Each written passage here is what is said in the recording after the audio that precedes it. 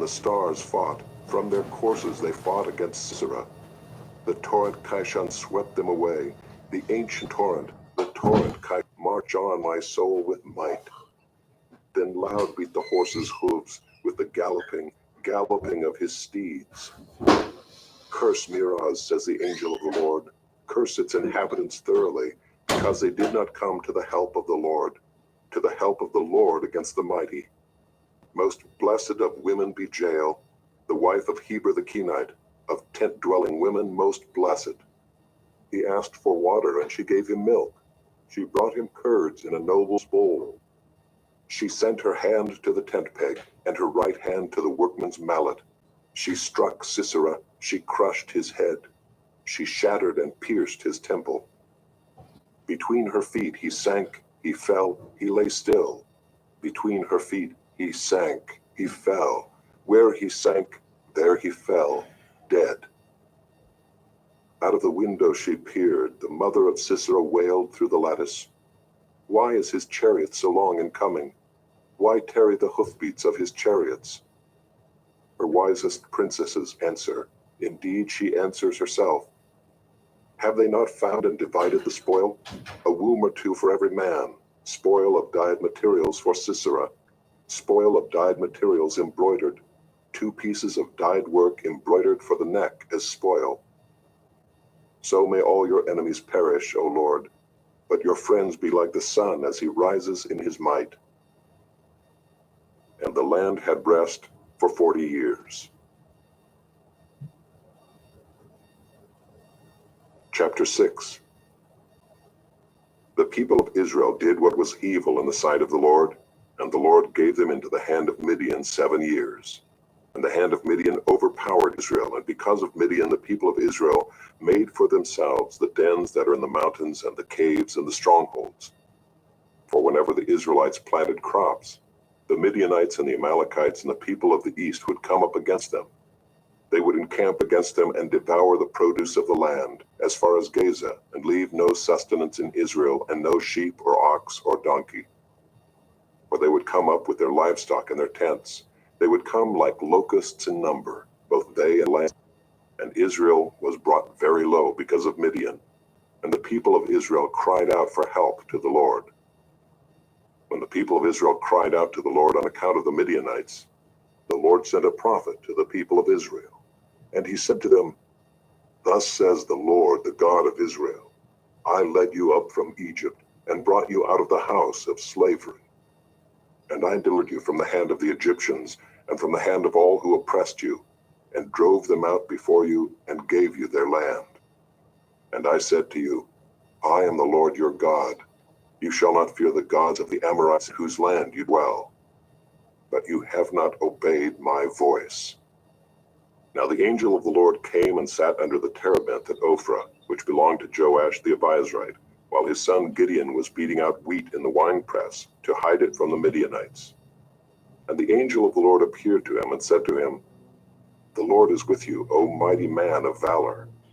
And Gideon said to him, Please, sir, if the Lord is with us, why then has all this happened to us? And where are all his wonderful deeds that our fathers recounted to us, saying, Did not the Lord bring us up from Egypt? But now the Lord has forsaken us and given us into the hand of Midian. And the Lord turned to him and said, Go in this might of yours and save Israel from the hand of Midian. Do not I send you? And he said to him, Please, Lord, how can I save Israel? Behold, my clan is the weakest in Manasseh, and I am the least in my father's house. And the Lord said to him, But I will be with you, and you shall strike the Midianites as one man. And he said to him, If now I have found favor in your eyes, then show me a sign that it is you who speak with me. Please do not depart from here until I come to you and bring out my present and set it before you. And he said, I will stay till you return. So Gideon went into his house and prepared a young goat and unleavened cakes from an ephah of flour. The meat he put in a basket, and the broth he put in a pot, and brought them to him under the terebinth, and presented them. And the angel of God said to him, reached out the tip of the staff that was in his hand, and touched the meat and the unleavened cakes. And fire sprang up from the rock and consumed the meat and the unleavened cakes. And the angel of the Lord vanished from his sight. Then Gideon perceived that he was the angel of the Lord. I have seen the angel of the Lord face to face. But the Lord said to him,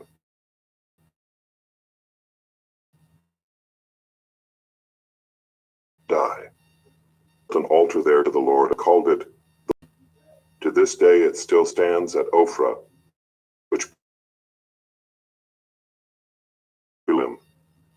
Take your father's bull and the second bull 7 years old, and pull down the altar of Baal that your father has, and cut down the Asherah that is beside it, and build an altar to the Lord your God on the top of the stronghold here, with stones laid in due order. Then take the second bull and offer it as a burnt offering with the wood of the Asherah that you shall cut down. So Gideon took 10 men of his servants and did as the Lord had told him. But because he was too afraid of his family and the men of the town to do it by day, he did it by night. When the men of the town rose early in the morning, behold, the altar of Baal was broken down, and the Asherah beside it was cut down, and the second bull was offered on the altar that had been built. And they said to one another, Who has done this thing? And after they had searched and inquired, they said, Gideon the son of Joash has done this thing. Then the men of the town said to Joash, Bring out your son, that he may die, for he has broken down the altar of Baal and cut down the Asherah beside it. But Joash said to all who stood against him, Will you contend for Baal, or will you save him? Whoever contends for him shall be put to death by morning. If he is a god, let him contend for himself, because his altar has been broken camped in the valley of Jezreel. But the Spirit of the Lord clothed Gideon, and he sounded the trumpet, and the Abiezrites were called out to follow him. And he sent messengers throughout all Manasseh, and they too were called out to follow him. And he sent messengers to Asher, Zebulun, and Naphtali, and they went up to meet them. Then Gideon said to God, If you will save Israel by my hand, as you have said, behold, I am laying a fleece of wool on the threshing floor. If there's dew on the fleece alone, and it is dry on all the ground, then I shall know that you will save Israel by my hand, as you have said. And it was so. When he rose early next morning and squeezed the fleece, he wrung enough dew from the fleece to fill a bowl with water. Then Gideon said to God, Let not your anger burn against me. Let me speak just once more. Please let me test just once more with the fleece. Ground let there be dew. And God did so night, and it was dry on the fleece only, and on all the ground there was dew. Chapter 7.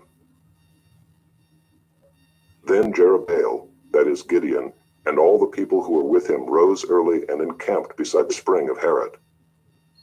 And the camp of Midian was north of them, by the hill of Moreh in the valley.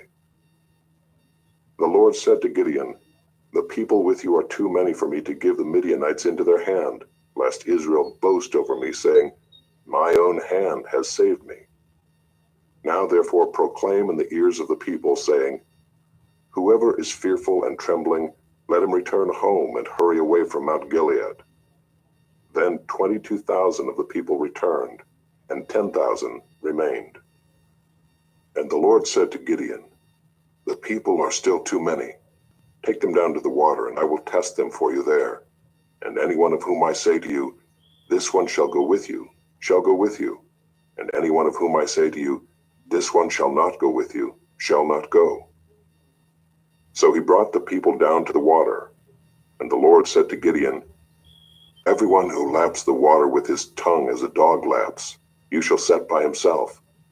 Likewise everyone who kneels down to drink. And the number of those who lapped, putting their hands to their mouths, was 300 men. But all the rest of the people knelt down to drink water. And the Lord said to Gideon, With the 300 men who lapped, I will save you and give the Midianites into your hand. And let all the others go, every man to his home. So the people took provisions in their hands, and their trumpets. And he sent all the rest of Israel, every man to his tent, but retained the 300 men. And the camp of Midian was below him in the valley. That same night the Lord said to him, Arise, go down against the camp, for I have given it into your hand. But if you are afraid to go down to the camp with Purah your servant, and you shall hear what they say, and afterward your hands shall be strengthened to go down against the camp. Then he went down with Purah his servant to the outposts of the armed men who were in the camp.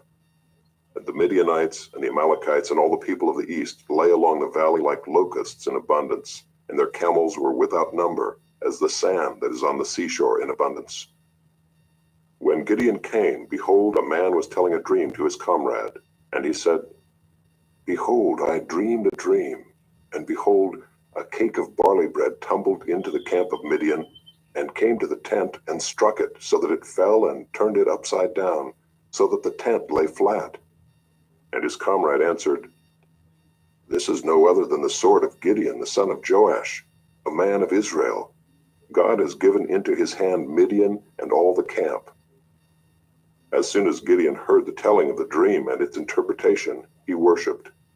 And he returned to the camp of Israel and said, Arise, for the Lord has given the host of Midian into your hand. And he divided the 300 men into 3 companies, and put trumpets into the hands of all of them, and empty jars with torches inside the jars. And he said to them, Look at me, and do likewise. When I come to the outskirts of the camp, do as I do.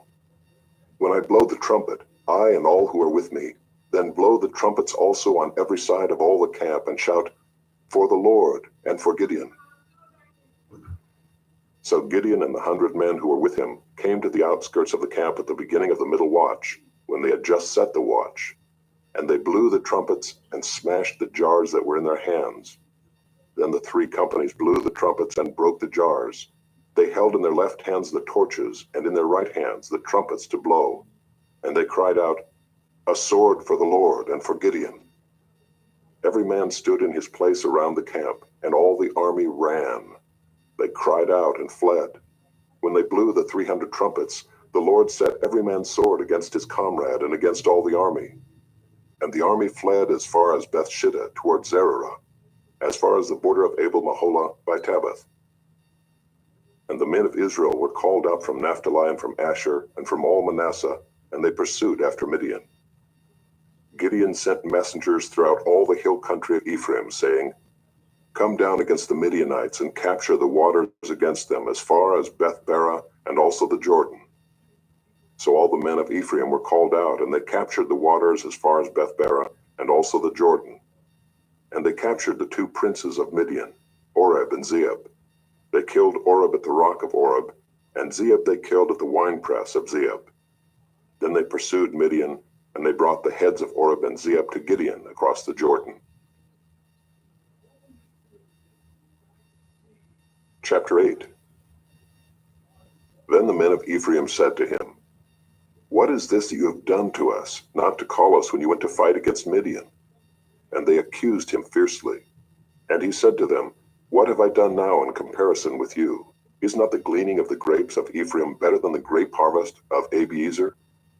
God has given into your hands the princes of Midian, Oreb and Zeeb.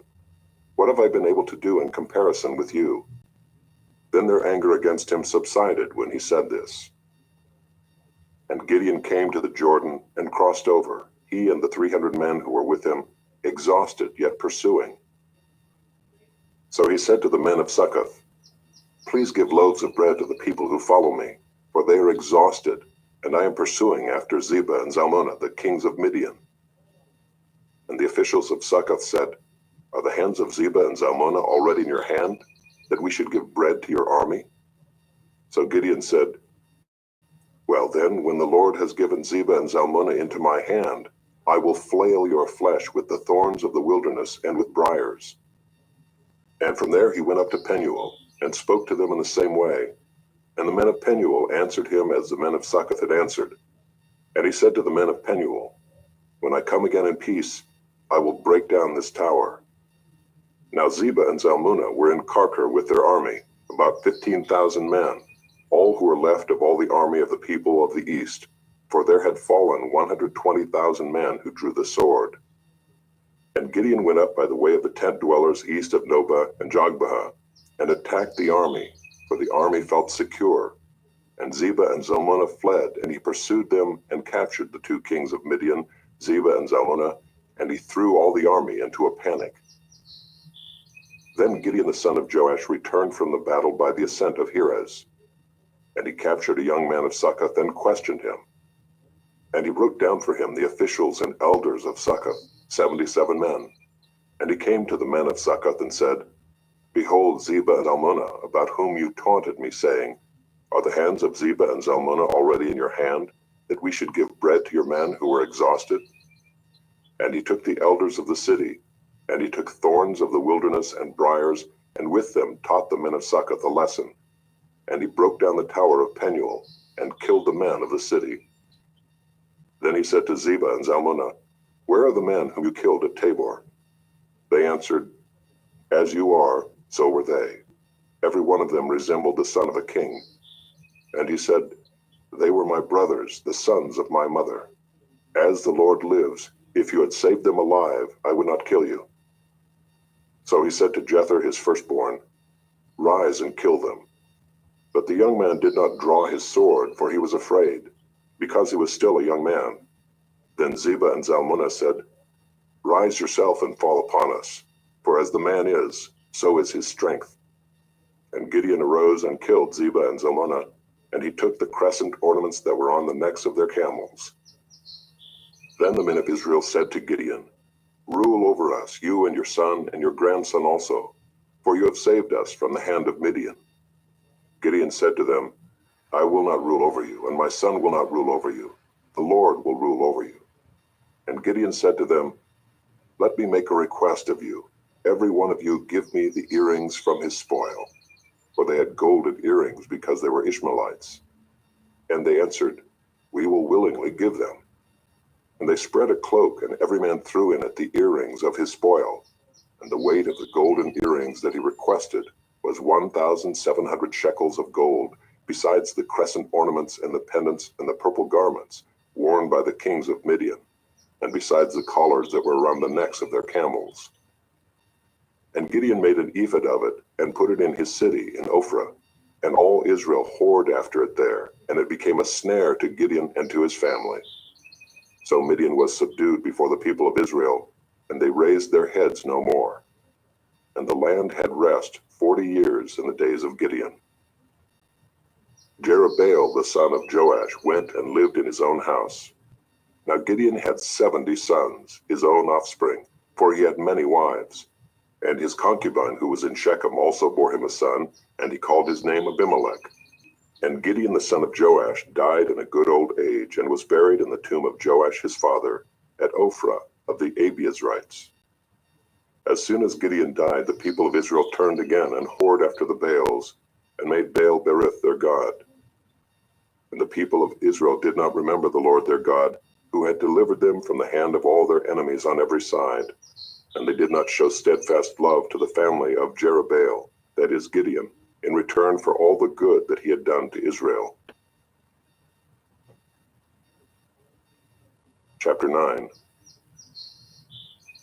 Now Abimelech the son of Jerubbaal went to Shechem to his mother's relatives, and said to them and to the whole clan of his mother's family, Say in the ears of all the leaders of Shechem, Which is better for you, that all 70 of the sons of Jerubbaal rule over you, or that one rule over you?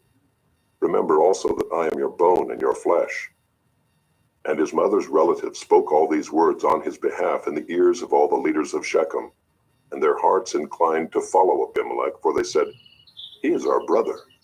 And they gave him 70 pieces of silver out of the house of Baal-berith, with which Abimelech hired worthless and reckless fellows who followed him. And he went to his father's house at Ophrah, and killed his brothers, the sons of Jerubbaal, 70 men on one stone. But Jotham, the youngest son of Jerubbaal, was left, for he hid himself. And all the leaders of Shechem came together, and all Beth Millo, and they went and made Abimelech king by the oak of the pillar at Shechem. When it was told to Jotham, he went and stood on top of Mount Gerizim, and cried aloud and said to them, Listen to me, you leaders of Shechem, that God may listen to you. The trees once went out to anoint a king over them, and they said to the olive tree, Reign over us. But the olive tree said to them, Shall I leave my abundance by which gods and men are honored, and go hold sway over the trees? And the trees said to the fig tree, You come and reign over us. But the fig tree said to them, Shall I leave my sweetness and my good fruit, and go hold sway over the trees? And the trees said to the vine, You come and reign over us. But the vine said to them, Shall I leave my wine that cheers God and men, and go hold sway over the trees? Then all the trees said to the bramble, You come and reign over us. And the bramble said to the trees, If in good faith you are anointing me king over you, then come and take refuge in my shade. But if not, let fire come out of the bramble and devour the cedars of Lebanon. Now therefore, if you acted in good faith and integrity when you made Abimelech king, and if you have dealt well with Jerubbaal and his house, and have done to him as his deeds deserved, for my father fought for you and risked his life, and delivered you from the hand of Midian, and you have risen up against my father's house this day, and have killed his sons, 70 men on one stone, and have made Abimelech the son of his female servant, king over the leaders of Shechem, because he is your relative. If you then have acted in good faith and integrity with Jerubbaal and with his house this day, then rejoice in Abimelech, and let him also rejoice in you. But if not, let fire come out from Abimelech and devour the leaders of Shechem and Beth Millo, and let fire come out from the leaders of Shechem and from Beth Millo and devour Abimelech. And Jotham ran away and fled and went to Beer and lived there, because of Abimelech his brother. Abimelech ruled over Israel 3 years. And God sent an evil spirit between Abimelech and the leaders of Shechem, and the leaders of Shechem dealt treacherously with Abimelech, that the violence done to the 70 sons of Jerubbaal might come, and their blood be laid on Abimelech their brother, who killed them, and on the men of Shechem, who strengthened his hands to kill his brothers. And the leaders of Shechem put men in ambush against him on the mountaintops, and they robbed all who passed by them along that way. And it was told to Abimelech. And Gaal the son of Ebed moved into Shechem with his relatives, and the leaders of Shechem put confidence in him.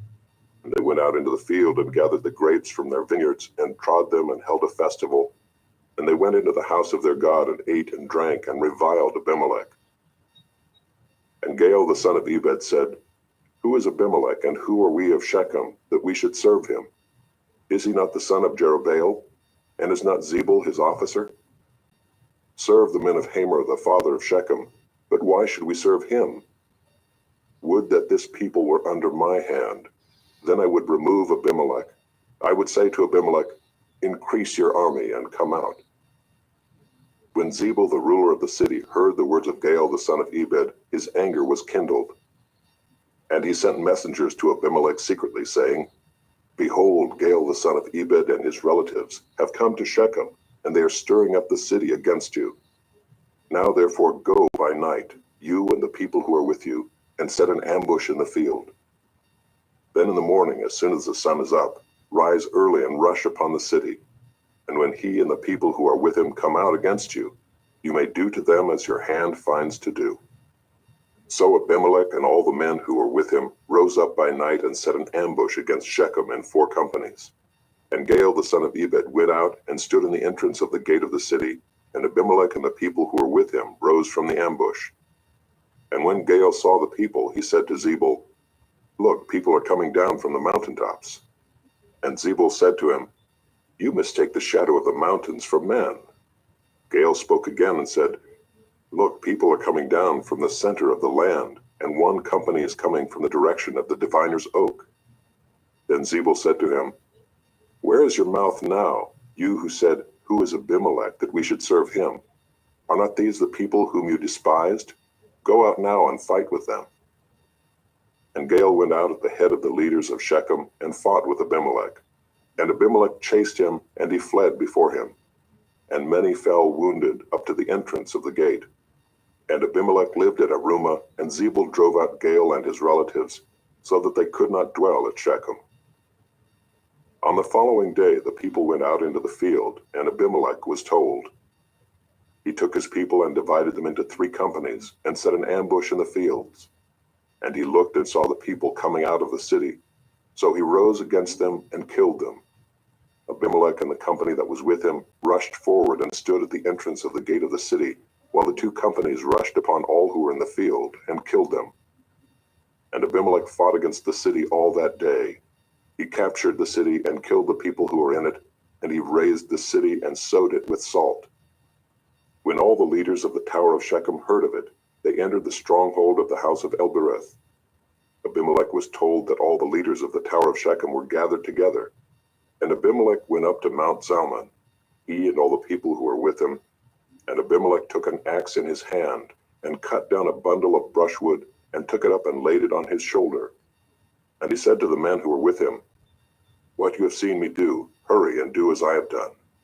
So every one of the people cut down his bundle, and following Abimelech put it against the stronghold, and they set the stronghold on fire over them, so that all the people of the tower of Shechem also died, about 1,000 men and women. Then Abimelech went to Thebez and encamped against Thebez and captured it. But there was a strong tower within the city, and all the men and women and all the leaders of the city fled to it and shut themselves in, and they went up to the roof of the tower. And Abimelech came to the tower and fought against it and drew near to the door of the tower to burn it with fire. And a certain woman threw an upper millstone on Abimelech's head and crushed his skull. Then he called quickly to the young man, his armor-bearer, and said to him, "Draw your sword and kill me, lest they say of me, 'A woman killed him.' And his young man thrust him through, and he died. And when the men of Israel saw that Abimelech was dead, everyone departed to his home. Thus God returned the evil of Abimelech, which he committed against his father in killing his 70 brothers. And God also made all the evil of the men of Shechem return on their heads, and upon them came the curse of Jotham, the son of Jerubbaal." Chapter 10. After Abimelech there arose to save Israel Tola the son of Puah, the son of Dodo, a man of Issachar, and he lived at Shamir in the hill country of Ephraim. And he judged Israel 23 years. Then he died, and was buried at Shamir. After him arose Jair the Gileadite, who judged Israel 22 years. And he had 30 sons who rode on 30 donkeys, and they had 30 cities, called Havoth-Jair to this day, which are in the land of Gilead. And Jair died and was buried in Kamon. The people of Israel again did what was evil in the sight of the Lord, and served the Baals and the Ashtaroth, the gods of Syria, the gods of Sidon, the gods of Moab, the gods of the Ammonites, and the gods of the Philistines. And they forsook the Lord and did not serve him. So the anger of the Lord was kindled against Israel, and he sold them into the hand of the Philistines, and into the hand of the Ammonites. And they crushed and oppressed the people of Israel that year. For 18 years they oppressed all the people of Israel who were beyond the Jordan in the land of the Amorites, which is in Gilead. And the Ammonites crossed the Jordan to fight also against Judah, and against Benjamin, and against the house of Ephraim, so that Israel was severely distressed. And the people of Israel cried out to the Lord, saying, "We have sinned against you, because we have forsaken our God, and have served the Baals." And the Lord said to the people of Israel, "Did I not save you from the Egyptians, and from the Amorites, from the Ammonites, and from the Philistines? The Sidonians also, and the Amalekites, and the Maonites oppressed you, and you cried out to me, and I saved you out of their hand. Yet you have forsaken me and served other gods. Therefore I will save you no more. Go and cry out to the gods whom you have chosen. Let them save you in the time of your distress." And the people of Israel said to the Lord, "We have sinned. Do to us whatever seems good to you. Only please deliver us this day." So they put away the foreign gods from among them and served the Lord, and he became impatient over the misery of Israel. Then the Ammonites were called to arms, and they encamped in Gilead. And the people of Israel came together, and they encamped at Mizpah. And the people, the leaders of Gilead, said one to another, "Who is the man who will begin to fight against the Ammonites? He shall be head over all the inhabitants of Gilead." Chapter 11. Now Jephthah the Gileadite was a mighty warrior, but he was the son of a prostitute. Gilead was the father of Jephthah. And Gilead's wife also bore him sons. And when his wife's sons grew up, they drove Jephthah out and said to him, You shall not have an inheritance in our father's house, for you are the son of another woman. Then Jephthah fled from his brothers and lived in a land of Tob, and worthless fellows collected around Jephthah and went out with him. After a time the Ammonites made war against Israel, and when the Ammonites made war against Israel, the elders of Gilead went to bring Jephthah from the land of Tob. And they said to Jephthah, Come and be our leader, that we may fight against the Ammonites. But Jephthah said to the elders of Gilead, Did you not hate me and drive me out of my father's house? Why have you come to me now when you are in distress? And the elders of Gilead said to Jephthah, That is why we have turned to you now, that you may go with us and fight against the Ammonites and be our head over all the inhabitants of Gilead. Jephthah said to the elders of Gilead, If you bring me home again to fight against the Ammonites, and the Lord gives them over to me, I will be your head. And the elders of Gilead said to Jephthah, The Lord will be witness between us if we do not do as you say. So Jephthah went with the elders of Gilead, and the people made him head and leader over them. And Jephthah spoke all his words before the Lord at Mizpah. Then Jephthah sent messengers to the king of the Ammonites and said, What do you have against me, that you have come to me to fight against my land? And the king of the Ammonites answered the messengers of Jephthah, Because Israel, on coming up from Egypt, took away my land, from the Arnon to the Jabbok and to the Jordan. Now therefore restore it peaceably. Jephthah again sent messengers to the king of the Ammonites and said to him, Thus says Jephthah, Israel did not take away the land of Moab or the land of the Ammonites, but when they came up from Egypt, Israel went through the wilderness to the Red Sea and came to Kadesh. Israel then sent messengers to the king of Edom, saying, Please let us pass through your land. But the king of Edom would not listen. And they sent also to the king of Moab, but he would not consent. So Israel remained at Kadesh. Then they journeyed through the wilderness and went around the land of Edom and the land of Moab, and arrived on the east side of the land of Moab, and camped on the other side of the Arnon. But they did not enter the territory of Moab, for the Arnon was the boundary of Moab. Israel then sent messengers to Sihon, king of the Amorites, king of Heshbon. And Israel said to him, Please let us pass through your land to our country. But Sihon did not trust Israel to pass through his territory. So Sihon gathered all his people together and encamped at Jahaz and fought with Israel. And the Lord, the God of Israel, gave Sihon and all his people into the hand of Israel, and they defeated them. So Israel took possession of all the land of the Amorites who inhabited that country. And they took possession of all the territory of the Amorites from the Arnon to the Jabbok, and from the wilderness to the Jordan.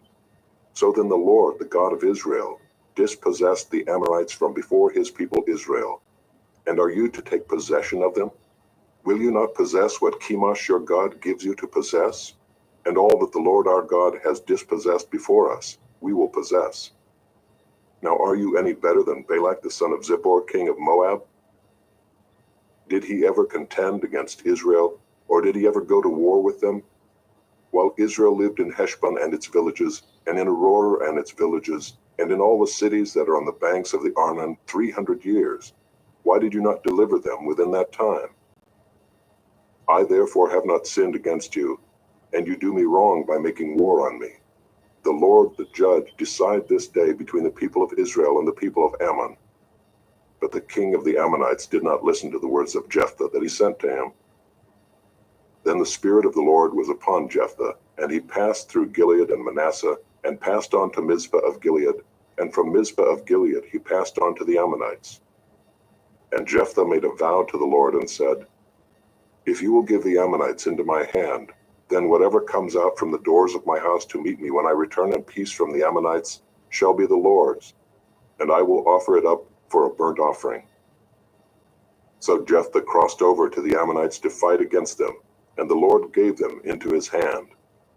And he struck them from Aroer to the neighborhood of Minnith 20 cities, and as far as Abel Keramim, with a great blow. So the Ammonites were subdued before the people of Israel. Then Jephthah came to his home at Mizpah, and behold, his daughter came out to meet him with tambourines and with dances. She was his only child. Besides her he had neither son nor daughter. And as soon as he saw her, he tore his clothes and said, Alas, my daughter, you have brought me very low, and you have become the cause of great trouble to me. For I have opened my mouth to the Lord, and I cannot take back my vow. And she said to him, My father, you have opened your mouth to the Lord. Do to me according to what has gone out of your mouth, now that the Lord has avenged you on your enemies, on the Ammonites. So she said to her father, Let this thing be done for me. Leave me alone 2 months, that I may go up and down on the mountains and weep for my virginity, I and my companions. So he said, Go. Then he sent her away for 2 months, and she departed, she and her companions, and wept for her virginity on the mountains. And at the end of 2 months, she returned to her father, who did with her according to his vow that he had made. She had never known a man, and it became a custom in Israel that the daughters of Israel went year by year to lament the daughter of Jephthah the Gileadite 4 days in the year. Chapter 12.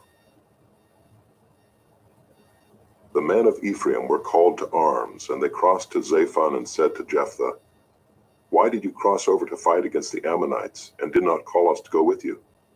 We will burn your house over you with fire. And Jephthah said to them, I and my people had a great dispute with the Ammonites, and when I called you, you did not save me from their hand. And when I saw that you would not save me, I took my life in my hand and crossed over against the Ammonites. And the Lord gave them into my hand. Why then have you come up to me this day to fight against me? Then Jephthah gathered all the men of Gilead and fought with Ephraim. And the men of Gilead struck Ephraim, because they said, You are fugitives of Ephraim, you Gileadites, in the midst of Ephraim and Manasseh. And the Gileadites captured the fords of the Jordan against the Ephraimites. And when any of the fugitives of Ephraim said, Let me go over, the men of Gilead said to him, Are you an Ephraimite? When he said no, they said to him, Then say Shibboleth. And he said, Sibboleth, for he could not pronounce it right. Then they seized him and slaughtered him at the fords of the Jordan. At that time 42,000 of the Ephraimites fell. Jephthah judged Israel 6 years. Then Jephthah the Gileadite died and was buried in his city in Gilead. After him Ibzan of Bethlehem judged Israel.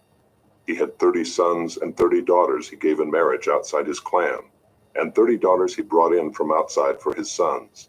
And he judged Israel 7 years. Then Ibzan died and was buried at Bethlehem. After him Elon the Zebulunite judged Israel, and he judged Israel 10 years. Then Elon the Zebulunite died and was buried at Aijalon in the land of Zebulun. After him Abdon the son of Hillel the Pirathonite judged Israel. He had 40 sons and 30 grandsons, who rode on 70 donkeys, and he judged Israel 8 years. Then Abdon the son of Hillel the Pirathonite died and was buried at Pirathon, in the land of Ephraim, in the hill country of the Amalekites. Chapter 13.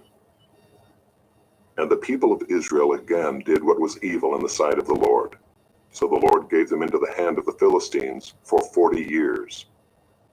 There was a certain man of Zorah, of the tribe of the Danites, whose name was Manoah. And his wife was barren and had no children. And the angel of the Lord appeared to the woman and said to her, Behold, you are barren and have not borne children, but you shall conceive and bear a son. Therefore be careful and drink no wine or strong drink, and eat nothing unclean. For behold, you shall conceive and bear a son. No razor shall come upon his head, for the child shall be a Nazarite to God from the womb, and he shall begin to save Israel from the hand of the Philistines. Then the woman came and told her husband, A man of God came to me, and his appearance was like the appearance of the angel of God, very awesome. I did not ask him where he was from, and he did not tell me his name. But he said to me, Behold, you shall conceive and bear a son. So then drink no wine or strong drink, and eat nothing unclean, for the child shall be a Nazarite to God from the womb to the day of his death. Then Manoah prayed to the Lord and said, O Lord, please let the man of God whom you sent come again to us and teach us what we are to do with the child who will be born. And God listened to the voice of Manoah, and the angel of God came again to the woman as she sat in the field. But Manoah, her husband, was not with her. So the woman ran quickly and told her husband, "Behold, the man who came to me the other day has appeared to me." And Manoah arose and went after his wife and came to the man and said to him, "Are you the man who spoke to this woman?" And he said, "I am." And Manoah said, "Now when your words come true, what is to be the child's manner of life, and what is his mission?" And the angel of the Lord said to Manoah, "Of all that I said to the woman, let her be careful. She may not eat of anything that comes from the vine, neither let her drink wine or strong drink, or eat any unclean thing. All that I commanded her, let her observe." Manoah said to the angel of the Lord, "Please let us detain you and prepare a young goat for you." And the angel of the Lord said to Manoah, "If you detain me, I will not eat of your food. But if you prepare a burnt offering, then offer it to the Lord." For Manoah did not know that he was the angel of the Lord. And Manoah said to the angel of the Lord, "What is your name, so that when your words come true, we may honor you?" And the angel of the Lord said to him, "Why do you ask my name, seeing it is wonderful?" So Manoah took the young goat with the grain offering, and offered it on the rock to the Lord, to the one who works wonders, and Manoah and his wife were watching. And when the flame went up toward heaven from the altar, the angel of the Lord went up in the flame of the altar. Now Manoah and his wife were watching, and they fell on their faces to the ground. The angel of the Lord appeared no more to Manoah and to his wife. Then Manoah knew that he was the angel of the Lord. And Manoah said to his wife, "We shall surely die, for we have seen God." But his wife said to him, "If the Lord had meant to kill us, he would not have accepted a burnt offering and a grain offering at our hands, or shown us all these things, or now announced to us such things as these." And the woman bore a son, and called his name Samson. And the young man grew, and the Lord blessed him. And the Spirit of the Lord began to stir him in Mahaneh-dan, between Zorah and Eshtaol. Chapter 14. Samson went down to Timnah, and at Timnah he saw one of the daughters of the Philistines.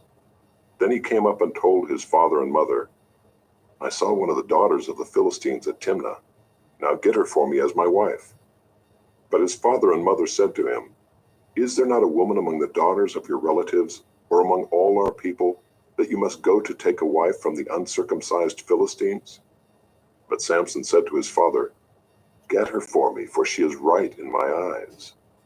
His father and mother did not know that it was from the Lord, for he was seeking an opportunity against the Philistines. At that time the Philistines ruled over Israel. Then Samson went down with his father and mother to Timnah, and they came to the vineyards of Timnah.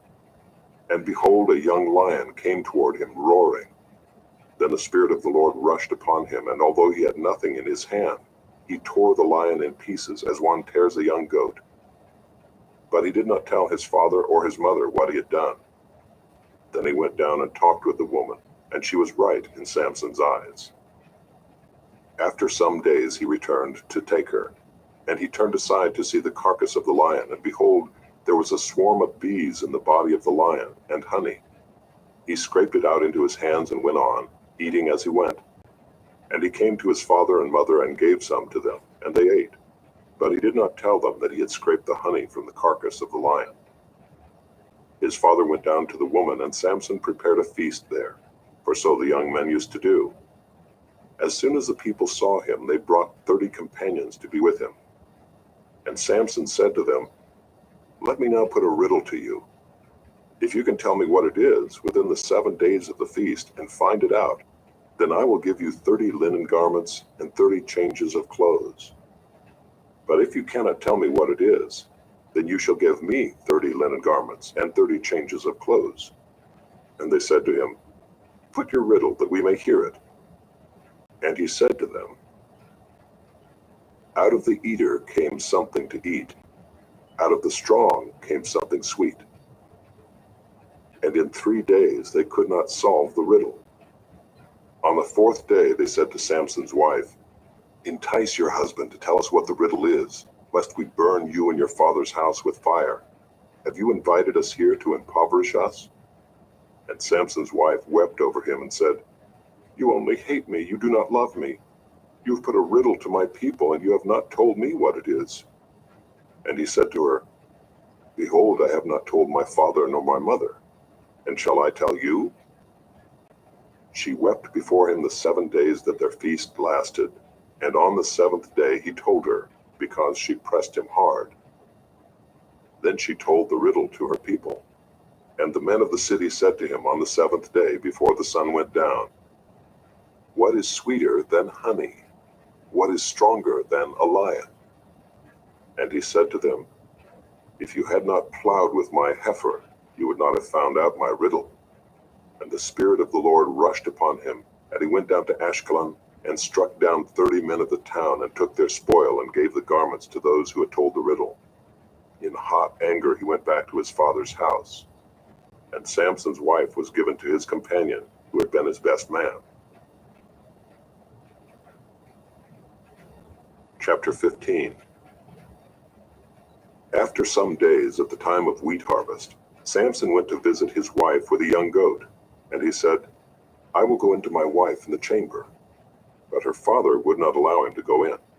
And her father said, "I really thought that you utterly hated her, so I gave her to your companion.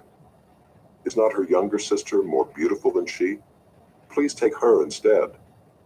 And Samson said to them, "This time I shall be innocent in regard to the Philistines when I do them harm." So Samson went and caught 300 foxes and took torches. And he turned them tail to tail, and put a torch between each pair of tails. And when he had set fire to the torches, he let the foxes go into the standing grain of the Philistines, and set fire to the stacked grain and the standing grain, as well as the olive orchards. Then the Philistines said, "Who has done this?" And they said, "Samson, the son-in-law of the Timnite, because he has taken his wife and given her to his companion." And the Philistines came up and burned her and her father with fire. And Samson said to them, "If this is what you do, I swear I will be avenged on you, and after that I will quit." And he struck them hip and thigh with a great blow, and he went down and stayed in the cleft of the rock of Edom. Then the Philistines came up and encamped in Judah and made a raid on Lehi.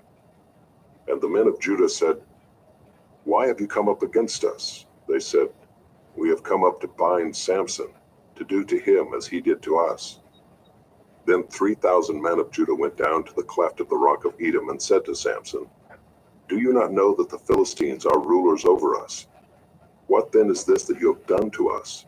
And he said to them, "As they did to me, so have I done to them." And they said to him, "We have come down to bind you, that we may give you into the hands of the Philistines." And Samson said to them, "Swear to me that you will not attack me yourselves." They said to him, "No, we will only bind you and give you into their hands. We will surely not kill you." So they bound him with 2 new ropes and brought him up from the rock. When he came to Lehi, the Philistines came shouting to meet him. Then the Spirit of the Lord rushed upon him, and the ropes that were on his arms became as flax that has caught fire, and his bonds melted off his hands. And he found a fresh jawbone of a donkey, and put out his hand and took it, and with it he struck 1,000 men. And Samson said, "With the jawbone of a donkey, heaps upon heaps. With the jawbone of a donkey have I struck down 1,000 men." As soon as he had finished speaking, he threw away the jawbone out of his hand. And that place was called Ramath Lehi. And he was very thirsty, and he called upon the Lord and said, "You have granted this great salvation by the hand of your servant. And shall I now die of thirst and fall into the hands of the uncircumcised?" And God split open the hollow place that is at Lehi, and water came out from it. And when he drank, his spirit returned, and he revived. Therefore the name of it was called En-Hakkore. It is at Lehi to this day. And he judged Israel in the days of the Philistines 20 years. Chapter 16. Samson went to Gaza, and there he saw a prostitute, and he went into her. The Gazites were told, "Samson has come here." And they surrounded the place and set an ambush for him all night at the gate of the city. They kept quiet all night, saying, "Let us wait till the light of the morning, then we will kill him." But Samson lay till midnight, and at midnight he arose and took hold of the doors of the gate of the city and the two posts, and pulled them up, bar and all, and put them on his shoulders and carried them to the top of the hill that is in front of Hebron. After this he loved a woman in the valley of Sorek, whose name was Delilah. And the lords of the Philistines came up to her and said to her, "Seduce him and see where his great strength lies, and by what means we may overpower him, that we may bind him to humble him. And we will each give you 1,100 pieces of silver." So Delilah said to Samson, "Please tell me where your great strength lies, and how you might be bound, that one could subdue you." Samson said to her, "If they bind me with 7 fresh bowstrings that have not been dried, then I shall become weak and be like any other man." Then the lords of the Philistines brought up to her 7 fresh bowstrings that had not been dried, and she bound him with them. Now she had men lying in ambush in an inner chamber, and she said to him, "The Philistines are upon you, Samson." But he snapped the bowstrings as a thread of flax snaps when it touches the fire. So the secret of his strength was not known. Then Delilah said to Samson, "Behold, you have mocked me and told me lies. Please tell me how you might be bound." And he said to her, "If they bind me with new ropes that have not been used, then I shall become weak and be like any other man." So Delilah took new ropes and bound him with them and said to him, "The Philistines are upon you, Samson." And the men lying in ambush were in an inner chamber, but he snapped the ropes off his arms like a thread. Then Delilah said to Samson, "Until now you have mocked me and told me lies. Tell me how you might be bound." And he said to her, "If you weave the 7 locks of my head with the web and fasten it tight with a pin, then I shall become weak and be like any other man." So while he slept, Delilah took the 7 locks of his head and wove them into the web. And she made them tight with a pin and said to him, "The Philistines are upon you, Samson." But he awoke from his sleep and pulled away the pin, the loom, and the web. And she said to him, "How can you say, 'I love you,' when your heart is not with me? You have mocked me these 3 times, and you have not told me where your great strength lies." And when she pressed him hard with her words day after day and urged him, his soul was vexed to death. And he told her all his heart and said to her, "A razor has never come upon my head, for I have been a Nazirite to God from my mother's womb. If my head is shaved, then my strength will leave me, and I shall become weak and be like any other man." When Delilah saw that he had told her all his heart, she sent and called the lords of the Philistines, saying, "Come up again, for he has told me all his heart." Then the lords of the Philistines came up to her and brought the money in their hands. She made him sleep on her knees, and she called a man and had him shave off the 7 locks of his head. Then she began to torment him, and his strength left him. And she said, "The Philistines are upon you, Samson."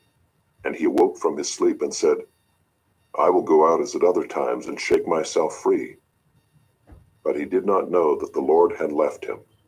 And the Philistines seized him and gouged out his eyes, and brought him down to Gaza and bound him with bronze shackles. And he ground at the mill in the prison. But the hair of his head began to grow again after it had been shaved. Now the lords of the Philistines gathered to offer a great sacrifice to Dagon their god, and to rejoice. And they said, "Our God has given Samson our enemy into our hand." And when the people saw him, they praised their God, for they said, "Our God has given our enemy into our hand, the ravager of our country, who has killed many of us." And when their hearts were merry, they said, "Call Samson that he may entertain us." So they called Samson out of the prison, and he entertained them. They made him stand between the pillars. And Samson said to the young man who held him by the hand, "Let me feel the pillars on which the house rests, that I may lean against them." Now the house was full of men and women. All the lords of the Philistines were there, And on the roof there were about 3,000 men and women who looked on while Samson entertained. Then Samson called to the Lord and said, O Lord God, please remember me and please strengthen me only this once, O God, that I may be avenged on the Philistines for my 2 eyes. And Samson grasped the 2 middle pillars on which the house rested, and he leaned his weight against them, his right hand on the one and his left hand on the other. And Samson said, Let me die with the Philistines. Then he bowed with all his strength, and the house fell upon the lords and upon all the people who were in it. So the dead whom he killed at his death were more than those whom he had killed during his life. Then his brothers and all his family came down and took him and brought him up and buried him between Zorah and Eshtaol in the tomb of Manoah his father. He had judged Israel 20 years. Chapter 17. There was a man of the hill country of Ephraim, whose name was Micah. And he said to his mother, The 1,100 pieces of silver that were taken from you, about which you uttered a curse and also spoke it in my ears, behold, the silver is with me, I took it. And his mother said, Blessed be my son by the Lord. And he restored the 1,100 pieces of silver to his mother. And his mother said, I dedicate the silver to the Lord from my hand for my son, to make a carved image and a metal image. Now therefore I will restore it to you. So when he restored the money to his mother took 200 pieces of silver and gave it to the silversmith, who made it into a carved image and a metal image. And it was in the house of Micah. And the man Micah had a shrine, and he made an ephod and household gods, and ordained one of his sons who became his priest. In those days there was no king in Israel. Everyone did what was right in his own eyes. Now there was a young man of Bethlehem in Judah, of the family of Judah, who was a Levite, and he sojourned there. And the man departed from the town of Bethlehem in Judah to sojourn where he could find a place. And as he journeyed, he came to the hill country of Ephraim, to the house of Micah. And Micah said to him, Where do you come from? And he said to him, I am a Levite of Bethlehem in Judah, and I am going to sojourn where I may find a place.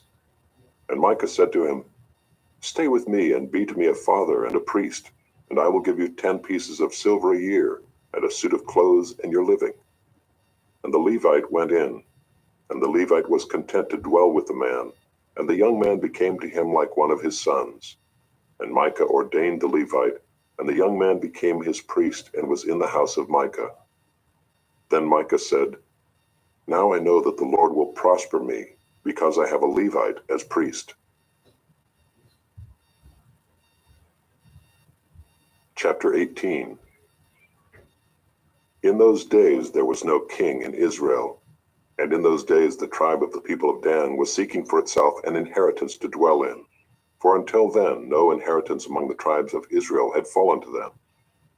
So the people of Dan sent 5 able men from the whole number of their tribe, from Zorah and from Eshtaol, to spy out the land and to explore it.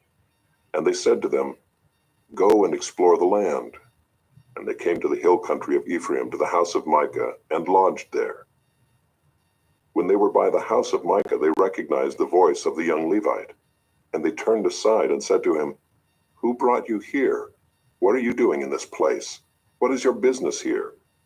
And he said to them, This is how Micah dealt with me. He has hired me, and I have become his priest. And they said to him, Inquire of God, please, that we may know whether the journey on which we are setting out will succeed. And the priest said to them, Go in peace. The journey on which you go is under the eye of the Lord. Then the 5 men departed and came to Laish, and saw the people who were there, how they lived in security, after the manner of the Sidonians, quiet and unsuspecting, lacking nothing that is in the earth, and possessing wealth, and how they were far from the Sidonians and had no dealings with anyone. And when they came to their brothers at Zorah and Eshtaol, their brothers said to them, What do you report?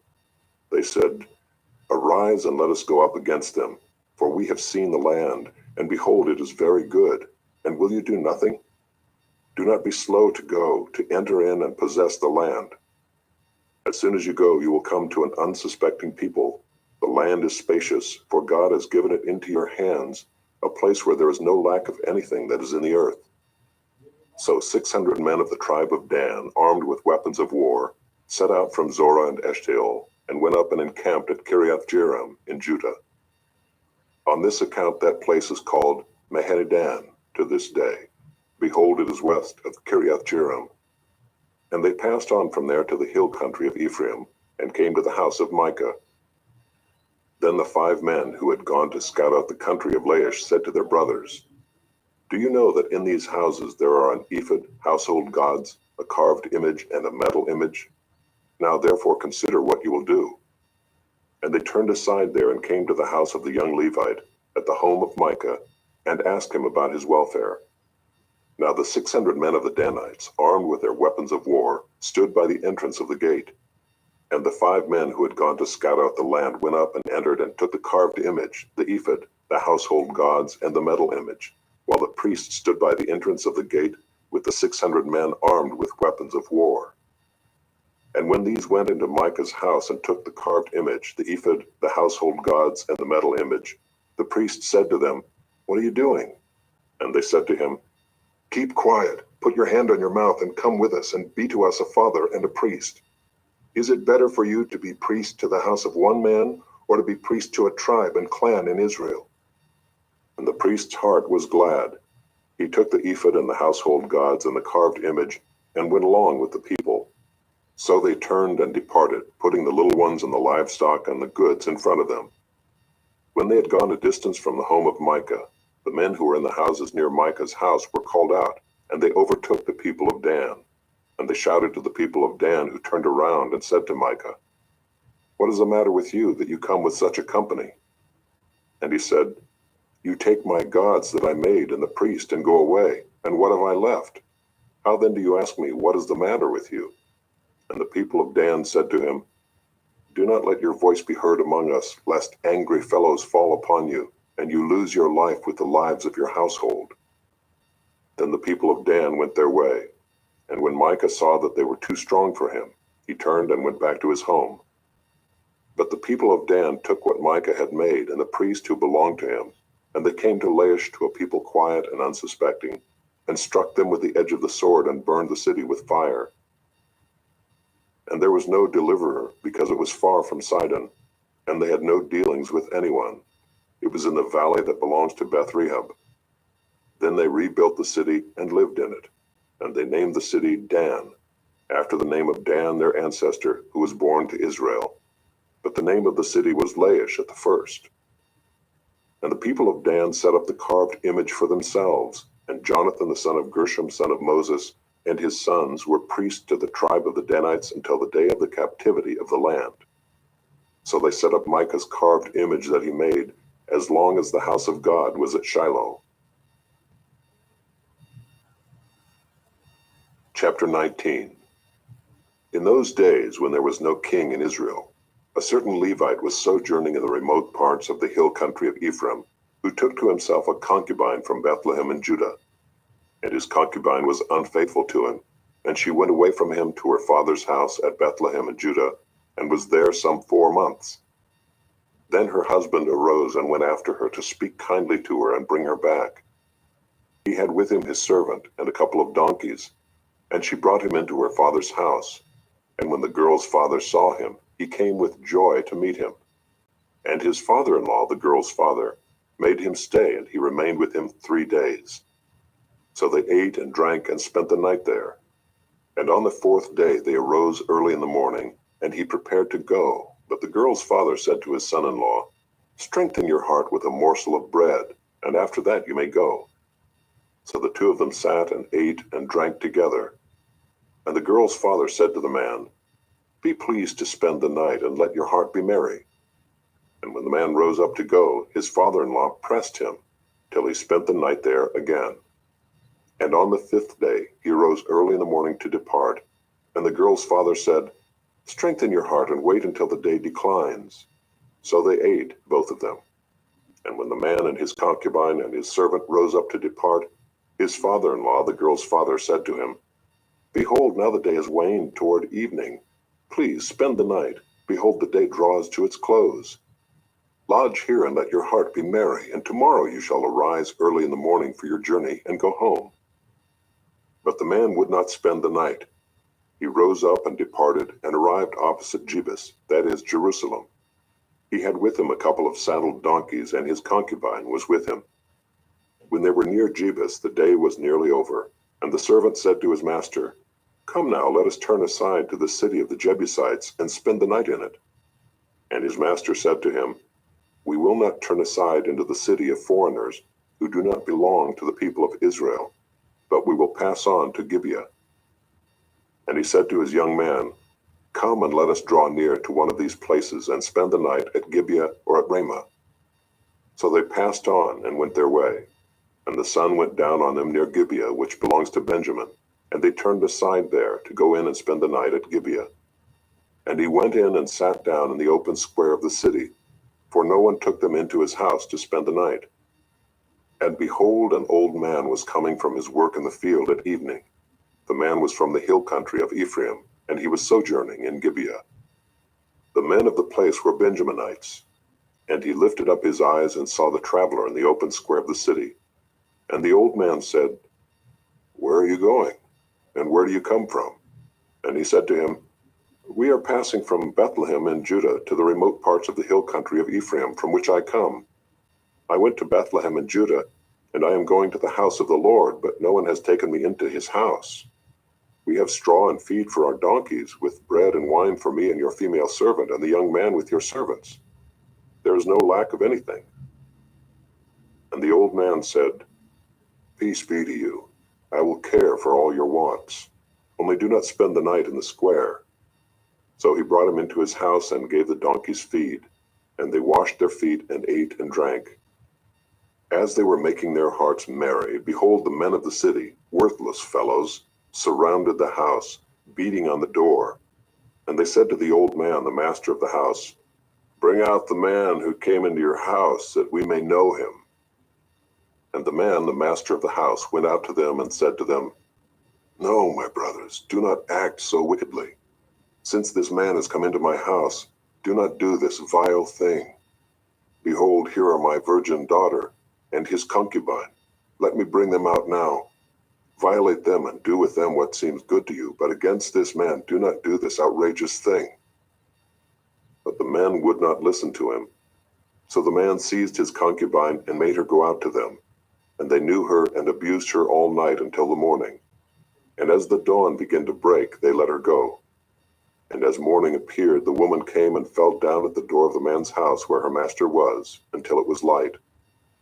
And her master rose up in the morning, and when he opened the doors of the house and went out to go on his way, behold, there was his concubine lying at the door of the house, with her hands on the threshold. He said to her, "Get up, let us be going." But there was no answer. Then he put her on the donkey, and the man rose up and went away to his home. And when he entered his house, he took a knife, and taking hold of his concubine, he divided her limb by limb into 12 pieces, and sent her throughout all the territory of Israel. And all who saw it said, "Such a thing has never happened or been seen from the day that the people of Israel came up out of the land of Egypt until this day. Consider it, take counsel, and speak." Chapter 20.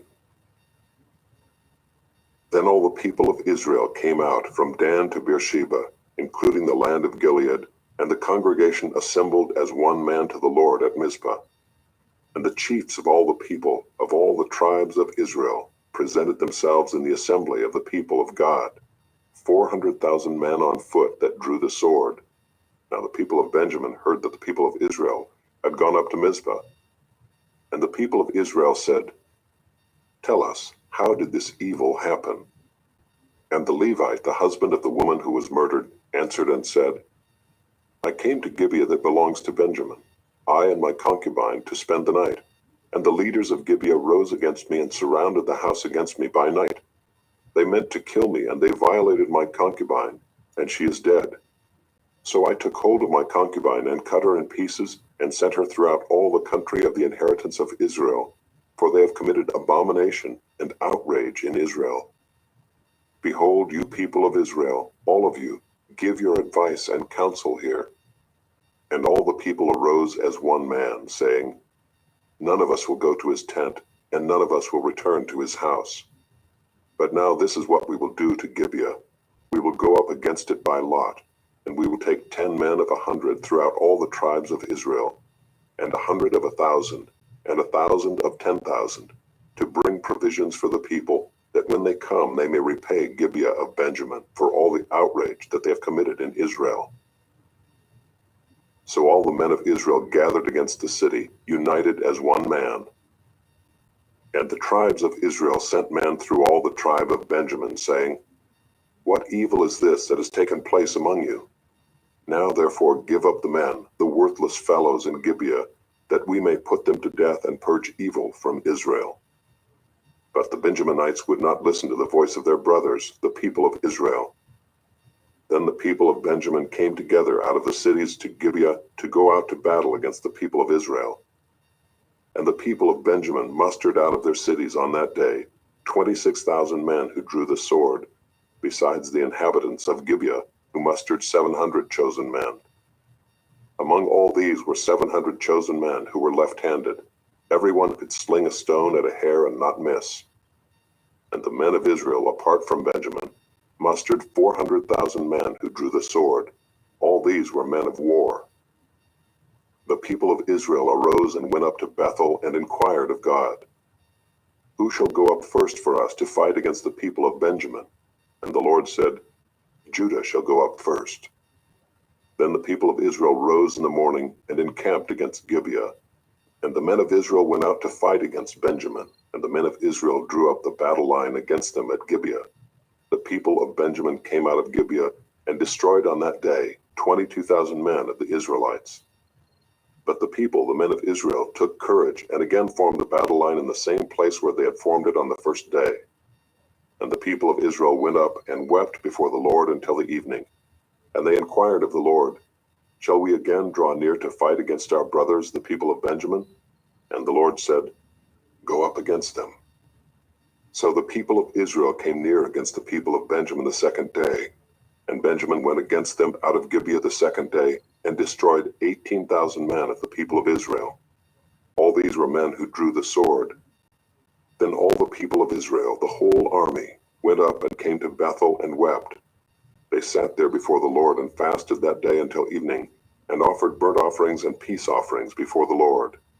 And the people of Israel inquired of the Lord, for the ark of the covenant of God was there in those days, and Phinehas the son of Eleazar, son of Aaron, ministered before it in those days, saying, Shall we go out once more to battle against our brothers, the people of Benjamin, or shall we cease?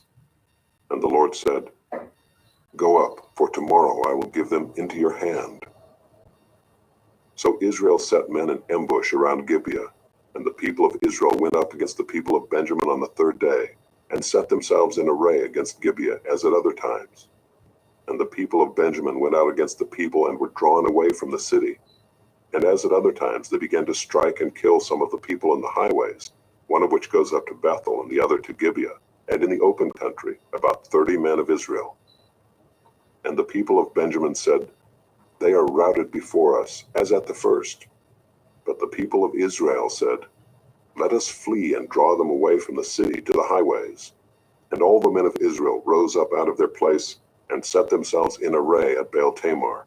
And the men of Israel who were in ambush rushed out of their place from Merageba. And there came against Gibeah 10,000 chosen men out of all Israel, and the battle was hard. But the Benjaminites did not know that disaster was close upon them. And the Lord defeated Benjamin before Israel, and the people of Israel destroyed 25,100 men of Benjamin that day. All these were men who drew the sword. So the people of Benjamin saw that they were defeated.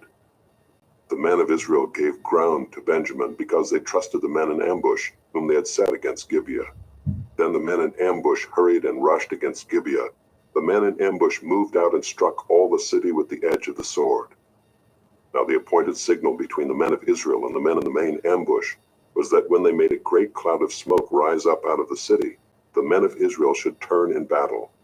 Now Benjamin had begun to strike and kill about 30 men of Israel. They said, "Surely they are defeated before us, as in the first battle." But when the signal began to rise out of the city in a column of smoke, the Benjaminites looked behind them, and behold, the whole of the city went up in smoke to heaven. Then the men of Israel turned, and the men of Benjamin were dismayed, for they saw that disaster was close upon them. Therefore they turned their backs before the men of Israel in the direction of the wilderness, but the battle overtook them. And those who came out of the cities were destroying them in their midst. Surrounding the Benjaminites, they pursued them and trod them down from Nohah as far as opposite Gibeah on the east. 18,000 men of Benjamin fell, all of them men of valor. And they turned and fled toward the wilderness, to the rock of Rimmon. 5,000 men of them were cut down in the highways, and they were pursued hard to Gidom, and 2,000 men of them were struck down. So all who fell that day of Benjamin were 25,000 men who drew the sword, all of them men of valor. But 600 men turned and fled toward the wilderness to the rock of Rimmon, and remained at the rock of Rimmon 4 months. And the men of Israel turned back against the people of Benjamin, and struck them with the edge of the sword, the city, men and beasts, and all that they found. And all the towns that they found, they set on fire. Chapter 21. Now the men of Israel had sworn at Mizpah, "No one of us shall give his daughter in marriage to Benjamin." And the people came to Bethel, and sat there till evening before God, and they lifted up their voices and wept bitterly. And they said, "O Lord, the God of Israel, why has this happened in Israel, that today there should be one tribe lacking in Israel?" And the next day the people rose early and built there an altar and offered burnt offerings and peace offerings. And the people of Israel said, "Which of all the tribes of Israel did not come up in the assembly to the Lord?" For they had taken a great oath concerning him who did not come up to the Lord to Mizpah, saying, "He shall surely be put to death." And the people of Israel had compassion for Benjamin their brother, and said, "One tribe is cut off from Israel this day. What shall we do for wives for those who are left, since we have sworn by the Lord that we will not give them any of our daughters for wives?" And they said, "What one is there of the tribes of Israel that did not come up to the Lord to Mizpah?" And behold, no one had come to the camp from Jabesh Gilead to the assembly. For when the people were mustered, behold, not one of the inhabitants of Jabesh Gilead was there. So the congregation sent 12,000 of their bravest men there, and commanded them, "Go and strike the inhabitants of Jabesh Gilead with the edge of the sword, also the women and the little ones. This is what you shall do. Every male and every woman that has lain with a male you shall devote to destruction." And they found among the inhabitants of Jabesh Gilead 400 young virgins who had not known a man by lying with him. And they brought them to the camp at Shiloh, which is in the land of Canaan. Then the whole congregation sent word to the people of Benjamin who were at the rock of Rimmon, and proclaimed peace to them. And Benjamin returned at that time, and they gave them the women whom they had saved alive of the women of Jabesh Gilead. But they were not enough for them. And the people had compassion on Benjamin, because the Lord had made a breach in the tribes of Israel. Then the elders of the congregation said, "What shall we do for wives for those who are left, since the women are destroyed out of Benjamin?" And they said, "There must be an inheritance for the survivors of Benjamin, that a tribe not be blotted out from Israel. Yet we cannot give them wives from our daughters." For the people of Israel had sworn, "Cursed be he who gives a wife to Benjamin." So they said, "Behold, there is the yearly feast of the Lord at Shiloh, which is north of Bethel on the east of the highway that goes up from Bethel to Shechem, and south of Lebonah." And they commanded the people of Benjamin, saying, "Go and lie in ambush in the vineyards and watch. If the daughters of Shiloh come out to dance in the dances, then come out of the vineyards and snatch each man his wife from the daughters of Shiloh, and go to the land of Benjamin. And when their fathers or their brothers come to complain to us, we will say to them, Grant them graciously to us, because we did not take for each man of them his wife in battle, neither did you give them to them, else you would now be guilty." And the people of Benjamin did so, and took their wives according to their number, from the dancers whom they carried off. Then they went and returned to their inheritance and rebuilt the towns and lived in them. And the people of Israel departed from there at that time, every man to his tribe and family, and they went out from there every man to his inheritance. In those days there was no king in Israel. Everyone did what was right in his own eyes. Ruth, chapter 1. In the days when the judges ruled, there was a famine in the land, and a man of Bethlehem in Judah went to sojourn in the country of Moab, he and his wife and his 2 sons. The name of the man was Elimelech, and the name of his wife Naomi, and the names of his 2 sons were Mahlon and Chilion. They were Ephrathites from Bethlehem in Judah. They went into the country of Moab and remained there. But Elimelech, the husband of Naomi, died, and she was left with her 2 sons. These took Moabite wives.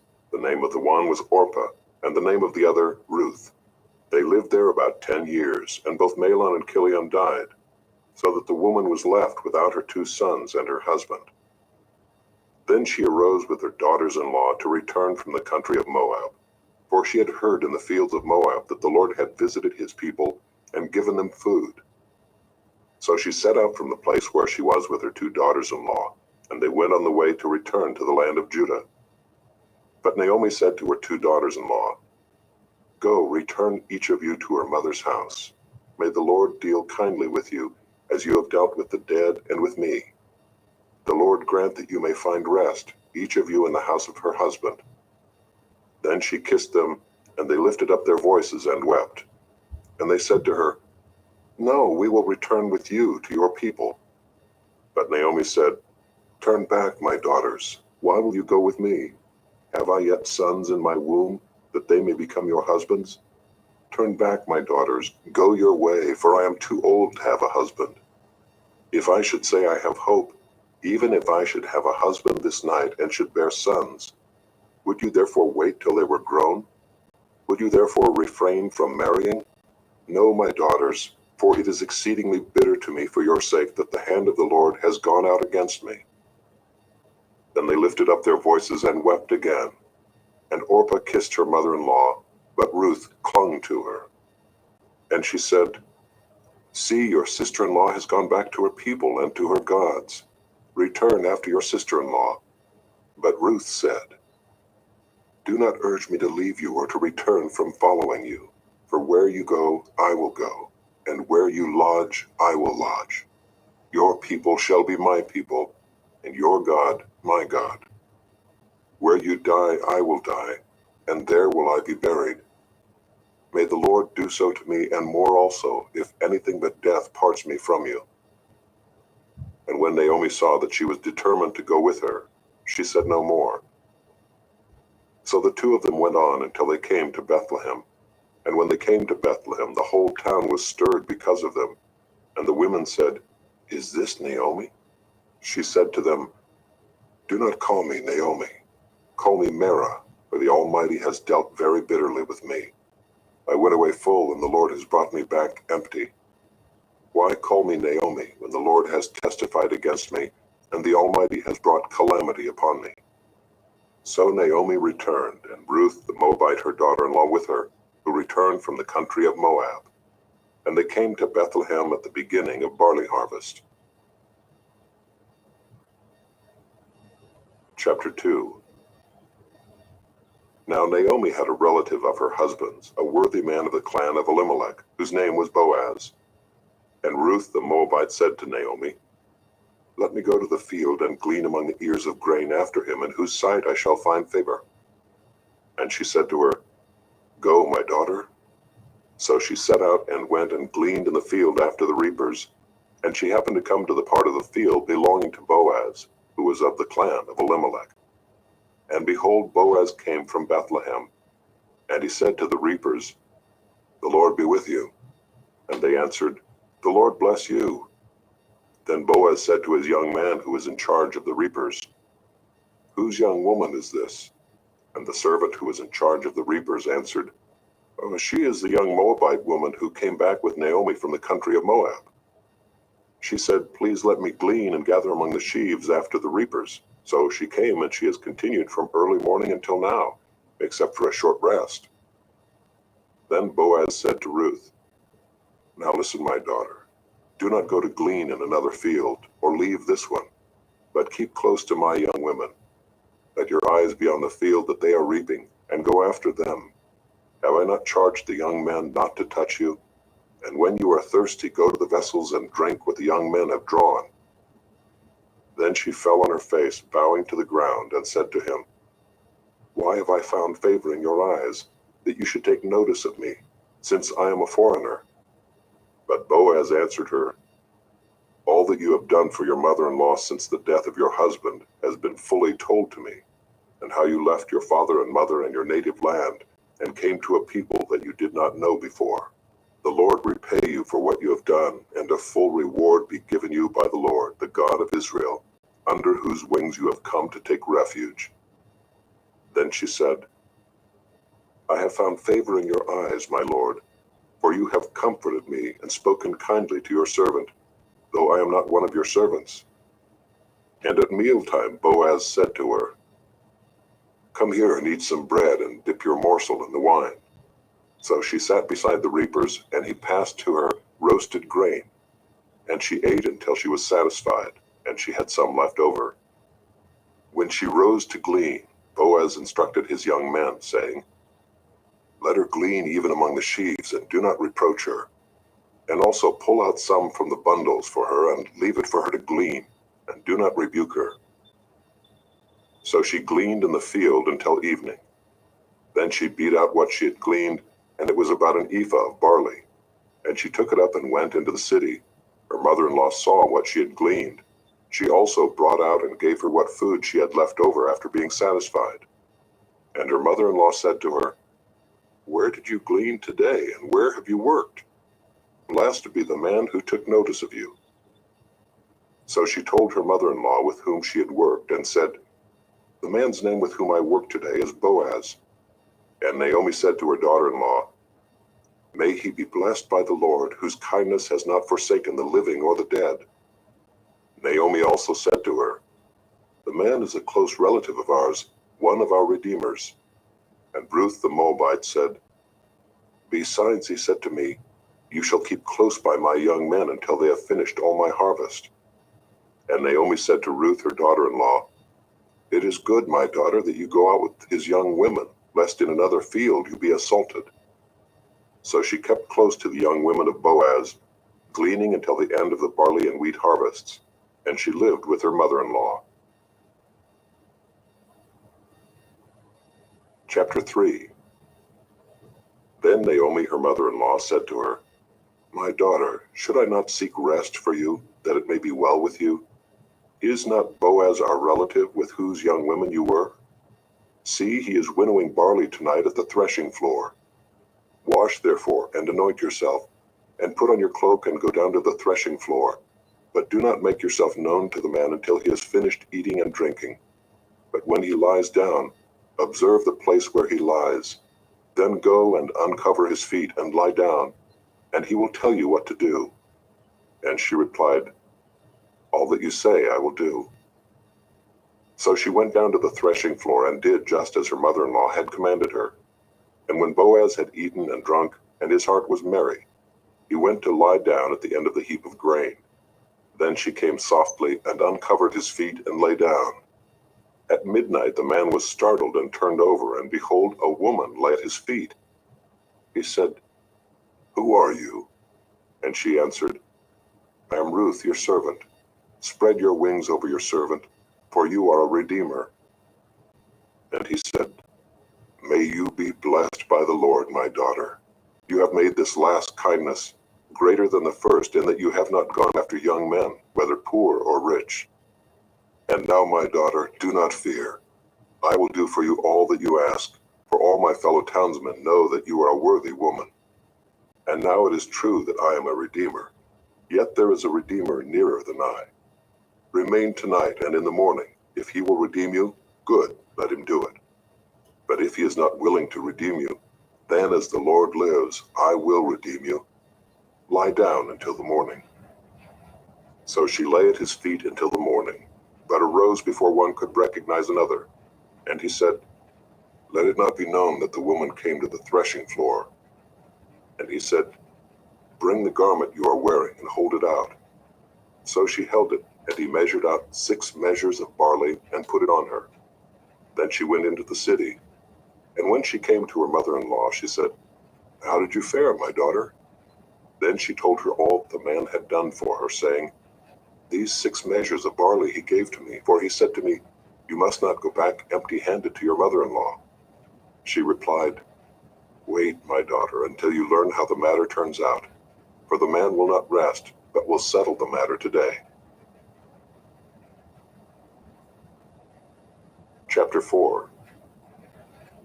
Now Boaz had gone up to the gate and sat down there, and behold, the Redeemer, of whom Boaz had spoken, came by. So Boaz said, "Turn aside, friend, sit down here." And he turned aside and sat down. And he took 10 men of the elders of the city and said, "Sit down here." So they sat down. Then he said to the Redeemer, "Naomi, who has come back from the country of Moab, is selling the parcel of land that belonged to our relative Elimelech. So I thought I would tell you of it and say, buy it in the presence of those sitting here and in the presence of the elders of my people. If you will redeem it, redeem it. But if you will not, tell me that I may know, for there is no one besides you to redeem it, and I come after you." And he said, "I will redeem it." Then Boaz said, "The day you buy the field from the hand of Naomi, you also acquire Ruth the Moabite, the widow of the dead, in order to perpetuate the name of the dead in his inheritance." Then the Redeemer said, "I cannot redeem it for myself, lest I impair my own inheritance. Take my right of redemption yourself, for I cannot redeem it." Now this was the custom in former times in Israel concerning redeeming and exchanging. To confirm a transaction, the one drew off his sandal and gave it to the other, and this was the manner of attesting in Israel. So when the Redeemer said to Boaz, "Buy it for yourself," he drew off his sandal. Then Boaz said to the elders and all the people, "You are witnesses this day that I have bought from the hand of Naomi all that belonged to Elimelech, and all that belonged to Chilion and to Mahlon. Also Ruth the Moabite, the widow of Mahlon, I have bought to be my wife, to perpetuate the name of the dead in his inheritance, that the name of the dead may not be cut off from among his brothers, and from the gate of his native place. You are witnesses this day." Then all the people who were at the gate and the elders said, "We are witnesses. May the Lord make the woman who is coming into your house, like Rachel and Leah, who together built up the house of Israel. May you act worthily in Ephrathah, and be renowned in Bethlehem. And may your house be like the house of Perez, whom Tamar bore to Judah, because of the offspring that the Lord will give you by this young woman." So Boaz took Ruth, and she became his wife. And he went into her, and the Lord gave her conception, and she bore a son. Then the women said to Naomi, "Blessed be the Lord, who has not left you this day without a redeemer, and may his name be renowned in Israel. He shall be to you a restorer of life and a nourisher of your old age. For your daughter-in-law who loves you, who is more to you than 7 sons, has given birth to him." Then Naomi took the child and laid him on her lap and became his nurse. And the women of the neighborhood gave him a name, saying, "A son has been born to Naomi." They named him Obed. He was the father of Jesse, the father of David. Now these are the generations of Perez. Perez fathered Hezron. Hezron fathered Ram. Ram fathered Amminadab. Amminadab fathered Nahshon. Nahshon fathered Salmon. Salmon fathered Boaz. Boaz fathered Obed. Obed fathered Jesse, and Jesse fathered David.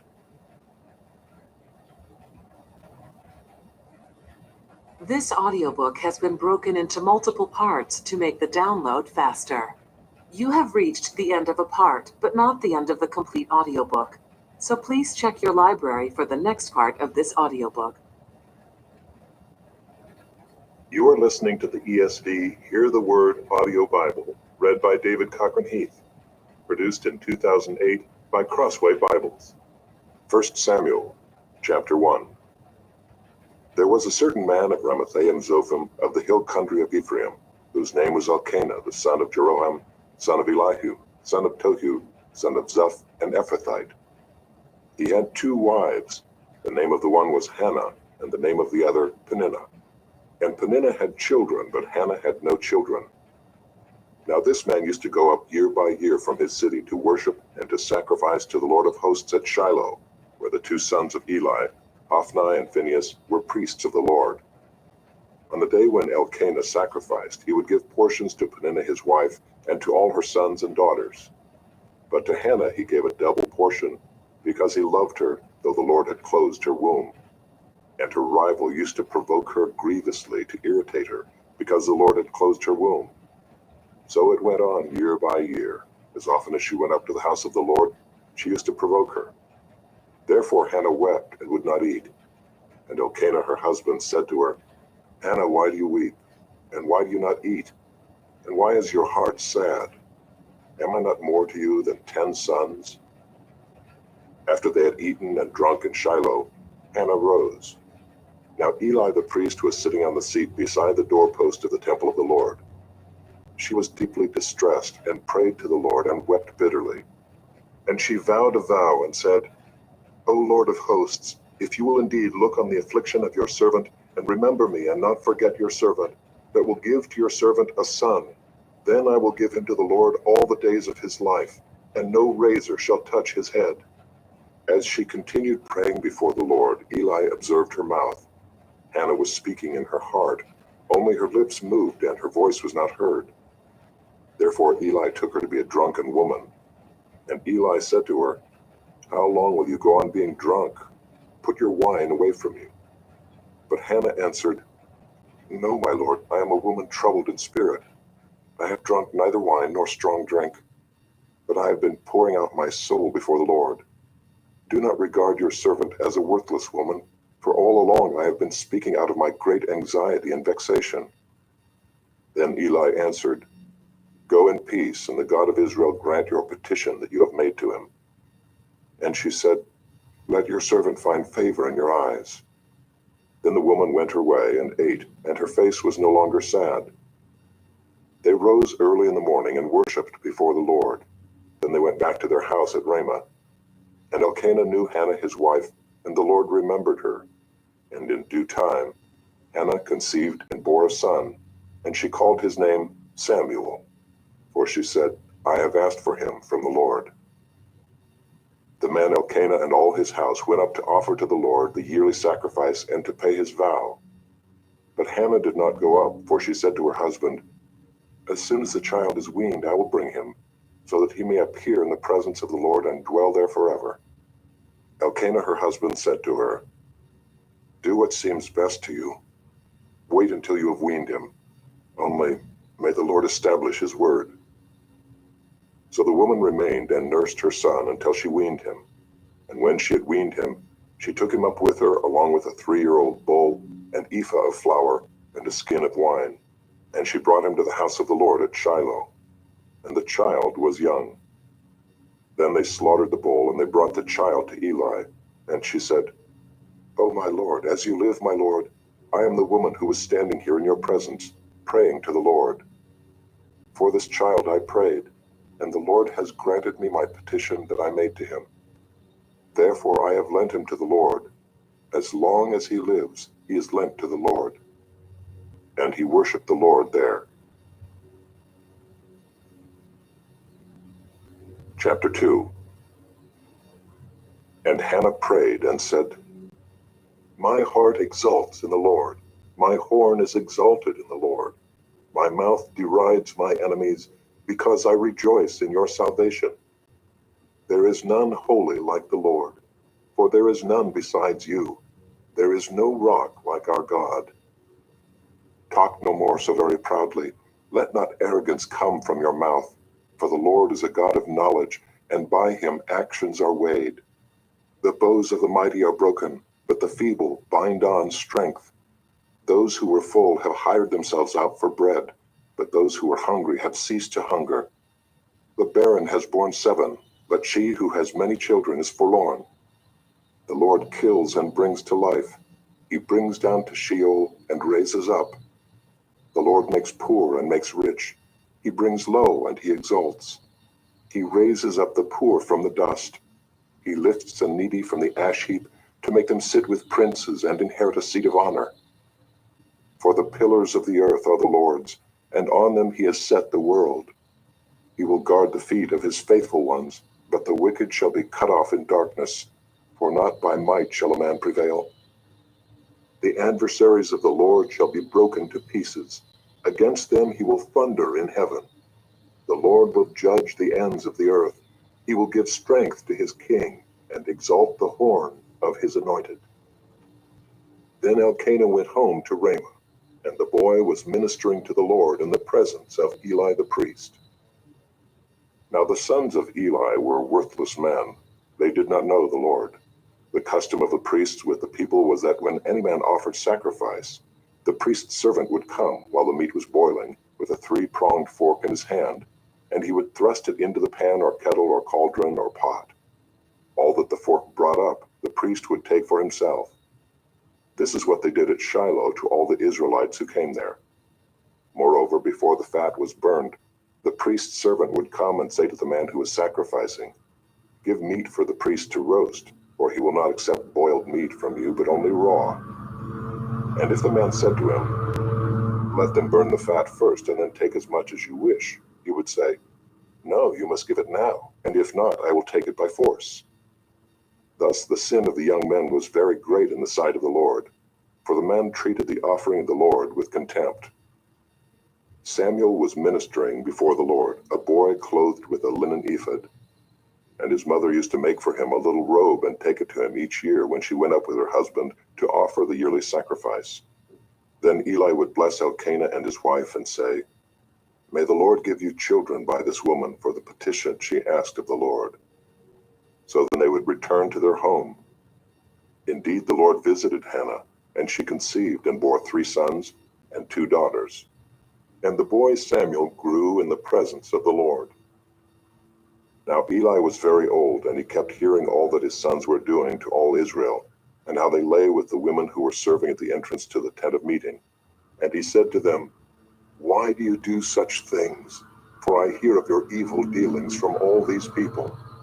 No, my sons, it is no good report that I hear the people of the Lord spreading abroad. If someone sins against a man, God will mediate for him.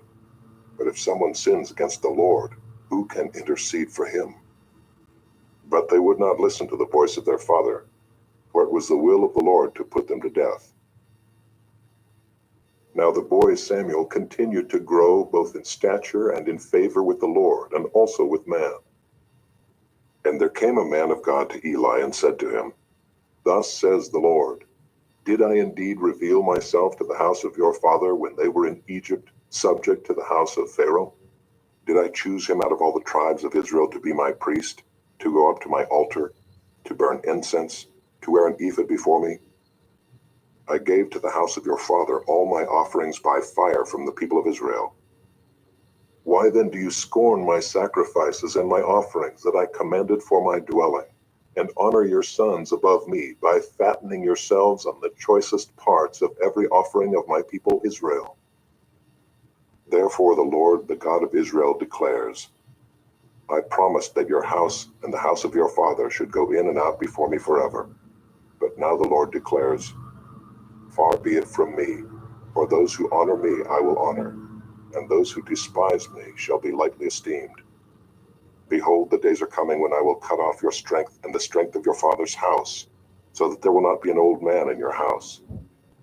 Then in distress you will look with envious eye on all the prosperity that shall be bestowed on Israel, and there shall not be an old man in your house forever. The only one of you whom I shall not cut off from my altar shall be spared to weep his eyes out, to grieve his heart, and all the descendants of your house shall die by the sword of man. And this that shall come upon your 2 sons, Hophni and Phinehas, shall be the sign to you. Both of them shall die on the same day. And I will raise up for myself a faithful priest, who shall do according to what is in my heart and in my mind. And I will build him a sure house, and he shall go in and out before my anointed forever. And everyone who is left in your house shall come to implore him for a piece of silver or a loaf of bread, and shall say, Please put me in one of the priest's places, that I may eat a morsel of bread. Chapter 3. Now the boy Samuel was ministering to the Lord in the presence of Eli, and the word of the Lord was rare in those days. There was no frequent vision.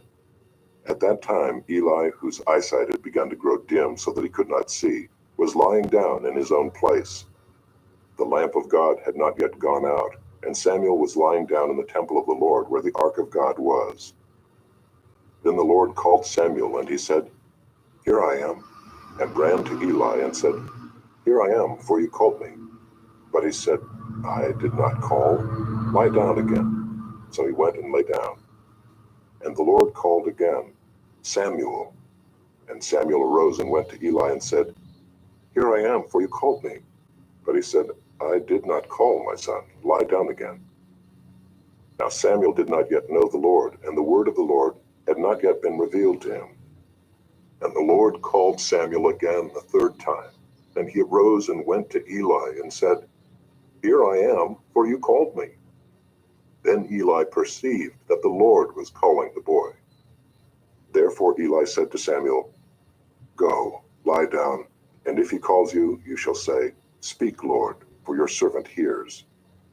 So Samuel went and lay down in his place. And the Lord came and stood, calling as at other times, Samuel, Samuel. And Samuel said, Speak, for your servant hears. Then the Lord said to Samuel, Behold, I am about to do a thing in Israel at which the 2 ears of everyone who hears it will tingle. On that day I will fulfill against Eli all that I have spoken concerning his house, from beginning to end. And I declare to him that I am about to punish his house forever, for the iniquity that he knew, because his sons were blaspheming God, and he did not restrain them. Therefore I swear to the house of Eli that the iniquity of Eli's house shall not be atoned for by sacrifice or offering forever. Samuel lay until morning. Then he opened the doors of the house of the Lord. And Samuel was afraid to tell the vision to Eli. But Eli called Samuel and said, Samuel, my son. And he said, Here I am. And Eli said, What was it that he told you? Do not hide it from me. May God do so to you, and more also if you hide anything from me of all that he told you. So Samuel told him everything and hid nothing from him. And he said, It is the Lord. Let him do what seems good to him. And Samuel grew, and the Lord was with him, and let none of his words fall to the ground. And all Israel from Dan to Beersheba knew that Samuel was established as a prophet of the Lord. And the Lord appeared again at Shiloh, for the Lord revealed himself to Samuel at Shiloh by the word of the Lord. Chapter 4. And the word of Samuel came to all Israel. Now Israel went out to battle against the Philistines. They encamped at Ebenezer, and the Philistines encamped at Aphek.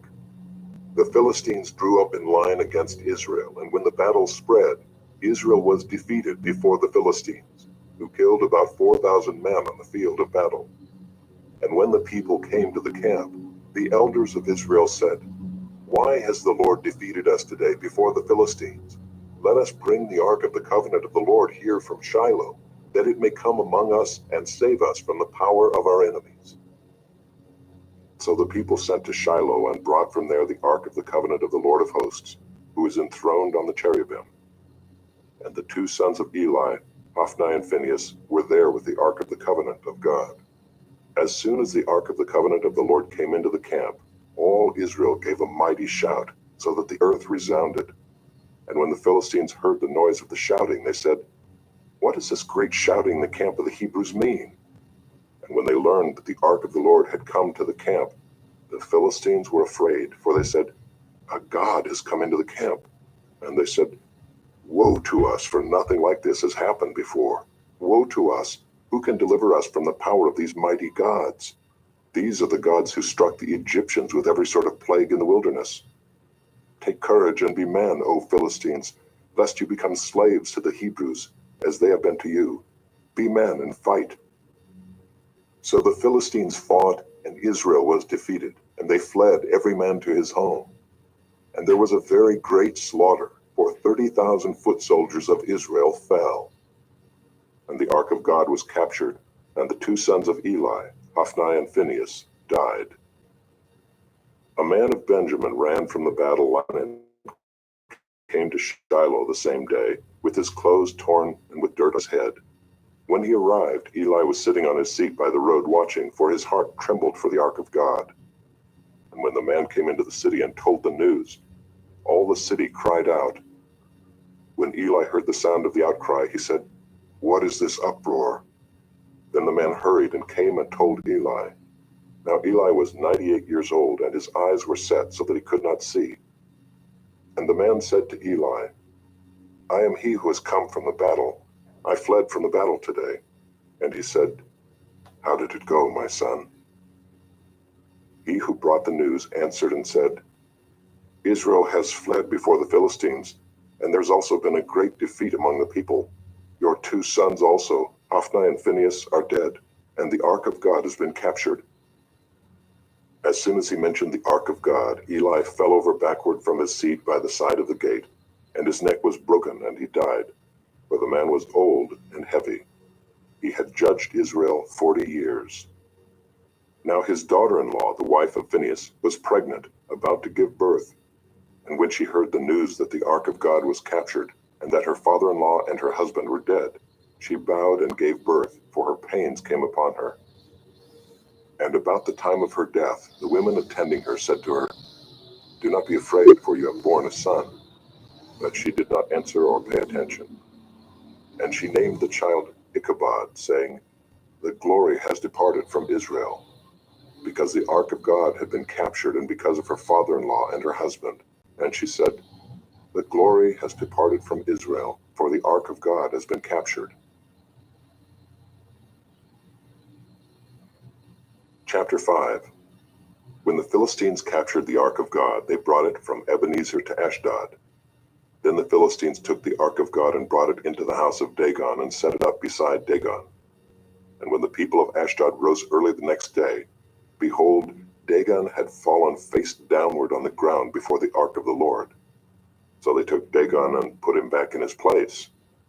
But when they rose early on the next morning, behold, Dagon had fallen face downward on the ground before the ark of the Lord, and the head of Dagon and both his hands were lying cut off on the threshold.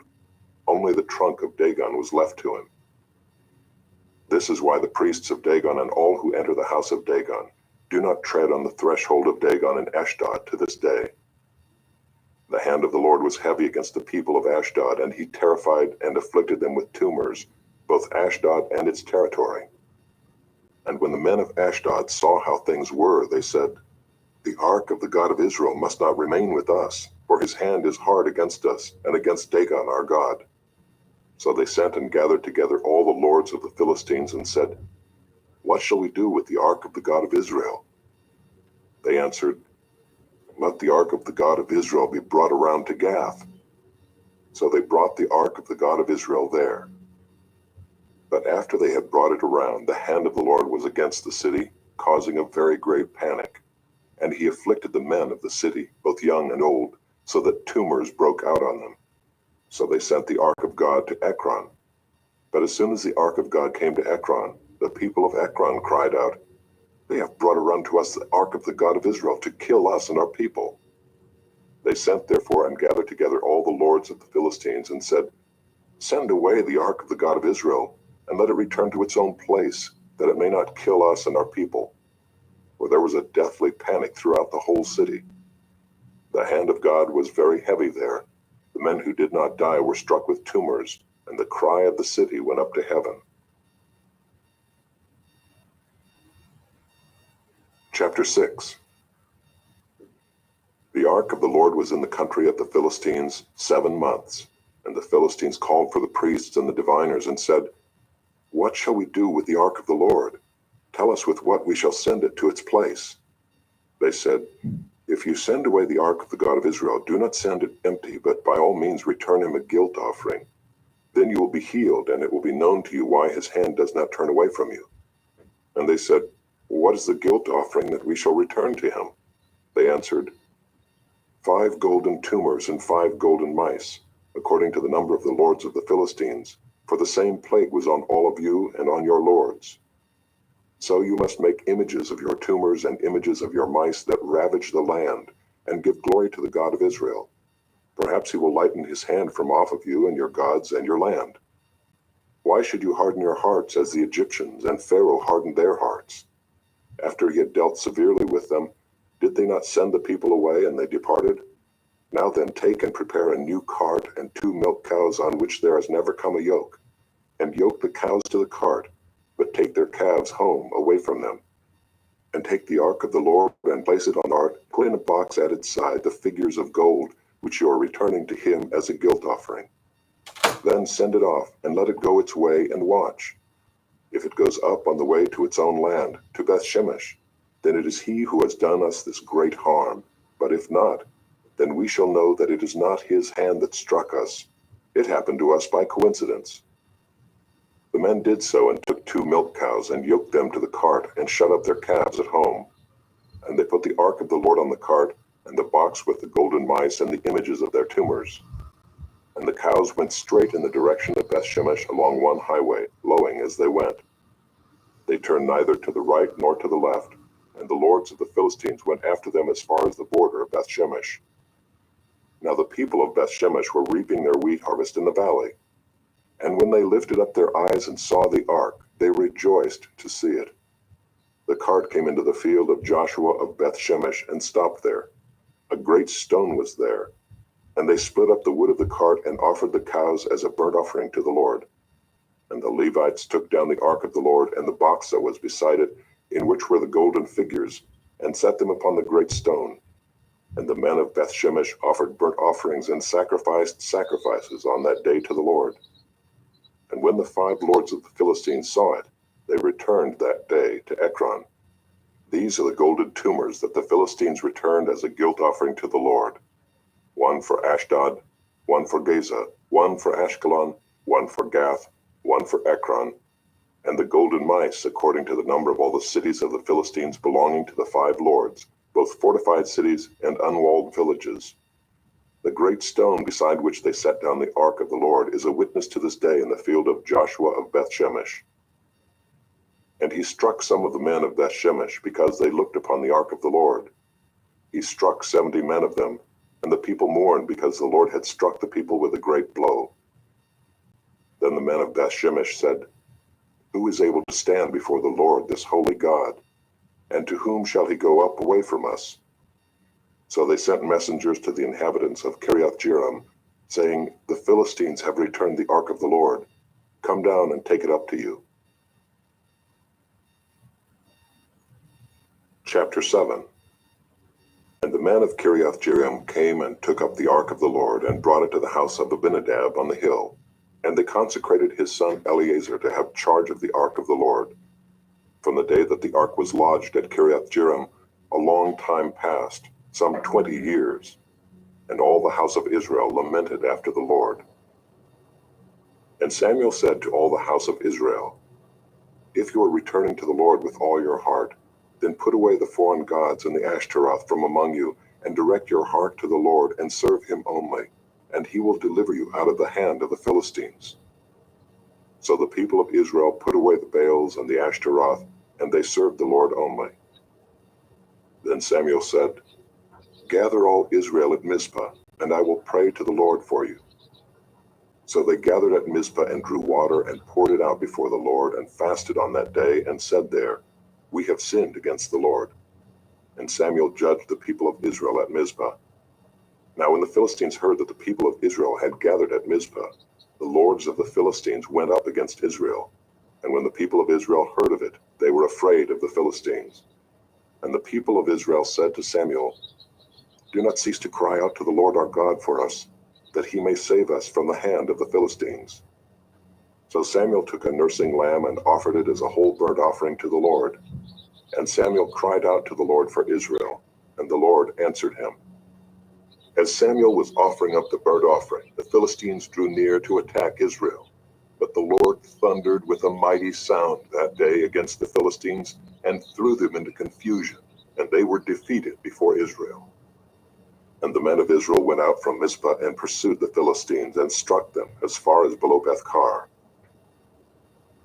Then Samuel took a stone and set it up between Mizpah and Shen, and called its name Ebenezer, for he said, "Till now the Lord has helped us." So the Philistines were subdued, and did not again enter the territory of Israel. And the hand of the Lord was against the Philistines all the days of Samuel. The cities that the Philistines had taken from Israel were restored to Israel, from Ekron to Gath, and Israel delivered their territory from the hand of the Philistines. There was peace also between Israel and the Amorites. Samuel judged Israel all the days of his life, and he went on a circuit year by year to Bethel, Gilgal, and Mizpah, and he judged Israel in all these places. Then he would return to Ramah, for his home was there, and there also he judged Israel, and he built there an altar to the Lord. Chapter 8. When Samuel became old, he made his sons judges over Israel. The name of his firstborn son was Joel, and the name of his second, Abijah. They were judges in Beersheba. Yet his sons did not walk in his ways, but turned aside after gain. They took bribes and perverted justice. Then all the elders of Israel gathered together and came to Samuel at Ramah and said to him, "Behold, you are old, and your sons do not walk in your ways. Now appoint for us a king to judge us like all the nations." But the thing displeased Samuel when they said, "Give us a king to judge us." And Samuel prayed to the Lord, and the Lord said to Samuel, "Obey the voice of the people in all that they say to you, for they have not rejected you, but they have rejected me from being king over them. According to all the deeds that they have done from the day I brought them up out of Egypt even to this day, forsaking me and serving other gods, so they are also doing to you. Now then, obey their voice. Only you shall solemnly warn them, and show them the ways of the king who shall reign over them." So Samuel told all the words of the Lord to the people who were asking for a king from him. He said, "These will be the ways of the king who will reign over you. He will take your sons and appoint them to his chariots, and to be his horsemen, and to run before his chariots. And he will appoint for himself commanders of thousands and commanders of 50s, and some to plow his ground and to reap his harvest, and to make his implements of war and the equipment of his chariots. He will take your daughters to be perfumers and cooks and bakers. He will take the best of your fields and vineyards and olive orchards and give them to his servants. He will take the tenth of your grain and of your vineyards and give it to his officers and to his servants. He will take your male servants and female servants, and the best of your young men, and your donkeys, and put them to his work. He will take the tenth of your flocks, and you shall be his slaves. And in that day you will cry out because of your king, whom you have chosen for yourselves. But the Lord will not answer you in that day." But the people refused to obey the voice of Samuel, and they said, "No, but there shall be a king over us, that we also may be like all the nations, and that our king may judge us and go out before us and fight our battles." And when Samuel had heard all the words of the people, he repeated them in the ears of the Lord. And the Lord said to Samuel, "Obey their voice and make them a king." Samuel then said to the men of Israel, "Go every man to his city." Chapter 9. There was a man of Benjamin whose name was Kish, the son of Abiel, son of Zeror, son of Bekorah, son of Aphiah, a Benjaminite, a man of wealth. And he had a son whose name was Saul, a handsome young man. There was not a man among the people of Israel more handsome than he. From his shoulders upward he was taller than any of the people. Now the donkeys of Kish, Saul's father, were lost. So Kish said to Saul his son, "Take one of the young men with you, and arise and go look for the donkeys." And he passed through the hill country of Ephraim, and passed to the land of Shalisha, but they did not find them. And they passed through the land of Shalem, but they were not there. Then they passed through the land of Benjamin, but did not find them. And they came to the land of Zuph. Saul said to his servant who was with him, "Come, let us go back, lest my father cease to care about the donkeys and become anxious about us." But he said to him, "Behold, there is a man of God in this city, and he is a man who is held in honor. All that he says comes true. So now let us go there. Perhaps he can tell us the way we should go." Then Saul said to his servant, "But if we go, what can we bring the man? For the bread in our sacks is gone, and there is no present to bring to the man of God. What do we have?" The servant answered Saul again, "Here I have with me a quart of a shekel of silver, and I will give it to the man of God to tell us our way." Formerly in Israel, when a man went to inquire of God, he said, "Come, let us go to the seer," for today's prophet was formerly called a seer. And Saul said to his servant, "Well said, come, let us go. Behold, he is just ahead of you. Hurry, he has come just now to the city, because the people have a sacrifice today on the high place. As soon as you enter the city, you will find him, before he goes up to the high place to eat. For the people will not eat till he comes, since he must bless the sacrifice. Afterward, those who are invited will eat. Now go up, for you will meet him immediately." So they went up to the city. As they were entering the city, they saw Samuel coming out toward them on his way up to the high place. Now the day before Saul came, the Lord had revealed to Samuel, "Tomorrow about this time I will send to you a man from the land of Benjamin, and you shall anoint him to be prince over my people Israel. He shall save my people from the hand of the Philistines. For I have seen my people, because their cry has come to me." When Samuel saw Saul, the Lord told him, "Here is the man of whom I spoke to you. He it is who shall restrain my people." Then Saul approached Samuel in the gate and said, "Tell me, where is the house of the seer?" Samuel answered Saul, "I am the seer. Go up before me to the high place, for today you shall eat with me, and in the morning I will let you go and will tell you all that is on your mind. As for your donkeys that were lost 3 days ago, do not set your mind on them, for they have been found. And for whom is all that is desirable in Israel? Is it not for you and for all your father's house?"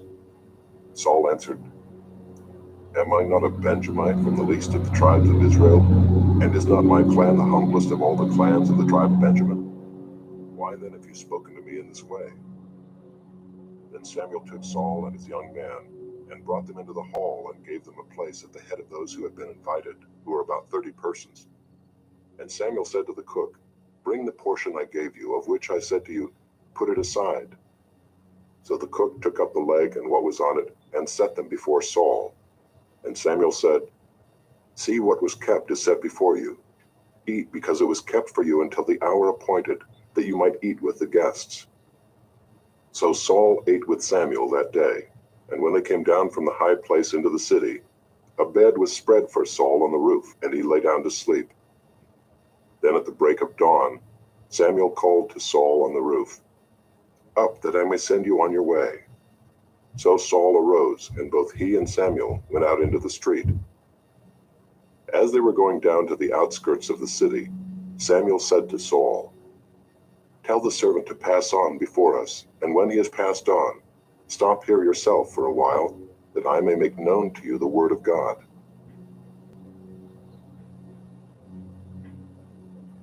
Chapter 10. Then Samuel took a flask of oil and poured it on his head and kissed him and said, "Has not the Lord anointed you to be prince over his people Israel? And you shall reign over the people of the Lord, and you will save them from the hand of their surrounding enemies. And this shall be the sign to you that the Lord has anointed you to be prince over his heritage.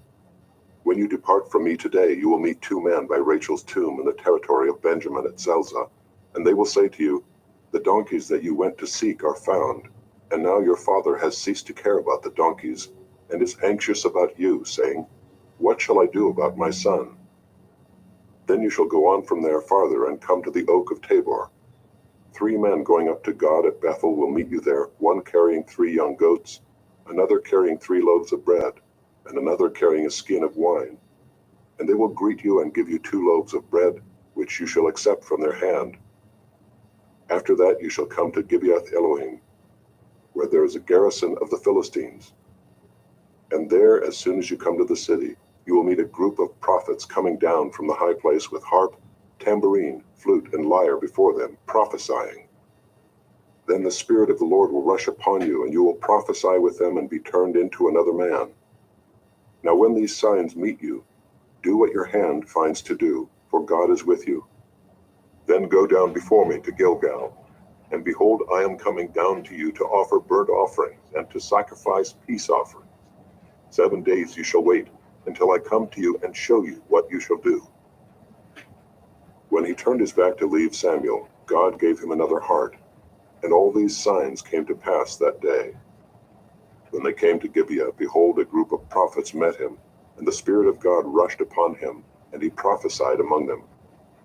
And when all who knew him previously saw how he prophesied with the prophets, the people said to one another, What has come over the son of Kish? Is Saul also among the prophets? And a man of the place answered, And who is their father? Therefore it became a proverb, Is Saul also among the prophets? When he had finished prophesying, he came to the high place. Saul's uncle said to him and to his servant, Where did you go? And he said, To seek the donkeys. And when we saw that they were not to be found, we went to Samuel. And Saul's uncle said, Please tell me what Samuel said to you. And Saul said to his uncle, He told us plainly that the donkeys had been found. But about the matter of the kingdom of which Samuel had spoken, he did not tell him anything. Now Samuel called the people together to the Lord at Mizpah, and he said to the people of Israel, Thus says the Lord, the God of Israel, I brought up Israel out of Egypt, and I delivered you from the hand of the Egyptians, and from the hand of all the kingdoms that were oppressing you. But today you have rejected your God, who saves you from all your calamities and your distresses, and you have said to him, Set a king over us. Now therefore, present yourselves before the Lord by your tribes and by your thousands. Then Samuel brought all the tribes of Israel near, and the tribe of Benjamin was taken by lot. He brought the tribe of Benjamin near by its clans, and the clan of the Matrites was taken by lot, and Saul the son of Kish was taken by lot. But when they sought him, he could not be found. So they inquired again of the Lord, Is there a man still to come? And the Lord said, Behold, he has hidden himself among the baggage. Then they ran and took him from there. And when he stood among the people, he was taller than any of the people from his shoulders upward. And Samuel said to all the people, Do you see him whom the Lord has chosen? There is none like him among all the people. And all the people shouted, Long live the king! Then Samuel told the people the rights and duties of the kingship, and he wrote them in a book and laid it up before the Lord. Then Samuel sent all the people away, each one to his home. Saul also went to his home at Gibeah, and with him went men of valor, whose hearts God had touched. But some worthless fellows said, How can this man save us? And they despised him and brought him no present. But he held his peace. Chapter 11. Then Nahash the Ammonite went up and besieged Jabesh Gilead, and all the men of Jabesh said to Nahash, Make a treaty with us, and we will serve you. But Nahash the Ammonite said to them, On this condition I will make a treaty with you, that I gouge out all your right eyes, and thus bring disgrace on all Israel. The elders of Jabesh said to him, Give us 7 days' respite, that we may send messengers through all the territory of Israel. Then if there is no one to save us, we will give ourselves up to you.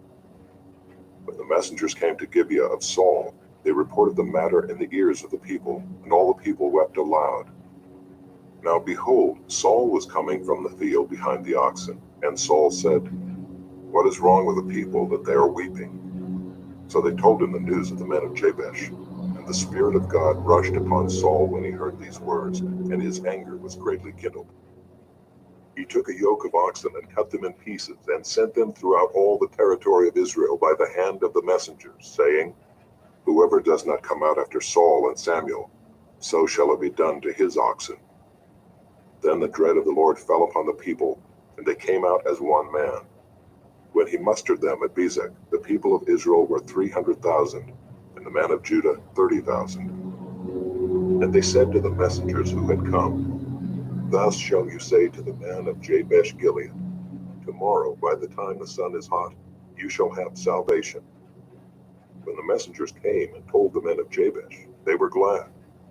Therefore the men of Jabesh said, Tomorrow we will give ourselves up to you, and you may do to us whatever seems good to you. And the next day Saul put the people in 3 companies, and they came into the midst of the camp in the morning watch, and struck down the Ammonites until the heat of the day.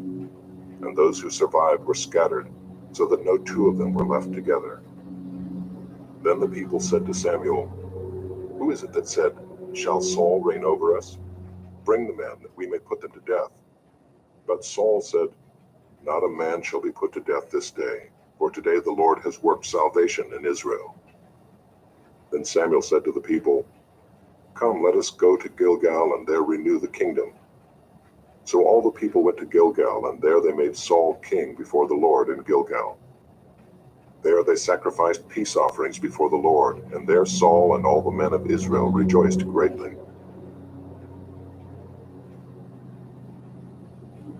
Chapter 12. And Samuel said to all Israel, "Behold, I have obeyed your voice in all that you have said to me, and have made a king over you. And now behold, the king walks before you, and I am old and gray, and behold, my sons are with you. I have walked before you from my youth until this day. Here I am. Testify against me before the Lord and before his anointed. Whose ox have I taken? Or whose donkey have I taken? Or whom have I defrauded? Whom have I oppressed? Or from whose hand have I taken a bribe to blind my eyes with it? Testify against me, and I will restore it to you." They said, "You have not defrauded us or oppressed us or taken anything from any man's hand." And he said to them, "The Lord is witness against you, and his anointed is witness this day, that you have not found anything in my hand." And they said, "He is witness." And Samuel said to the people, "The Lord is witness, who appointed Moses and Aaron, and brought your fathers up out of the land of Egypt. Now therefore stand still, that I may plead with you before the Lord concerning all the righteous deeds of the Lord that he performed for you and for your fathers. When Jacob went into Egypt and the Egyptians oppressed them, then your fathers cried out to the Lord, and the Lord sent Moses and Aaron, who brought your fathers out of Egypt, and made them dwell in this place. But they forgot the Lord their God, and he sold them into the hand of Sisera, commander of the army of Hazor, and into the hand of the Philistines, and into the hand of the king of Moab. And they fought against them. And they cried out to the Lord and said, 'We have sinned because we have forsaken the Lord and have served the Baals and the Ashtaroth. But now deliver us out of the hand of our enemies, that we may serve you.' And the Lord sent Jerubbaal and Barak and Jephthah and Samuel, and delivered you out of the hand of your enemies on every side, and you lived in safety. And when you saw that Nahash the king of the Ammonites came against you, you said to me, 'No, but a king shall reign over us,' when the Lord your God was king. And now behold the king whom you have chosen, for whom you have asked. Behold, the Lord has set a king over you. If you will fear the Lord and serve him, and obey his voice, and not rebel against the commandment of the Lord, and if both you and the king who reigns over you will follow the Lord your God, it will be well. But if you will not obey the voice of the Lord, but rebel against the commandment of the Lord, then the hand of the Lord will be against you and your king. Now therefore stand still, and see this great thing that the Lord will do before your eyes. Is it not wheat harvest today? I will call upon the Lord, that he may send thunder and rain. And you shall know and see that your wickedness is great, which you have done in the sight of the Lord, in asking for yourselves a king." So Samuel called upon the Lord, and the Lord sent thunder and rain that day, and all the people greatly feared the Lord and Samuel. And all the people said to Samuel, "Pray for your servants to the Lord your God, that we may not die, for we have added to all our sins this evil, to ask for ourselves a king." And Samuel said to the people, "Do not be afraid. You have done all this evil, yet do not turn aside from following the Lord, but serve the Lord with all your heart. And do not turn aside after empty things that cannot profit or deliver, for they are empty.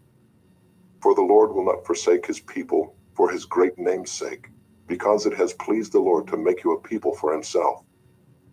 Moreover, as for me, far be it from me that I should sin against the Lord by ceasing to pray for you, and I will instruct you in the good and the right way. Only fear the Lord and serve him faithfully with all your heart, for consider what great things he has done for you. But if you still do wickedly, you shall be swept away, both you and your king." Chapter 13. Saul lived for 1 year and then became king. And when he had reigned for 2 years over Israel, Saul chose 3,000 men of Israel. 2,000 were with Saul in Michmash and the hill country of Bethel, and 1,000 were with Jonathan in Gibeah of Benjamin. The rest of the people he sent home, every man to his tent. Jonathan defeated the garrison of the Philistines that was at Geba, and the Philistines heard of it. And Saul blew the trumpet throughout all the land, saying, "Let the Hebrews hear." And all Israel heard it said that Saul had defeated the garrison of the Philistines, and also that Israel had become a stench to the Philistines. And the people were called out to join Saul at Gilgal. And the Philistines mustered to fight with Israel, 30,000 chariots and 6,000 horsemen, and troops like the sand on the seashore in multitude. They came up and encamped in Michmash to the east of Bethaven. When the men of Israel saw that they were in trouble, for the people were hard pressed, the people hid themselves in caves and in holes and in rocks and in tombs and in cisterns. And some Hebrews crossed the fords of the Jordan to the land of Gad and Gilead. Saul was still at Gilgal, and all the people followed him, trembling. He waited 7 days, the time appointed by Samuel. But Samuel did not come to Gilgal, and the people were scattering from him. So Saul said, "Bring the burnt offering here to me and the peace offerings." And he offered the burnt offering. As soon as he had finished offering the burnt offering, behold, Samuel came. And Saul went out to meet him and greet him. Samuel said, "What have you done?" And Saul said, "When I saw that the people were scattering from me, and that you did not come within the days appointed, and that the Philistines had mustered at Michmash, I said, now the Philistines will come down against me at Gilgal, and I have not sought the favor of the Lord. So I forced myself and offered the burnt offering." And Samuel said to Saul, "You have done foolishly. You have not kept the command of the Lord your God with which he commanded you. For then the Lord would have established your kingdom over Israel forever. But now your kingdom shall not continue. The Lord has sought out a man after his own heart, and the Lord has commanded him to be prince over his people, because you have not kept what the Lord commanded you." And Samuel arose and went up from Gilgal. The rest of the people went up after Saul to meet the army. They went up from Gilgal to Gibeah of Benjamin. And Saul numbered the people who were present with him, about 600 men. And Saul and Jonathan his son and the people who were present with them stayed in Gibeah of Benjamin, but the Philistines encamped in Michmash. And raiders came out of the camp of the Philistines in 3 companies. One company turned toward Ophrah to the land of Shual. Another company turned toward Beth-horon. And another company turned toward the border that looks down on the valley of Zeboim, toward the wilderness. Now there was no blacksmith to be found throughout all the land of Israel, for the Philistines said, "Lest the Hebrews make themselves swords or spears." But every one of the Israelites went down to the Philistines to sharpen his plowshare, his mattock, his axe, or his sickle, and the charge was 2/3 of a shekel for the plowshares and for the mattocks, and 1/3 of a shekel for sharpening the axes and for setting the goads. So on the day of the battle there was neither sword nor spear found in the hand of any of the people with Saul and Jonathan. But Saul and Jonathan his son had them. And the garrison of the Philistines went out to the pass of Michmash. Chapter 14. One day Jonathan the son of Saul said to the young men who carried his armor, "Come, let us go over to the Philistine garrison on the other side." But he did not tell his father. Saul was staying in the outskirts of Gibeah in the pomegranate cave at Migron. The people who were with him were about 600 men, including Ahijah the son of Ahitub, Ichabod's brother, son of Phinehas, son of Eli, the priest of the Lord in Shiloh, wearing an ephod. And the people did not know that Jonathan had gone. Within the passes by which Jonathan sought to go over to the Philistine garrison, there was a rocky crag on the one side and a rocky crag on the other side. The name of the one was Bozez, and the name of the other, Seneh. The one crag rose on the north in front of Michmash, and the other on the south in front of Geba. Jonathan said to the young man who carried his armor, "Come, let us go over to the garrison of these uncircumcised.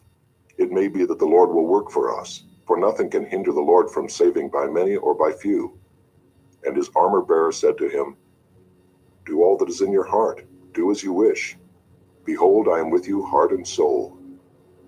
Then Jonathan said, "Behold, we will cross over to the men, and we will show ourselves to them. If they say to us, 'Wait until we come to you,' then we will stand still in our place, and we will not go up to them. But if they say, 'Come up to us,' then we will go up, for the Lord has given them into our hand, and this shall be the sign to us." So both of them showed themselves to the garrison of the Philistines. And the Philistines said, "Look, Hebrews are coming out of the holes where they have hidden themselves." And the men of the garrison hailed Jonathan and his armor-bearer and said, "Come up to us, and we will show you a thing." And Jonathan said to his armor-bearer, "Come up after me, for the Lord has given them into the hand of Israel." Then Jonathan climbed up on his hands and feet, and his armor-bearer after him. And they fell before Jonathan, and his armor-bearer killed them after him. And that first strike which Jonathan and his armor-bearer made killed about 20 men, within, as it were, half a furrow's length in an acre of land. And there was a panic in the camp, in the field, and among all the people. The garrison and even the raiders trembled, the earth quaked, and it became a very great panic. And the watchmen of Saul and Gibeah of Benjamin looked, and behold, the multitude was dispersing here and there. Then Saul said to the people who were with him, "Count and see who has gone from us." And when they had counted, behold, Jonathan and his armor-bearer were not there. So Saul said to Ahijah, "Bring the ark of God here." For the ark of God went at that time with the people of Israel.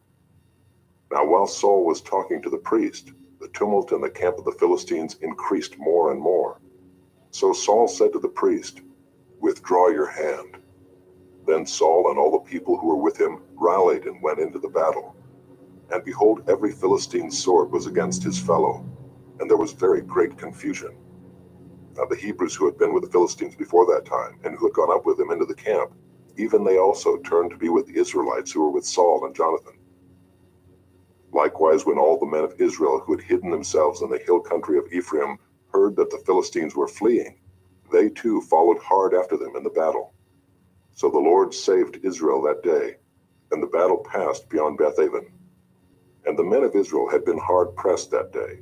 So Saul had laid an oath on the people, saying, "Cursed be the man who eats food until it is evening, and I am avenged on my enemies." So none of the people had tasted food. Now when all the people came to the forest, behold, there was honey on the ground. And when the people entered the forest, behold, the honey was dropping, but no one put his hand to his mouth, for the people feared the oath. But Jonathan had not heard his father charge the people with the oath. So he put out the tip of the staff that was in his hand, and dipped it in the honeycomb, and put his hand to his mouth, and his eyes became bright. Then one of the people said, "Your father strictly charged the people with an oath, saying, 'Cursed be the man who eats food this day.'" And the people were faint. Then Jonathan said, "My father has troubled the land. See how my eyes have become bright because I tasted a little of this honey. How much better if the people had eaten freely today of the spoil of their enemies that they found. For now the defeat among the Philistines has not been great." They struck down the Philistines that day from Michmash to Aijalon, and the people were very faint. The people pounced on the spoil and took sheep and oxen and calves and slaughtered them on the ground, and the people ate them with the blood. Then they told Saul, "Behold, the people are sinning against the Lord by eating with the blood." And he said, "You have dealt treacherously. Roll a great stone to me here." And Saul said, "Disperse yourselves among the people and say to them, 'Let every man bring his ox or his sheep and slaughter them here and eat, and do not sin against the Lord by eating with the blood.'" So every one of the people brought his ox with him that night, and they slaughtered them there. And Saul built an altar to the Lord. It was the first altar that he built to the Lord. Then Saul said, "Let us go down after the Philistines by night and plunder them until the morning light. Let us not leave a man of them." And they said, "Do whatever seems good to you." But the priest said, "Let us draw near to God here."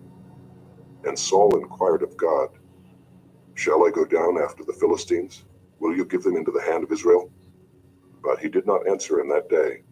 And Saul said, "Come here, all you leaders of the people, and know and see how this sin has arisen today. For as the Lord lives who saves Israel, though it be in Jonathan my son, he shall surely die." But there was not a man among all the people who answered him. Then he said to all Israel, "You shall be on one side, and I and Jonathan my son will be on the other side." And the people said to Saul, "Do what seems good to you." Therefore Saul said, "O Lord God of Israel, why have you not answered your servant this day? If this guilt is in me or in Jonathan my son, O Lord God of Israel, give Urim. But if this guilt is in your people Israel, give Thummim." And Jonathan and Saul were taken, but the people escaped. Then Saul said, "Cast the lot between me and my son Jonathan." And Jonathan was taken. Then Saul said to Jonathan, "Tell me what you have done." And Jonathan told him, "I tasted a little honey with the tip of the staff that was in my hand. Here I am. I will die." And Saul said, "God do so to me and more also. You shall surely die, Jonathan." Then the people said to Saul, "Shall Jonathan die who has worked this great salvation in Israel? Far from it. As the Lord lives, there shall not one hair of his head fall to the ground, for he has worked with God this day." So the people ransomed Jonathan so that he did not die. Then Saul went up from pursuing the Philistines, and the Philistines went to their own place. When Saul had taken the kingship over Israel, he fought against all his enemies on every side, against Moab, against the Ammonites, against Edom, against the kings of Zobah, and against the Philistines. Wherever he turned, he routed them. And he did valiantly and struck the Amalekites and delivered Israel out of the hands of those who plundered them. Now the sons of Saul were Jonathan, Ishvi, and Malchishua, and the names of his 2 daughters were these. The name of the firstborn was Merab, and the name of the younger, Michal. And the name of Saul's wife was Ahinoam, the daughter of Ahimaaz. And the name of the commander of his army was Abner the son of Ner, Saul's uncle. Kish was the father of Saul, and Ner the father of Abner was the son of Abiel. There was hard fighting against the Philistines all the days of Saul, and when Saul saw any strong man or any valiant man, he attached him to himself. Chapter 15. And Samuel said to Saul, "The Lord sent me to anoint you king over his people Israel. Now therefore listen to the words of the Lord. Thus says the Lord of hosts, I have noted what Amalek did to Israel in opposing them on the way when they came up out of Egypt. Now go and strike Amalek, and devote to destruction all that they have." So Saul summoned the people and numbered them in Telaim, 200,000 men on foot, and 10,000 men of Judah. And Saul came to the city of Amalek and lay in wait in the valley. Then Saul said to the Kenites, "Go, depart, go down from among the Amalekites, lest I destroy you with them. For you showed kindness to all the people of Israel when they came up out of Egypt." So the Kenites departed from among the Amalekites. And Saul defeated the Amalekites from Havilah as far as Shur, which is east of Egypt. And he took Agag the king of the Amalekites alive, and devoted to destruction all the people with the edge of the sword. But Saul and the people spared Agag and the best of the sheep, and of the oxen, and of the fattened calves, and the lambs, and all that was good, and would not utterly destroy them. All that was despised and worthless they devoted to destruction.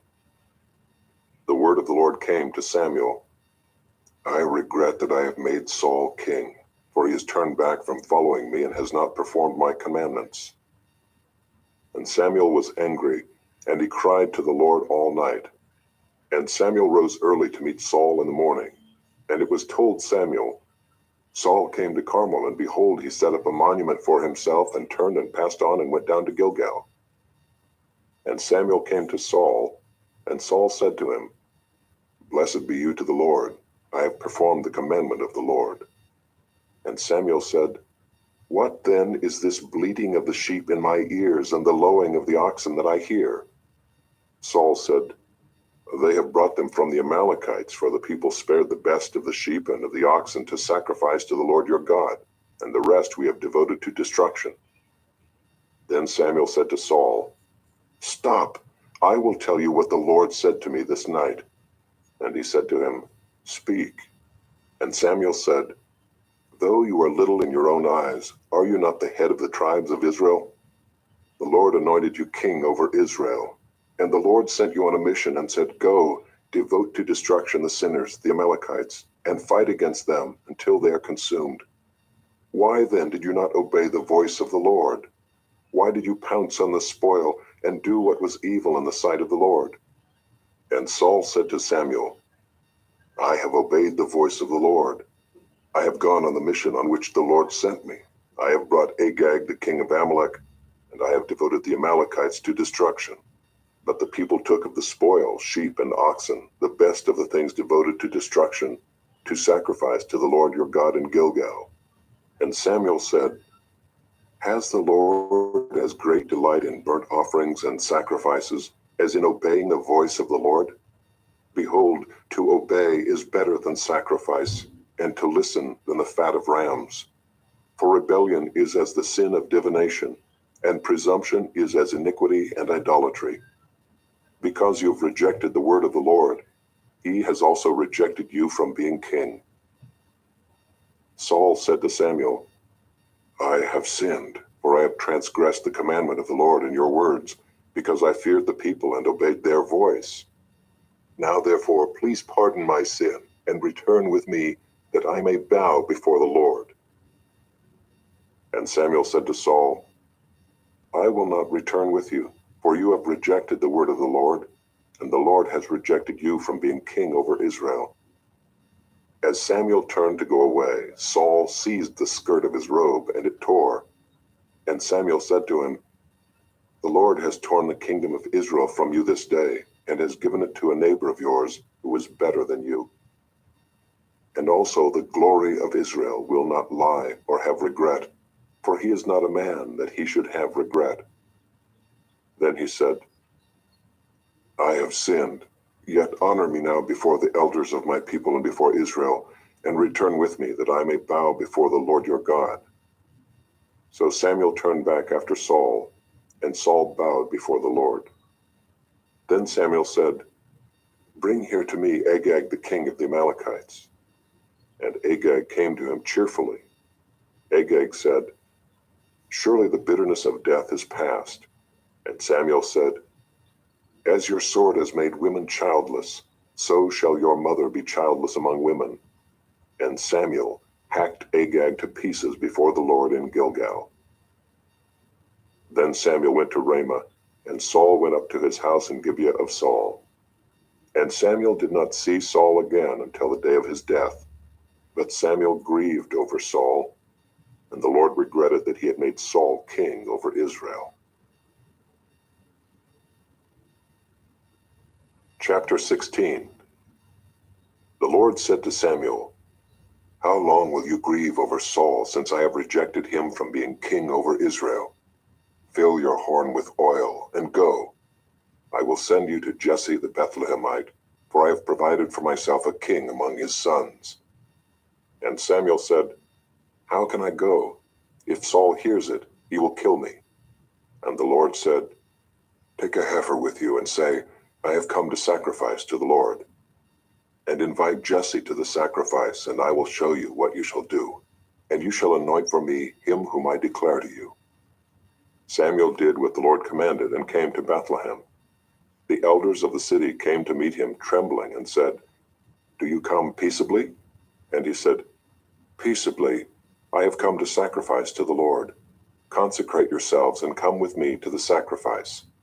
And he consecrated Jesse and his sons, and invited them to the sacrifice. When they came, he looked on Eliab, and thought, Surely the Lord's anointed is before him. But the Lord said to Samuel, Do not look on his appearance or on the height of his stature, because I have rejected him. For the Lord sees not as man sees. Man looks on the outward appearance, but the Lord looks on the heart. Then Jesse called Abinadab, and made him pass before Samuel. And he said, Neither has the Lord chosen this one. Then Jesse made Shammah pass by, and he said, Neither has the Lord chosen this one. And Jesse made 7 of his sons pass before Samuel. And Samuel said to Jesse, The Lord has not chosen these. Then Samuel said to Jesse, Are all your sons here? And he said, Oh, there remains yet the youngest, but behold, he is keeping the sheep. And Samuel said to Jesse, Send and get him, for we will not sit down till he comes here. And he sent and brought him in. Now he was ruddy and had beautiful eyes and was handsome.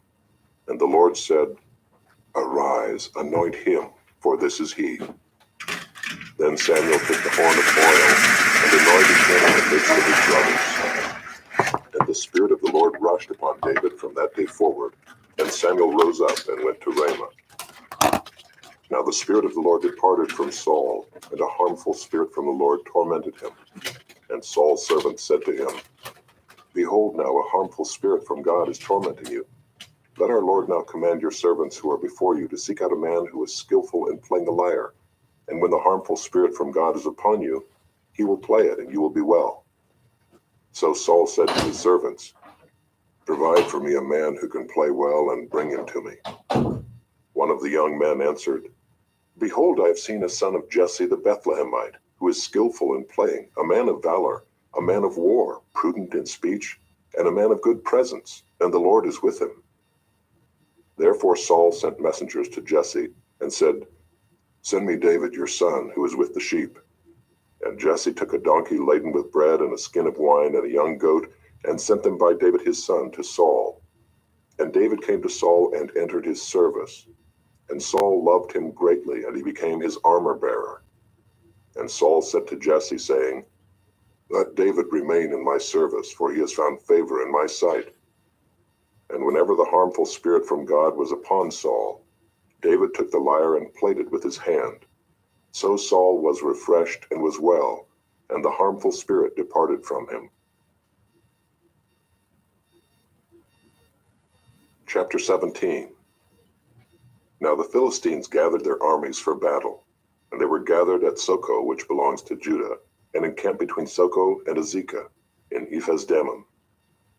And Saul and the men of Israel were gathered, and encamped in the valley of Elah, and drew up in line of battle against the Philistines. And the Philistines stood on the mountain on the one side, and Israel stood on the mountain on the other side, with a valley between them. And there came out from the camp of the Philistines a champion named Goliath of Gath, whose height was 6 cubits and a span. He had a helmet of bronze on his head, and he was armed with a coat of mail, and the weight of the coat was 5,000 shekels of bronze. And he had bronze armor on his legs, and a javelin of bronze slung between his shoulders. The shaft of his spear was like a weaver's beam, and his spear's head weighed 600 shekels of iron. And his shield-bearer went before him. He stood and shouted to the ranks of Israel, Why have you come out to draw up for battle? Am I not a Philistine? And are you not servants of Saul? Choose a man for yourselves, and let him come down to me. If he's able to fight with me and kill me, then we will be your servants. But if I prevail against him and kill him, then you shall be our servants and serve us. And the Philistine said, I defy the ranks of Israel this day. Give me a man that we may fight together.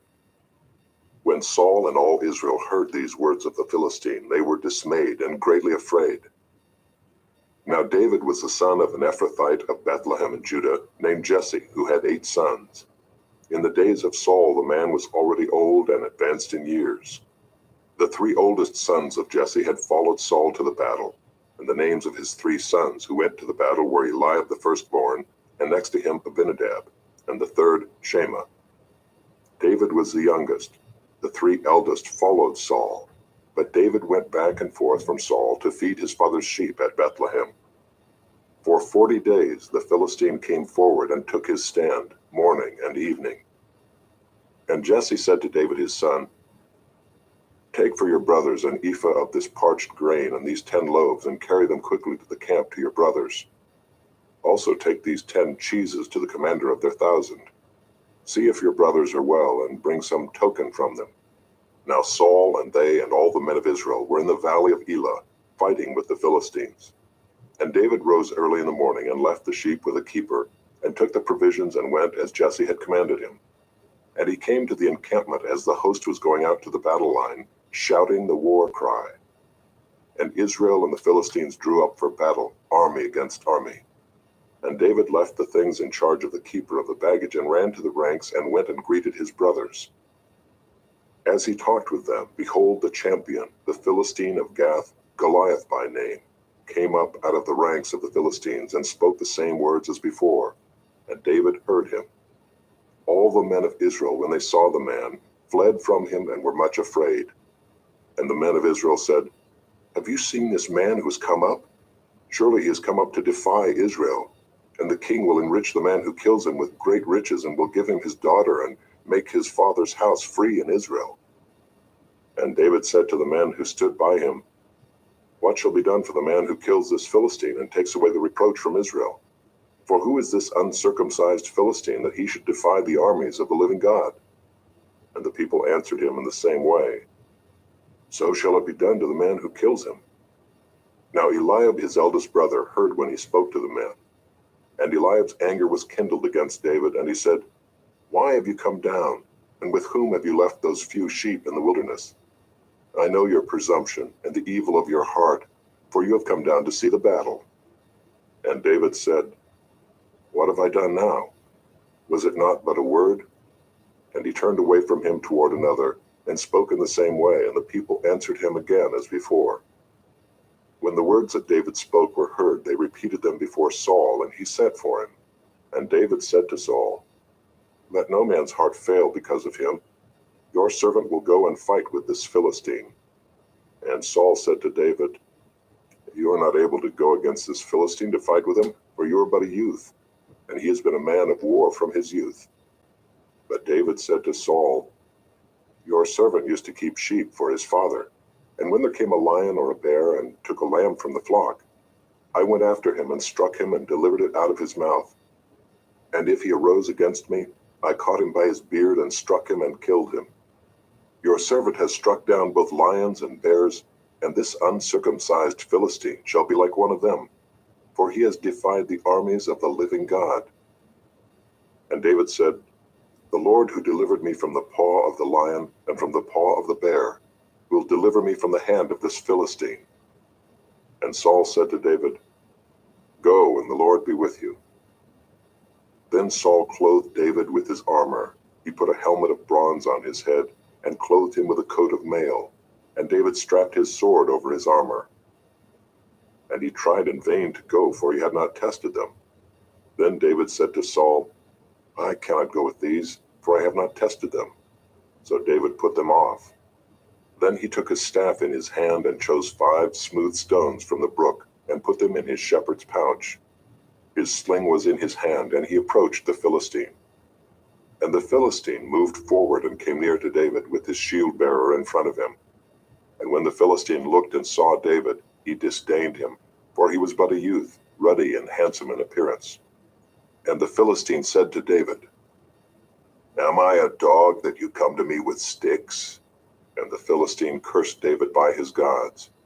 The Philistine said to David, "Come to me, and I will give your flesh to the birds of the air and to the beasts of the field." Then David said to the Philistine, "You come to me with a sword and with a spear and with a javelin, but I come to you in the name of the Lord of hosts, the God of the armies of Israel, whom you have defied. This day the Lord will deliver you into my hand, and I will strike you down and cut off your head. And I will give the dead bodies of the host of the Philistines this day to the birds of the air and to the wild beasts of the earth, that all the earth may know that there is a God in Israel, and that all this assembly may know that the Lord saves not with sword and spear.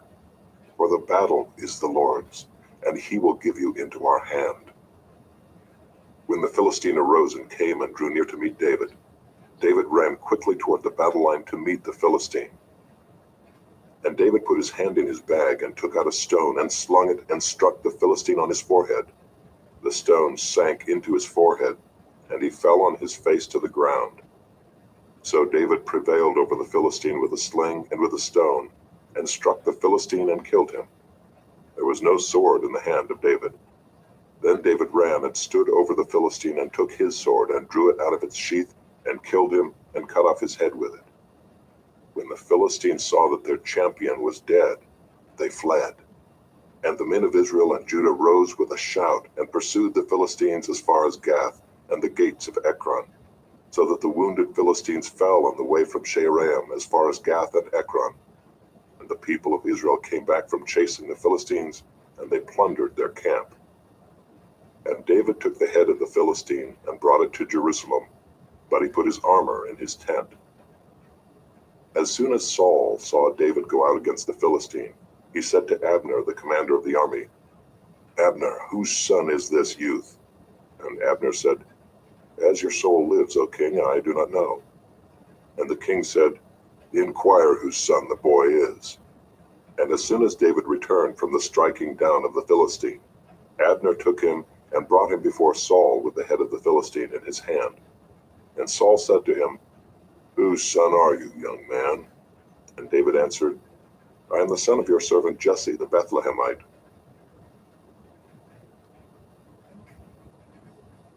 Chapter 18. As soon as he had finished speaking to Saul, the soul of Jonathan was knit to the soul of David, and Jonathan loved him as his own soul. And Saul took him that day and would not let him return to his father's house.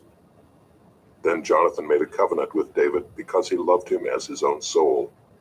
And Jonathan stripped himself of the robe that was on him and gave it to David, and his armor, and even his sword and his bow and his belt.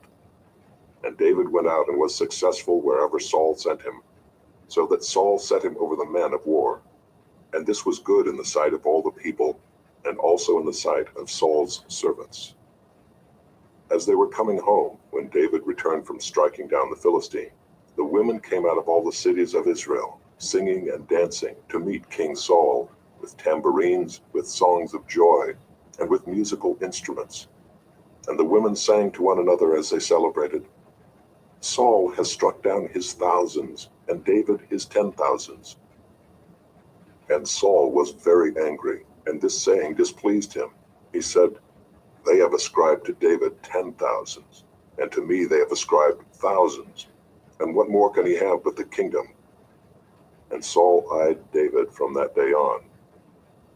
The next day a harmful spirit from God brushed upon Saul, and he raved within his house while David was playing the lyre, as he did day by day. Saul had his spear in his hand, and Saul hurled the spear, for he thought, "I will pin David to the wall." But David evaded him twice. Saul was afraid of David because the Lord was with him, but had departed from Saul. So Saul removed him from his presence and made him a commander of 1,000. And he went out and came in before the people. And David had success in all his undertakings, for the Lord was with him. And when Saul saw that he had great success, he stood in fearful awe of him.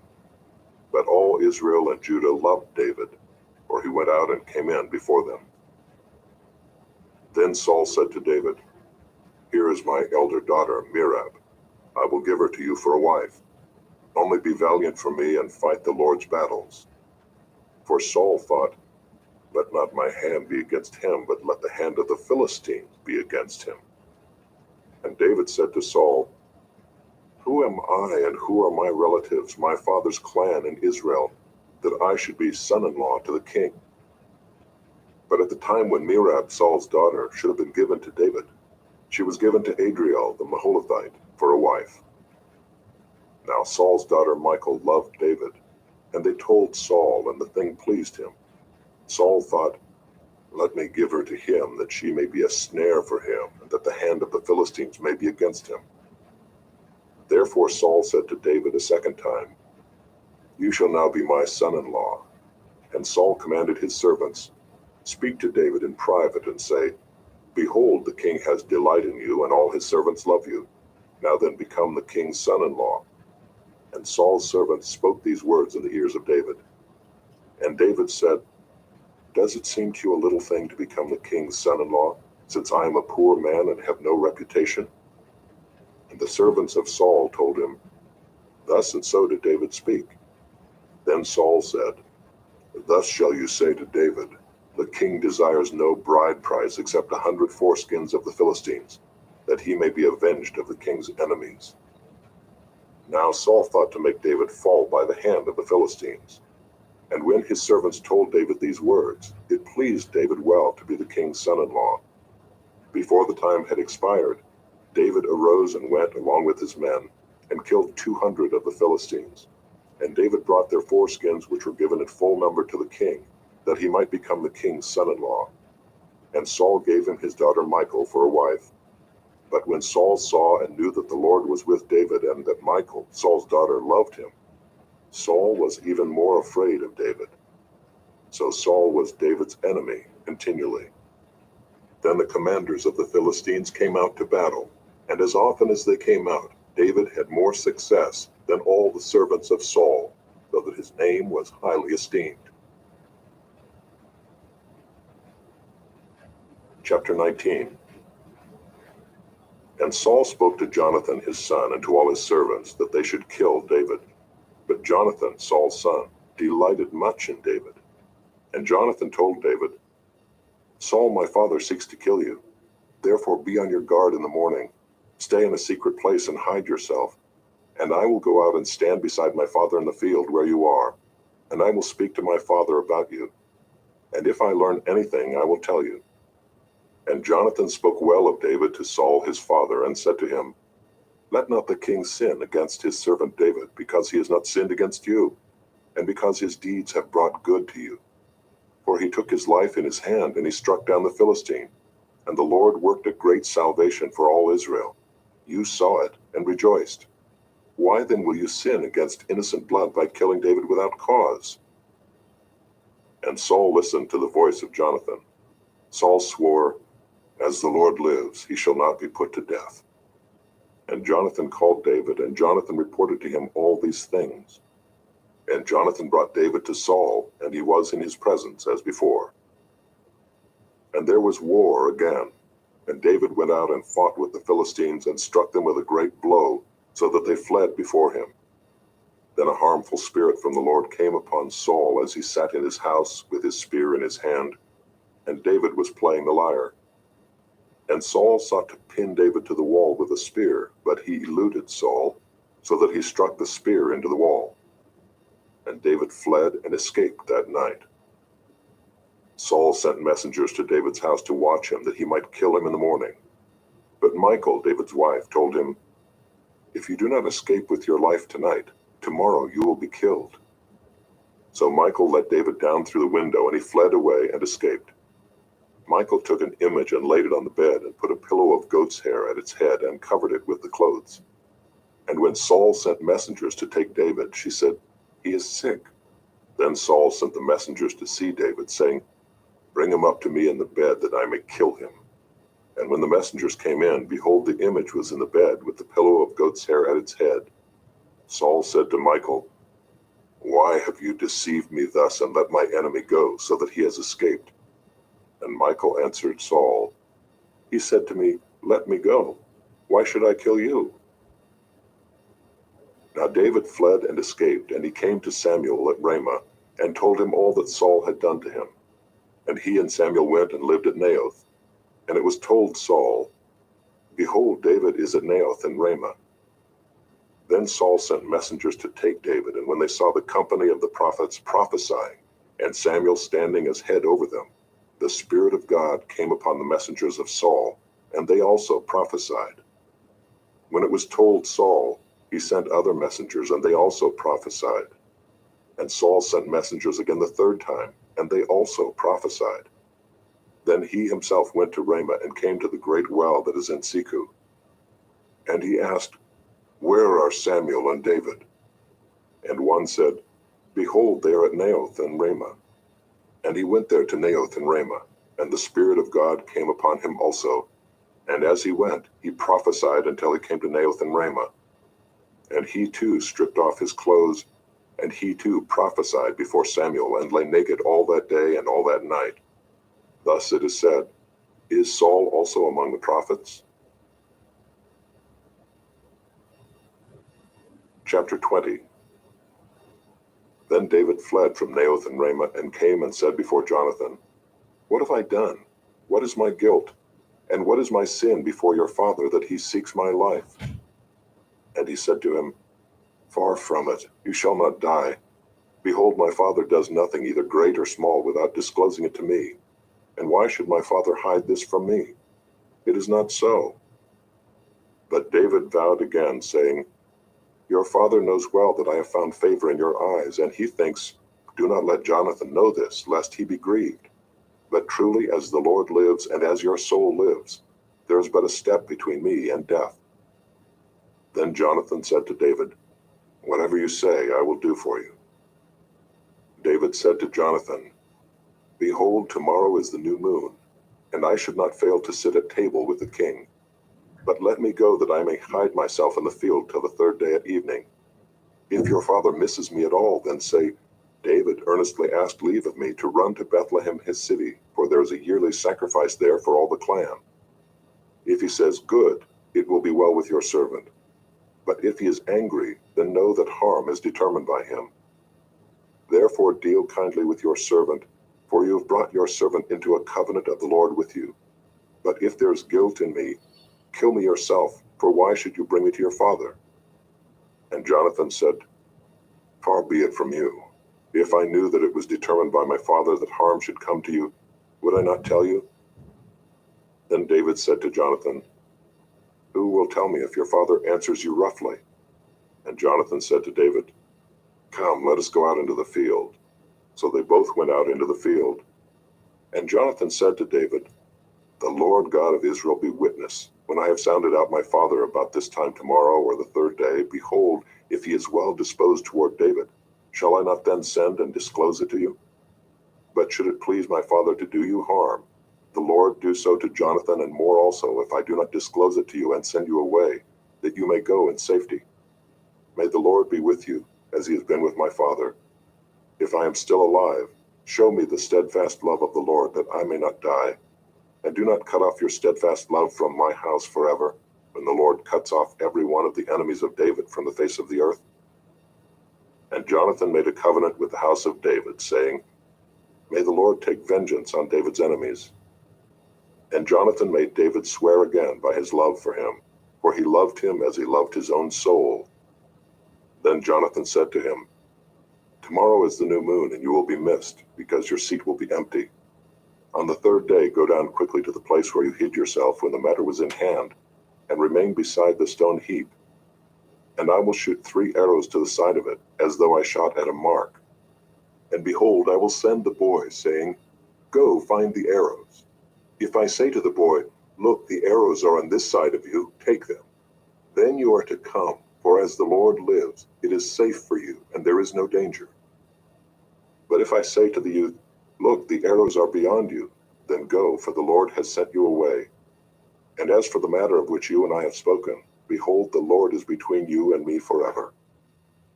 So David hid himself in the field, and when the new moon came, the king sat down to eat food. The king sat on his seat, as at other times, on the seat by the wall. Jonathan sat opposite, and Abner sat by Saul's side, but David's place was empty. Yet Saul did not say anything that day, for he thought, "Something has happened to him. He is not clean, surely he is not clean." But on the second day, the day after the new moon, David's place was empty. And Saul said to Jonathan his son, "Why has not the son of Jesse come to the meal, either yesterday or today?" Jonathan answered Saul, "David earnestly asked leave of me to go to Bethlehem. He said, 'Let me go, for our clan holds a sacrifice in the city, and my brother has commanded me to be there. So now if I have found favor in your eyes, let me get away and see my brothers.' For this reason he has not come to the king's table." Then Saul's anger was kindled against Jonathan, and he said to him, "You son of a perverse, rebellious woman, do I not know that you have chosen the son of Jesse to your own shame, and to the shame of your mother's nakedness? For as long as the son of Jesse lives on the earth, neither you nor your kingdom shall be established. Therefore send and bring him to me, for he shall surely die." Then Jonathan answered Saul his father, "Why should he be put to death? What has he done?" But Saul hurled his spear at him to strike him. So Jonathan knew that his father was determined to put David to death. And Jonathan rose from the table in fierce anger and ate no food the second day of the month, for he was grieved for David, because his father had disgraced him. In the morning Jonathan went out into the field to the appointment with David, and with him a little boy. And he said to his boy, "Run and find the arrows that I shoot." As the boy ran, he shot an arrow beyond him. And when the boy came to the place of the arrow that Jonathan had shot, Jonathan called after the boy and said, "Is not the arrow beyond you?" And Jonathan called after the boy, "Hurry, be quick, do not stay." So Jonathan's boy gathered up the arrows and came to his master. But the boy knew nothing, only Jonathan and David knew the matter. And Jonathan gave his weapons to his boy and said to him, "Go and carry them to the city." And as soon as the boy had gone, David rose from beside the stone heap and fell on his face to the ground and bowed 3 times. And they kissed one another and wept with one another, David weeping the most. Then Jonathan said to David, "Go in peace, because we have sworn both of us in the name of the Lord, saying, 'The Lord shall be between me and you, and between my offspring and your offspring forever.'" And he rose and departed, and Jonathan went into the city. Chapter 21. Then David came to Nob to Ahimelech the priest, and Ahimelech came to David trembling and said to him, "Why are you alone and no one with you?" And David said to Ahimelech the priest, "The king has charged me with a matter and said to me, 'Let no one know anything of the matter about which I send you, and with which I have charged you. I have made an appointment with the young men for such and such a place. Now then, what do you have on hand? Give me 5 loaves of bread or whatever is here.' And the priest answered David, 'I have no common bread on hand, but there is holy bread, if the young men have kept themselves from women.' And David answered the priest, 'Truly women have been kept from us as always when I go on an expedition. The vessels of the young men are holy even when it is an ordinary journey. How much more today will their vessels be holy?' So the priest gave him the holy bread, for there was no bread there but the bread of the presence, which is removed from before the Lord, to be replaced by hot bread on the day it is taken away. Now a certain man of the servants of Saul was there that day, detained before the Lord. His name was Doeg the Edomite, the chief of Saul's herdsmen. Then David said to Ahimelech, 'Then have you not here a spear or a sword at hand? For I have brought neither my sword nor my weapons with me, because the king's business required haste.' And the priest said, 'The sword of Goliath the Philistine, whom you struck down in the valley of Elah, behold, it is here wrapped in a cloth behind the ephod. If you will take that, take it, for there is none but that here.' And David said, 'There is none like that. Give it to me.' And David rose and fled that day from Saul and went to Achish the king of Gath. And the servants of Achish said to him, 'Is not this David the king of the land? Did they not sing to one another of him in dances?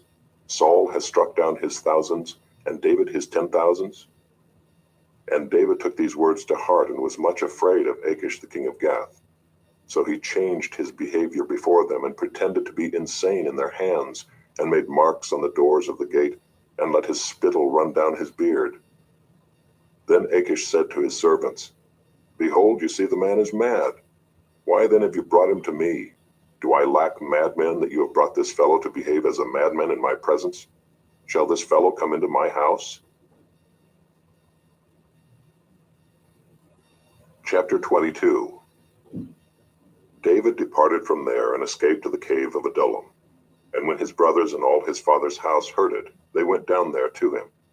And everyone who was in distress, and everyone who was in debt, and everyone who was bitter in soul, gathered to him.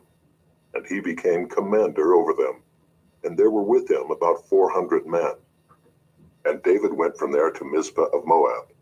And he said to the king of Moab, 'Please let my father and my mother stay with you till I know what God will do for me.' And he left them with the king of Moab, and they stayed with him all the time that David was in the stronghold. Then the prophet Gad said to David, 'Do not remain in the stronghold. Depart and go into the land of Judah.' So David departed and went into the forest of Hereth. Now Saul heard that David was discovered, and the men who were with him. Saul was sitting at Gibeah under the tamarisk tree on the height, with his spear in his hand, and all his servants were standing about him. And Saul said to his servants who stood about him, 'Hear now, people of Benjamin. Will the son of Jesse give every one of you fields and vineyards? Will he make you all commanders of thousands and commanders of hundreds, that all of you have conspired against me? No one discloses to me when my son makes a covenant with the son of Jesse. None of you is sorry for me or discloses to me that my son has stirred up my servant against me to lie in wait as at this day. Then answered Doeg the Edomite, who stood by the servants of Saul, I saw the son of Jesse coming to Nob, to Ahimelech the son of Ahitub, and he inquired of the Lord for him, and gave him provisions, and gave him the sword of Goliath the Philistine. Then the king sent to summon Ahimelech the priest, the son of Ahitub, and all his father's house, the priests who were at Nob, and all of them came to the king. And Saul said, Hear now, son of Ahitub. And he answered, Here I am, my lord. And Saul said to him, Why have you conspired against me, you and the son of Jesse, in that you have given him bread and a sword, and have inquired of God for him, so that he has risen against me to lie in wait as at this day? Then Ahimelech answered the king, And who among all your servants is so faithful as David, who is the king's son-in-law and captain over your bodyguard, and honored in your house? Is today the first time that I have inquired of God for him? No. Let not the king impute anything to his servant or to all the house of my father, for your servant has known nothing of all this, much or little. And the king said, You shall surely die, Ahimelech, you and all your father's house. And the king said to the guard who stood about him, Turn and kill the priests of the Lord, because their hand also is with David, and they knew that he fled and did not disclose it to me. But the servants of the king would not put out their hand to strike the priests of the Lord.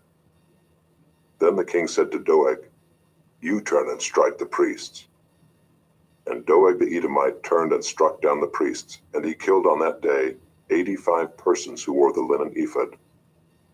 And Nob, the city of the priests, he put to the sword, both man and woman, child and infant, ox, donkey, and sheep, he put to the sword. But one of the sons of Ahimelech, the son of Ahitub, named Abiathar, escaped and fled after David. And Abiathar told David that Saul had killed the priests of the Lord. And David said to Abiathar, I knew on that day when Doeg the Edomite was there, that he would surely tell Saul, I have occasioned the death of all the persons of your father's house. Stay with me, do not be afraid, for he who seeks my life seeks your life. With me you shall be in safe keeping. Chapter 23. Now they told David, Behold, the Philistines are fighting against Keilah and are robbing the threshing floors. Therefore David inquired of the Lord, Shall I go and attack these Philistines? And the Lord said to David, Go and attack the Philistines and save Keilah. But David's men said to him, Behold, we are afraid here in Judah. How much more then if we go to Keilah against the armies of the Philistines? Then David inquired of the Lord again, and the Lord answered him, Arise, go down to Keilah, for I will give the Philistines into your hand. And David and his men went to Keilah and fought with the Philistines, and brought away their livestock, and struck them with a great blow.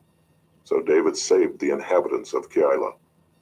When Abiathar the son of Ahimelech had fled to David to Keilah, he had come down with an ephod in his hand. Now it was told Saul that David had come to Keilah. And Saul said, God has given him into my hand, for he has shut himself in by entering a town that has gates and bars. And Saul summoned all the people to war, to go down to Keilah to besiege David and his men. David knew that Saul was plotting harm against him, and he said to Abiathar the priest, Bring the ephod here. Then David said, O Lord, the God of Israel, your servant has surely heard that Saul seeks to come to Keilah to destroy the city on my account. Will the men of Keilah surrender me into his hand? Will Saul come down as your servant has heard? O Lord, the God of Israel, please tell your servant. And the Lord said, He will come down. Then David said, Will the men of Keilah surrender me and my men into the hand of Saul? And the Lord said, They will surrender you. Then David and his men, who were about 600, arose and departed from Keilah, and went wherever they could go. When Saul was told that David had escaped from Keilah, he gave up the expedition. And David remained in the strongholds in the wilderness, in the hill country of the wilderness of Ziph. And Saul sought him every day, but God did not give him into his hand. David saw that Saul had come out to seek his life. David was in the wilderness of Ziph at Horesh. And Jonathan, Saul's son, rose and went to David at Horesh, and strengthened his hand in God. And he said to him, Do not fear, for the hand of Saul my father shall not find you. You shall be king over Israel, and I shall be next to you. Saul my father also knows this. And the two of them made a covenant before the Lord. David remained at Horesh, and Jonathan went home. Then the Ziphites went up to Saul at Gibeah, saying, Is not David hiding among us in the strongholds at Horesh, on the hill of Hachilah, which is south of Jeshimon? Now come down, O king, according to all your heart's desire to come down, and our part shall be to surrender him into the king's hand. And Saul said, May you be blessed by the Lord, for you have had compassion on me. Go, make yet more sure. Know and see the place where his foot is, and who has seen him there. For it is told me that he is very cunning. See therefore and take note of all the lurking places where he hides, and come back to me with sure information. Then I will go with you. And if he is in the land, I will search him out among all the thousands of Judah. And they arose and went to Ziph ahead of Saul. Now David and his men were in the wilderness of Maon, in the Arabah to the south of Jeshimon. And Saul and his men went to seek him. And David was told, so he went down to the rock and lived in the wilderness of Maon.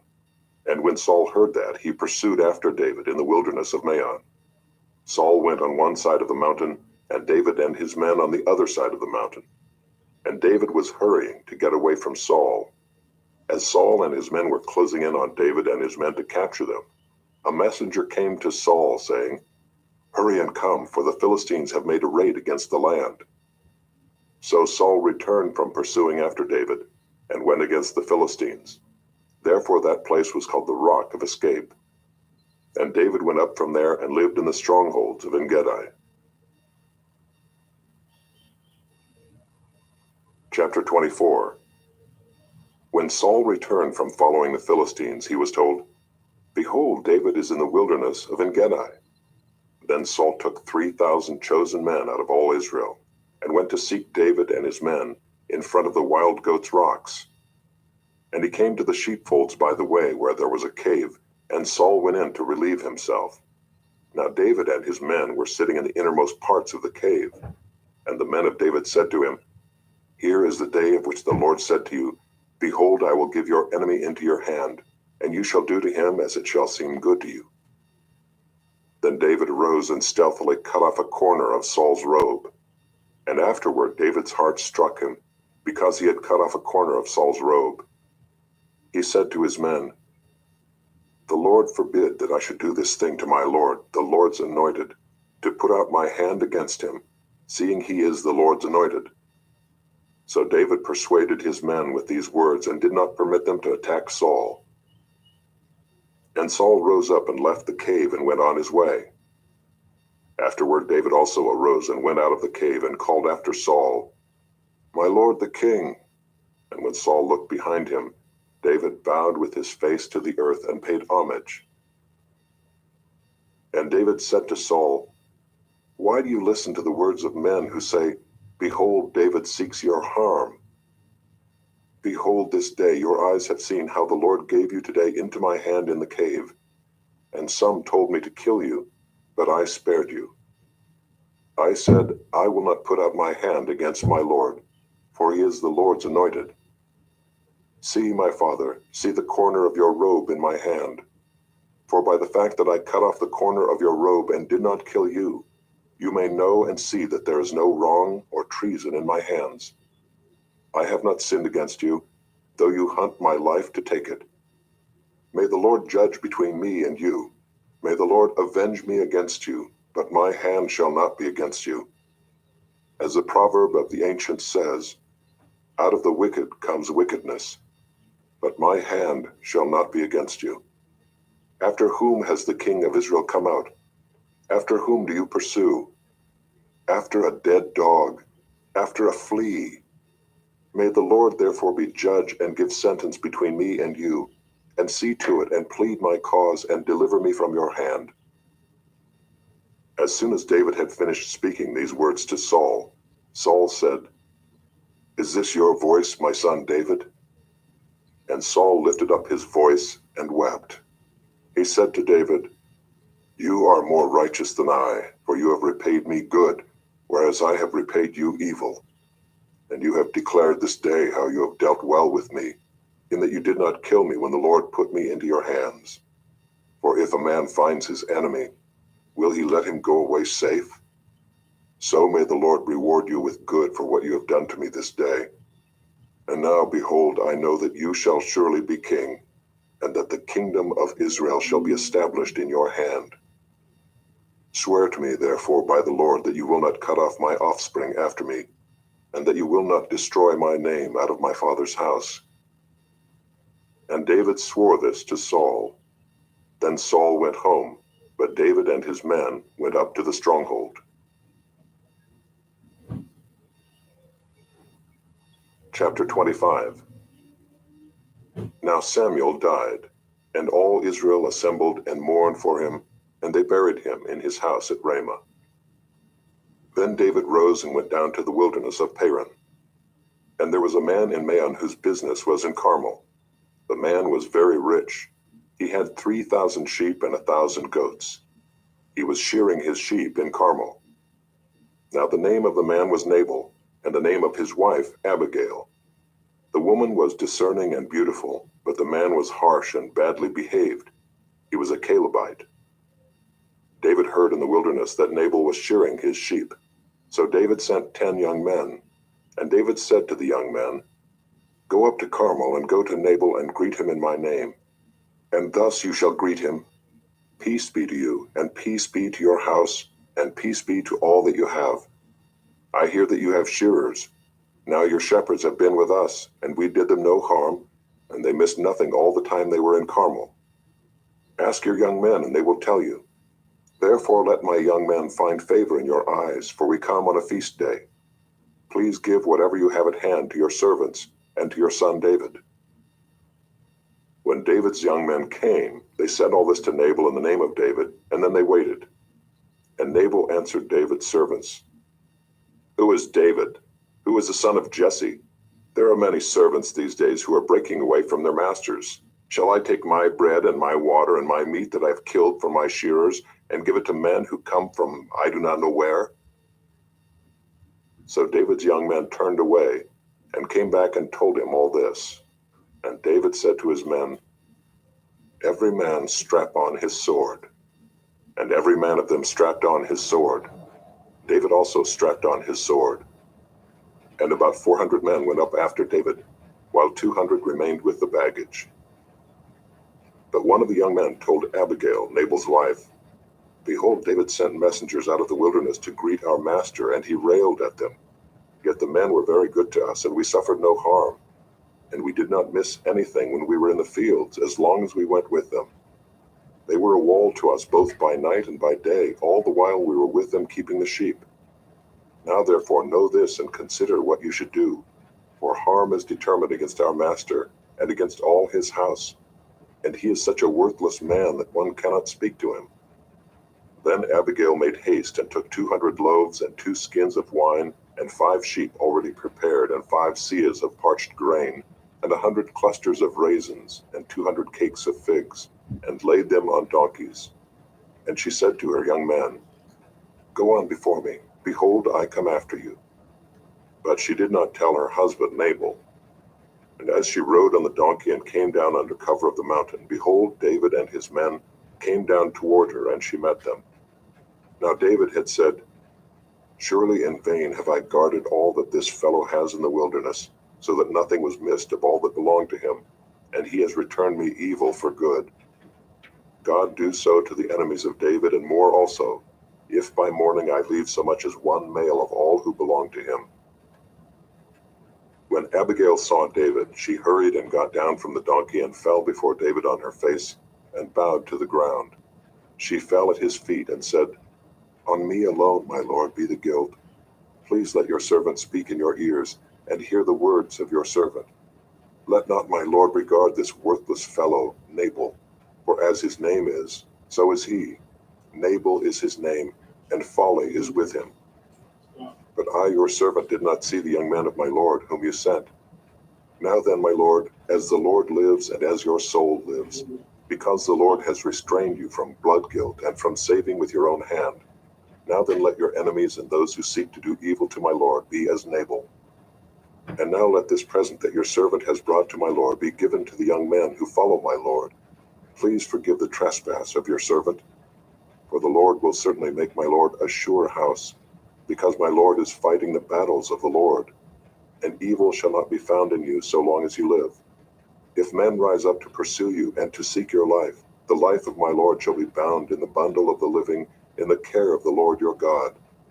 And the lives of your enemies he shall sling out as from the hollow of a sling. And when the Lord has done to my Lord according to all the good that he has spoken concerning you, and has appointed you prince over Israel, my Lord shall have no cause of grief or pangs of conscience for having shed blood without cause, or for my Lord working salvation himself. And when the Lord has dealt well with my Lord, then remember your servant. And David said to Abigail, Blessed be the Lord, the God of Israel, who sent you this day to meet me. Blessed be your discretion, and blessed be you, who have kept me this day from blood guilt and from working salvation with my own hand. For as surely as the Lord, the God of Israel, lives, who has restrained me from hurting you, unless you had hurried and come to meet me, truly by morning there had not been left to Nabal so much as one male. Then David received from her hand what she had brought him, and he said to her, Go up in peace to your house. See, I have obeyed your voice, and I have granted your petition. And Abigail came to Nabal, and behold, he was holding a feast in his house, like the feast of a king. And Nabal's heart was merry within him, for he was very drunk. So she told him nothing at all until the morning light. In the morning, when the wine had gone out of Nabal, his wife told him these things, and his heart died within him, and he became as a stone. And about 10 days later, the Lord struck Nabal, and he died. When David heard that Nabal was dead, he said, Blessed be the Lord who has avenged the insult I received at the hand of Nabal, and has kept back his servant from wrongdoing. The Lord has returned the evil of Nabal on his own head. Then David sent and spoke to Abigail, to take her as his wife. When the servants of David came to Abigail at Carmel, they said to her, David has sent us to you to take you to him as his wife. And she rose and bowed with her face to the ground and said, Behold, your handmaid is a servant to wash the feet of the servants of my Lord. And Abigail hurried and rose and mounted a donkey, and her 5 young women attended her. She followed the messengers of David and became his wife. David also took Ahinoam of Jezreel, and both of them became his wives. Saul had given Michal his daughter, David's wife, to Palti the son of Laish, who was of Gallim. Chapter 26. Then the Ziphites came to Saul at Gibeah, saying, Is not David hiding himself on the hill of Hachilah, which is on the east of Jeshimon? So Saul arose, and went down to the wilderness of Ziph with 3,000 chosen men of Israel to seek David in the wilderness of Ziph. And Saul encamped on the hill of Hachilah, which is beside the road on the east of Jeshimon. But David remained in the wilderness. When he saw that Saul came after him into the wilderness, David sent out spies and learned that Saul had indeed come. Then David rose and came to the place where Saul had encamped. And David saw the place where Saul lay, with Abner the son of Ner, the commander of his army. Saul was lying within the encampment, while the army was encamped around him. Then David said to Ahimelech the Hittite, and to Joab's brother Abishai the son of Zeruiah, Who will go down with me into the camp to Saul? And Abishai said, I will go down with you. So David and Abishai went to the army by night. And there lay Saul, sleeping within the encampment, with his spear stuck in the ground at his head, and Abner and the army lay around him. Then Abishai said to David, God has given your enemy into your hand this day. Now please let me pin him to the earth with one stroke of the spear, and I will not strike him twice. But David said to Abishai, Do not destroy him, for who can put out his hand against the Lord's anointed and be guiltless? And David said, As the Lord lives, the Lord will strike him, or his day will come to die, or he will go down into battle and perish. The Lord forbid that I should put out my hand against the Lord's anointed. But take now the spear that is at his head, and the jar of water, and let us go. So David took the spear and the jar of water from Saul's head, and they went away. No man saw it or knew it, nor did any awake, for they were all asleep, because a deep sleep from the Lord had fallen upon them. Then David went over to the other side and stood far off on the top of the hill with a great space between them. And David called to the army and to Abner the son of Ner, saying, Will you not answer, Abner? Then Abner answered, Who are you who calls to the king? And David said to Abner, Are you not a man? Who is like you in Israel? Why then have you not kept watch over your lord the king?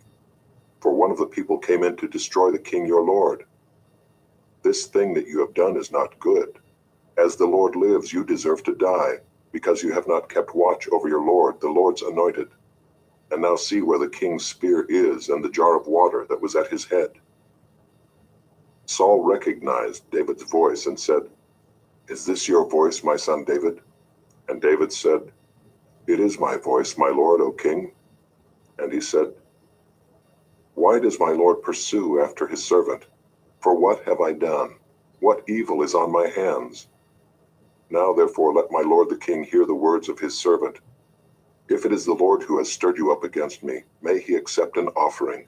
But if it is men, may they be cursed before the Lord. For they have driven me out this day that I should have no share in the heritage of the Lord, saying, Go, serve other gods. Now therefore let not my blood fall to the earth away from the presence of the Lord. For the king of Israel has come out to seek a single flea like one who hunts a partridge in the mountains. Then Saul said, I have sinned. Return, my son David, for I will no more do you harm, because my life was precious in your eyes this day. Behold, I have acted foolishly, and have made a great mistake. And David answered and said, Here is the spear, O king. Let one of the young men come over and take it. The Lord rewards every man for his righteousness and his faithfulness. For the Lord gave you into my hand today, and I would not put out my hand against the Lord's anointed. Behold, as your life was precious this day in my sight, so may my life be precious in the sight of the Lord, and may he deliver me out of all tribulation. Then Saul said to David, Blessed be you, my son David. You will do many things and will succeed in them. So David went his way, and Saul returned to his place.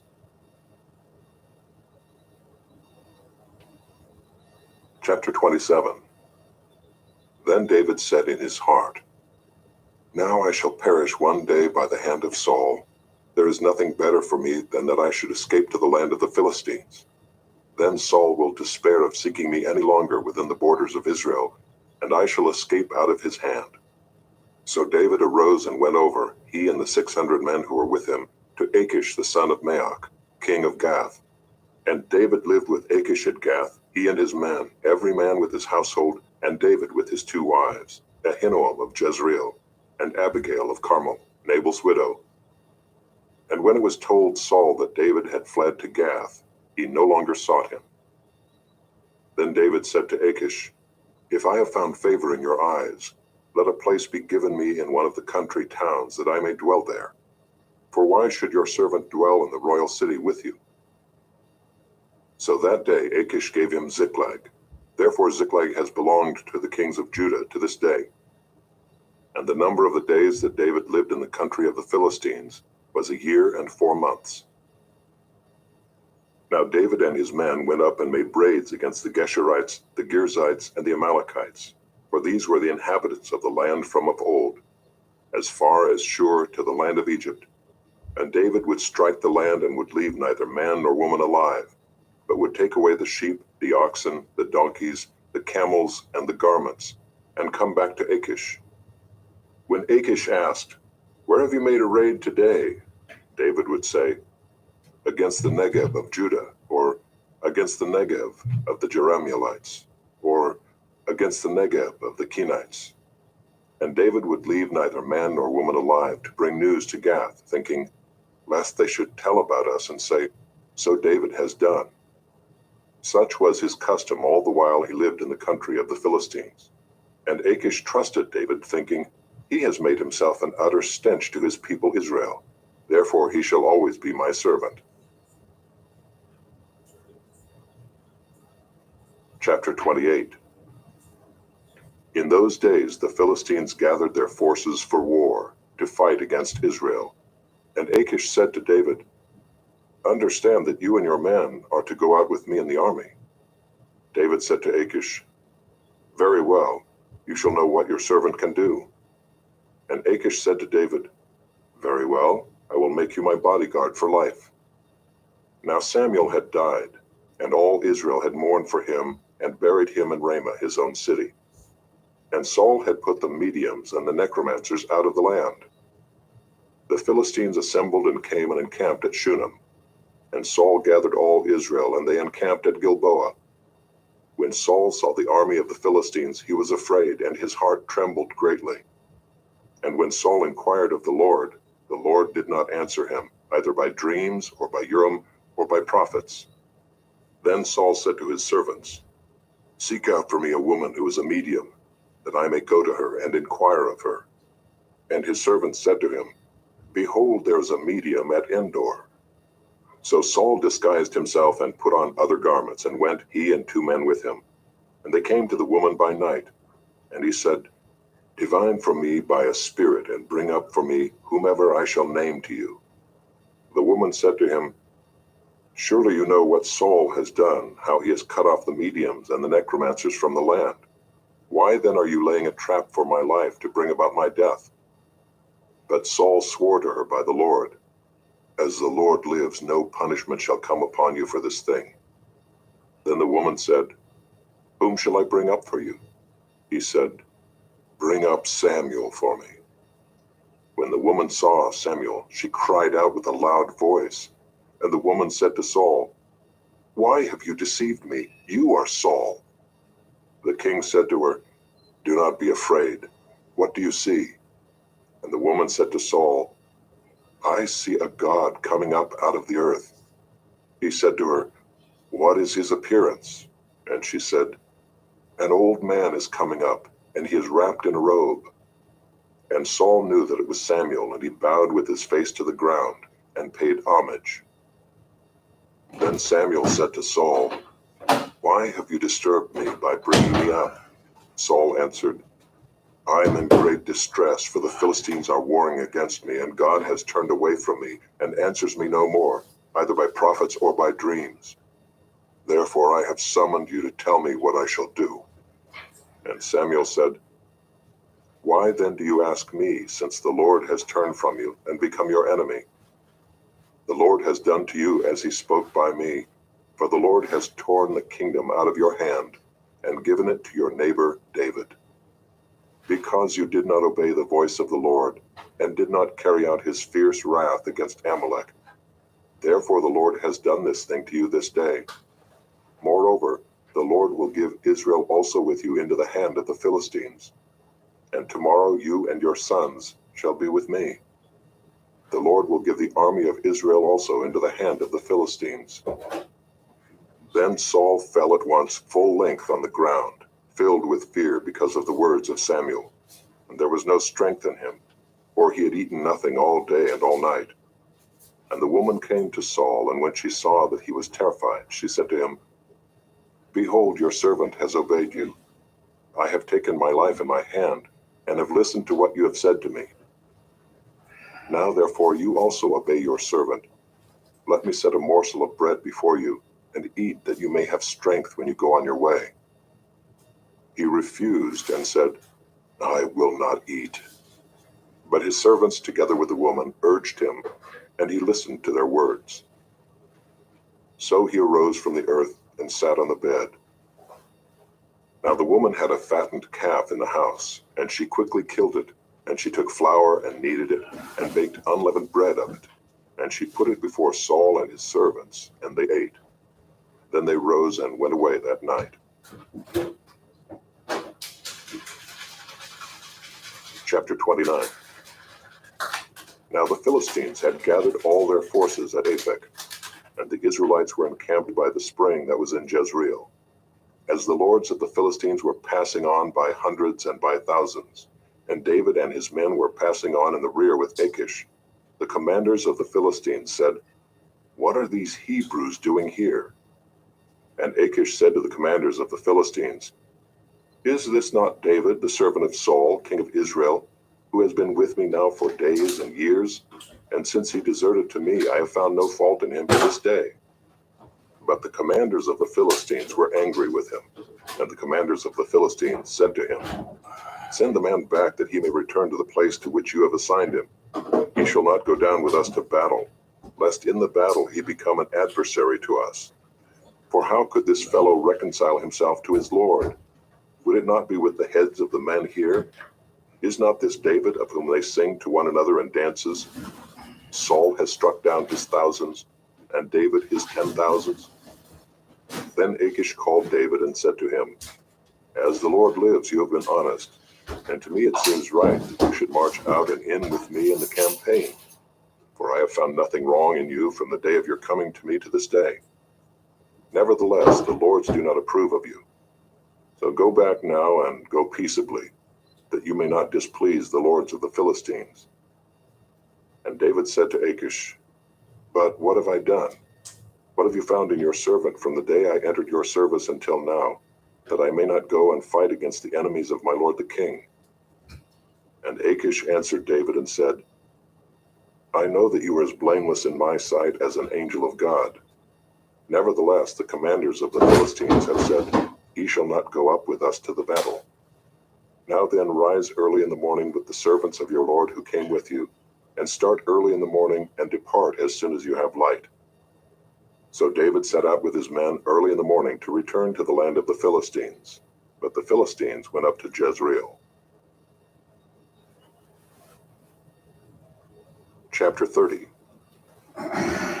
Now when David and his men came to Ziklag on the third day, the Amalekites had made a raid against the Negev and against Ziklag.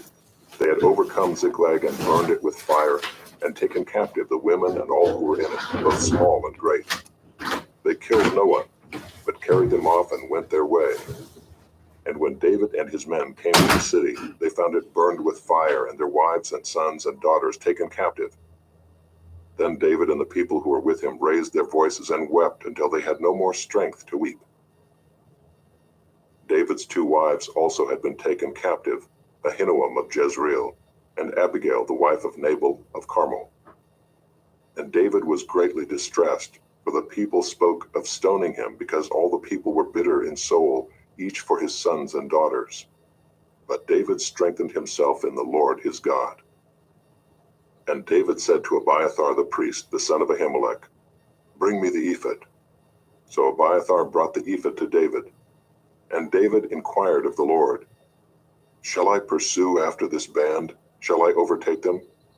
He answered him, "Pursue, for you shall surely overtake, and shall surely rescue." So David set out and the 600 men who were with him, and they came to the brook Bezor, where those who were left behind stayed. But David pursued, he and 400 men. 200 stayed behind, who were too exhausted to cross the brook Bezor. They found an Egyptian in the open country and brought him to David. And they gave him bread, and he ate. They gave him water to drink, and they gave him a piece of a cake of figs and 2 clusters of raisins. And when he had eaten, his spirit revived, for he had not eaten bread or drunk water for 3 days and 3 nights. And David said to him, "To whom do you belong, and where are you from?"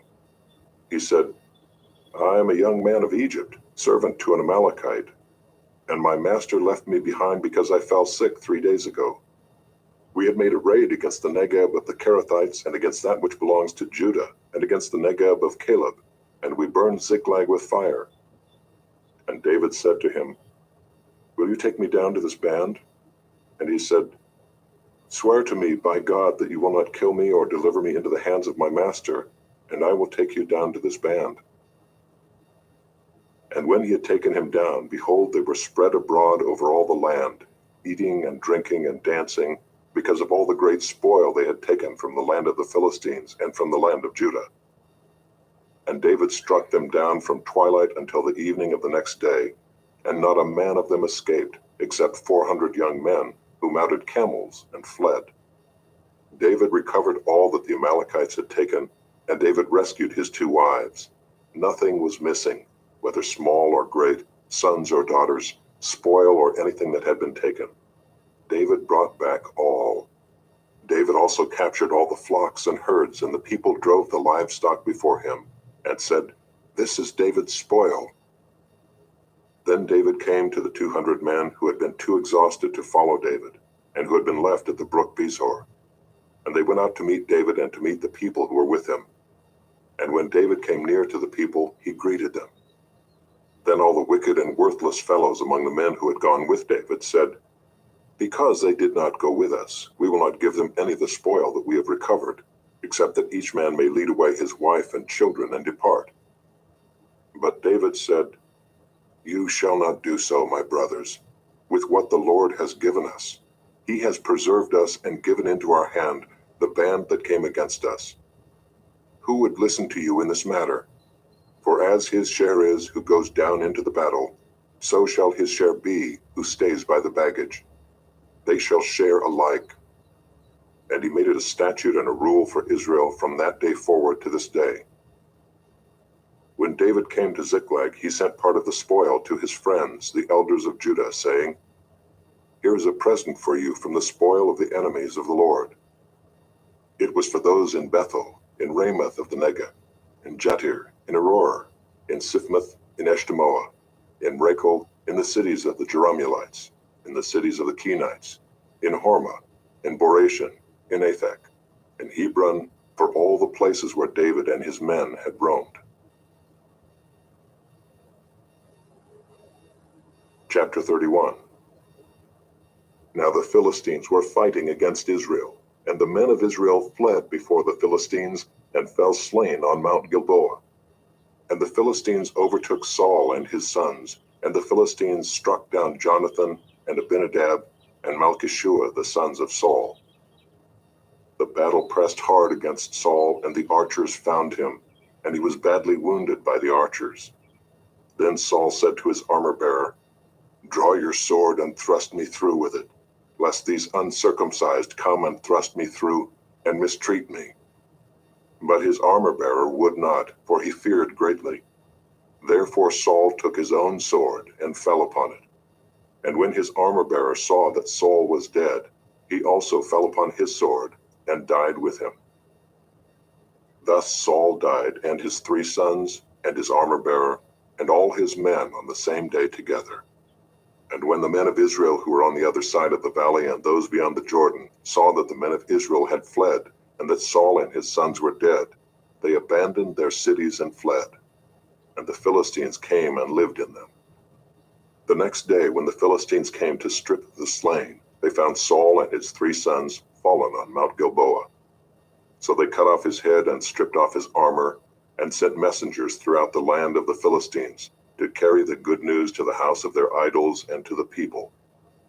They put his armor in the temple of Ashtaroth, and they fastened his body to the wall of Bethshan.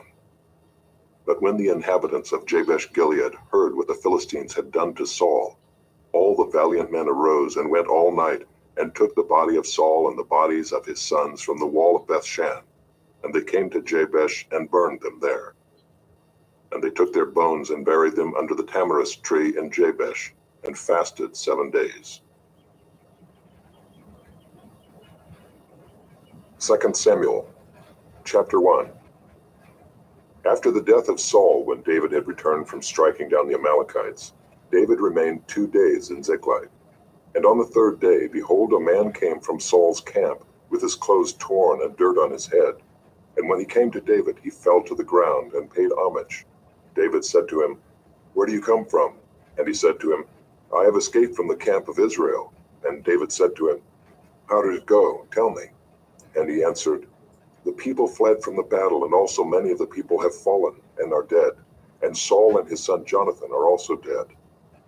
Then David said to the young man who told him, "How do you know that Saul and his son Jonathan are dead?" And the young man who told him said, By chance I happened to be on Mount Gilboa, and there was Saul leaning on his spear, and behold, the chariots and the horsemen were close upon him. And when he looked behind him, he saw me, and called to me. And I answered, Here I am. And he said to me, Who are you? I answered him, I am an Amalekite. And he said to me, Stand beside me and kill me, for anguish has seized me, and yet my life still lingers. So I stood beside him and killed him, because I was sure that he could not live after he had fallen. And I took the crown that was on his head and the armlet that was on his arm, and I have brought them here to my lord. Then David took hold of his clothes and tore them, and so did all the men who were with him. And they mourned and wept and fasted until evening for Saul and for Jonathan his son, and for the people of the Lord and for the house of Israel, because they had fallen by the sword. And David said to the young man who told him, Where do you come from? And he answered, I am the son of a sojourner, an Amalekite. David said to him, How is it you were not afraid to put out your hand to destroy the Lord's anointed? Then David called one of the young men and said, Go, execute him. And he struck him down so that he died. And David said to him, Your blood be on your head, for your own mouth has testified against you, saying, I have killed the Lord's anointed. And David lamented with this lamentation over Saul and Jonathan his son, and he said it should be taught to the people of Judah. Behold, it is written in the book of Jasher. He said, Your glory, O Israel, is slain on your high places. How the mighty have fallen. Tell it not in Gath, publish it not in the streets of Ashkelon, lest the daughters of the Philistines rejoice, lest the daughters of the uncircumcised exult. You mountains of Gilboa, let there be no dew or rain upon you, nor fields of offerings. For there the shield of the mighty was defiled, the shield of Saul not anointed with oil. From the blood of the slain, from the fat of the mighty, the bow of Jonathan turned not back, and the sword of Saul returned not empty. Saul and Jonathan, beloved and lovely. In life and in death they were not divided. They were swifter than eagles, they were stronger than lions. You daughters of Israel, weep over Saul, who clothed you luxuriously in scarlet, who put ornaments of gold on your apparel. How the mighty have fallen in the midst of the battle. Jonathan lies slain on your high places. I am distressed for you, my brother Jonathan. Very pleasant have you been to me. Your love to me was extraordinary, surpassing the love of women. How the mighty have fallen, and the weapons of war perished. Chapter 2. After this, David inquired of the Lord, Shall I go up into any of the cities of Judah? And the Lord said to him, Go up. David said, To which shall I go up? And he said, To Hebron. So David went up there, and his 2 wives also, Ahinoam of Jezreel, and Abigail the widow of Nabal of Carmel. And David brought up his men who were with him, everyone with his household, and they lived in the towns of Hebron. And the men of Judah came, and there they anointed David king over the house of Judah. When they told David, It was the men of Jabesh Gilead who buried Saul, David sent messengers to the men of Jabesh Gilead and said to them, May you be blessed by the Lord, because you showed this loyalty to Saul your Lord and buried him. Now may the Lord show steadfast love and faithfulness to you, and I will do good to you because you have done this thing. Now therefore let your hands be strong and be valiant, for Saul your Lord is dead, and the house of Judah has anointed me king over them. But Abner the son of Ner, commander of Saul's army, took Ishbosheth the son of Saul, and brought him over to Mahanaim, and he made him king over Gilead and the Asherites and Jezreel and Ephraim and Benjamin and all Israel. Ishbosheth, Saul's son, was 40 years old when he began to reign over Israel, and he reigned 2 years. But the house of Judah followed David, and the time that David was king in Hebron over the house of Judah was 7 years and 6 months. Abner the son of Ner and the servants of Ishbosheth the son of Saul went out from Mahanaim to Gibeon. And Joab the son of Zeruiah and the servants of David went out and met them at the pool of Gibeon. And they sat down, the one on the one side of the pool, and the other on the other side of the pool. And Abner said to Joab, Let the young men arise and compete before us. And Joab said, Let them arise. Then they arose and passed over by number, 12 for Benjamin, and Ishbosheth the son of Saul, and 12 of the servants of David. And each caught his opponent by the head and thrust his sword in his opponent's side, so they fell down together. Therefore that place was called Helkath Hazurim, which is at Gibeon. And the battle was very fierce that day. And Abner and the men of Israel were beaten before the servants of David. And the 3 sons of Zeruiah were there, Joab, Abishai, and Asahel. Now Asahel was as swift of foot as a wild gazelle. And Asahel pursued Abner. And as he went, he turned neither to the right hand nor to the left from following Abner. Then Abner looked behind him and said, "Is it you, Asahel?" And he answered, "It is I." Abner said to him, "Turn aside to your right hand or to your left, and seize one of the young men and take his spoil." But Asahel would not turn aside from following him. And Abner said again to Asahel, "Turn aside from following me. Why should I strike you to the ground? How then could I lift up my face to your brother Joab?" But he refused to turn aside. Therefore Abner struck him in the stomach with the butt of his spear, so that the spear came out at his back. And he fell there and died where he was. And all who came to the place where Asahel had fallen and died stood still. But Joab and Abishai pursued Abner. And as the sun was going down, they came to the hill of Ammah, which lies before Giah, on the way to the wilderness of Gibeon. And the people of Benjamin gathered themselves together behind Abner and became one group, and took their stand on the top of a hill. Then Abner called to Joab, "Shall the sword devour forever? Do you not know that the end will be bitter? How long will it be before you tell your people to turn from the pursuit of their brothers?" And Joab said, "As God lives, if you had not spoken, surely the men would not have given up the pursuit of their brothers until the morning." So Joab blew the trumpet, and all the men stopped and pursued Israel no more, nor did they fight any more. And Abner and his men went all that night through the Arabah. They crossed the Jordan, and marching the whole morning they came to Mahanaim.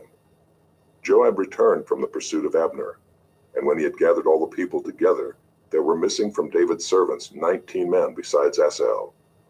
But the servants of David had struck down of Benjamin 360 of Abner's men. And they took up Asahel and buried him in the tomb of his father, which was at Bethlehem. And Joab and his men marched all night, and the day broke upon them at Hebron. Chapter 3. There was a long war between the house of Saul and the house of David, and David grew stronger and stronger, while the house of Saul became weaker and weaker.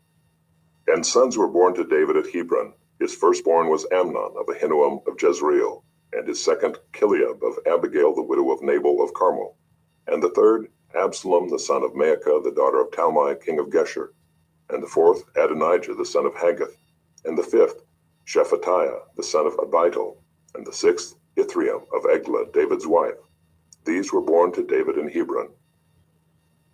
While there was war between the house of Saul and the house of David, Abner was making himself strong in the house of Saul. Now Saul had a concubine whose name was Rizpah, the daughter of Aiah. And Ishbosheth said to Abner, "Why have you gone into my father's concubine?" Then Abner was very angry over the words of Ishbosheth and said, "Am I a dog's head of Judah? To this day I keep showing steadfast love to the house of Saul your father, to his brothers and to his friends, and have not given you into the hand of David. And yet you charge me today with a fault concerning a woman. God do so to Abner and more also, if I do not accomplish for David what the Lord has sworn to him, to transfer the kingdom from the house of Saul and set up the throne of David over Israel and over Judah, from Dan to Beersheba." And Ishbosheth could not answer Abner another word, because he feared him. And Abner sent messengers to David on his behalf, saying, "To whom does the land belong? Make your covenant with me, and behold, my hand shall be with you to bring over all Israel to you." And he said, "Good, I will make a covenant with you. But one thing I require of you, that is, you shall not see my face, unless you first bring Michal, Saul's daughter, when you come to see my face." Then David sent messengers to Ishbosheth, Saul's son, saying, "Give me my wife Michal, for whom I paid the bridal price of 100 foreskins of the Philistines." And Ishbosheth sent and took her from her husband Paltiel, the son of Laish. But her husband went with her, weeping after her all the way to Bahurim. Then Abner said to him, "Go, return." And he returned. And Abner conferred with the elders of Israel, saying, For some time past you have been seeking David as king over you. Now then, bring it about, for the Lord has promised David, saying, By the hand of my servant David I will save my people Israel from the hand of the Philistines, and from the hand of all their enemies. Abner also spoke to Benjamin, and then Abner went to tell David at Hebron all that Israel and the whole house of Benjamin thought good to do. When Abner came with 20 men to David at Hebron, David made a feast for Abner and the men who were with him. And Abner said to David, I will arise and go and will gather all Israel to my lord the king, that they may make a covenant with you, and that you may reign over all that your heart desires. So David sent Abner away, and he went in peace. Just then the servants of David arrived with Joab from a raid, bringing much spoil with them. But Abner was not with David at Hebron, for he had sent him away, and he had gone in peace. When Joab and all the army that was with him came, it was told Joab, Abner the son of Ner came to the king, and he has let him go, and he has gone in peace. Then Joab went to the king and said, What have you done? Behold, Abner came to you. Why is it that you have sent him away, so that he is gone? You know that Abner the son of Ner came to deceive you, and to know your going out and your coming in, and to know all that you are doing. When Joab came out from David's presence, he sent messengers after Abner, and they brought him back from the cistern of Sirah. But David did not know about it, and when Abner returned to Hebron, Joab took him aside into the midst of the gate to speak with him privately, and there he struck him in the stomach so that he died, for the blood of Asahel his brother. Afterward, when David heard of it, he said, I and my kingdom are forever guiltless before the Lord for the blood of Abner the son of Ner. May it fall upon the head of Joab and upon all his father's house, and may the house of Joab never be without one who has a discharge, or who is leprous, or who holds a spindle, or who falls by the sword, or who lacks bread. So Joab and Abishai his brother killed Abner, because he had put their brother Asahel to death in the battle at Gibeon. Then David said to Joab and to all the people who were with him, Tear your clothes and put on sackcloth and mourn before Abner. And King David followed the bier. They buried Abner at Hebron, and the king lifted up his voice and wept at the grave of Abner, and all the people wept. And the king lamented for Abner, saying, Should Abner die as a fool dies? Your hands were not bound, your feet were not fettered. As one falls before the wicked, you have fallen. And all the people wept again over him. Then all the people came to persuade David to eat bread while it was yet day. But David swore, saying, God do so to me and more also, if I taste bread or anything else, till the sun goes down.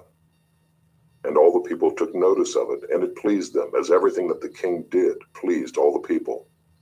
So all the people and all Israel understood that day that it had not been the king's will to put to death Abner the son of Ner.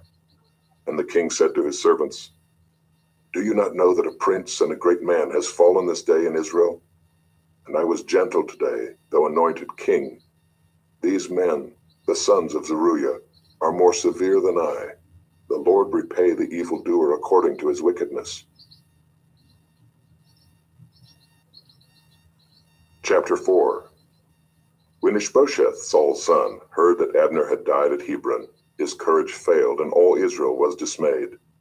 Now Saul's son had 2 men who were captains of raiding bands. The name of the one was Baanah, and the name of the other Rechab, sons of Rimmon, a man of Benjamin from Beeroth, for Beeroth also is counted part of Benjamin. The Beerothites fled to Gibeon, and have been sojourners there to this day. Jonathan the son of Saul had a son who was crippled in his feet. He was 5 years old when the news about Saul and Jonathan came from Jezreel, and his nurse took him up and fled. And as she fled in her haste, he fell and became lame, and his name was Mephibosheth. Now the sons of Rimmon the Beerothite, Rechab and Baanah, set out, and about the heat of the day they came to the house of Ishbosheth, as he was taking his noonday rest. And they came into the midst of the house as if to get wheat, and they stabbed him in the stomach. Then Rechab and Baanah his brother escaped. When they came into the house as he lay on his bed in his bedroom, they struck him and put him to death, and beheaded him. They took his head and went by the way of the Arabah all night, and brought the head of Ishbosheth to David at Hebron. And they said to the king, Here is the head of Ishbosheth, the son of Saul, your enemy, who sought your life. The Lord has avenged my lord the king this day on Saul and on his offspring. But David answered Rechab and Baanah his brother, the sons of Rimmon the Beerothite, As the Lord lives, who has redeemed my life out of every adversity, when one told me, Behold, Saul is dead, and thought he was bringing good news, I seized him and killed him at Ziklag, which was the reward I gave him for his news. How much more, when wicked men have killed a righteous man in his own house on his bed, shall I not now require his blood at your hand, and destroy you from the earth? And David commanded his young men, and they killed them, and cut off their hands and feet, and hanged them beside the pool at Hebron. But they took the head of Ishbosheth, and buried it in the tomb of Abner at Hebron. Chapter 5. Then all the tribes of Israel came to David at Hebron, and said, Behold, we are your bone and flesh. In times past, when Saul was king over us, it was you who led out and brought in Israel, and the Lord said to you, You shall be shepherd of my people Israel, and you shall be prince over Israel. So all the elders of Israel came to the king at Hebron, and King David made a covenant with them at Hebron before the Lord. And they anointed David king over Israel. David was 30 years old when he began to reign, and he reigned 40 years. At Hebron he reigned over Judah 7 years and 6 months, and at Jerusalem he reigned over all Israel and Judah 33 years. And the king and his men went to Jerusalem against the Jebusites, the inhabitants of the land, who said to David, You will not come in here, but the blind and the lame will ward you off, thinking, David cannot come in here. Nevertheless, David took the stronghold of Zion, that is the city of David. And David said on that day, Whoever would strike the Jebusites, let him get up the water shaft to attack the lame and the blind, who are hated by David's soul. Therefore it is said, The blind and the lame shall not come into the house. And David lived in the stronghold and called it the city of David. And David built the city all around from the Millo inward. And David became greater and greater, for the Lord, the God of hosts, was with him. And Hiram king of Tyre sent messengers to David, and cedar trees, also carpenters and masons, who built David a house. And David knew that the Lord had established him king over Israel, and that he had exalted his kingdom for the sake of his people Israel. And David took more concubines and wives from Jerusalem after he came from Hebron, and more sons and daughters were born to David. And these are the names of those who were born to him in Jerusalem: Shemuiah, Shobab, Nathan, Solomon, Ibhar, Elishua, Nepheg, Japhiah, Elishama, Eliada, and Eliphalet. When the Philistines heard that David had been anointed king over Israel, all the Philistines went up to search for David. But David heard of it and went down to the stronghold. Now the Philistines had come and spread out in the valley of Rephaim, and David inquired of the Lord, Shall I go up against the Philistines? Will you give them into my hand? And the Lord said to David, Go up, for I will certainly give the Philistines into your hand. And David came to Baal-perazim, and David defeated them there. And he said, The Lord has broken through my enemies before me like a breaking flood. Therefore the name of that place is called Baal-perazim. And the Philistines left their idols there, and David and his men carried them away. And the Philistines came up yet again and spread out in the valley of Rephaim. And when David inquired of the Lord, he said, You shall not go up. Go around to their rear, and come against them opposite the balsam trees. And when you hear the sound of marching in the tops of the balsam trees, then rouse yourself, for then the Lord has gone out before you to strike down the army of the Philistines. And David did as the Lord commanded him, and struck down the Philistines from Geba to Gezer. Chapter 6. David again gathered all the chosen men of Israel, 30,000. And David arose and went with all the people who were with him, from Baale Judah, to bring up from there the ark of God, which is called by the name of the Lord of hosts, who sits enthroned on the cherubim. And they carried the ark of God on a new cart, and brought it out of the house of Abinadab, which was on the hill. And Uzzah and Ahio, the sons of Abinadab, were driving the new cart with the ark of God, and Ahio went before the ark. And David and all the house of Israel were celebrating before the Lord, with songs and lyres and harps and tambourines and castanets and cymbals. And when they came to the threshing floor of Nacon, Uzzah put up his hand to the ark of God and took hold of it, for the oxen stumbled. And the anger of the Lord was kindled against Uzzah, and God struck him down there because of his error, and he died there beside the ark of God. And David was angry because the Lord had broken out against Uzzah, and that place is called Perez Uzzah to this day. And David was afraid of the Lord that day, and he said, "How can the ark of the Lord come to me?" So David was not willing to take the ark of the Lord into the city of David, but David took it aside to the house of Obed-Edom the Gittite.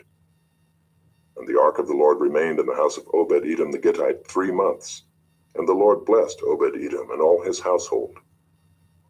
And it was told King David, "The Lord has blessed the household of Obed-Edom and all that belongs to him because of the ark of God."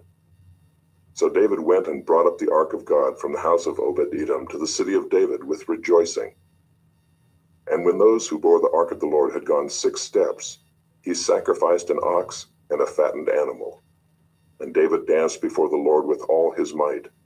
And David was wearing a linen ephod. So David and all the house of Israel brought up the ark of the Lord with shouting and with the sound of the horn. As the ark of the Lord came into the city of David, Michal, the daughter of Saul, looked out of the window and saw King David leaping and dancing before the Lord, and she despised him in her heart. And they brought in the ark of the Lord and set it in its place, inside the tent that David had pitched for it. And David offered burnt offerings and peace offerings before the Lord. And when David had finished offering the burnt offerings and the peace offerings, he blessed the people in the name of the Lord of hosts, and distributed among all the people, the whole multitude of Israel, both men and women, a cake of bread, a portion of meat, and a cake of raisins to each one. Then all the people departed, each to his house. And David returned to bless his household. But Michal, the daughter of Saul, came out to meet David and said, "How the king of Israel honored himself today, uncovering himself today before the eyes of his servants' female servants, as one of the vulgar fellows shamelessly uncovers himself." And David said to Michal, "It was before the Lord, who chose me above your father and above all his house, to appoint me as prince over Israel, the people of the Lord, and I will celebrate before the Lord. I will make myself yet more contemptible than this, and I will be abased in your eyes. But by the female servants of whom you have spoken, by them I shall be held in honor." And Michal, the daughter of Saul, had no child to the day of her death. Chapter 7. Now when the king lived in his house, and the Lord had given him rest from all his surrounding enemies, the king said to Nathan the prophet, "See now, I dwell in a house of cedar, but the ark of God dwells in a tent." And Nathan said to the king, "Go, do all that is in your heart, for the Lord is with you." But that same night the word of the Lord came to Nathan, "Go and tell my servant David, thus says the Lord, would you build me a house to dwell in? I have not lived in a house since the day I brought up the people of Israel from Egypt to this day, but I have been moving about in a tent for my dwelling. In all places where I have moved with all the people of Israel, did I speak a word with any of the judges of Israel, whom I commanded to shepherd my people Israel, saying, Why have you not built me a house of cedar? Now therefore, thus you shall say to my servant David, Thus says the Lord of hosts, I took you from the pasture, from following the sheep, that you should be prince over my people Israel. And I have been with you wherever you went, and have cut off all your enemies from before you. And I will make for you a great name, like the name of the great ones of the earth. And I will appoint a place for my people Israel, and will plant them, so that they may dwell in their own place, and be disturbed no more. And violent men shall afflict them no more, as formerly, from the time that I appointed judges over my people Israel. And I will give you rest from all your enemies. Moreover, the Lord declares to you that the Lord will make you a house. When your days are fulfilled and you lie down with your fathers, I will raise up your offspring after you, who shall come from your body, and I will establish his kingdom. He shall build a house for my name, and I will establish the throne of his kingdom forever. I will be to him a father, and he shall be to me a son. When he commits iniquity, I will discipline him with the rod of men, with the stripes of the sons of men. But my steadfast love will not depart from him, as I took it from Saul, whom I put away from before you. And your house and your kingdom shall be made sure forever before me. Your throne shall be established forever. In accordance with all these words and in accordance with all this vision, Nathan spoke to David. Then King David went in and sat before the Lord and said, Who am I, O Lord God, and what is my house, that you have brought me thus far? And yet this was a small thing in your eyes, O Lord God. You have spoken also of your servant's house for a great while to come, and this is instruction for mankind, O Lord God. And what more can David say to you? For you know your servant, O Lord God. Because of your promise and according to your own heart, you have brought about all this greatness to make your servant know it. Therefore you are great, O Lord God, for there is none like you, and there is no God besides you, according to all that we have heard with our ears. And who is like your people Israel, the one nation on earth whom God went to redeem to be his people, making himself a name and doing for them great and awesome things, by driving out before your people, whom you redeemed for yourself from Egypt, a nation and its gods. And you established for yourself your people Israel to be your people forever. And you, O Lord, became their God. And now, O Lord God, confirm forever the word that you have spoken concerning your servant and concerning his house, and do as you have spoken. And your name will be magnified forever, saying, The Lord of hosts is God over Israel, and the house of your servant David will be established before you. For you, O Lord of hosts, the God of Israel, have made this revelation to your servant, saying, I will build you a house. Therefore your servant has found courage to pray this prayer to you. And now, O Lord God, you are God, and your words are true, and you have promised this good thing to your servant. Now therefore may it please you to bless the house of your servant, so that it may continue forever before you. For you, O Lord God, have spoken, and with your blessing shall the house of your servant be blessed forever.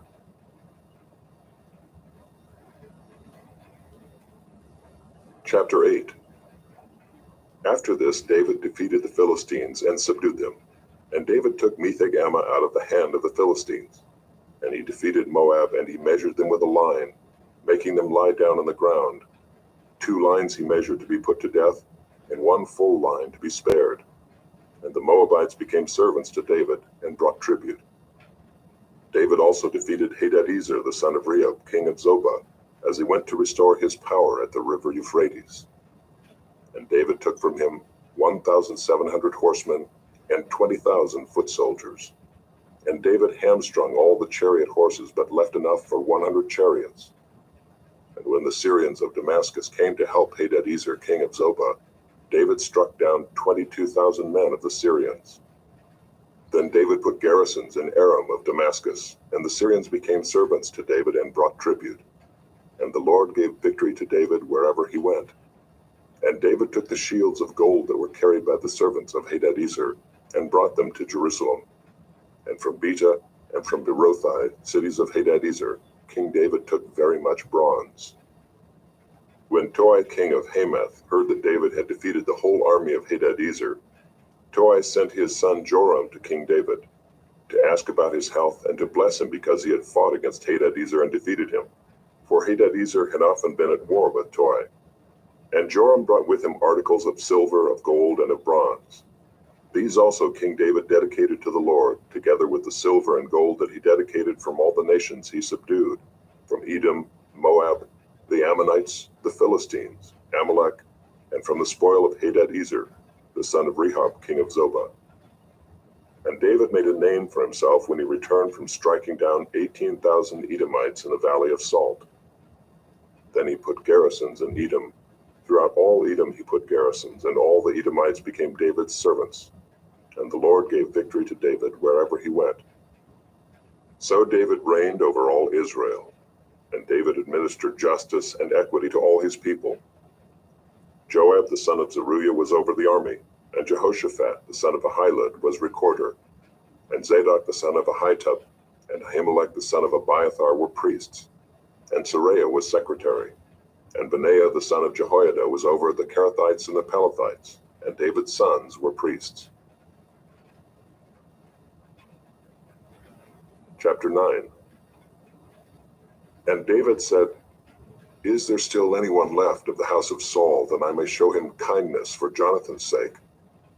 Now there was a servant of the house of Saul, whose name was Ziba, and they called him to David. And the king said to him, Are you Ziba? And he said, I am your servant. And the king said, Is there not still someone of the house of Saul, that I may show the kindness of God to him?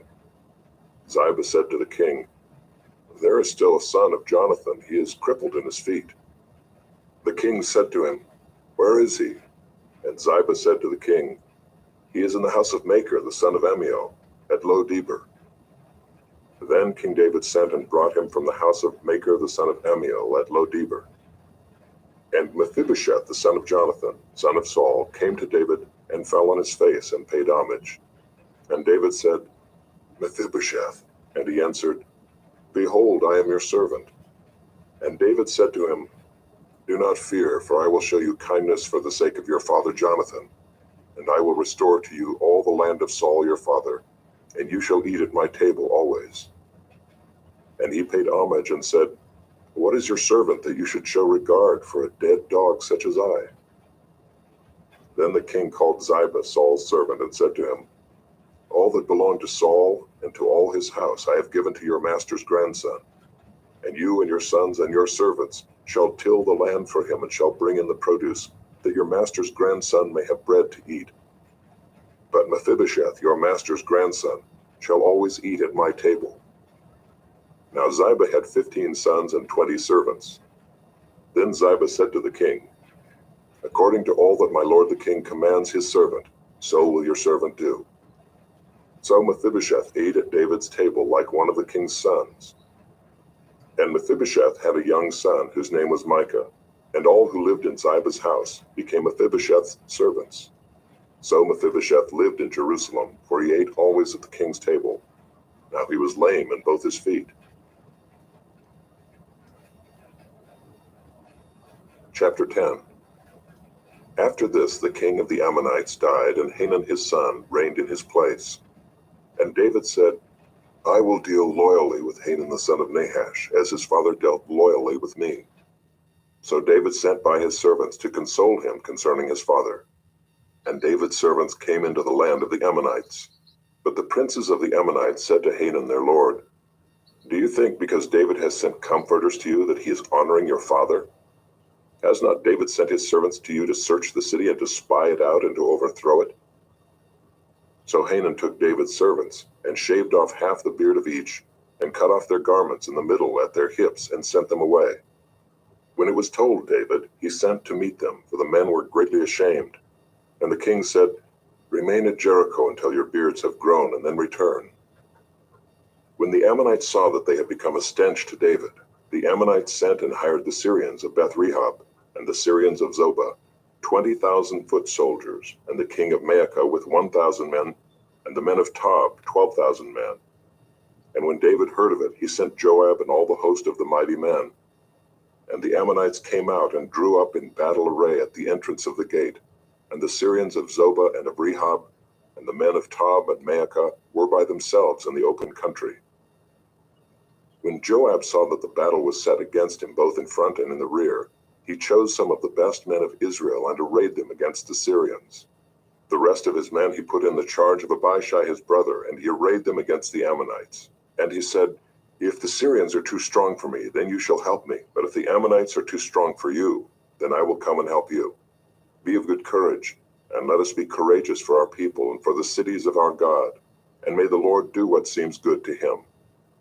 So Joab and the people who were with him drew near to battle against the Syrians, and they fled before him. And when the Ammonites saw that the Syrians fled, they likewise fled before Abishai and entered the city. Then Joab returned from fighting against the Ammonites and came to Jerusalem. But when the Syrians saw that they had been defeated by Israel, they gathered themselves together. And Hadadezer sent and brought out the Syrians who were beyond the Euphrates. They came to Helam with Shobach, the commander of the army of Hadadezer, at their head. And when it was told David, he gathered all Israel together and crossed the Jordan and came to Helam. The Syrians arrayed themselves against David and fought with him. And the Syrians fled before Israel, and David killed of the Syrians the men of 700 chariots, and 40,000 horsemen, and wounded Shobach the commander of their army, so that he died there. And when all the kings who were servants of Hadadezer saw that they had been defeated by Israel, they made peace with Israel and became subject to them. So the Syrians were afraid to save the Ammonites anymore.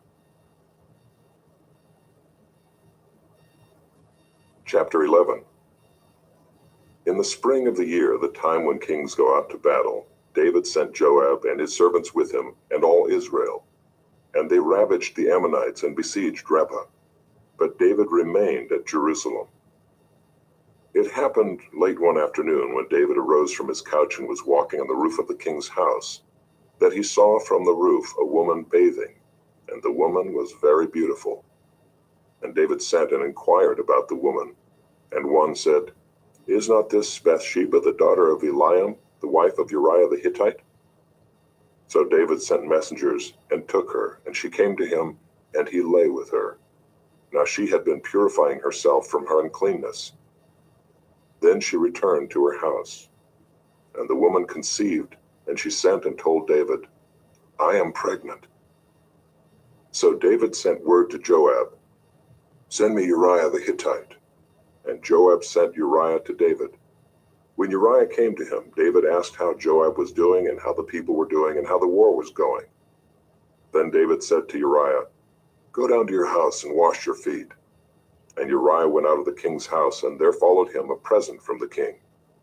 But Uriah slept at the door of the king's house with all the servants of his lord, and did not go down to his house. When they told David, "Uriah did not go down to his house," David said to Uriah, "Have you not come from a journey? Why did you not go down to your house?" Uriah said to David, "The ark and Israel and Judah dwell in booths, and my lord Joab and the servants of my lord are camping in the open field. Shall I then go to my house to eat and to drink and to lie with my wife? As you live and as your soul lives, I will not do this thing." Then David said to Uriah, "Remain here today also, and tomorrow I will send you back." So Uriah remained in Jerusalem that day and the next. And David invited him, and he ate in his presence and drank, so that he made him drunk. And in the evening he went out to lie on his couch with the servants of his lord, but he did not go down to his house. In the morning David wrote a letter to Joab and sent it by the hand of Uriah. In the letter he wrote, "Set Uriah in the forefront of the hardest fighting, and then draw back from him, that he may be struck down and die." And as Joab was besieging the city, he assigned Uriah to the place where he knew there were valiant men. And the men of the city came out and fought with Joab, and some of the servants of David among the people fell. Uriah the Hittite also died. Then Joab sent and told David all the news about the fighting, and he instructed the messenger, "When you have finished telling all the news about the fighting to the king, then if the king's anger rises, and if he says to you, 'Why did you go so near the city to fight? Did you not know that they would shoot from the wall? Who killed Abimelech the son of Jerubbesheth? Did not a woman cast an upper millstone on him from the wall, so that he died at Thebez? Why did you go so near the wall?' Then you shall say, 'Your servant Uriah the Hittite is dead also.'" So the messenger went and came and told David all that Joab had sent him to tell. The messenger said to David, "The men gained an advantage over us and came out against us in the field, but we drove them back to the entrance of the gate. Then the archers shot at your servants from the wall. Some of the king's servants are dead, and your servant Uriah the Hittite is dead also." David said to the messenger, "Thus shall you say to Joab, 'Do not let this matter displease you, for the sword devours now one and now another. Strengthen your attack against the city and overthrow it, and encourage it.'" When the wife of Uriah heard that Uriah her husband was dead, she lamented over her husband. And when the mourning was over, David sent and brought her to his house, and she became his wife and bore him a son. But the thing that David had done displeased the Lord. Chapter 12. And the Lord sent Nathan to David. He came to him and said to him, There were two men in a certain city, the one rich and the other poor. The rich man had very many flocks and herds, but the poor man had nothing but one little ewe lamb which he had bought. And he brought it up, and it grew up with him and with his children. It used to eat of his morsel and drink from his cup and lie in his arms, and it was like a daughter to him. Now there came a traveler to the rich man, and he was unwilling to take one of his own flock or herd to prepare for the guest who had come to him. But he took the poor man's lamb and prepared it for the man who had come to him. Then David's anger was greatly kindled against the man, and he said to Nathan, As the Lord lives, the man who has done this deserves to die, and he shall restore the lamb fourfold, because he did this thing, and because he had no pity. Nathan said to David, You are the man. Thus says the Lord, the God of Israel, I anointed you king over Israel, and I delivered you out of the hand of Saul, and I gave you your master's house and your master's wives into your arms, and gave you the house of Israel and of Judah. And if this were too little, I would add to you as much more. Why have you despised the word of the Lord, to do what is evil in his sight? You have struck down Uriah the Hittite with the sword, and have taken his wife to be your wife, and have killed him with the sword of the Ammonites. Now therefore the sword shall never depart from your house, because you have despised me, and have taken the wife of Uriah the Hittite to be your wife. Thus says the Lord, Behold, I will raise up evil against you out of your own house, and I will take your wives before your eyes, and give them to your neighbor, and he shall lie with your wives in the sight of this sun. For you did it secretly, but I will do this thing before all Israel and before the sun.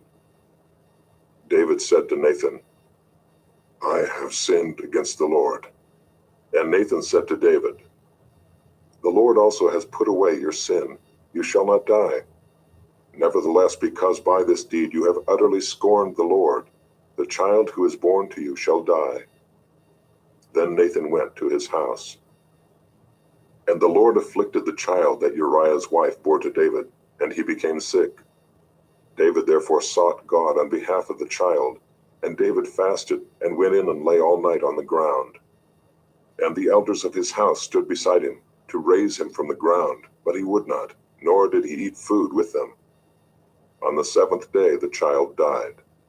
And the servants of David were afraid to tell him that the child was dead, for they said, Behold, while the child was yet alive, we spoke to him, and he did not listen to us.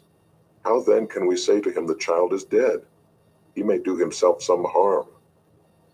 But when David saw that his servants were whispering together, David understood that the child was dead. And David said to his servants, Is the child dead? They said, He is dead.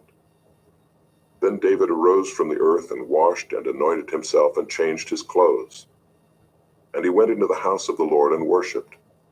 He then went to his own house, and when he asked, they set food before him, and he ate. Then his servants said to him, What is this thing you have done? You fasted and wept for the child while he was alive, but when the child died, you arose and ate food. He said, While the child was still alive, I fasted and wept, for I said, Who knows whether the Lord will be gracious to me, that the child may live? But now he is dead. Why should I fast? Can I bring him back again? I shall go to him, but he will not return to me. Then David comforted his wife Bathsheba, and went into her and lay with her, and she bore a son, and he called his name Solomon. And the Lord loved him and sent a message by Nathan the prophet. So he called his name Jedidiah because of the Lord. Now Joab fought against Rabbah of the Ammonites and took the royal city. And Joab sent messengers to David and said, I have fought against Rabbah, moreover I have taken the city of waters. Now then gather the rest of the people together and encamp against the city and take it, lest I take the city and it be called by my name. So David gathered all the people together and went to Rabbah and fought against it and took it. And he took the crown of their king from his head. The weight of it was a talent of gold, and in it was a precious stone, and it was placed on David's head. And he brought out the spoil of the city, a very great amount. And he brought out the people who were in it, and set them to labor with saws and iron picks and iron axes, and made them toil at the brick kilns. And thus he did to all the cities of the Ammonites. Then David and all the people returned to Jerusalem. Chapter 13. Now Absalom, David's son, had a beautiful sister whose name was Tamar. And after a time, Amnon, David's son, loved her. And Amnon was so tormented that he made himself ill because of his sister Tamar, for she was a virgin, and it seemed impossible to Amnon to do anything to her. But Amnon had a friend whose name was Jonadab, the son of Shimeah, David's brother. And Jonadab was a very crafty man, and he said to him, "O son of the king, why are you so haggard morning after morning? Will you not tell me?" Amnon said to him, "I love Tamar, my brother Absalom's sister." Jonadab said to him, "Lie down on your bed and pretend to be ill, and when your father comes to see you, say to him, 'Let my sister Tamar come and give me bread to eat, and prepare the food in my sight, that I may see it and eat it from her hand.'" So Amnon lay down and pretended to be ill. And when the king came to see him, Amnon said to the king, "Please let my sister Tamar come and make a couple of cakes in my sight, that I may eat from her hand." Then David sent home to Tamar, saying, "Go to your brother Amnon's house and prepare food for him." So Tamar went to her brother Amnon's house where he was lying down, and she took dough and kneaded it, and made cakes in his sight, and baked the cakes. And she took the pan and emptied it out before him, but he refused to eat. And Amnon said, "Send out everyone from me." So everyone went out from him. Then Amnon said to Tamar, "Bring the food into the chamber, that I may eat from your hand." And Tamar took the cakes she had made and brought them into the chamber to Amnon her brother. But when she brought them near him to eat, he took hold of her and said to her, "Come, lie with me, my sister." She answered him, "No, my brother, do not violate me, for such a thing is not done in Israel. Do not do this outrageous thing. As for me, where could I carry my shame? And as for you, you would be as one of the outrageous fools in Israel. Now therefore, please speak to the king, for he will not withhold me from you." But he would not listen to her, and being stronger than she, he violated her and lay with her. Then Amnon hated her with very great hatred, so that the hatred with which he hated her was greater than the love with which he had loved her. And Amnon said to her, "Get up, go."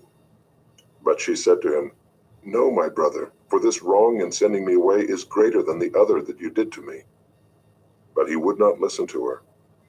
He called the young man who served him and said, "Put this woman out of my presence and bolt the door after her."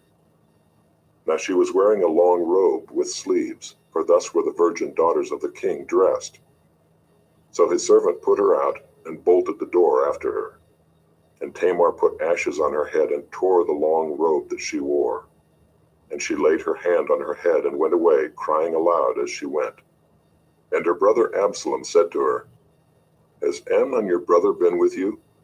Now hold your peace, my sister. He is your brother. Do not take this to heart."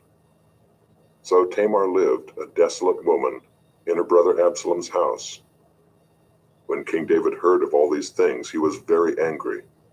But Absalom spoke to Amnon neither good nor bad, for Absalom hated Amnon because he had violated his sister Tamar. After 2 full years, Absalom had sheep shearers at Baal Hazor, which is near Ephraim, and Absalom invited all the king's sons. And Absalom came to the king and said, "Behold, your servant has sheep shearers. Please let the king and his servants go with your servant." But the king said to Absalom, "No, my son, let us not all go, lest we be burdensome to you." He pressed him, but he would not go, but gave him his blessing. Then Absalom said, "If not, please let my brother Amnon go with us." And the king said to him, "Why should he go with you?" But Absalom pressed him until he let Amnon and all the king's sons go with him. Then Absalom commanded his servants, "Mark when Amnon's heart is merry with wine, and when I say to you, 'Strike Amnon,' then kill him. Do not fear. Have I not commanded you? Be courageous and be valiant." So the servants of Absalom did to Amnon as Absalom had commanded. Then all the king's sons arose, and each mounted his mule and fled. While they were on the way, news came to David. Absalom has struck down all the king's sons, and not one of them is left. Then the king arose and tore his garments and lay on the earth, and all his servants who were standing by tore their garments. But Jonadab the son of Shimeah, David's brother, said, Let not my lord suppose that they have killed all the young men, the king's sons, for Amnon alone is dead. For by the command of Absalom this has been determined from the day he violated his sister Tamar. Now therefore let not my lord the king so take it to heart as to suppose that all the king's sons are dead, for Amnon alone is dead. But Absalom fled, and the young man who kept the watch lifted up his eyes and looked, and behold, many people were coming from the road behind him by the side of the mountain. And Jonadab said to the king, Behold, the king's sons have come, as your servant said, so it has come about. And as soon as he had finished speaking, behold, the king's sons came and lifted up their voice and wept. And the king also and all his servants wept very bitterly.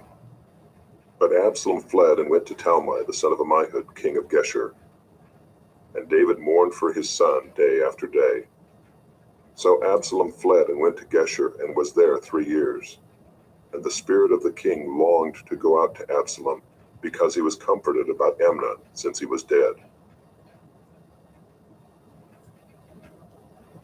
Chapter 14. Now Joab the son of Zeruiah knew that the king's heart went out to Absalom. And Joab sent to Tekoa and brought from there a wise woman and said to her, Pretend to be a mourner and put on mourning garments. Do not anoint yourself with oil, but behave like a woman who has been mourning many days for the dead. Go to the king and speak thus to him.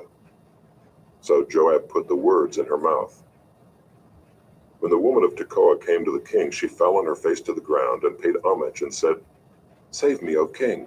And the king said to her, What is your trouble? She answered, Alas, I am a widow, my husband is dead. And your servant had 2 sons, and they quarreled with one another in the field. There was no one to separate them, and one struck the other and killed him. And now the whole plan has risen against your servant, and they say, Give up the man who struck his brother, that we may put him to death for the life of his brother whom he killed. And so they would destroy the heir also. Thus they would quench my coal that is left, and leave to my husband neither name nor remnant on the face of the earth. Then the king said to the woman, Go to your house, and I will give orders concerning you. And the woman of Tekoa said to the king, On me be the guilt, my lord the king, and on my father's house. Let the king and his throne be guiltless. The king said, If anyone says anything to you, bring him to me, and he shall never touch you again. Then she said, Please let the king invoke the Lord your God, that the avenger of blood kill no more, and my son be not destroyed. He said, As the Lord lives, not one hair of your son shall fall to the ground. Then the woman said, Please let your servant speak a word to my lord the king. He said, Speak. And the woman said, Why then have you planned such a thing against the people of God? For in giving this decision the king convicts himself, inasmuch as the king does not bring his banished one home again. We must all die. We are like water spilled on the ground, which cannot be gathered up again. But God will not take away life, and he devises means so that the banished one will not remain an outcast. Now I have come to say this to my lord the king, because the people had made me afraid, and your servant thought, I will speak to the king. It may be that the king will perform the request of his servant. For the king will hear and deliver his servant from the hand of the man who would destroy me and my son together from the heritage of God. And your servant thought, The word of my lord the king will set me at rest. For my lord the king is like the angel of God to discern good and evil. The Lord your God be with you. Then the king answered the woman, Do not hide from me anything I ask you. And the woman said, Let my lord the king speak. The king said, Is the hand of Joab with you in all this? The woman answered and said, As surely as you live, my lord the king, one cannot turn to the right hand or to the left from anything that my lord the king has said. It was your servant Joab who commanded me. It was he who put all these words in the mouth of your servant. In order to change the course of things, your servant Joab did this. But my Lord has wisdom like the wisdom of the angel of God, to know all things that are on the earth. Then the king said to Joab, Behold, now I grant this. Go, bring back the young man Absalom. And Joab fell on his face to the ground, and paid homage and blessed the king. And Joab said, Today your servant knows that I have found favor in your sight, my lord the king, in that the king has granted the request of his servant. So Joab arose and went to Geshur and brought Absalom to Jerusalem. And the king said, Let him dwell apart in his own house. He is not to come into my presence. So Absalom lived apart in his own house and did not come into the king's presence. Now in all Israel there was no one so much to be praised for his handsome appearance as Absalom. From the sole of his foot to the crown of his head there was no blemish in him. And when he cut the hair of his head, for at the end of every year he used to cut it, when it was heavy on him he cut it, he weighed the hair of his head 200 shekels by the king's weight. There were born to Absalom 3 sons, and 1 daughter whose name was Tamar. She was a beautiful woman. So Absalom lived 2 full years in Jerusalem without coming into the king's presence. Then Absalom sent for Joab to send him to the king, but Joab would not come to him. And he sent a second time, but Joab would not come. Then he said to his servants, See, Joab's field is next to mine, and he has barley there. Go and set it on fire. So Absalom's servants set the field on fire. Then Joab arose and went to Absalom at his house, and said to him, Why have your servants set my field on fire? Absalom answered Joab, Behold, I sent word to you. Come here, that I may send you to the king to ask, Why have I come from Geshur? It would be better for me to be there still. Now therefore let me go into the presence of the king, and if there is guilt in me, let him put me to death. Then Joab went to the king and told him, and he summoned Absalom. So he came to the king, and bowed himself on his face to the ground before the king, and the king kissed Absalom. Chapter 15. After this Absalom got himself a chariot and horses, and 50 men to run before him. And Absalom used to rise early and stand beside the way of the gate.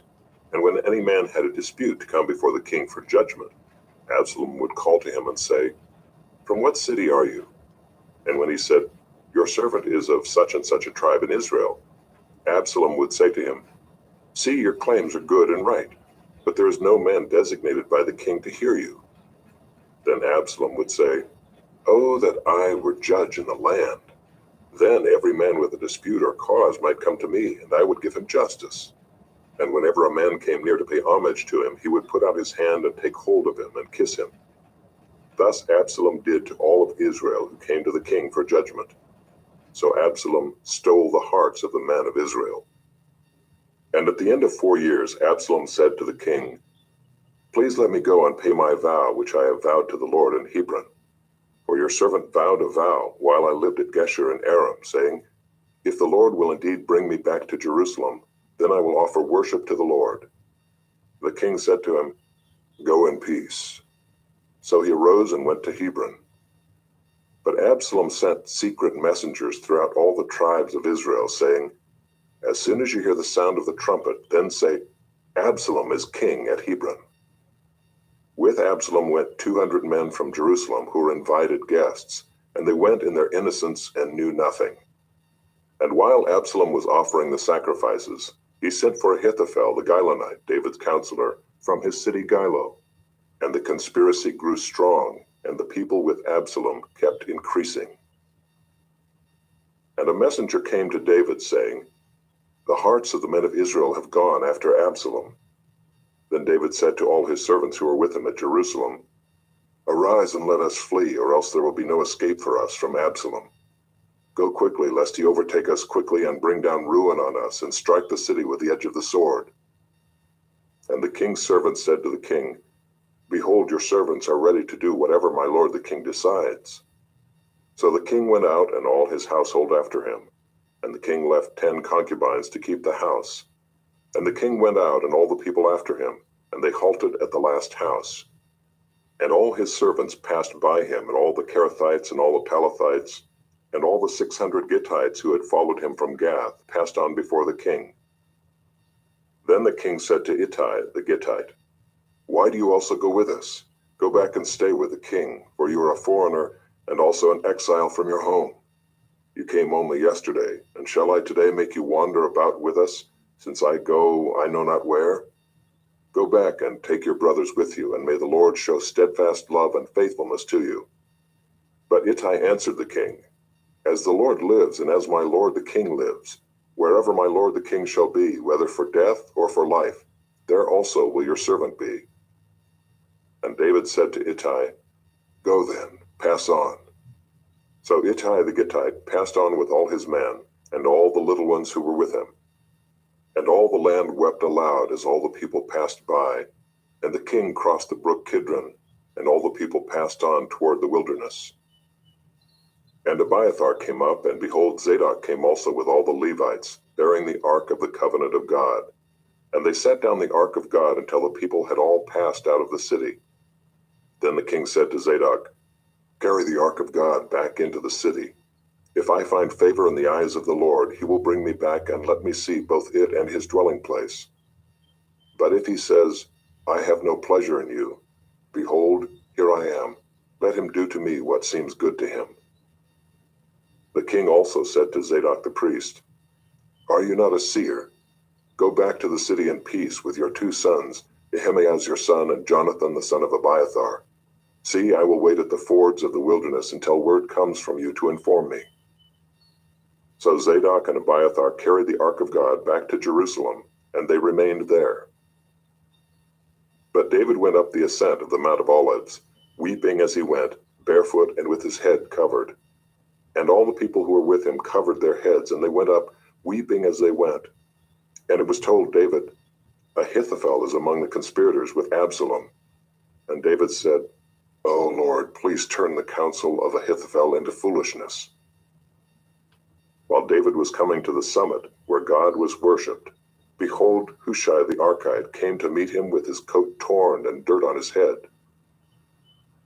David said to him, "If you go on with me, you will be a burden to me.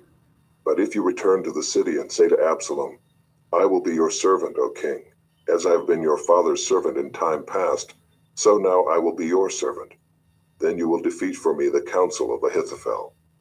Are not Zadok and Abiathar the priests with you there? So whatever you hear from the king's house, tell it to Zadok and Abiathar the priests.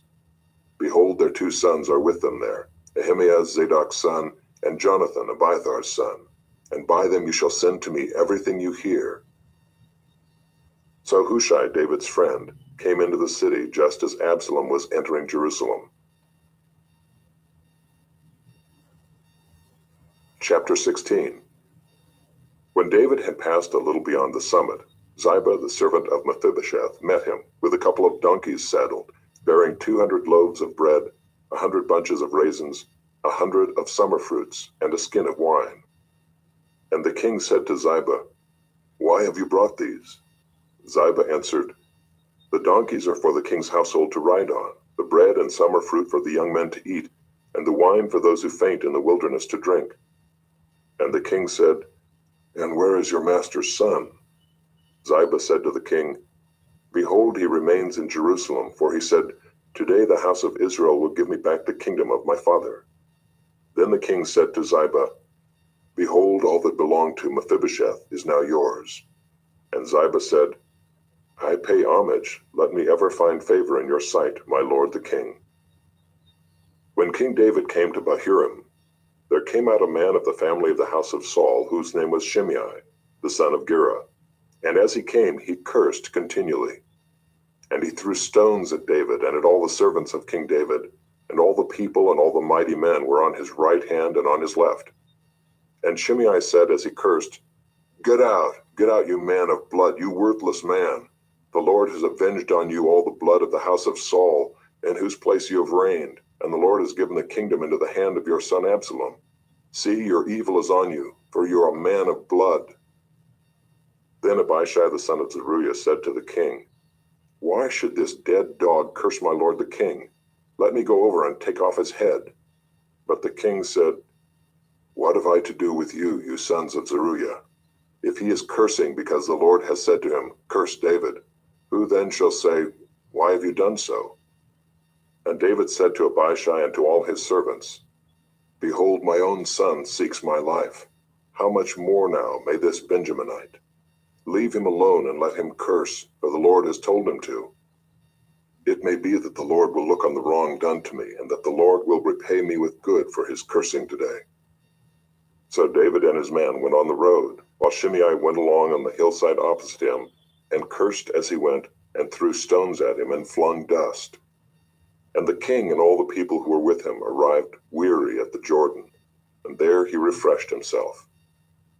Now Absalom and all the people, the men of Israel, came to Jerusalem, and Ahithophel with him. And when Hushai the Archite, David's friend, came to Absalom, Hushai said to Absalom, 'Long live the king! Long live the king!' And Absalom said to Hushai, 'Is this your loyalty to your friend? Why did you not go with your friend?' And Hushai said to Absalom, 'No, for whom the Lord and this people and all the men of Israel have chosen, his I will be, and with him I will remain. And again, whom should I serve? Should it not be his son? As I have served your father, so I will serve you.' Then Absalom said to Ahithophel, 'Give your counsel. What shall we do?' Ahithophel said to Absalom, 'Go into your father's concubines, whom he has left to keep the house, and all Israel will hear that you have made yourself a stench to your father, and the hands of all who are with you will be strengthened.' So they pitched a tent for Absalom on the roof, and Absalom went into his father's concubines in the sight of all Israel. Now in those days the counsel that Ahithophel gave was as if one consulted the word of God. So was all the counsel of Ahithophel esteemed, both by David and by Absalom. Chapter 17. Moreover, Ahithophel said to Absalom, 'Let me choose 12,000 men, and I will arise and pursue David tonight. I will come upon him while he is weary and discouraged, and throw him into a panic, and all the people who are with him will flee. I will strike down only the king, and I will bring all the people back to you as a bride comes home to her husband. You seek the life of only one man, and all the people will be at peace.' And the advice seemed right in the eyes of Absalom and all the elders of Israel. Then Absalom said, 'Call Hushai the Archite also, and let us hear what he has to say.' And when Hushai came to Absalom, Absalom said to him, 'Thus has Ahithophel spoken. Shall we do as he says? If not, you speak.' Then Hushai said to Absalom, 'This time the counsel that Ahithophel has given is not good.' Hushai said, 'You know that your father and his men are mighty men, and that they are enraged like a bear robbed of her cubs in the field. Besides, your father is expert in war. He will not spend the night with the people. Behold, even now he has hidden himself in one of the pits or in some other place. And as soon as some of the people fall at the first attack, whoever hears it will say, "There has been a slaughter among the people who follow Absalom." Then even the valiant men whose heart is like the heart of a lion will utterly melt with fear, for all Israel knows that your father is a mighty man, and that those who are with him are valiant men.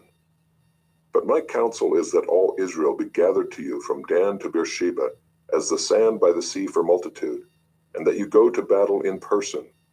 So we shall come upon him in some place where he is to be found, and we shall light upon him as the dew falls on the ground.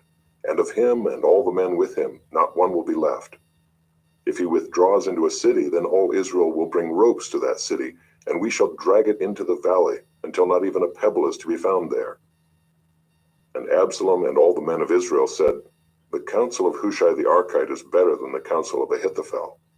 For the Lord had ordained to defeat the good counsel of Ahithophel, so that the Lord might bring harm upon Absalom. Then Hushai said to Zadok and Abiathar the priests, 'Thus and so did Ahithophel counsel Absalom and the elders of Israel, and thus and so have I counseled. Now therefore send quickly and tell David, do not stay tonight at the fords of the wilderness, but by all means pass over, lest the king and all the people who are with him be swallowed up.' Now Jonathan and Ahimaaz were waiting at Enrogel. A female servant was to go and tell them, and they were to go and tell King David, for they were not to be seen entering the city. But a young man saw them and told Absalom. So both of them went away quickly and came to the house of a man at Bahurim, who had a well in his courtyard. And they went down into it. And the woman took and spread a covering over the well's mouth, and scattered grain on it, and nothing was known of it. When Absalom's servants came to the woman at the house, they said, "Where are Ahimaaz and Jonathan?" And the woman said to them, "They have gone over the brook of water." And when they had sought and could not find them, they returned to Jerusalem. After they had gone, the men came up out of the well and went and told King David. They said to David, "Arise and go quickly over the water, for thus and so has Ahithophel counseled against you." Then David arose and all the people who were with him, and they crossed the Jordan. By daybreak not one was left who had not crossed the Jordan.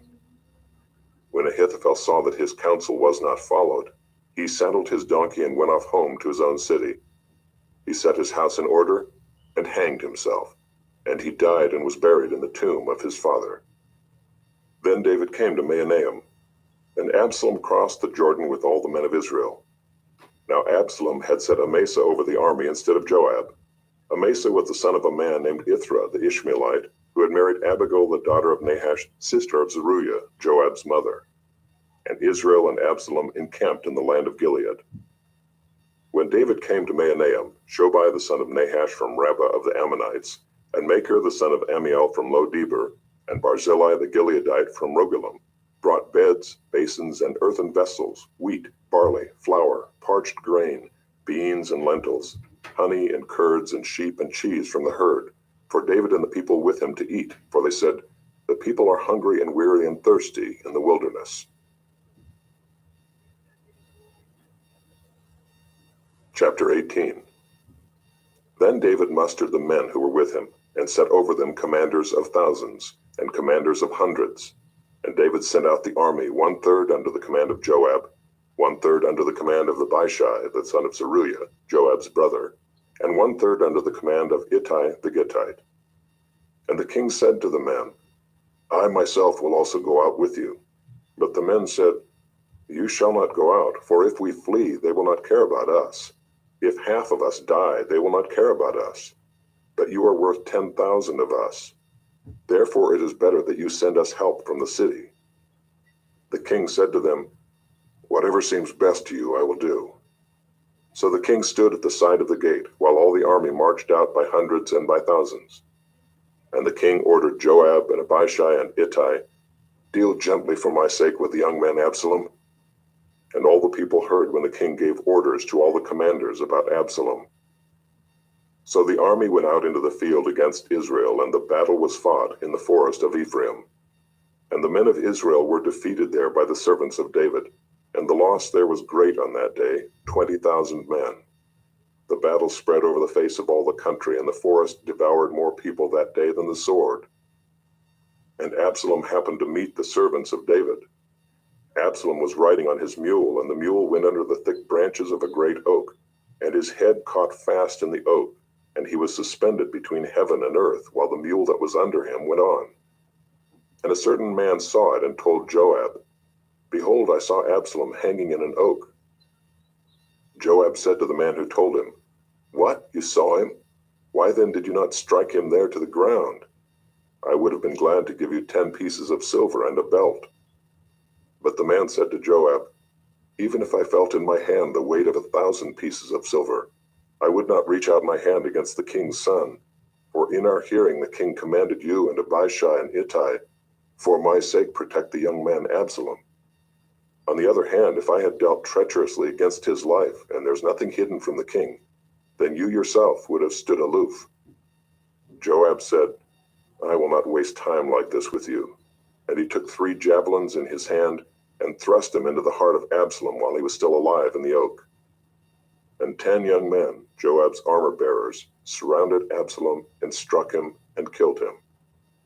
Then Joab blew the trumpet, and the troops came back from pursuing Israel, for Joab restrained them. And they took Absalom and threw him into a great pit in the forest, and raised over him a very great heap of stones. And all Israel fled, everyone to his own home. Now Absalom in his lifetime had taken and set up for himself the pillar that is in the king's valley, for he said, "I have no son to keep my name in remembrance." He called the pillar after his own name, and it is called Absalom's monument to this day. Then Ahimaaz the son of Zadok said, Let me run and carry news to the king that the Lord has delivered him from the hand of his enemies. And Joab said to him, You are not to carry news today.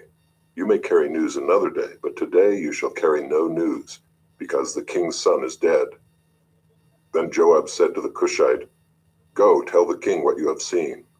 The Cushite bowed before Joab and ran. Then Ahimaaz the son of Zadok said again to Joab, Come what may, let me also run after the Cushite. And Joab said, Why will you run, my son, seeing that you will have no reward for the news? Come what may, he said, I will run. So he said to him, Run. Then Ahimaaz ran by the way of the plain, and outran the Cushite. Now David was sitting between the two gates, and the watchman went up to the roof of the gate by the wall, and when he lifted up his eyes and looked, he saw a man running alone. The watchman called out and told the king, and the king said, If he is alone, there is news in his mouth. And he drew nearer and nearer. The watchman saw another man running, and the watchman called at the gate and said, See another man running alone. The king said, He also brings news. The watchman said, I think the running of the first is like the running of Ahimaaz the son of Zadok. And the king said, He is a good man and comes with good news. Then Ahimaaz cried out to the king, All is well. And he bowed before the king with his face to the earth and said, Blessed be the Lord your God, who has delivered up the men who raised their hand against my lord the king. And the king said, Is it well with the young man Absalom? Ahimaaz answered, When Joab sent the king's servant, your servant, I saw a great commotion, but I do not know what it was. And the king said, Turn aside and stand here. So he turned aside and stood still. And behold, the Cushite came, and the Cushite said, Good news for my lord the king, for the Lord has delivered you this day from the hand of all who rose up against you. The king said to the Cushite, Is it well with the young man Absalom? And the Cushite answered, May the enemies of my lord the king and all who rise up against you for evil be like that young man. And the king was deeply moved and went up to the chamber over the gate and wept. And as he went, he said, Oh, my son Absalom, my son Absalom, would I had died instead of you, O Absalom, my son, my son. Chapter 19. It was told Joab, Behold, the king is weeping and mourning for Absalom. So the victory that day was turned into mourning for all the people, for the people heard that day, The king is grieving for his son. And the people stole into the city that day as people steal in who are ashamed when they flee in battle. The king covered his face, and the king cried with a loud voice, Oh, my son Absalom! Oh, Absalom, my son, my son! Then Joab came into the house to the king and said, You have today covered with shame the faces of all your servants, who have this day saved your life and the lives of your sons and your daughters, and the lives of your wives and your concubines, because you love those who hate you and hate those who love you. For you have made it clear today that commanders and servants are nothing to you. For today I know that if Absalom were alive and all of us were dead today, then you would be pleased. Now therefore arise, go out and speak kindly to your servants. For I swear by the Lord, if you do not go, not a man will stay with you this night, and this will be worse for you than all the evil that has come upon you from your youth until now. Then the king arose and took his seat in the gate, and the people were all told, Behold, the king is sitting in the gate, and all the people came before the king. Now Israel had fled every man to his own home, and all the people were arguing throughout all the tribes of Israel, saying, The king delivered us from the hand of our enemies and saved us from the hand of the Philistines, and now he has fled out of the land from Absalom. But Absalom, whom we anointed over us, is dead in battle. Now therefore, why do you say nothing about bringing the king back? And King David sent his message to Zadok and Abiathar the priests. Say to the elders of Judah, Why should you be the last to bring the king back to his house, when the word of all Israel has come to the king? You are my brothers, you are my bone and my flesh. Why then should you be the last to bring back the king? And say to Amasa, Are you not my bone and my flesh? God do so to me and more also, if you are not commander of my army from now on in place of Joab." And he swayed the heart of all the men of Judah as one man, so that they sent word to the king, "Return, both you and all your servants." So the king came back to the Jordan, and Judah came to Gilgal to meet the king and to bring the king over the Jordan. And Shimei the son of Gera, the Benjaminite from Bahurim, hurried to come down with the men of Judah to meet King David, and with him were 1,000 men from Benjamin. And Ziba the servant of the house of Saul, with his 15 sons and his 20 servants, rushed down to the Jordan before the king, and they crossed the ford to bring over the king's household and to do his pleasure. And Shimei the son of Gera fell down before the king as he was about to cross the Jordan, and said to the king, "Let not my lord hold me guilty, or remember how your servant did wrong on the day my lord the king left Jerusalem. Do not let the king take it to heart, for your servant knows that I have sinned. Therefore, behold, I have come this day, the first of all the house of Joseph, to come down to meet my lord the king." Abishai the son of Zeruiah answered, "Shall not Shimei be put to death for this, because he cursed the Lord's anointed?" But David said, "What have I to do with you, you sons of Zeruiah, that you should this day be as an adversary to me? Shall anyone be put to death in Israel this day? For do I not know that I am this day king over Israel?" And the king said to Shimei, "You shall not die." And the king gave him his oath. And Mephibosheth the son of Saul came down to meet the king. He had neither taken care of his feet, nor trimmed his beard, nor washed his clothes, from the day the king departed until the day he came back in safety. And when he came to Jerusalem to meet the king said to him, "Why did you not go with me, Mephibosheth?" He answered, "My lord, O king, my servant deceived me. For your servant said to him, I will saddle a donkey for myself, that I may ride on it and go with the king, for your servant is lame. He has slandered your servant to my lord the king. But my lord the king is like the angel of God. Do therefore what seems good to you. For all my father's house were but men doomed to death before my lord the king. But you set your servant among those who eat at your table. What further right have I then to cry to the king?" And the king said to him, "Why speak any more of your affairs? I have decided. You and Ziba shall divide the land."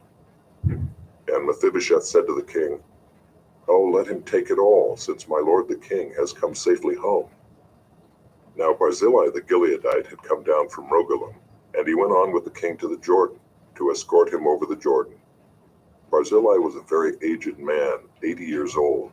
He had provided the king with food while he stayed at Mahanaim, for he was a very wealthy man. And the king said to Barzillai, "Come over with me, and I will provide for you with me in Jerusalem." But Barzillai said to the king, "How many years have I still to live, that I should go up with the king to Jerusalem? I am this day 80 years old. Can I discern what is pleasant and what is not? Can your servant taste what he eats or what he drinks? Can I still listen to the voice of singing men and singing women? Why then should your servant be an added burden to my lord the king? Your servant will go a little way over the Jordan with the king. Why should the king repay me with such a reward? Please let your servant return, that I may die in my own city, near the grave of my father and my mother. But here is your servant Kimham. Let him go over with my lord the king, and do for him whatever seems good to you." And the king answered, "Kimham shall go over with me, and I will do for him whatever seems good to you, and all that you desire of me I will do for you." Then all the people went over the Jordan, and the king went over. And the king kissed Barzillai and blessed him, and he returned to his own home. The king went on to Gilgal, and Kimham went on with him. All the people of Judah, and also half the people of Israel, brought the king on his way. Then all the men of Israel came to the king and said to the king, "Why have our brothers the men of Judah stolen you away and brought the king and his household over the Jordan, and all David's men with him?"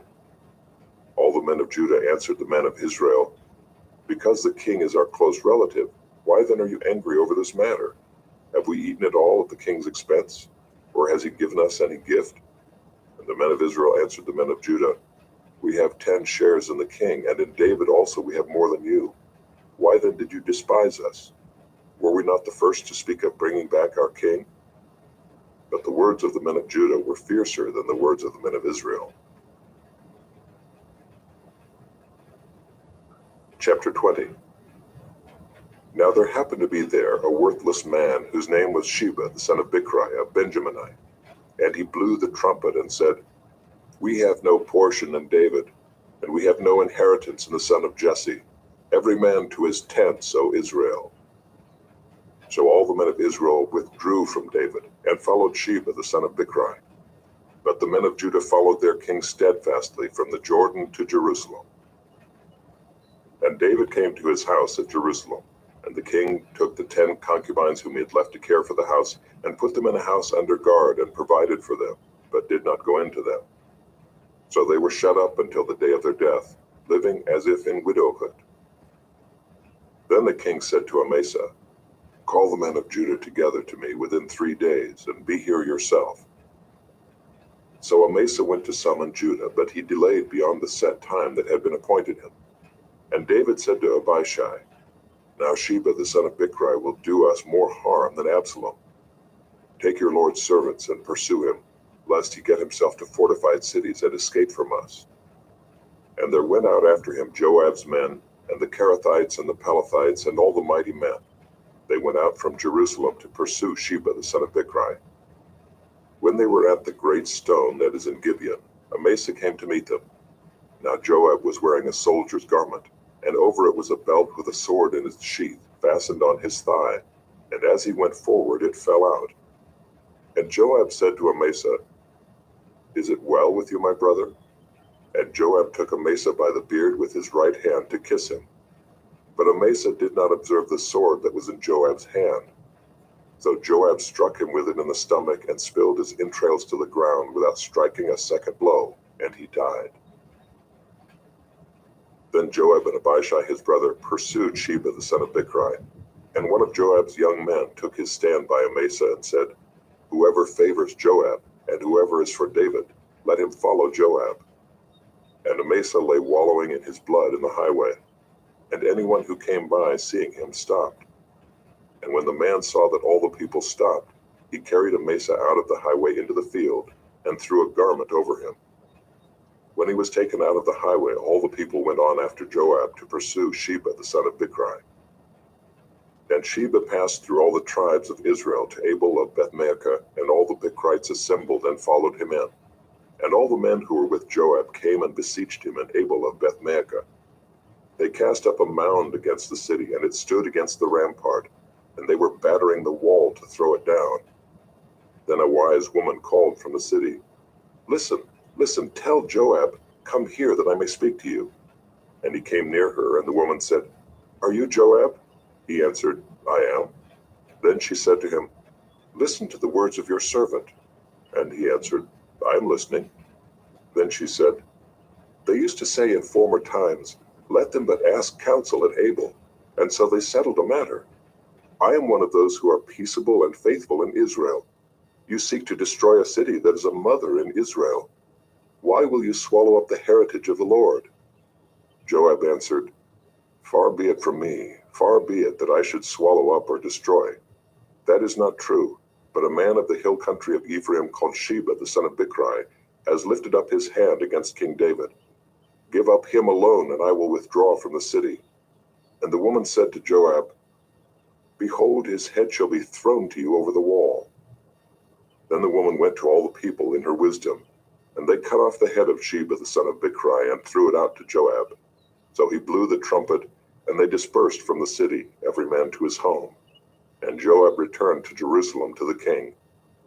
Now Joab was in command of all the army of Israel, and Benaiah the son of Jehoiada was in command of the Kerethites and the Pelethites. And Adoram was in charge of the forced labor, and Jehoshaphat the son of Ahilud was the recorder, and Sheva was secretary, and Zadok and Abiathar were priests, and Ira the Jairite was also David's priest. Chapter 21. Now there was a famine in the days of David for 3 years, year after year, and David sought the face of the Lord. And the Lord said, There is blood guilt on Saul and on his house, because he put the Gibeonites to death. So the king called the Gibeonites and spoke to them. Now the Gibeonites were not of the people of Israel, but of the remnant of the Amorites. Although the people of Israel had sworn to spare them, Saul had sought to strike them down in his zeal for the people of Israel and Judah. And David said to the Gibeonites, "What shall I do for you, and how shall I make atonement, that you may bless the heritage of the Lord?" The Gibeonites said to him, "It is not a matter of silver or gold between us and Saul or his house, neither is it for us to put any man to death in Israel." And he said, "What do you say that I shall do for you?" They said to the king, "The man who consumed us and planned to destroy us so that we should have no place in all the territory of Israel, let 7 of his sons be given to us, so that we may hang them before the Lord at Gibeah of Saul, the chosen of the Lord." And the king said, "I will give them."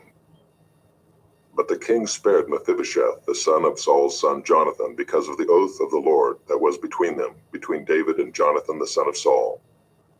The king took the 2 sons of Rizpah, the daughter of Aiah, whom she bore to Saul, Armoni and Mephibosheth, and the 5 sons of Merab, the daughter of Saul, whom she bore to Adriel, the son of Barzillai the Maholathite.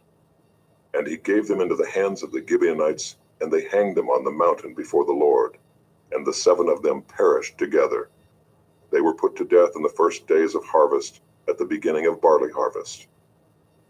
Then Rizpah the daughter of Aiah took sackcloth and spread it for herself on the rock, from the beginning of harvest until rain fell upon them from the heavens. And she did not allow the birds of the air to come upon them by day, or the beasts of the field by night. When David was told what Rizpah the daughter of Aiah, the concubine of Saul, had done, David went and took the bones of Saul and the bones of his son Jonathan from the men of Jabesh Gilead, who had stolen them from the public square of Bethshan, where the Philistines had hanged them, on the day the Philistines killed Saul on Gilboa. And he brought up from there the bones of Saul and the bones of his son Jonathan, and they gathered the bones of those who were hanged. And they buried the bones of Saul and his son Jonathan in the land of Benjamin in Zelah, in the tomb of Kish his father. And they did all that the king commanded. And after that God responded to the plea for the land. There was war again between the Philistines and Israel, and David went down together with his servants, and they fought against the Philistines. And David grew weary. And Ishbi-Benob, one of the descendants of the giants, whose spear weighed 300 shekels of bronze, and who was armed with a new sword, thought to kill David. But Abishai the son of Zeruiah came to his aid and attacked the Philistine and killed him. Then David's men swore to him, "You shall no longer go out with us to battle, lest you quench the lamp of Israel." After this there was again war with the Philistines at Gob. Then Sibbecai the Hushathite struck down Saph, who was one of the descendants of the giants. And there was again war with the Philistines at Gob. And Elhanan the son of Jaare-Oregim the Bethlehemite struck down Goliath the Gittite, the shaft of whose spear was like a weaver's beam. And there was again war at Gath, where there was a man of great stature who had 6 fingers on each hand, and 6 toes on each foot, 24 in number, and he also was descended from the giants. And when he taunted Israel, Jonathan the son of Shimei, David's brother, struck him down. These 4 were descended from the giants in Gath, and they fell by the hand of David and by the hand of his servants. Chapter 22. And David spoke to the Lord the words of this song on the day when the Lord delivered him from the hand of all his enemies and from the hand of Saul. He said, "The Lord is my rock and my fortress and my deliverer, my God, my rock in whom I take refuge, my shield and the horn of my salvation, my stronghold and my refuge, my Savior, you save me from violence. I call upon the Lord who is worthy to be praised, and I am saved from my enemies. For the waves of death encompassed me, the torrents of destruction assailed me. The cords of Sheol entangled me, the snares of death confronted me. In my distress I called upon the Lord. To my God I called. From his temple he heard my voice, and my cry came to his ears. Then the earth reeled and rocked. The foundations of the heavens trembled and quaked because he was angry. Smoke went up from his nostrils and devouring fire from his mouth. Glowing coals flamed forth from him. He bowed the heavens and came down. Thick darkness was under his feet. He rode on a cherub and flew. He was seen on the wings of the wind. He made darkness around him his canopy, thick clouds, a gathering of water. Out of the brightness before him coals of fire flamed forth. The Lord thundered from heaven, and the Most High uttered his voice. And he sent out arrows and scattered them, lightning and routed them. Then the channels of the sea were seen, the foundations of the world were laid bare, at the rebuke of the Lord, at the blast of the breath of his nostrils. He sent from on high, he took me, he drew me out of many waters. He rescued me from my strong enemy, from those who hated me, for they were too mighty for me. They confronted me in the day of my calamity, but the Lord was my support. He brought me out into a broad place. He rescued me because he delighted in me. The Lord dealt with me according to my righteousness. According to the cleanness of my hands he rewarded me. For I have kept the ways of the Lord, and have not wickedly departed from my God. For all his rules were before me, and from his statutes I did not turn aside. I was blameless before him, and I kept myself from guilt. And the Lord has rewarded me according to my righteousness, according to my cleanness in his sight. With the merciful you show yourself merciful, with the blameless man you show yourself blameless. With the purified you deal purely, and with the crooked you make yourself seem tortuous. You save a humble people, but your eyes are on the haughty to bring them down. For you are my lamp, O Lord, and my God lightens my darkness. For by you I can run against a troop, and by my God I can leap over a wall. This God, his way is perfect. The word of the Lord proves true. He is a shield for all those who take refuge in him. For who is God but the Lord, and who is a rock except our God? This God is my strong refuge, and has made my way blameless. He made my feet like the feet of a deer, and set me secure on the heights. He trains my hands for war, so that my arms can bend a bow of bronze. You have given me the shield of your salvation, and your gentleness made me great. You gave a wide place for my steps under me, and my feet did not slip. I pursued my enemies and destroyed them, and did not turn back until they were consumed. I consumed them. I thrust them through, so that they did not rise. They fell under my feet. For you equipped me with strength for the battle. You made those who rise against me sink under me. You made my enemies turn their backs to me, those who hated me, and I destroyed them. They looked, but there was none to save. They cried to the Lord, but he did not answer them. I beat them fine as the dust of the earth. I crushed them and stamped them down like the mire of the streets. You delivered me from strife with my people. You kept me as the head of the nations. People whom I had not known served me. Foreigners came cringing to me. As soon as they heard of me, they obeyed me. Foreigners lost heart and came trembling out of their fortresses. The Lord lives, and blessed be my rock, and exalted be my God, the rock of my salvation, the God who gave me vengeance and brought down peoples under me, who brought me out from my enemies. You exalted me above those who rose against me. You delivered me from men of violence. For this I will praise you, O Lord, among the nations, and sing praises to your name. Great salvation he brings to his king, and shows steadfast love to his anointed, to David and his offspring forever. Chapter 23. Now these are the last words of David. The oracle of David the son of Jesse, the oracle of the man who was raised on high, the anointed of the God of Jacob, the sweet psalmist of Israel. The Spirit of the Lord speaks by me, his word is on my tongue. The God of Israel has spoken, the rock of Israel has said to me, when one rules justly over men, ruling in the fear of God, he dawns on them like the morning light, like the sun shining forth on a cloudless morning, like rain that makes grass to sprout from the earth. For does not my house stand so with God? For he has made with me an everlasting covenant, ordered in all things and secure. For will he not cause to prosper all my help and my desire? But worthless men are all like thorns that are thrown away. for they cannot be taken with the hand. But the man who touches them arms himself with iron and the shaft of a spear, and they are utterly consumed with fire. These are the names of the mighty men whom David had. Joshab-Bashebeth, a Tekemonite. He was chief of the 3. He wielded his spear against 800 whom he killed at one time. And next to him among the 3 mighty men was Eleazar the son of Dodo, son of Ahohai. He was with David when they defied the Philistines who were gathered there for battle, and the men of Israel withdrew. He rose and struck down the Philistines until his hand was weary, and his hand clung to the sword. And the Lord brought about a great victory that day, and the men returned after him only to strip the slain. And next to him was Shammah the son of Agi the Hararite. The Philistines gathered together at Lehi, where there was a plot of ground full of lentils, and the men fled from the Philistines. But he took his stand in the midst of the plot and defended it and struck down the Philistines, and the Lord worked a great victory. And 3 of the 30 chief men went down and came about harvest time to David at the cave of Adullam, when a band of Philistines was encamped in the valley of Rephaim. David was then in the stronghold, and the garrison of the Philistines was then at Bethlehem.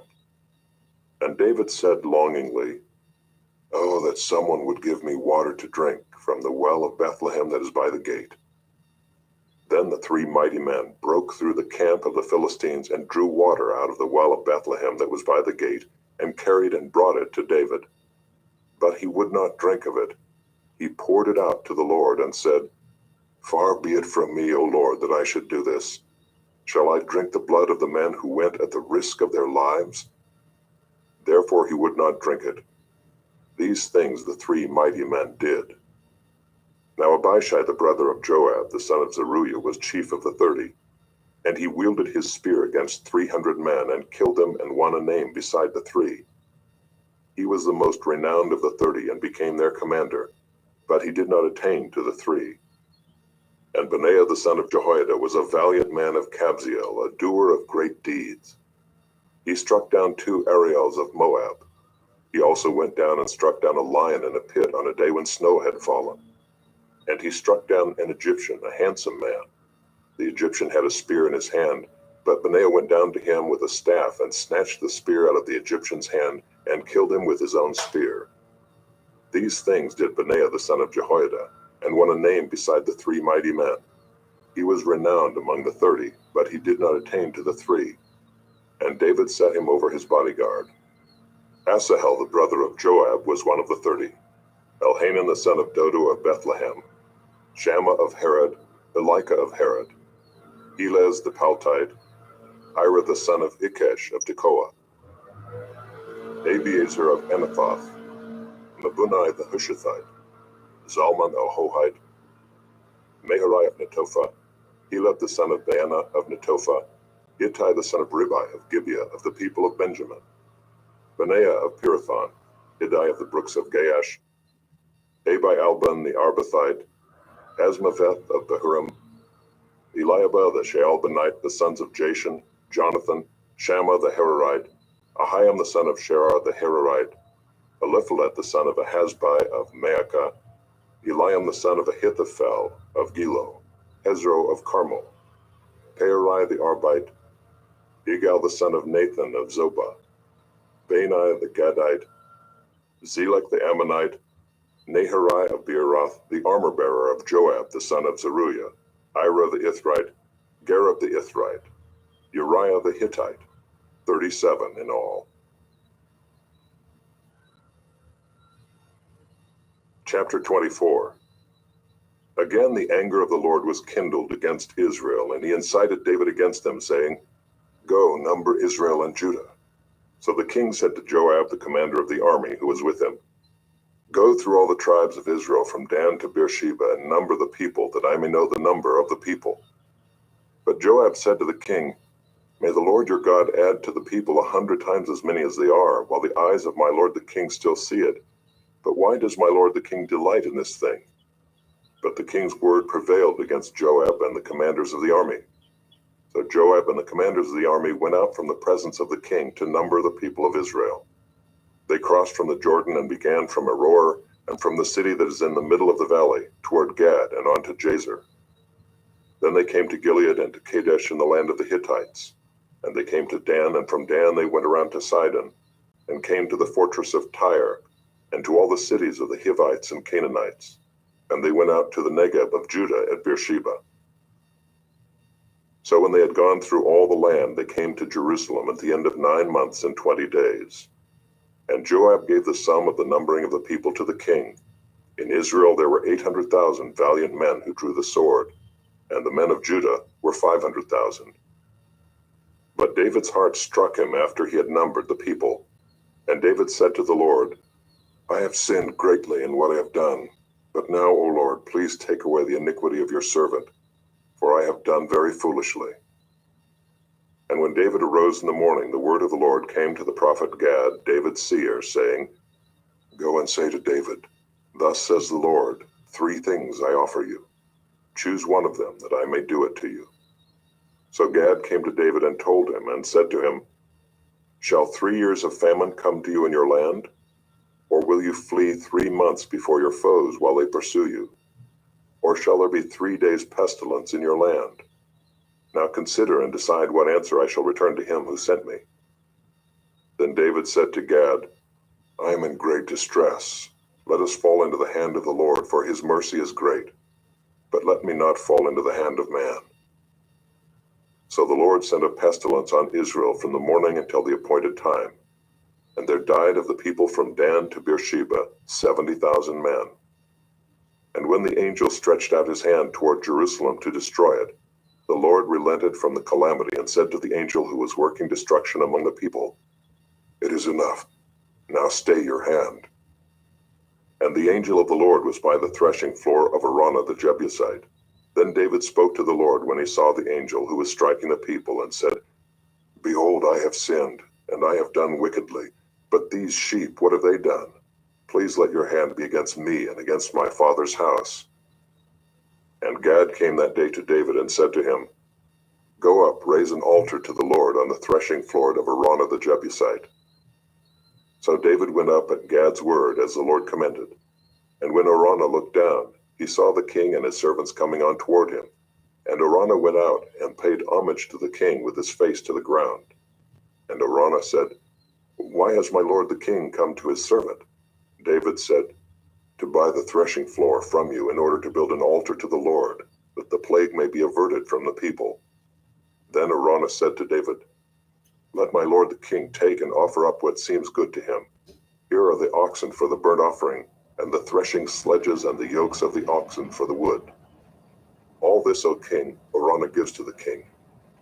And Araunah said to the king, May the Lord your God accept you. But the king said to Araunah, No, but I will buy it from you for a price. I will not offer burnt offerings to the Lord my God that cost me nothing. So David bought the threshing floor and the oxen for 50 shekels of silver. And David built there an altar to the Lord and offered burnt offerings and peace offerings. So the Lord responded to the plea for the land, and the plague was averted from Israel. 1 Kings, chapter 1. Now King David was old and advanced in years, and although they covered him with clothes, he could not get warm. Therefore his servants said to him, Let a young woman be sought for my lord the king, and let her wait on the king and be in his service. Let her lie in your arms, that my lord the king may be warm. So they sought for a beautiful young woman throughout all the territory of Israel, and found Abishag the Shunammite, and brought her to the king. The young woman was very beautiful, and she was of service to the king, and attended to him. But the king knew her not. Now Adonijah the son of Haggith exalted himself, saying, I will be king. And he prepared for himself chariots and horsemen, and 50 men to run before him. His father had never at any time displeased him by asking, Why have you done thus and so? He was also a very handsome man, and he was born next after Absalom. He conferred with Joab the son of Zeruiah, and with Abiathar the priest, and they followed Adonijah and helped him. But Zadok the priest, and Benaiah the son of Jehoiada, and Nathan the prophet, and Shimei and Rei, and David's mighty men, were not with Adonijah. Adonijah sacrificed sheep, oxen, and fattened cattle by the serpent stone, which is beside En Rogel. And he invited all his brothers, the king's sons, and all the royal officials of Judah. But he did not invite Nathan the prophet, or Benaiah, or the mighty men, or Solomon his brother. Then Nathan said to Bathsheba, the mother of Solomon, "Have you not heard that Adonijah the son of Haggith has become king, and David our Lord does not know it? Now therefore come, let me give you advice, that you may save your own life and the life of your son Solomon. Go in at once to King David and say to him, 'Did you not, my lord the king, swear to your servant, saying, Solomon your son shall reign after me, and he shall sit on my throne? Why then is Adonijah king? Then while you are still speaking with the king, I also will come in after you and confirm your words.' So Bathsheba went to the king in his chamber. Now the king was very old, and Abishag the Shunammite was attending to the king. Bathsheba bowed and paid homage to the king, and the king said, 'What do you desire?' She said to him, 'My lord, you swore to your servant by the Lord your God, saying, Solomon your son shall reign after me, and he shall sit on my throne. And now, behold, Adonijah is king, although you, my lord the king, do not know it. He has sacrificed oxen, fattened cattle, and sheep in abundance, and has invited all the sons of the king, Abiathar the priest, and Joab the commander of the army. But Solomon your servant he has not invited. And now, my lord the king, the eyes of all Israel are on you, to tell them who shall sit on the throne of my lord the king after him. Otherwise it will come to pass, when my lord the king sleeps with his fathers, that I and my son Solomon will be counted offenders.' While she was still speaking with the king, Nathan the prophet came in, and they told the king, 'Here is Nathan the prophet.' And when he came in before the king, he bowed before the king with his face to the ground. And Nathan said, 'My lord the king, have you said, Adonijah shall reign after me, and he shall sit on my throne? For he has gone down this day and has sacrificed oxen, fattened cattle, and sheep in abundance, and has invited all the king's sons, the commanders of the army, and Abiathar the priest.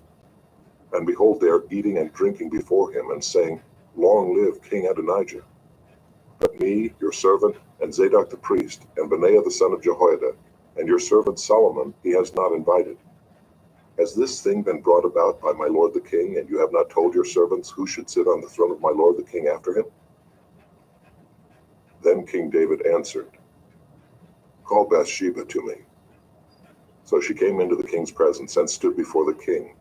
And the king swore, saying, 'As the Lord lives, who has redeemed my soul out of every adversity, as I swore to you by the Lord, the God of Israel, saying, Solomon your son shall reign after me, and he shall sit on my throne in my place. Even so will I do this day.' Then Bathsheba bowed with her face to the ground and paid homage to the king, and said, 'May my lord King David live forever.' King David said, 'Call to me Zadok the priest, Nathan the prophet, and Benaiah the son of Jehoiada.' So they came before the king, and the king said to them, 'Take with you the servants of your lord, and have Solomon my son ride on my own mule, and bring him down to Gihon. And let Zadok the priest and Nathan the prophet there anoint him king over Israel. Then blow the trumpet and say, Long live King Solomon. You shall then come up after him, and he shall come and sit on my throne, for he shall be king in my place. And I have appointed him to be ruler over Israel and over Judah.' And Benaiah the son of Jehoiada answered the king, 'Amen. May the Lord, the God of my lord the king, say so. As the Lord has been with my lord the king, even so may he be with Solomon, and make his throne greater than the throne of my lord King David.' So Zadok the priest, Nathan the prophet, and Benaiah the son of Jehoiada, and the Kerethites and the Pelethites went down and had Solomon ride on King David's mule, and brought him to Gihon. There Zadok the priest took the horn of oil from the tent and anointed Solomon. Then they blew the trumpet, and all the people said, Long live King Solomon! And all the people went up after him, playing on pipes and rejoicing with great joy, so that the earth was split by their noise. Adonijah and all the guests who were with him heard it as they finished feasting. And when Joab heard the sound of the trumpet, he said, What does this uproar in the city mean? While he was still speaking, behold, Jonathan the son of Abiathar the priest came. And Adonijah said, Come in, for you are a worthy man, and bring good news. Jonathan answered Adonijah, No, for our lord King David has made Solomon king, and the king has sent with him Zadok the priest, Nathan the prophet, and Benaiah the son of Jehoiada, and the Kerethites and the Pelethites. And they had him ride on the king's mule. And Zadok the priest and Nathan the prophet have anointed him king at Gihon.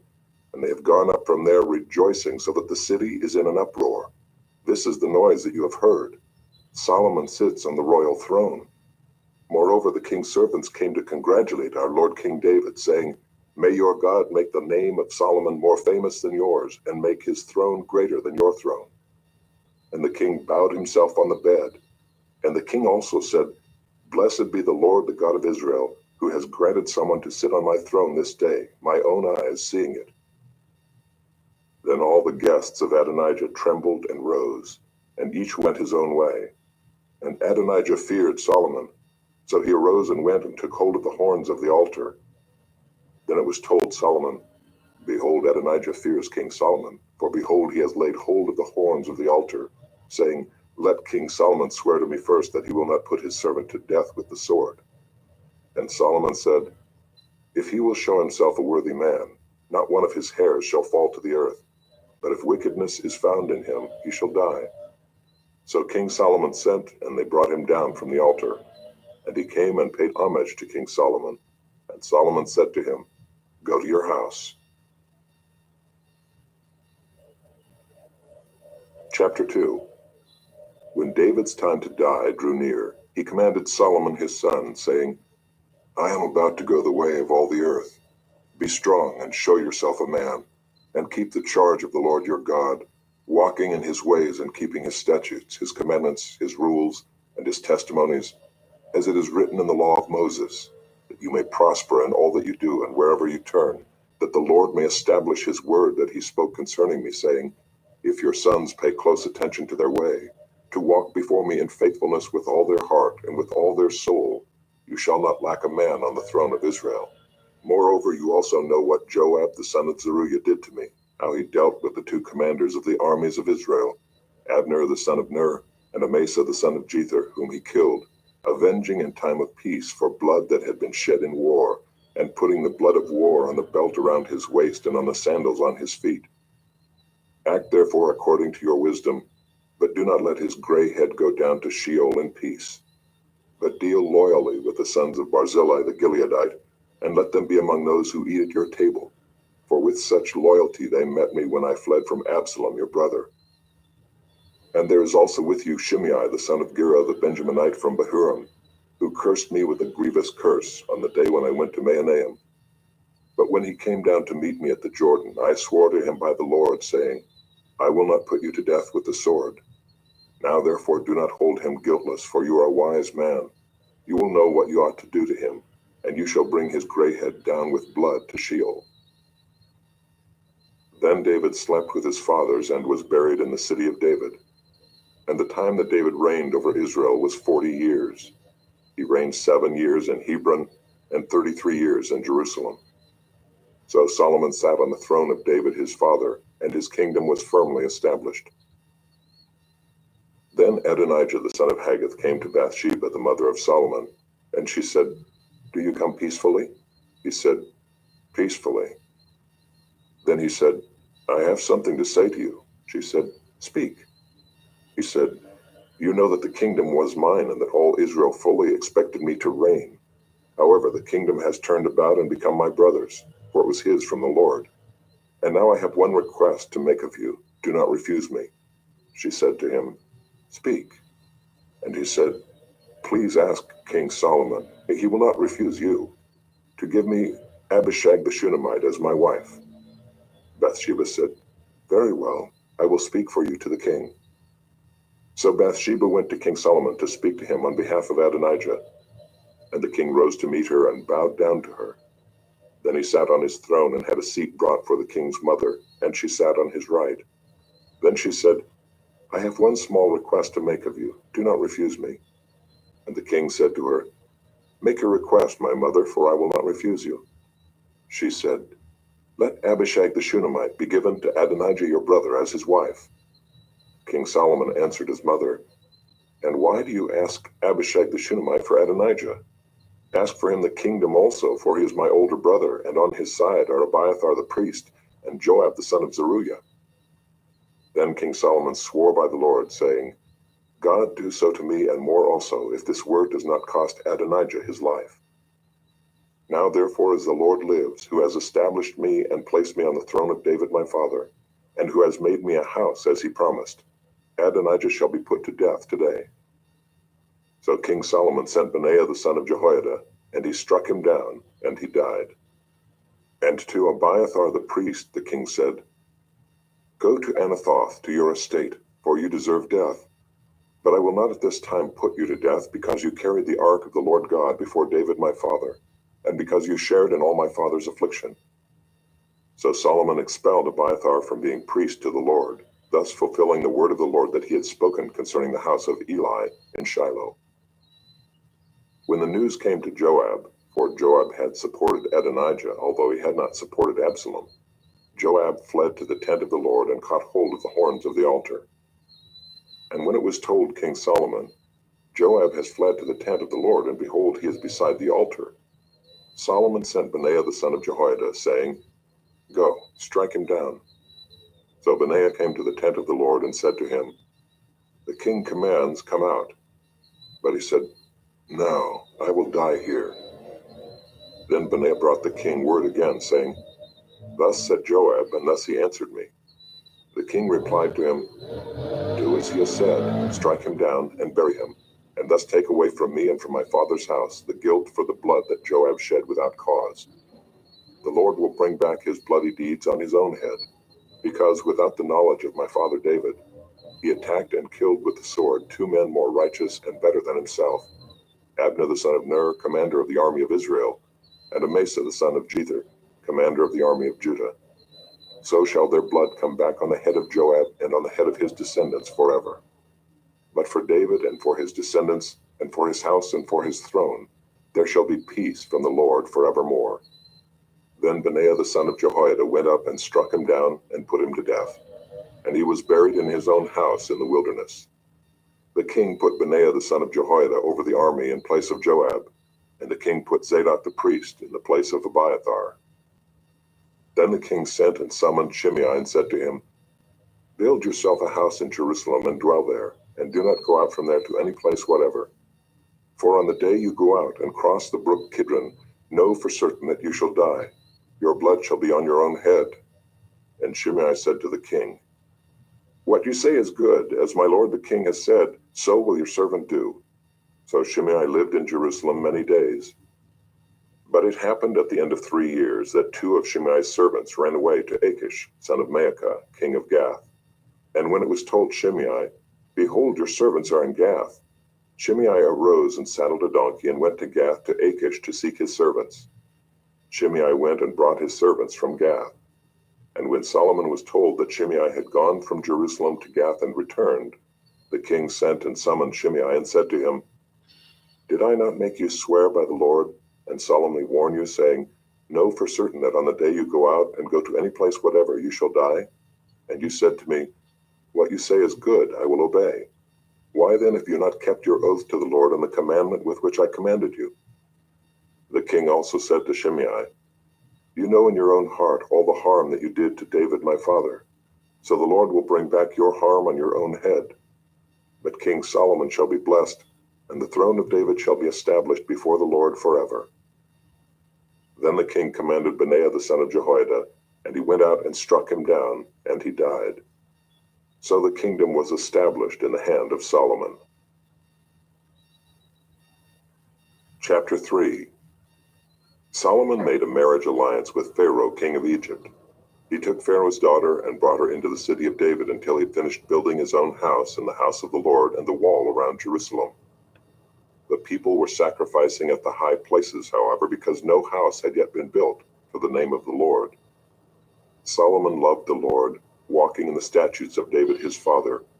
Only he sacrificed and made offerings at the high places. And the king went to Gibeon to sacrifice there, for that was the great high place. Solomon used to offer 1,000 burnt offerings on that altar. At Gibeon the Lord appeared to Solomon in a dream by night, and God said, Ask what I shall give you. And Solomon said, You have shown great and steadfast love to your servant David my father, because he walked before you in faithfulness, in righteousness and in uprightness of heart toward you. And you have kept for him this great and steadfast love, and have given him a son to sit on his throne this day. And now, O Lord my God, you have made your servant king in place of David my father, although I am but a little child. I do not know how to go out or come in. And your servant is in the midst of your people whom you have chosen, a great people, too many to be numbered or counted for multitude. Give your servant, therefore, an understanding mind to govern your people, that I may discern between good and evil. For who is able to govern this, your great people? It pleased the Lord that Solomon had asked this. And God said to him, Because you have asked this, and have not asked for yourself long life or riches or the life of your enemies, but have asked for yourself understanding to discern what is right. Behold, I now do according to your word.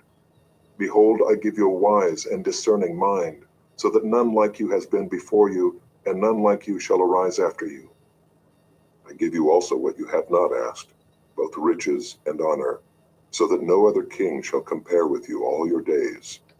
And if you will walk in my ways, keeping my statutes and my commandments, as your father David walked, then I will lengthen your days.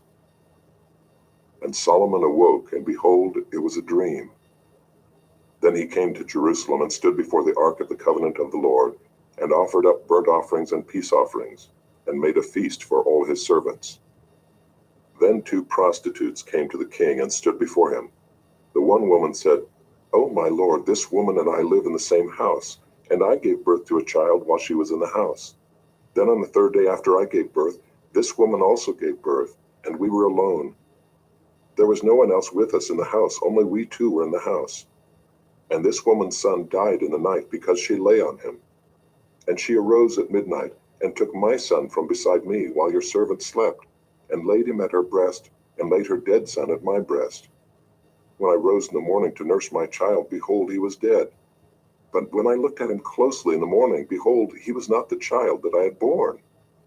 But the other woman said, No, the living child is mine, and the dead child is yours. The first said, No, the dead child is yours, and the living child is mine. Thus they spoke before the king. Then the king said, The one says, This is my son that is alive, and your son is dead. And the other says, No, but your son is dead, and my son is the living one. And the king said, Bring me a sword. So a sword was brought before the king. And the king said, Divide the living child in 2, and give half to the one and half to the other. Then the woman whose son was alive said to the king, because her heart yearned for her son, O my lord, give her the living child, and by no means put him to death. But the other said, He shall be neither mine nor yours. Divide him. Then the king answered and said, Give the living child to the first woman, and by no means put him to death. She is his mother. And all Israel heard of the judgment that the king had rendered, and they stood in awe of the king, because they perceived that the wisdom of God was in him to do justice. Chapter 4. King Solomon was king over all Israel, and these were his high officials. Azariah the son of Zadok was the priest. Elihoreph and Ahijah the sons of Shisha were secretaries. Jehoshaphat the son of Ahilud was recorder. Benaiah the son of Jehoiada was in command of the army. Zadok and Abiathar were priests. Azariah the son of Nathan was over the officers. Zabad the son of Nathan was priest and king's friend. Ahishar was in charge of the palace, and Adoniram the son of Abda was in charge of the forced labor. Solomon had 12 officers over all Israel, who provided food for the king and his household. Each man had to make provision for 1 month in the year. These were their names: Ben-Hur in the hill country of Ephraim, Ben-Deker in Makaz, Shaalbim, Beth-Shemesh, and Elon Beth-Hanan, Ben-Hesed in Arubath. To him belonged Soko and all the land of Hepher. Ben-Abinadab in all Naphath Dor. He had Taphath, the daughter of Solomon, as his wife. Baanah the son of Ahilud in Taanach, Megiddo and all Beth-Shean that is beside Zarethan below Jezreel, and from Beth-Shean to Abel-Maholah, as far as the other side of Jokmeam. Ben-Geber in Ramoth-Gilead. He had the villages of Jair the son of Manasseh, which are in Gilead, and he had the region of Argob, which is in Bashan. 60 great cities with walls and bronze bars. Ahinadab the son of Iddo in Mahanaim, Ahimaaz in Naphtali. He had taken Basemath the daughter of Solomon as his wife. Baanah the son of Hushai in Asher and Baaloth. Jehoshaphat the son of Paruah in Issachar. Shimei the son of Elah in Benjamin. Geber the son of Uri in the land of Gilead, the country of Sihon king of the Amorites and of Og king of Bashan. And there was one governor who was over the land. Judah and Israel were as many as the sand by the sea. They ate and drank and were happy. Solomon ruled over all the kingdoms from the Euphrates to the land of the Philistines and to the border of Egypt. They brought tribute and served Solomon all the days of his life. Solomon's provision for one day was 30 cores of fine flour and 60 cores of meal, 10 fat oxen and 20 pasture-fed cattle, 100 sheep, besides deer, gazelles, roebucks, and fattened fowl. For he had dominion over all the region west of the Euphrates, from Tiphsah to Giza, over all the kings west of the Euphrates. And he had peace on all sides around him. And Judah and Israel lived in safety, from Dan even to Beersheba, every man under his vine and under his fig tree, all the days of Solomon. Solomon also had 40,000 stalls of horses for his chariots, and 12,000 horsemen. And those officers supplied provisions for King Solomon and for all who came to King Solomon's table, each one in his month. They let nothing be lacking. Barley also and straw for the horses and swift steeds they brought to the place where it was required, each according to his duty. And God gave Solomon wisdom and understanding beyond measure, and breadth of mind like the sand on the seashore, so that Solomon's wisdom surpassed the wisdom of all the people of the east and all the wisdom of Egypt. For he was wiser than all other men, wiser than Ethan the Ezrahite, and Heman, Calcol, and Darda the sons of Mahol, and his fame was in all the surrounding nations. He also spoke 3,000 proverbs, and his songs were 1,005. He spoke of trees, from the cedar that is in Lebanon to the hyssop that grows out of the wall. He spoke also of beasts, and of birds, and of reptiles, and of fish. And people of all nations came to hear the wisdom of Solomon, and from all the kings of the earth who had heard of his wisdom. Chapter 5. Now Hiram king of Tyre sent his servants to Solomon when he heard that they had anointed him king in place of his father, for Hiram always loved David. And Solomon sent word to Hiram, "You know that David my father could not build a house for the name of the Lord his God because of the warfare with which his enemies surrounded him, until the Lord put them under the soles of his feet. But now the Lord my God has given me rest on every side. There is neither adversary nor misfortune. And so I intend to build a house for the name of the Lord my God, as the Lord said to David my father, your son, whom I will set on your throne in your place, shall build the house for my name. Now therefore command that cedars of Lebanon be cut for me, and my servants will join your servants, and I will pay you for your servants such wages as you set, for you know that there is no one among us who knows how to cut timber like the Sidonians." As soon as Hiram heard the words of Solomon, he rejoiced greatly and said, "Blessed be the Lord this day, who has given to David a wise son to be over this great people." And Hiram sent to Solomon, saying, "I have heard the message that you have sent to me. I am ready to do all you desire in the matter of cedar and cypress timber.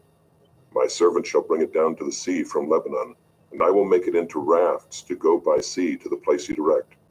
And I will have them broken up there, and you shall receive it. And you shall meet my wishes by providing food for my household." So Hiram supplied Solomon with all the timber of cedar and cypress that he desired, while Solomon gave Hiram 20,000 cores of wheat as food for his household, and 20,000 cores of beaten oil. Solomon gave this to Hiram year by year, and the Lord gave Solomon wisdom as he promised him. And there was peace between Hiram and Solomon, and the two of them made a treaty. King Solomon drafted forced labor out of all Israel, and the draft numbered 30,000 men. And he sent them to Lebanon, 10,000 a month in shifts. They would be a month in Lebanon and 2 months at home. Adoniram was in charge of the draft. Solomon also had 70,000 burden bearers and 80,000 stone cutters in the hill country, besides Solomon's 3,300 chief officers who were over the work, who had charge of the people who carried on the work. At the king's command, they quarried out great, costly stones in order to lay the foundation of the house with dressed stones. So Solomon's builders and Hiram's builders and the men of Gebal did the cutting and prepared the timber and the stone to build the house. Chapter 6. In the 480th year after the people of Israel came out of the land of Egypt, in the 4th year of Solomon's reign over Israel, in the month of Ziv, which is the 2nd month, he began to build the house of the Lord. The house that King Solomon built for the Lord was 60 cubits long, 20 cubits wide, and 30 cubits high. The vestibule in front of the nave of the house was 20 cubits long, equal to the width of the house, and 10 cubits deep in front of the house. And he made for the house windows with recessed frames. He also built a structure against the wall of the house, running around the walls of the house, both the nave and the inner sanctuary. And he made side chambers all around. The lowest story was 5 cubits broad, the middle one was 6 cubits broad, and the third was 7 cubits broad. For around the outside of the house he made offsets on the wall in order that the supporting beams should not be inserted into the walls of the house. When the house was built, it was with stone prepared at the quarry, so that neither hammer nor axe nor any tool of iron was heard in the house while it was being built. The entrance for the lowest story was on the south side of the house, and one went up by stairs to the middle story, and from the middle story to the third. So he built the house and finished it, and he made the ceiling of the house of beams and planks of cedar. He built the structure against the whole house, 5 cubits high, and it was joined to the house with timbers of cedar. Now the word of the Lord came to Solomon concerning this house that you are building. If you will walk in my statutes and obey my rules and keep all my commandments and walk in them, then I will establish my word with you, which I spoke to David your father. And I will dwell among the children of Israel and will not forsake my people Israel. So Solomon built the house and finished it. He lined the walls of the house on the inside with boards of cedar. From the floor of the house to the walls of the ceiling, he covered them on the inside with wood, and he covered the floor of the house with boards of cypress. He built 20 cubits of the rear of the house with boards of cedar from the floor to the walls, and he built this within as an inner sanctuary, as the most holy place. The house, that is, the nave in front of the inner sanctuary, was 40 cubits long. The cedar within the house was carved in the form of gourds and open flowers. All was cedar, no stone was seen. The inner sanctuary he prepared in the innermost part of the house, to set there the ark of the covenant of the Lord. The inner sanctuary was 20 cubits long, 20 cubits wide, and 20 cubits high, and he overlaid it with pure gold. He also overlaid an altar of cedar. And Solomon overlaid the inside of the house with pure gold, and he drew chains of gold across in front of the inner sanctuary, and overlaid it with gold. And he overlaid the whole house with gold, until all the house was finished. Also the whole altar that belonged to the inner sanctuary he overlaid with gold. In the inner sanctuary he made 2 cherubim of olive wood, each 10 cubits high. 5 cubits was the length of one wing of the cherub, and 5 cubits the length of the other wing of the cherub. It was 10 cubits from the tip of one wing to the tip of the other. The other cherub also measured 10 cubits. Both cherubim had the same measure and the same form. The height of one cherub was 10 cubits, and so was that of the other cherub. He put the cherubim in the innermost part of the house, and the wings of the cherubim were spread out so that a wing of one touched the one wall, and the wing of the other cherub touched the other wall. Their other wings touched each other in the middle of the house, and he overlaid the cherubim with gold. Around all the walls of the house he carved engraved figures of cherubim and palm trees and open flowers in the inner and outer rooms. The floor of the house he overlaid with gold in the inner and outer rooms. For the entrance to the inner sanctuary he made doors of olive wood. The lintel and the doorposts were 5-sided. He covered the 2 doors of olive wood with carvings of cherubim, palm trees, and open flowers. He overlaid them with gold and spread gold on the cherubim and on the palm trees. So also he made for the entrance to the nave doorposts of olive wood in the form of a square, and 2 doors of cypress wood. The 2 leaves of the one door were folding, and the 2 leaves of the other door were folding. On them he carved cherubim and palm trees and open flowers. The 2 leaves of the one door were folding, and the 2 leaves of the other door were folding. On them he carved cherubim and palm trees and open flowers. The 2 leaves of the one door were folding, and the 2 leaves of the other door were folding. and he overlaid them with gold evenly applied on the carved work. He built the inner court with 3 courses of cut stone and 1 course of cedar beams. In the 4th year the foundation of the house of the Lord was laid in the month of Ziv, and in the 11th year, in the month of Bul, which is the 8th month, the house was finished in all its parts, and according to all its specifications. He was 7 years in building it. Chapter 7. Solomon was building his own house 13 years, and he finished his entire house. He built the house of the forest of Lebanon.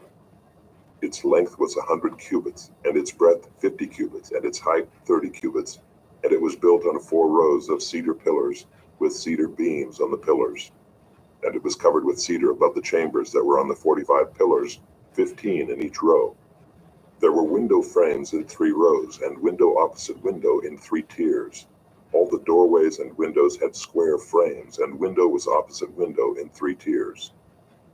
And he made the hall of pillars. Its length was 50 cubits, and its breadth 30 cubits. There was a porch in front with pillars, and a canopy in front of them. And he made the hall of the throne, where he was to pronounce judgment, even the hall of judgment. It was finished with cedar from floor to rafters. His own house, where he was to dwell, in the other court back of the hall, was of like workmanship. Solomon also made a house like this hall for Pharaoh's daughter, whom he had taken in marriage. All these were made of costly stones, cut according to measure, sawed with saws, back and front, even from the foundation to the coping, and from the outside to the great court. The foundation was of costly stones, huge stones, stones of 8 and 10 cubits, and above were costly stones cut according to measurement and cedar.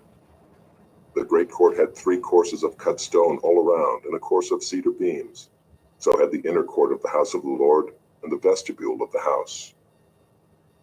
And King Solomon sent and brought Hiram from Tyre. He was the son of a widow of the tribe of Naphtali, and his father was a man of Tyre, a worker in bronze. And he was full of wisdom, understanding, and skill for making any work in bronze. He came to King Solomon and did all his work. He cast 2 pillars of bronze. 18 cubits was the height of 1 pillar, and a line of 12 cubits measured its circumference. It was hollow, and its thickness was 4 fingers. The second pillar was the same. He also made 2 capitals of cast bronze to set on the tops of the pillars. The height of the one capital was 5 cubits, and the height of the other capital was 5 cubits. There were lattices of checker work with wreaths of chain work for the capitals on the tops of the pillars, a lattice for the one capital, and a lattice for the other capital. Likewise he made pomegranates in 2 rows around the one lattice work to cover the capital that was on the top of the pillar, and he did the same with the other capital. Now the capitals that were on the tops of the pillars in the vestibule were of lily work, 4 cubits. The capitals were on the 2 pillars and also above the rounded projection which was beside the lattice work. There were 200 pomegranates in 2 rows all around, and so with the other capital. He set up the pillars at the vestibule of the temple. He set up the pillar on the south and called its name Jachin, and he set up the pillar on the north and called its name Boaz. And on the tops of the pillars was lily work. Thus the work of the pillars was finished. Then he made the sea of cast metal. It was round, 10 cubits from brim to brim, and 5 cubits high, and a line of 30 cubits measured its circumference. Under its brim were gourds for 10 cubits, compassing the sea all around. The gourds were in 2 rows, cast with it when it was cast. It stood on 12 oxen, 3 facing north, 3 facing west, 3 facing south, and 3 facing east. The sea was set on them, and all their rear parts were inward. Its thickness was a handbreadth, and its brim was made like the brim of a cup, like the flower of a lily. It held 2,000 baths. He also made the 10 stands of bronze. Each stand was 4 cubits long, 4 cubits wide, and 3 cubits high.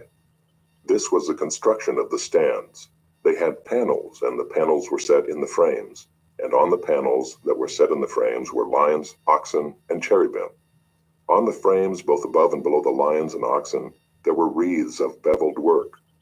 Moreover, each stand had 4 bronze wheels and axles of bronze, and at the 4 corners were supports for a basin. The supports were cast with wreaths at the side of each. Its opening was within a crown that projected upward 1 cubit. Its opening was round as a pedestal is made, 1.5 cubits deep. At its opening there were carvings, and its panels were square, not round. And the 4 wheels were underneath the panels. The axles of the wheels were of one piece with the stands, and the height of the wheel was 1.5 cubits. The wheels were made like a chariot wheel, their axles, their rims, their spokes, and their hubs were all cast. There were 4 supports at the 4 corners of each stand. The supports were of one piece with the stands. And on the top of the stand there was a round band 1/2 cubit high, and on the top of the stand its stays and its panels were of one piece with it. And on the surfaces of its stays and on its panels he carved cherubim, lions, and palm trees, according to the space of each, with wreaths all around. After this manner he made the 10 stands. All of them were cast alike, of the same measure and the same form. And he made 10 basins of bronze. Each basin held 40 baths. Each basin measured 4 cubits, and there was a basin for each of the 10 stands. And he set the stands, 5 on the south side of the house, and 5 on the north side of the house. And he set the sea at the southeast corner of the house. Hiram also made the pots, the shovels, and the basins. So Hiram finished all the work that he did for King Solomon on the house of the Lord: the 2 pillars, the 2 bowls of the capitals that were on the tops of the pillars, and the 2 lattice works to cover the 2 bowls of the capitals that were on the tops of the pillars, and the 400 pomegranates for the 2 lattice works, 2 rows of pomegranates for each lattice work, to cover the 2 bowls of the capitals that were on the pillars, the 10 stands and the 10 basins on the stands, and the 1 sea and the 12 oxen underneath the sea. Now the pots, the shovels, and the basins, all these vessels in the house of the Lord, which Hiram made for King Solomon, were of burnished bronze. In the plain of the Jordan the king cast them, in the clay ground between Succoth and Zarethan. And Solomon left all the vessels unweighed, because there were so many of them, the weight of the bronze was not ascertained. So Solomon made all the vessels that were in the house of the Lord: the golden altar, the golden table for the bread of the presence, the lampstands of pure gold, 5 on the south side and 5 on the north, before the inner sanctuary, the flowers, the lamps, and the tongs of gold, the cups, snuffers, basins, dishes for incense, and fire pans of pure gold, and the sockets of gold for the doors of the innermost part of the house, the most holy place, and for the doors of the nave of the temple. Thus all the work that King Solomon did on the house of the Lord was finished. And Solomon brought in the things that David his father had dedicated, the silver, the gold, and the vessels, and stored them in the treasuries of the house of the Lord. Chapter 8. Then Solomon assembled the elders of Israel and all the heads of the tribes, the leaders of the fathers' houses of the people of Israel, before King Solomon in Jerusalem, to bring up the ark of the covenant of the Lord out of the city of David, which is Zion. And all the men of Israel assembled to King Solomon at the feast in the month of Ethanim, which is the 7th month. And all the elders of Israel came, and the priests took up the ark. And they brought up the ark of the Lord, the tent of meeting, and all the holy vessels that were in the tent. The priests and the Levites brought them up. And King Solomon and all the congregation of Israel, who had assembled before him, were with him before the ark, sacrificing so many sheep and oxen that they could not be counted or numbered. Then the priests brought the ark of the covenant of the Lord to its place in the inner sanctuary of the house, in the most holy place, underneath the wings of the cherubim. For the cherubim spread out their wings over the place of the ark, so that the cherubim overshadowed the ark and its poles. And the poles were so long that the ends of the poles were seen from the holy place before the inner sanctuary, but they could not be seen from outside. And they are there to this day. There was nothing in the ark except the 2 tablets of stone that Moses put there at Horeb, where the Lord made a covenant with the people of Israel when they came out of the land of Egypt. And when the priests came out of the holy place, a cloud filled the house of the Lord, so that the priests could not stand to minister because of the cloud, for the glory of the Lord filled the house of the Lord. Then Solomon said, "The Lord has said that he would dwell in thick darkness. I have indeed built you an exalted house, a place for you to dwell in forever." Then the king turned around and blessed all the assembly of Israel, while all the assembly of Israel stood. And he said, Blessed be the Lord, the God of Israel, who with his hand has fulfilled what he promised with his mouth to David my father, saying, Since the day that I brought my people Israel out of Egypt, I chose no city out of all the tribes of Israel in which to build a house, that my name might be there. But I chose David to be over my people Israel. Now it was in the heart of David my father to build a house for the name of the Lord, the God of Israel. But the Lord said to David my father, Whereas it was in your heart to build a house for my name, you did well that it was in your heart. Nevertheless, you shall not build the house, but your son, who shall be born to you, shall build the house for my name. Now the Lord has fulfilled his promise that he made. For I have risen in the place of David my father, and sit on the throne of Israel, as the Lord promised, and have built the house for the name of the Lord, the God of Israel. And there I have provided a place for the ark, in which is the covenant of the Lord that he made with our fathers, when he brought them out of the land of Egypt. Then Solomon stood before the altar of the Lord in the presence of all the assembly of Israel, and spread out his hands toward heaven, and said, O Lord God of Israel, there is no God like you, in heaven above or on earth beneath, keeping covenant and showing steadfast love to your servants who walk before you with all their heart. You have kept with your servant David my father what you declared to him.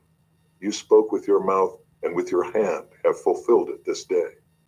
Now therefore, O Lord, God of Israel, keep for your servant David my father what you have promised him, saying, You shall not lack a man to sit before me on the throne of Israel, if only your sons pay close attention to their way, to walk before me as you have walked before me. Now therefore, O God of Israel, let your word be confirmed, which you have spoken to your servant David my father. But will God indeed dwell on the earth? Behold, heaven and the highest heaven cannot contain you. How much less this house that I have built? Yet have regard to the prayer of your servant and to his plea, O Lord my God, listening to the cry and to the prayer that your servant prays before you this day, that your eyes may be open night and day toward this house, the place of which you have said, My name shall be there, that you may listen to the prayer that your servant offers toward this place, and listen to the plea of your servant and of your people Israel when they pray toward this place. And listen in heaven your dwelling place, and when you hear, forgive. If a man sins against his neighbor and is made to take an oath and comes and swears his oath before your altar in this house, then hear in heaven and act and judge your servants, condemning the guilty by bringing his conduct on his own head, and vindicating the righteous by rewarding him according to his righteousness. When your people Israel are defeated before the enemy because they have sinned against you, and if they turn again to you and acknowledge your name, and pray and plead with you in this house, then hear in heaven and forgive the sin of your people Israel, and bring them again to the land that you gave to their fathers. When heaven is shut up and there is no rain because they have sinned against you, if they pray toward this place and acknowledge your name and turn from their sin when you afflict them, then hear in heaven and forgive the sin of your servants, your people Israel, when you teach them the good way in which they should walk, and grant rain upon your land, which you have given to your people as an inheritance. If there is famine in the land, if there is pestilence or blight or mildew or locust or caterpillar, if their enemy besieges them in the land at their gates, whatever plague, whatever sickness there is, whatever prayer, whatever plea is made by any man or by all your people Israel, each knowing the affliction of his own heart, and stretching out his hands toward this house, then hear in heaven your dwelling place, and forgive and act, and render to each whose heart you know, according to all his ways, for you only know the hearts of all the children of mankind, that they may fear you all the days that they live in the land that you gave to our fathers. Likewise, when a foreigner who is not of your people Israel comes from a far country for your name's sake, for they shall hear of your great name and your mighty hand, and of your outstretched arm, when he comes and prays toward this house, hear in heaven your dwelling place, and do according to all for which the foreigner calls to you, in order that all the peoples of the earth may know your name, and fear you, as do your people Israel, and that they may know that this house that I have built is called by your name. If your people go out to battle against their enemy, by whatever way you shall send them, and they pray to the Lord toward the city that you have chosen and the house that I have built for your name, then hear in heaven their prayer and their plea, and maintain their cause. If they sin against you, for there is no one who does not sin, and you are angry with them and give them to an enemy, so that they are carried away captive to the land of the enemy, far off or near, yet if they turn their heart in the land to which they have been carried captive, and repent and plead with you in the land of their captors, saying, We have sinned and have acted perversely and wickedly, if they repent with all their mind and with all their heart in the land of their enemies, who carried them captive, and pray to you toward their land, which you gave to their fathers, the city that you have chosen, and the house that I have built for your name, then hear in heaven your dwelling place their prayer and their plea, and maintain their cause, and forgive your people who have sinned against you, and all their transgressions that they have committed against you, and grant them compassion in the sight of those who carried them captive, that they may have compassion on them. For they are your people and your heritage, which you have brought out of Egypt from the midst of the iron furnace. Let your eyes be open to the plea of your servant and to the plea of your people Israel, giving ear to them whenever they call to you. For you separated them from among all the peoples of the earth to be your heritage, as you declared through Moses your servant, when you brought our fathers out of Egypt, O Lord God. Now as Solomon finished offering all this prayer and plea to the Lord, he arose from before the altar of the Lord, where he had knelt with hands outstretched toward heaven. And he stood and blessed all the assembly of Israel with a loud voice, saying, Blessed be the Lord who has given rest to his people Israel, according to all that he promised. Not one word has failed of all his good promise, which he spoke by Moses his servant. The Lord our God be with us, as he was with our fathers. May he not leave us or forsake us, that he may incline our hearts to him, to walk in all his ways and to keep his commandments, his statutes, and his rules, which he commanded our fathers. Let these words of mine, with which I have pleaded before the Lord, be near to the Lord our God day and night, and may he maintain the cause of his servant and the cause of his people Israel, as each day requires, that all the peoples of the earth may know that the Lord is God, there is no other. Let your heart therefore be wholly true to the Lord our God, walking in his statutes and keeping his commandments, as at this day. Then the king and all Israel with him offered sacrifice before the Lord. Solomon offered as peace offerings to the Lord 22,000 oxen and 120,000 sheep. So the king and all the people of Israel dedicated the house of the Lord. The same day the king consecrated the middle of the court that was before the house of the Lord, for there he offered the burnt offering and the grain offering and the fat pieces of the peace offerings, because the bronze altar that was before the Lord was too small to receive the burnt offering and the grain offering and the fat pieces of the peace offerings. So Solomon held the feast at that time, and all Israel with him, a great assembly, from Lebo-Hamath to the brook of Egypt, before the Lord our God, 7 days. On the 8th day he sent the people away, and they blessed the king, and went to their homes joyful and glad of heart for all the goodness that the Lord had shown to David his servant, and to Israel his people. Chapter 9. As soon as Solomon had finished building the house of the Lord, and the king's house, and all that Solomon desired to build, the Lord appeared to Solomon a second time, as he had appeared to him at Gibeon. And the Lord said to him, I have heard your prayer and your plea, which you have made before me. I have consecrated this house that you have built by putting my name there forever. My eyes and my heart will be there for all time. And as for you, if you will walk before me as David your father walked, with integrity of heart and uprightness, doing according to all that I have commanded you, and keeping my statutes and my rules, then I will establish your royal throne over Israel forever, as I promised David your father, saying, You shall not lack a man on the throne of Israel. But if you turn aside from following me, you or your children, and do not keep my commandments and my statutes that I have set before you, but go and serve other gods and worship them, then I will cut off Israel from the land that I have given them, and the house that I have consecrated for my name I will cast out of my sight, and Israel will become a proverb and a byword among all peoples. And this house will become a heap of ruins. Everyone passing by it will be astonished and will hiss, and they will say, Why has the Lord done thus to this land and to this house?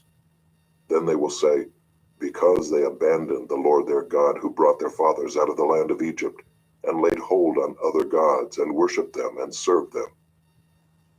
Therefore the Lord has brought all this disaster on them.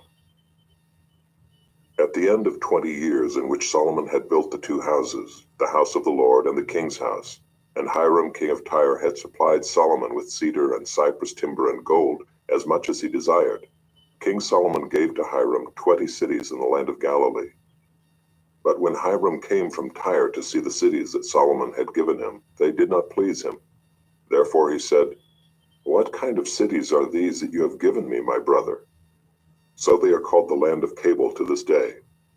Hiram had sent to the king 120 talents of gold. And this is the account of the forced labor that King Solomon drafted to build the house of the Lord, and his own house, and the Millo, and the wall of Jerusalem, and Hazor, and Megiddo, and Gezer. Pharaoh, king of Egypt, had gone up and captured Gezer and burned it with fire, and had killed the Canaanites who lived in the city, and had given it as dowry to his daughter, Solomon's wife. So Solomon rebuilt Gezer. And Lower Beth-horon, and Baalath, and Tamar in the wilderness in the land of Judah, and all the store cities that Solomon had, and the cities for his chariots, and the cities for his horsemen, and whatever Solomon desired to build in Jerusalem, in Lebanon, and in all the land of his dominion. All the people who were left of the Amorites, the Hittites, the Perizzites, the Hivites, and the Jebusites, who were not of the people Israel, their descendants who were left after them in the land, whom the people of Israel were unable to devote to destruction, these Solomon drafted to be slaves, and so they are to this day. But of the people of Israel Solomon made no slaves. They were the soldiers, they were his officials, his commanders, his captains, his chariot commanders, and his horsemen. These were the chief officers who were over Solomon's work, 550 who had charge of the people who carried on the work. But Pharaoh's daughter went up from the city of David to her own house that Solomon had built for her. Then he built the Millo. 3 times a year Solomon used to offer up burnt offerings and peace offerings on the altar that he built to the Lord, making offerings with it before the Lord. So he finished the house. King Solomon built a fleet of ships at Ezion-Geber, which is near Eloth on the shore of the Red Sea in the land of Edom.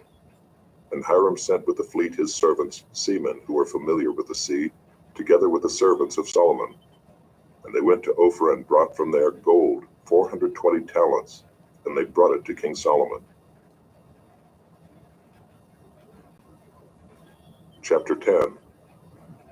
Now when the queen of Sheba heard of the fame of Solomon concerning the name of the Lord, she came to test him with hard questions. She came to Jerusalem with a very great retinue, with camels bearing spices, and very much gold and precious stones. And when she came to Solomon, she told him all that was on her mind. And Solomon answered all her questions. There was nothing hidden from the king that he could not explain to her.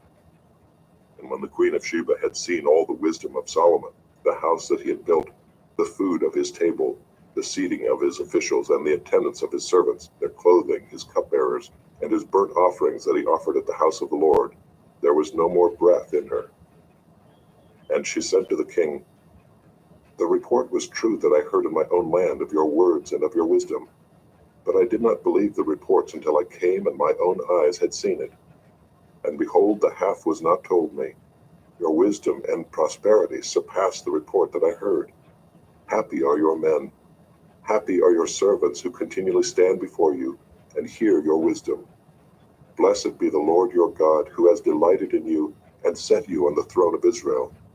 Because the Lord loved Israel forever, he has made you king, that you may execute justice and righteousness." Then she gave the king 120 talents of gold, and a very great quantity of spices and precious stones. Never again came such an abundance of spices as these that the queen of Sheba gave to King Solomon. Moreover, the fleet of Hiram, which brought gold from Ophir, brought from Ophir a very great amount of almug wood and precious stones. And the king made of the almug wood supports for the house of the Lord and for the king's house, also lyres and harps for the singers. No such almug wood has come or been seen to this day. And King Solomon gave to the queen of Sheba all that she desired, whatever she asked besides what was given her by the bounty of King Solomon. So she turned and went back to her own land with her servants. Now the weight of gold that came to Solomon in 1 year was 666 talents of gold, besides that which came from the explorers and from the business of the merchants, and from all the kings of the west, and from the governors of the land. King Solomon made 200 large shields of beaten gold. 600 shekels of gold went into each shield. And he made 300 shields of beaten gold. 3 minas of gold went into each shield. And the king put them in the house of the forest of Lebanon. The king also made a great ivory throne and overlaid it with the finest gold.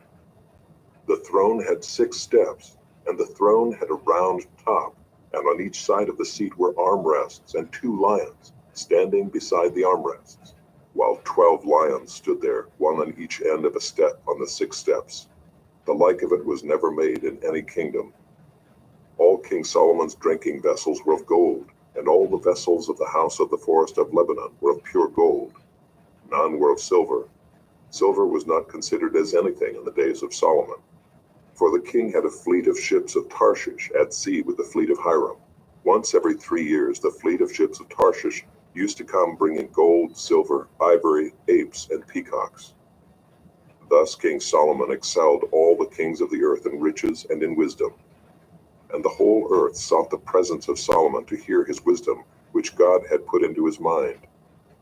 Every one of them brought his present, articles of silver and gold, garments, myrrh, spices, horses, and mules, so much year by year. And Solomon gathered together chariots and horsemen. He had 1,400 chariots and 12,000 horsemen, whom he stationed in the chariot cities and with the king in Jerusalem. And the king made silver as common in Jerusalem as stone, and he made cedar as plentiful as the sycamore of the Shephelah. And Solomon's import of horses was from Egypt and Cui, and the king's traders received them from Cui at a price. A chariot could be imported from Egypt for 600 shekels of silver, and a horse for 150. And so through the king's traders they were exported to all the kings of the Hittites and the kings of Syria. Chapter 11. Now King Solomon loved many foreign women, along with the daughter of Pharaoh, Moabite, Ammonite, Edomite, Sidonian, and Hittite women, from the nations concerning which the Lord had said to the people of Israel, "You shall not enter into marriage with them, neither shall they with you, for surely they will turn away your heart after their gods." Solomon clung to these in love. He had 700 wives who were princesses, and 300 concubines, and his wives turned away his heart. For when Solomon was old, his wives turned away his heart after other gods, and his heart was not wholly true to the Lord his God, as was the heart of David his father. For Solomon went after Ashtoreth, the goddess of the Sidonians, and after Milcom, the abomination of the Ammonites. So Solomon did what was evil in the sight of the Lord, and did not wholly follow the Lord, as David his father had done. Then Solomon built a high place for Chemosh, the abomination of Moab, and for Moloch, the abomination of the Ammonites, on the mountain east of Jerusalem. And so he did for all his foreign wives, who made offerings and sacrificed to their gods. And the Lord was angry with Solomon, because his heart had turned away from the Lord, the God of Israel, who had appeared to him twice, and had commanded him concerning this thing, that he should not go after other gods. But he did not keep what the Lord commanded. Therefore the Lord said to Solomon, "Since this has been your practice, and you have not kept my covenant and my statutes that I have commanded you, I will surely tear the kingdom from you, and will give it to your servant. Yet for the sake of David your father I will not do it in your days, but I will tear it out of the hand of your son. However, I will not tear away all the kingdom, but I will give one tribe to your son for the sake of David my servant, and for the sake of Jerusalem that I have chosen." And the Lord raised up an adversary against Solomon, Hadad the Edomite. He was of the royal house in Edom. For when David was in Edom, and Joab the commander of the army went up to bury the slain, he struck down every male in Edom. For Joab and all Israel remained there 6 months, until he had cut off every male in Edom. But Hadad fled to Egypt, together with certain Edomites of his father's servants, Hadad still being a little child. They set out from Midian and came to Paran, and took men with them from Paran and came to Egypt, to Pharaoh king of Egypt, who gave him a house and assigned him an allowance of food and gave him land. And Hadad found great favor in the sight of Pharaoh, so that he gave him in marriage the sister of his own wife, the sister of Tahpenes the queen. And the sister of Tahpenes bore him Genubath his son, whom Tahpenes weaned in Pharaoh's house. And Genubath was in Pharaoh's house among the sons of Pharaoh. But when Hadad heard in Egypt that David slept with his fathers, and that Joab the commander of the army was dead, Hadad said to Pharaoh, "Let me depart, that I may go to my own country." But Pharaoh said to him, "What have you lacked with me that you are now seeking to go to your own country?" And he said to him, "Only let me depart." God also raised up as an adversary to him Rezin the son of Eliada, who had fled from his master Hadadezer king of Zobah. And he gathered men about him and became leader of a marauding band after the killing by David. And they went to Damascus and lived there and made him king in Damascus. He was an adversary of Israel all the days of Solomon, doing harm as Hadad did. And he loathed Israel and reigned over Syria. Jeroboam the son of Nebat, an Ephraimite of Zeradah, a servant of Solomon, whose mother's name was Zeruiah, a widow, also lifted up his hand against the king. And this was the reason why he lifted up his hand against the king. Solomon built the Millo, and closed up the breach of the city of David his father. The man Jeroboam was very able, and when Solomon saw that the young man was industrious, he gave him charge over all the forced labor of the house of Joseph. And at that time, when Jeroboam went out of Jerusalem, the prophet Ahijah the Shilonite found him on the road. Now Ahijah had dressed himself in a new garment, and the two of them were alone in the open country. Then Ahijah laid hold of the new garment that was on him and tore it into 12 pieces. And he said to Jeroboam, "Take for yourself 10 pieces, for thus says the Lord, the God of Israel, Behold, I am about to tear the kingdom from the hand of Solomon, and will give you 10 tribes. But he shall have 1 tribe, for the sake of my servant David, and for the sake of Jerusalem, the city that I have chosen out of all the tribes of Israel, because they have forsaken me and worshipped Ashtoreth, the goddess of the Sidonians, Chemosh, the god of Moab, and Milcom, the god of the Ammonites. And they have not walked in my ways, doing what is right in my sight, and keeping my statutes and my rules, as David his father did. Nevertheless, I will not take the whole kingdom out of his hand, but I will make him ruler all the days of his life, for the sake of David my servant whom I chose, who kept my commandments and my statutes. But I will take the kingdom out of his son's hand, and will give it to you, 10 tribes. Yet to his son I will give 1 tribe, that David my servant may always have a lamp before me in Jerusalem, the city where I have chosen to put my name. And I will take you, and you shall reign over all that your soul desires, and you shall be king over Israel. And if you will listen to all that I command you, and will walk in my ways, and do what is right in my eyes by keeping my statutes and my commandments, as David my servant did, I will be with you and will build you a sure house, as I built for David, and I will give Israel to you. And I will afflict the offspring of David because of this, but not forever." Solomon sought therefore to kill Jeroboam. But Jeroboam arose and fled into Egypt, to Shishak king of Egypt, and was in Egypt until the death of Solomon. Now the rest of the acts of Solomon, and all that he did, and his wisdom, are they not written in the book of the acts of Solomon? And the time that Solomon reigned in Jerusalem over all Israel was 40 years. And Solomon slept with his fathers, and was buried in the city of David his father. And Rehoboam his son reigned in his place. Chapter 12. Rehoboam went to Shechem, for all Israel had come to Shechem to make him king. And as soon as Jeroboam the son of Nebat heard of it, for he was still in Egypt, where he had fled from King Solomon, then Jeroboam returned from Egypt.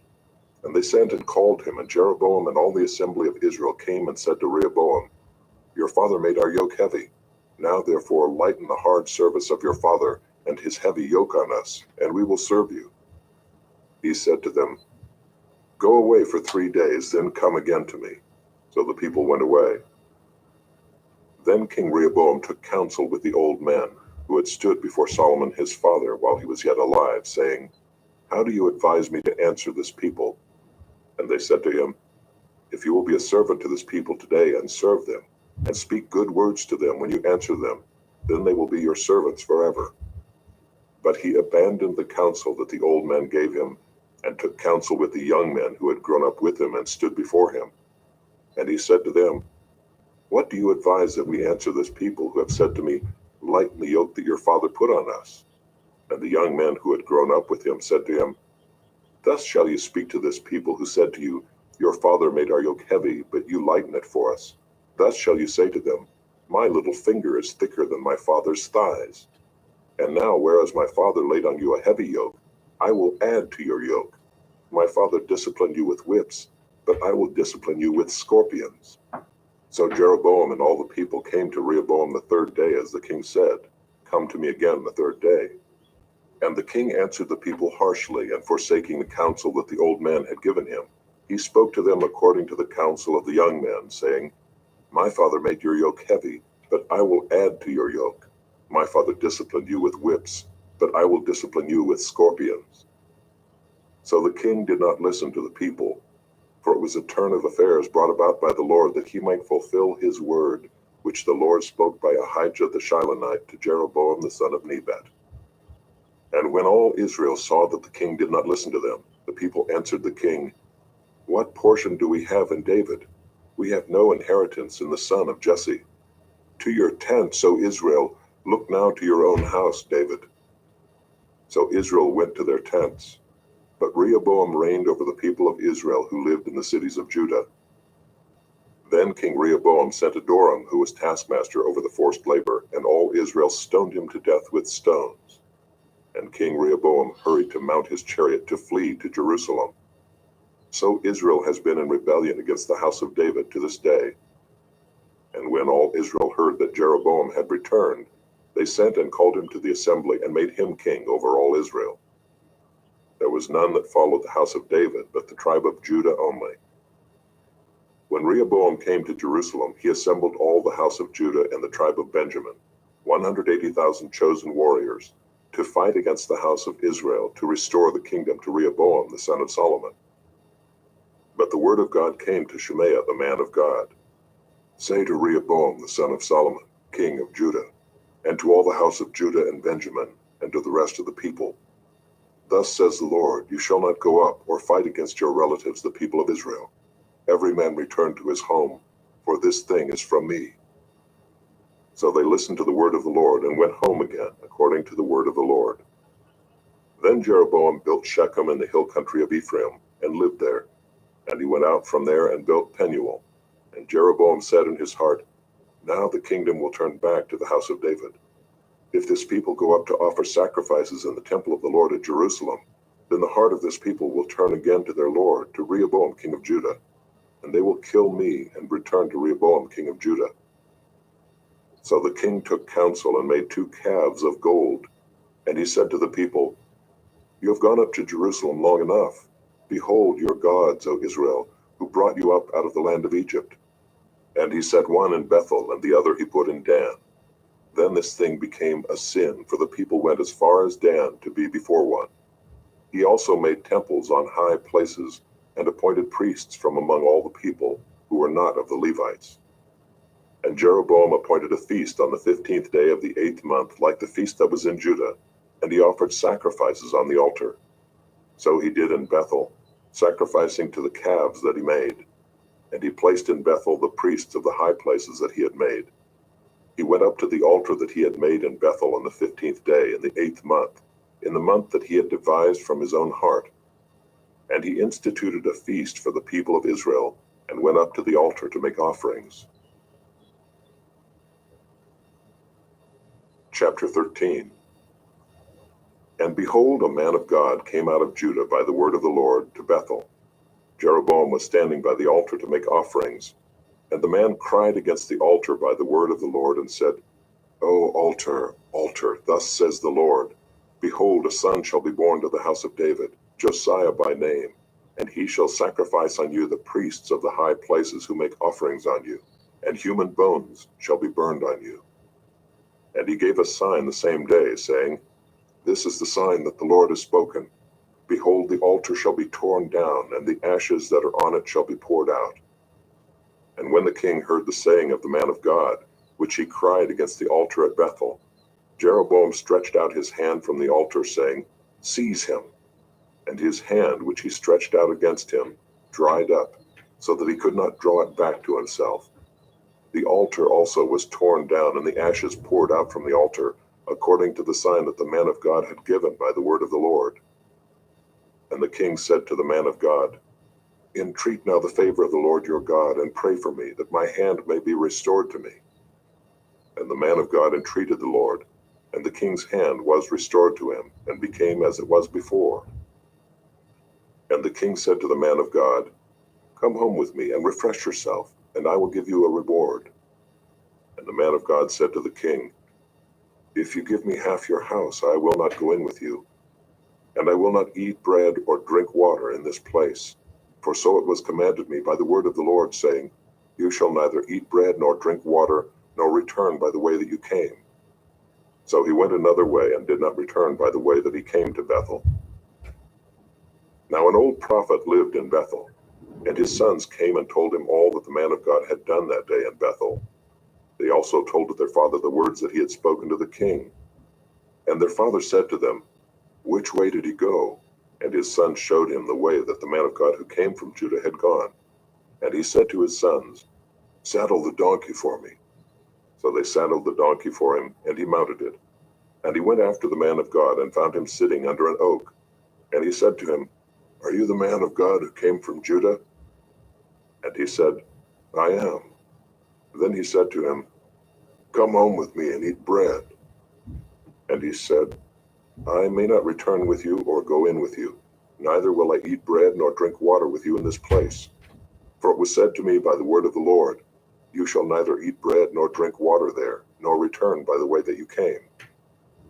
And he said to him, I also am a prophet as you are. And an angel spoke to me by the word of the Lord, saying, Bring him back with you into your house, that he may eat bread and drink water.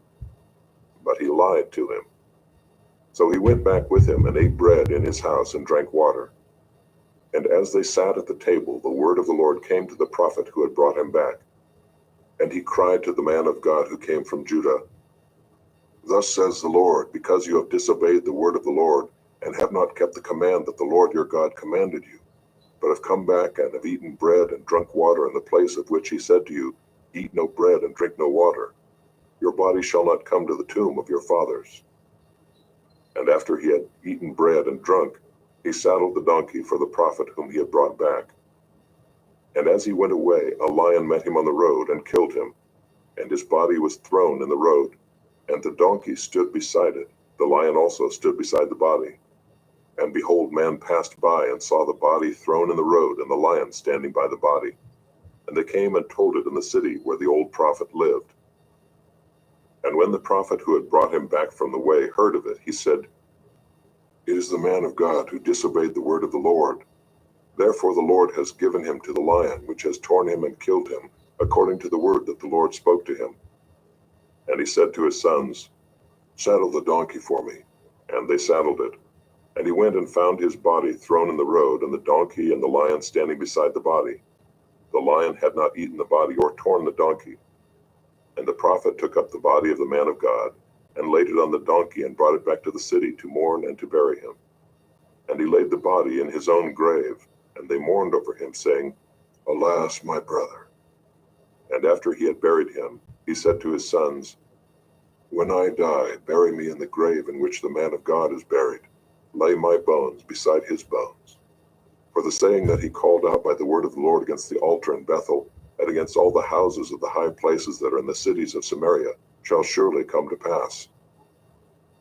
After this thing, Jeroboam did not turn from his evil way, but made priests for the high places again from among all the people. Any who would, he ordained to be priests of the high places. And this thing became sin to the house of Jeroboam, so as to cut it off and to destroy it from the face of the earth. Chapter 14. At that time Abijah the son of Jeroboam fell sick, and Jeroboam said to his wife, Arise and disguise yourself, that it not be known that you are the wife of Jeroboam, and go to Shiloh. Behold, Ahijah the prophet is there, who said of me that I should be king over this people. Take with you 10 loaves, some cakes, and a jar of honey, and go to him.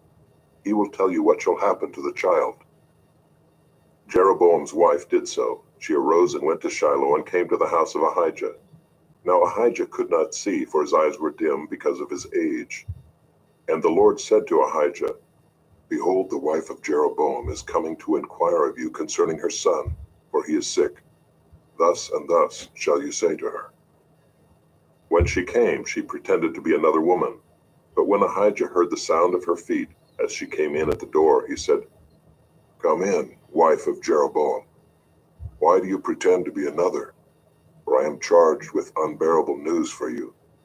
Go, tell Jeroboam, Thus says the Lord, the God of Israel, because I exalted you from among the people and made you leader over my people Israel, and tore the kingdom away from the house of David and gave it to you, and yet you have not been like my servant David, who kept my commandments and followed me with all his heart, doing only that which was right in my eyes.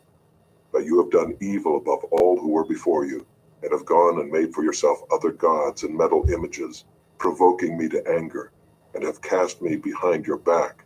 Therefore, behold, I will bring harm upon the house of Jeroboam, and will cut off from Jeroboam every male, both bond and free, in Israel, and will burn up the house of Jeroboam as a man burns up dung until it is all gone. Anyone belonging to Jeroboam who dies in the city, the dogs shall eat, and anyone who dies in the open country, the birds of the heavens shall eat, for the Lord has spoken it. Arise, therefore, go to your house. When your feet enter the city, the child shall die, and all Israel shall mourn for him and bury him. For he only of Jeroboam shall come to the grave, because in him there is found something pleasing to the Lord, the God of Israel, in the house of Jeroboam. Moreover, the Lord will raise up for himself a king over Israel, who shall cut off the house of Jeroboam today. And henceforth the Lord will strike Israel as a reed is shaken in the water, and root up Israel out of this good land that he gave to their fathers, and scatter them beyond the Euphrates, because they have made their Asherim, provoking the Lord to anger. And he will give Israel up because of the sins of Jeroboam, which he sinned and made Israel to sin.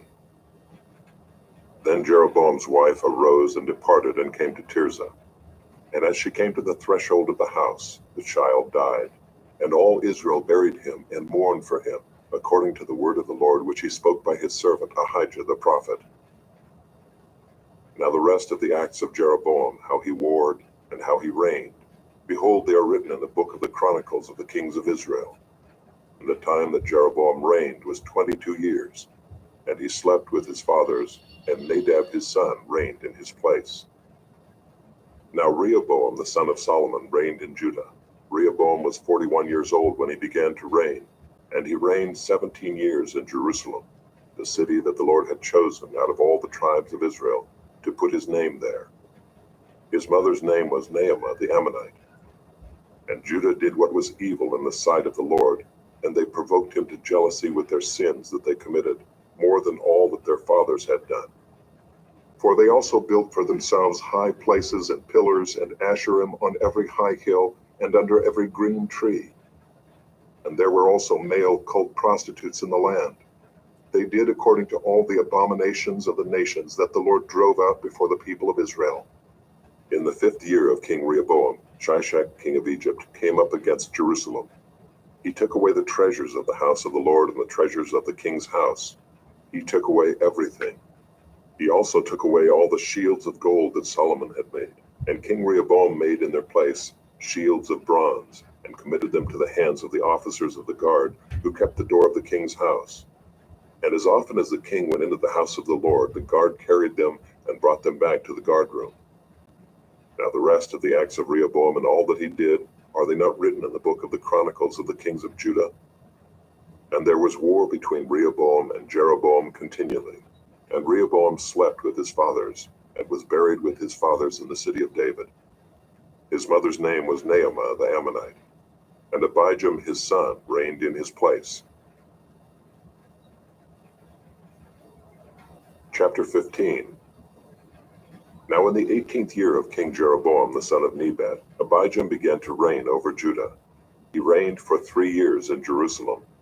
His mother's name was Maacah the daughter of Abishalom. And he walked in all the sins that his father did before him, and his heart was not wholly true to the Lord his God, as the heart of David his father. Nevertheless, for David's sake the Lord his God gave him a lamp in Jerusalem, setting up his son after him and establishing Jerusalem, because David did what was right in the eyes of the Lord, and did not turn aside from anything that he commanded him all the days of his life, except in the matter of Uriah the Hittite. Now there was war between Rehoboam and Jeroboam all the days of his life. The rest of the acts of Abijam and all that he did, are they not written in the book of the Chronicles of the kings of Judah? And there was war between Abijam and Jeroboam. And Abijam slept with his fathers, and they buried him in the city of David. And Asa his son reigned in his place. In the 20th year of Jeroboam king of Israel, Asa began to reign over Judah. And he reigned 41 years in Jerusalem. His mother's name was Maacah, the daughter of Abishalom. And Asa did what was right in the eyes of the Lord, as David his father had done. He put away the male cult prostitutes out of the land, and removed all the idols that his fathers had made. He also removed Maacah his mother from being queen mother, because she had made an abominable image for Asherah. And Asa cut down her image and burned it at the brook Kidron. But the high places were not taken away. Nevertheless, the heart of Asa was wholly true to the Lord all his days. And he brought into the house of the Lord the sacred gifts of his father, and his own sacred gifts, silver and gold and vessels. And there was war between Asa and Baasha king of Israel all their days. Baasha king of Israel went up against Judah and built Ramah, that he might permit no one to go out or come into Asa king of Judah. Then Asa took all the silver and the gold that were left in the treasures of the house of the Lord, and the treasures of the king's house, and gave them into the hands of his servants. And King Asa sent them to Ben-Hadad the son of Tabrimon, the son of Hezion king of Syria, who lived in Damascus, saying, Let there be a covenant between me and you, as there was between my father and your father. Behold, I am sending to you a present of silver and gold. Go, break your covenant with Baasha king of Israel, that he may withdraw from me. And Ben-Hadad listened to King Asa, and sent the commanders of his armies against the cities of Israel, and conquered Ijon, Dan, Abel-Beth-Maacah, and all Kinneroth, with all the land of Naphtali.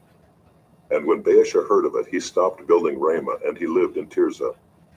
Then King Asa made a proclamation to all Judah, none was exempt, and they carried away the stones of Ramah and its timber, with which Baasha had been building, and with them King Asa built Geba, Benjamin, and Mizpah.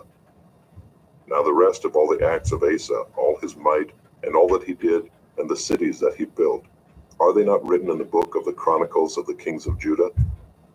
But in his old age he was diseased in his feet. And Asa slept with his fathers, and was buried with his fathers in the city of David his father, and Jehoshaphat his son reigned in his place. Nadab the son of Jeroboam began to reign over Israel in the 2nd year of Asa king of Judah. And he reigned over Israel 2 years. He did what was evil in the sight of the Lord, and walked in the way of his father, and in his sin which he made Israel to sin. Baasha the son of Ahijah of the house of Issachar conspired against him, and Baasha struck him down at Gibbethon, which belonged to the Philistines, for Nadab and all Israel were laying siege to Gibbethon. So Baasha killed him in the 3rd year of Asa king of Judah, and reigned in his place. And as soon as he was king, he killed all the house of Jeroboam. He left to the house of Jeroboam not one that breathed, until he had destroyed it, according to the word of the Lord that he spoke by his servant Ahijah the Shilonite. It was for the sins of Jeroboam that he sinned, and that he made Israel to sin, and because of the anger to which he provoked the Lord, the God of Israel. Now the rest of the acts of Nadab and all that he did, are they not written in the book of the Chronicles of the kings of Israel? And there was war between Asa and Baasha king of Israel all their days. In the 3rd year of Asa king of Judah, Baasha the son of Ahijah began to reign over all Israel at Tirzah, and he reigned 24 years. He did what was evil in the sight of the Lord, and walked in the way of Jeroboam, and in his sin which he made Israel to sin. Chapter 16. And the word of the Lord came to Jehu the son of Hanani against Baasha, saying, Since I exalted you out of the dust, and made you leader over my people Israel, and you have walked in the way of Jeroboam, and have made my people Israel to sin, provoking me to anger with their sins, behold, I will utterly sweep away Baasha and his house, and I will make your house like the house of Jeroboam the son of Nebat. Anyone belonging to Baasha who dies in the city, the dogs shall eat, and any one of his who dies in the field, the birds of the heavens shall eat. Now the rest of the acts of Baasha and what he did and his might, are they not written in the book of the Chronicles of the kings of Israel? And Baasha slept with his fathers, and was buried at Tirzah, and Elah his son reigned in his place. Moreover, the word of the Lord came by the prophet Jehu the son of Hanani against Baasha and his house, both because of all the evil that he did in the sight of the Lord, provoking him to anger with the work of his hands, and being like the house of Jeroboam, and also because he destroyed it. In the 26th year of Asa king of Judah, Elah the son of Baasha began to reign over Israel in Tirzah, and he reigned 2 years. But his servant Zimri, commander of half his chariots, conspired against him. When he was at Tirzah, drinking himself drunk in the house of Arza, who was over the household in Tirzah, Zimri came in and struck him down and killed him in the 27th year of Asa king of Judah, and reigned in his place. When he began to reign, as soon as he had seated himself on his throne, he struck down all the house of Baasha. He did not leave him a single male of his relatives or his friends. Thus Zimri destroyed all the house of Baasha, according to the word of the Lord which he spoke against Baasha by Jehu the prophet, for all the sins of Baasha and the sins of Elah his son, which they sinned and which they made Israel to sin, provoking the Lord God of Israel to anger with their idols.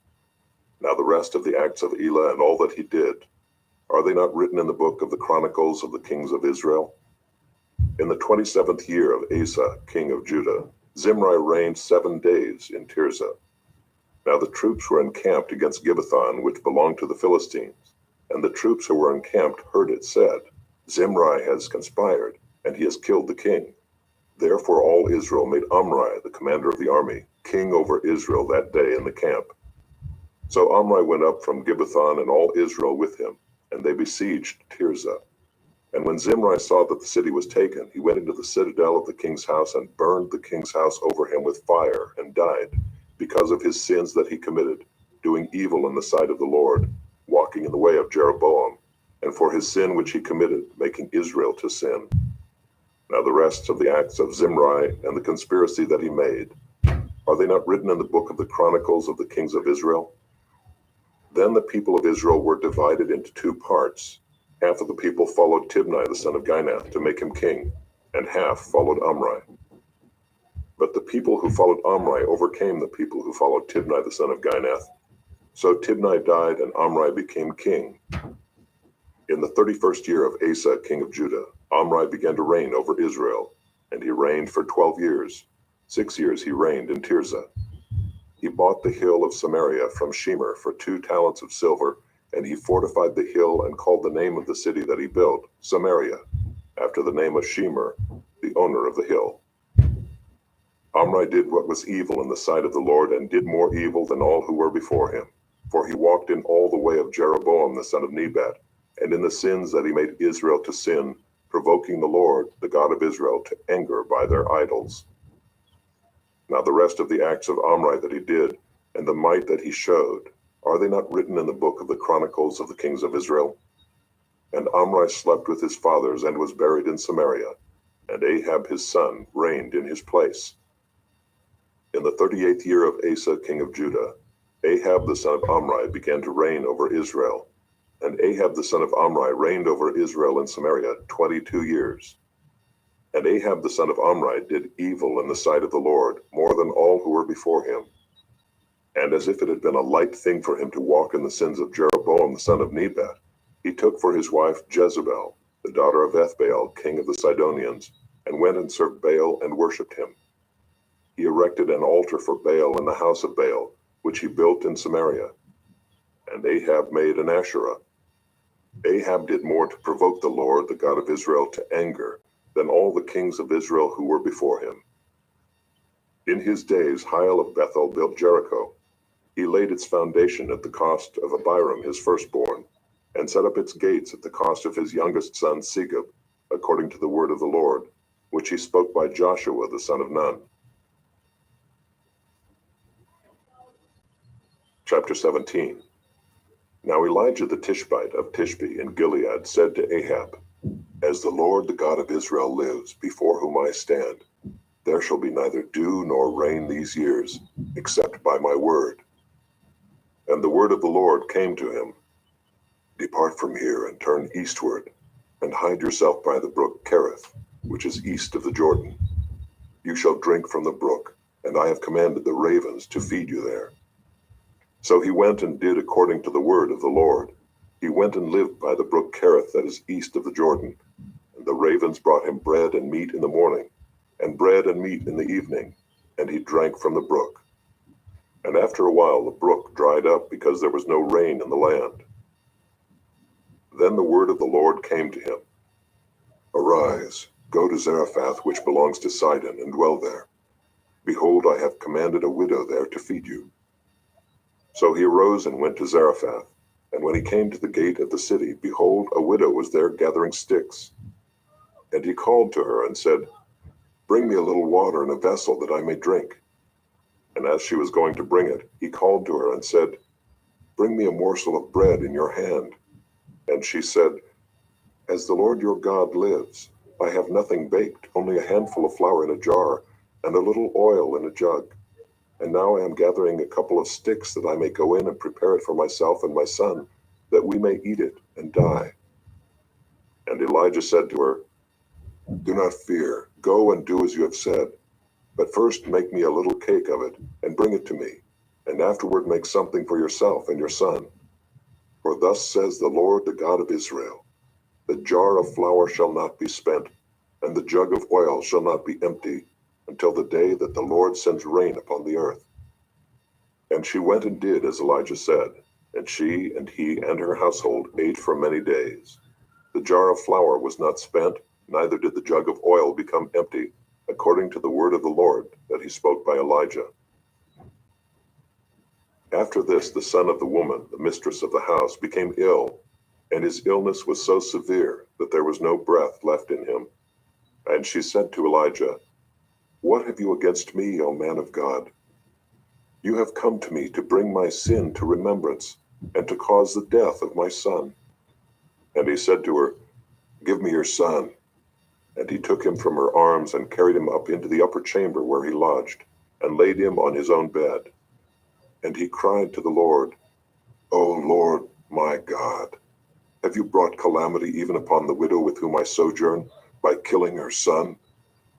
Then he stretched himself upon the child 3 times and cried to the Lord, O Lord my God, let this child's life come into him again.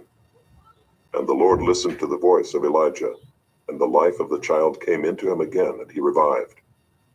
And Elijah took the child and brought him down from the upper chamber into the house, and delivered him to his mother. And Elijah said, See, your son lives.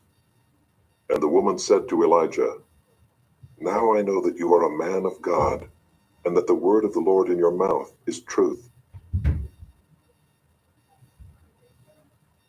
Chapter 18.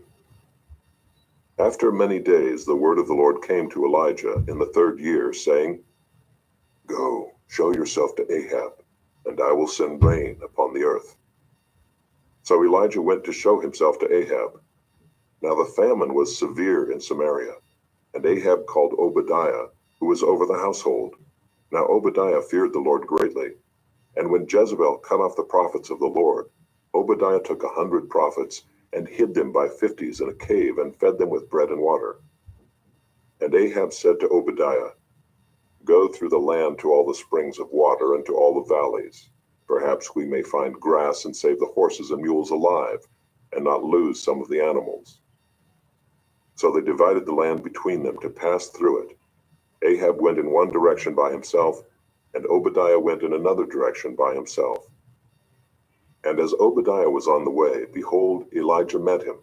And Obadiah recognized him and fell on his face and said, Is it you, my lord Elijah? And he answered him, It is I. Go tell your lord, Behold, Elijah is here. And he said, How have I sinned that you would give your servant into the hand of Ahab to kill me? As the Lord your God lives, there is no nation or kingdom where my lord has not sent to seek you. And when they would say, He is not here, he would take an oath of the kingdom or nation that they had not found you. And now you say, Go tell your Lord, behold, Elijah is here. And as soon as I have gone from you, the Spirit of the Lord will carry you I know not where. And so when I come and tell Ahab, and he cannot find you, he will kill me, although I your servant have feared the Lord from my youth. Has it not been told my Lord what I did when Jezebel killed the prophets of the Lord? How I hid 100 men of the Lord's prophets by 50s in a cave, and fed them with bread and water? And now you say, Go tell your Lord, behold, Elijah is here, and he will kill me. And Elijah said, As the Lord of hosts lives, before whom I stand, I will surely show myself to him today. So Obadiah went to meet Ahab and told him, and Ahab went to meet Elijah. When Ahab saw Elijah, Ahab said to him, Is it you, you troubler of Israel? And he answered, I have not troubled Israel, but you have, and your father's house, because you have abandoned the commandments of the Lord and followed the Baals. Now therefore send and gather all Israel to me at Mount Carmel, and the 450 prophets of Baal, and the 400 prophets of Asherah, who eat at Jezebel's table. So Ahab sent to all the people of Israel and gathered the prophets together at Mount Carmel. And Elijah came near to all the people and said, How long will you go limping between two different opinions? If the Lord is God, follow him. But if Baal, then follow him. And the people did not answer him a word. Then Elijah said to the people, even I only am left a prophet of the Lord, but Baal's prophets are 450 men. Let 2 bulls be given to us, and let them choose 1 bull for themselves, and cut it in pieces and lay it on the wood, but put no fire to it. And I will prepare the other bull and lay it on the wood and put no fire to it. And you call upon the name of your God, and I will call upon the name of the Lord, and the God who answers by fire, he is God. And all the people answered, It is well spoken. Then Elijah said to the prophets of Baal, Choose for yourselves 1 bull and prepare it first, for you are many, and call upon the name of your God, but put no fire to it. And they took the bull that was given them, and they prepared it and called upon the name of Baal from morning until noon, saying, O Baal, answer us. But there was no voice, and no one answered. And they limped around the altar that they had made. And at noon Elijah mocked them, saying, Cry aloud, for he is a god. Either he is musing, or he is relieving himself, or he is on a journey, or perhaps he is asleep and must be awakened.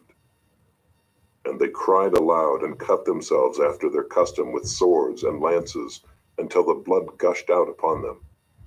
And as midday passed, they raved on until the time of the offering of the oblation, but there was no voice. No one answered. No one paid attention. Then Elijah said to all the people, Come near to me. And all the people came near to him, and he repaired the altar of the Lord that had been thrown down. Elijah took 12 stones, according to the number of the tribes of the sons of Jacob, to whom the word of the Lord came, saying, Israel shall be your name. And with the stones he built an altar in the name of the Lord. And he made a trench about the altar, as great as would contain 2 seahs of seed. And he put the wood in order, and cut the bowl in pieces, and laid it on the wood. And he said, Fill 4 jars with water, and pour it on the burnt offering and on the wood. And he said, Do it a second time. And they did it a second time. And he said, Do it a third time. And they did it a third time. And the water ran around the altar, and filled the trench also with water.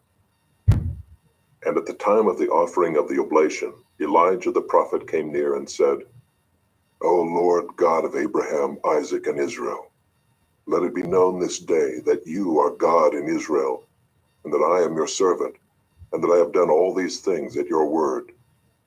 Answer me, O Lord, answer me, that this people may know that you, O Lord, are God, and that you have turned their hearts back.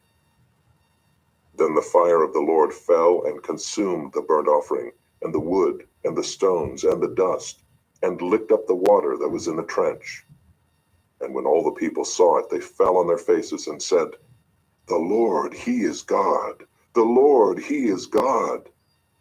And Elijah said to them, "Seize the prophets of Baal. Let not one of them escape." And they seized them. And Elijah brought them down to the brook Kishon and slaughtered them there. And Elijah said to Ahab, "Go up, eat and drink, for there's a sound of the rushing of rain." So Ahab went up to eat and to drink. And Elijah went up to the top of Mount Carmel. And he bowed himself down on the earth and put his face between his knees. And he said to his servant, "Go up now, look toward the sea." And he went up and looked and said, "There is nothing." And he said, "Go again, 7 times." And at the 7th time he said, "Behold, a little cloud like a man's hand is rising from the sea."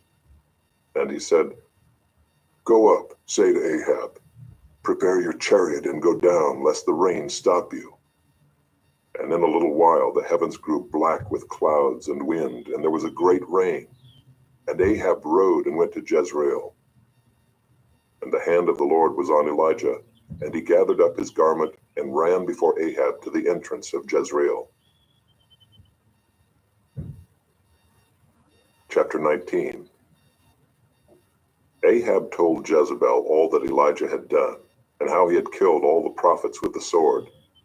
Then Jezebel sent a messenger to Elijah, saying, "So may the gods do to me, and more also, if I do not make your life as the life of one of them by this time tomorrow."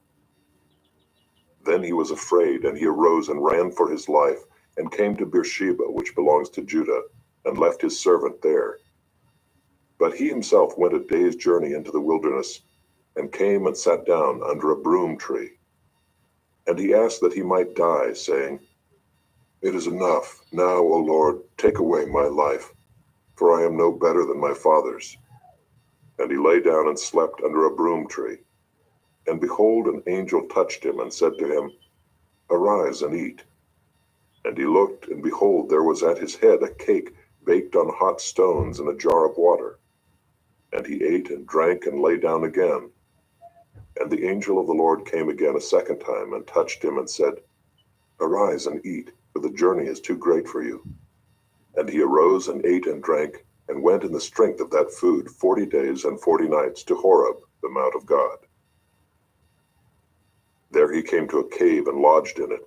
And behold, the word of the Lord came to him, and he said to him, "What are you doing here, Elijah?" He said, "I have been very jealous for the Lord, the God of hosts, for the people of Israel have forsaken your covenant, thrown down your altars, and killed your prophets with the sword. And I, even I only, am left, and they seek my life to take it away." And he said, "Go out and stand on the mount before the Lord." And behold, the Lord passed by, and a great and strong wind tore the mountains and broke in pieces the rocks before the Lord. But the Lord was not in the wind. And after the wind, an earthquake, but the Lord was not in the earthquake. And after the earthquake, a fire, but the Lord was not in the fire. And after the fire, the sound of a low whisper. And when Elijah heard it, he wrapped his face in his cloak and went out and stood at the entrance of the cave. And behold, there came a voice to him and said, "What are you doing here, Elijah?" He said, "I have been very jealous for the Lord, the God of hosts, for the people of Israel have forsaken your covenant, thrown down your altars, and killed your prophets with the sword. And I, even I only, am left, and they seek my life to take it away." And the Lord said to him, "Go, return on your way to the wilderness of Damascus, and when you arrive, you shall anoint Hazael to be king over Syria. And Jehu the son of Nimshi you shall anoint to be king over Israel. And Elisha the son of Shaphat of Abel-Maholah you shall anoint to be prophet in your place. And the one who escapes from the sword of Hazael shall Jehu put to death. And the one who escapes from the sword of Jehu shall Elisha put to death. Yet I will leave 7,000 in Israel, all the knees that have not bowed to Baal, and every mouth that has not kissed him." So he departed from there and found Elisha the son of Shaphat, who was plowing with 12 yoke of oxen in front of him, and he was with the 12th. Elijah passed by him and cast his cloak upon him. And he left the oxen and ran after Elijah and said, "Let me kiss my father and my mother, and then I will follow you." And he said to him, "Go back again, for what have I done to you?" And he returned from following him, and took the yoke of oxen, and sacrificed them, and boiled their flesh with the yokes of the oxen, and gave it to the people, and they ate. Then he arose and went after Elijah, and assisted him. Chapter 20. Ben-Hadad the king of Syria gathered all his army together. 32 kings were with him, and horses and chariots. And he went up and closed in on Samaria, and fought against it. And he sent messengers into the city to Ahab king of Israel, and said to him, "Thus says Ben-Hadad, your silver and your gold are mine, your best wives and children also are mine." And the king of Israel answered, "As you say, my lord, O king, I am yours, and all that I have." The messengers came again and said, "Thus says Ben-Hadad, I sent to you, saying, Deliver to me your silver and your gold, your wives and your children. Nevertheless, I will send my servants to you tomorrow about this time, and they shall search your house and the houses of your servants, and lay hands on whatever pleases you, and take it away." Then the king of Israel called all the elders of the land, and said, "Mark now and see how this man is seeking trouble, for he sent to me for my wives and my children, and for my silver and my gold, and I did not refuse him." And all the elders and all the people said to him, "Do not listen or consent."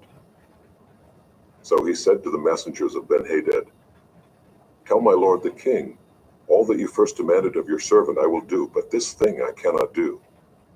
And the messengers departed and brought him word again. Ben-Hadad sent to him and said, "The gods do so to me and more also, if the dust of Samaria shall suffice for handfuls for all the people who follow me." And the king of Israel answered, "Tell him, let not him who straps on his armor boast himself as he who takes it off."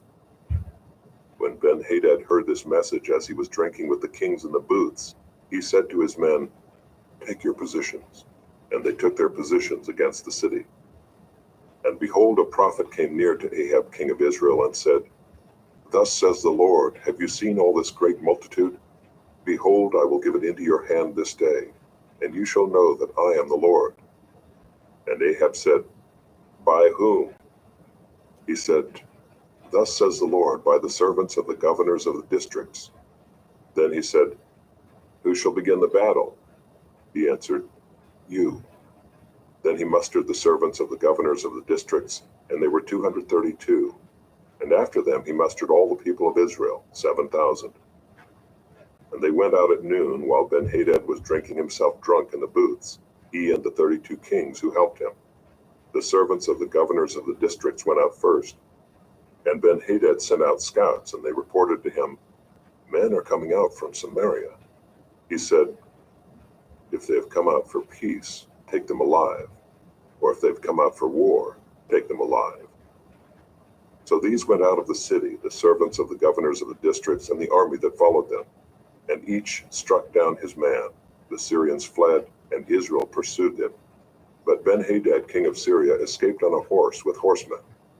And the king of Israel went out and struck the horses and chariots, and struck the Syrians with a great blow. Then the prophet came near to the king of Israel, and said to him, "Come, strengthen yourself, and consider well what you have to do. For in the spring the king of Syria will come up against you." And the servants of the king of Syria said to him, "Their gods are gods of the hills, and so they were stronger than we. But let us fight against them in the plain. Surely we shall be stronger than they. And do this, remove the kings each from his post, and put commanders in their places, and muster an army like the army that you have lost, horse for horse, and chariot for chariot. Then we will fight against them in the plain, and surely we shall be stronger than they." And he listened to their voice, and did so. In the spring Ben-Hadad mustered the Syrians, and went up to Aphek to fight against Israel. And the people of Israel were mustered, and were provisioned, and went against them. The people of Israel encamped before them like 2 little flocks of goats. But the Syrians filled the country. And a man of God came near, and said to the king of Israel, "Thus says the Lord, because the Syrians have said, 'The Lord is a God of the hills, but he is not a God of the valleys.' Therefore I will give all this great multitude into your hand, and you shall know that I am the Lord." and they encamped opposite one another 7 days.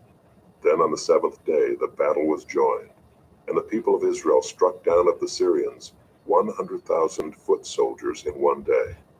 And the rest fled into the city of Aphek, and the wall fell upon 27,000 men who were left. Ben-Hadad also fled, and entered an inner chamber in the city. And his servants said to him, Behold, now we have heard that the kings of the house of Israel are merciful kings. Let us put sackcloth around our waists and ropes on our heads and go out to the king of Israel. Perhaps he will spare your life. So they tied sackcloth around their waists and put ropes on their heads and went to the king of Israel and said, Your servant Ben-Hadad says, Please let me live. And he said, Does he still live? He is my brother. Now the men were watching for a sign, and they quickly took it up from him and said, Yes, your brother Ben-Hadad. Then he said, Go and bring him. Then Ben-Hadad came out to him, and he caused him to come up into the chariot. And Ben-Hadad said to him, The cities that my father took from your father I will restore, and you may establish bazaars for yourself in Damascus, as my father did in Samaria. And Ahab said, I will let you go on these terms. So he made a covenant with him and let him go. And a certain man of the sons of the prophets said to his fellow at the command of the Lord, Strike me, please. But the man refused to strike him. Then he said to him, Because you have not obeyed the voice of the Lord, behold, as soon as you have gone from me, a lion shall strike you down. And as soon as he had departed from him, a lion met him and struck him down. Then he found another man and said, Strike me, please. But the man struck him and wounded him. So the prophet departed and waited for the king by the way, disguising himself with a bandage over his eyes. And as the king passed, he cried to the king and said, Your servant went out into the midst of the battle, and behold, a soldier turned and brought a man to me and said, Guard this man. If by any means he is missing, your life shall be for his life, or else you shall pay a talent of silver. And as your servant was busy here and there, he was gone. The king of Israel said to him, So shall your judgment be. You yourself have decided it. Then he hurried to take the bandage away from his eyes, and the king of Israel recognized him as one of the prophets. And he said to him, Thus says the Lord, because you have let go out of your hand the man whom I had devoted to destruction, therefore your life shall be for his life, and your people for his people. And the king of Israel went to his house vexed and sullen, and came to Samaria. Chapter 21. Now Naboth the Jezreelite had a vineyard in Jezreel beside the palace of Ahab king of Samaria. And after this Ahab said to Naboth, Give me your vineyard that I may have it for a vegetable garden, because it is near my house, and I will give you a better vineyard for it. Or if it seems good to you, I will give you its value in money. But Naboth said to Ahab, The Lord forbid that I should give you the inheritance of my fathers. And Ahab went into his house vexed and sullen because of what Naboth the Jezreelite had said to him. For he had said, I will not give you the inheritance of my fathers. And he lay down on his bed and turned away his face and would eat no food. But Jezebel his wife came to him and said to him, Why is your spirit so vexed that you eat no food? And he said to her, Because I spoke to Naboth the Jezreelite and said to him, Give me your vineyard for money, or else, if it please you, I will give you another vineyard for it. And he answered, I will not give you my vineyard. And Jezebel his wife said to him, Do you now govern Israel? Arise and eat bread, and let your heart be cheerful. I will give you the vineyard of Naboth the Jezreelite. So she wrote letters in Ahab's name and sealed them with his seal, and she sent the letters to the elders and the leaders who lived with Naboth in his city. And she wrote in the letters, Proclaim a fast, and set Naboth at the head of the people, and set 2 worthless men opposite him, and let them bring a charge against him, saying, You have cursed God and the king. Then take him out and stone him to death. And the men of his city, the elders and the leaders who lived in his city, did as Jezebel had sent word to them. As it was written in the letters that she had sent to them, they proclaimed a fast and set Naboth at the head of the people. And the 2 worthless men came in and sat opposite him. And the worthless men brought a charge against Naboth in the presence of the people, saying, Naboth cursed God and the king. So they took him outside the city and stoned him to death with stones.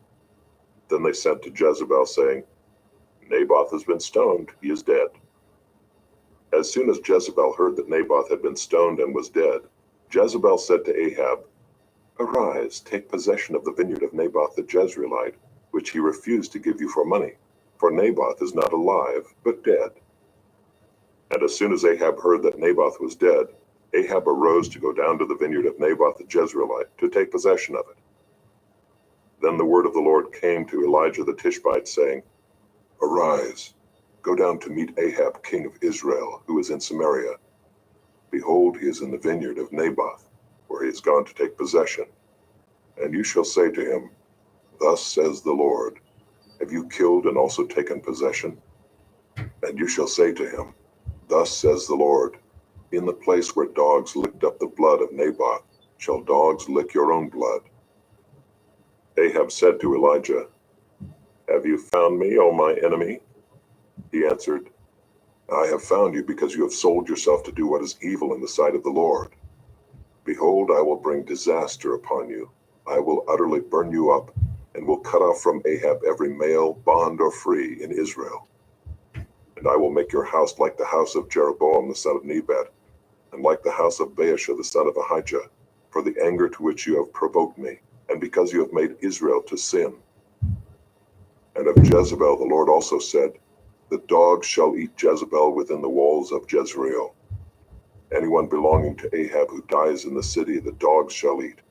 And any one of his who dies in the open country, the birds of the heavens shall eat. There was none who sold himself to do what was evil in the sight of the Lord like Ahab, whom Jezebel his wife incited. He acted very abominably, in going after idols, as the Amorites had done, whom the Lord cast out before the people of Israel. And when Ahab heard those words, he tore his clothes and put sackcloth on his flesh, and fasted, and lay in sackcloth, and went about dejectedly. And the word of the Lord came to Elijah the Tishbite, saying, Have you seen how Ahab has humbled himself before me? Because he has humbled himself before me, I will not bring the disaster in his days, but in his son's days I will bring the disaster upon his house. Chapter 22. For 3 years, Syria and Israel continued without war. But in the 3rd year, Jehoshaphat the king of Judah came down to the king of Israel. And the king of Israel said to his servants, Do you know that Ramoth Gilead belongs to us, and we keep quiet and do not take it out of the hand of the king of Syria? And he said to Jehoshaphat, Will you go with me to battle at Ramoth Gilead? And Jehoshaphat said to the king of Israel, I am as you are, my people as your people, my horses as your horses. And Jehoshaphat said to the king of Israel, Inquire first for the word of the Lord. Then the king of Israel gathered the prophets together, about 400 men, and said to them, Shall I go to battle against Ramoth Gilead, or shall I refrain? And they said, Go up, for the Lord will give it into the hand of the king. But Jehoshaphat said, Is there not here another prophet of the Lord of whom we may inquire?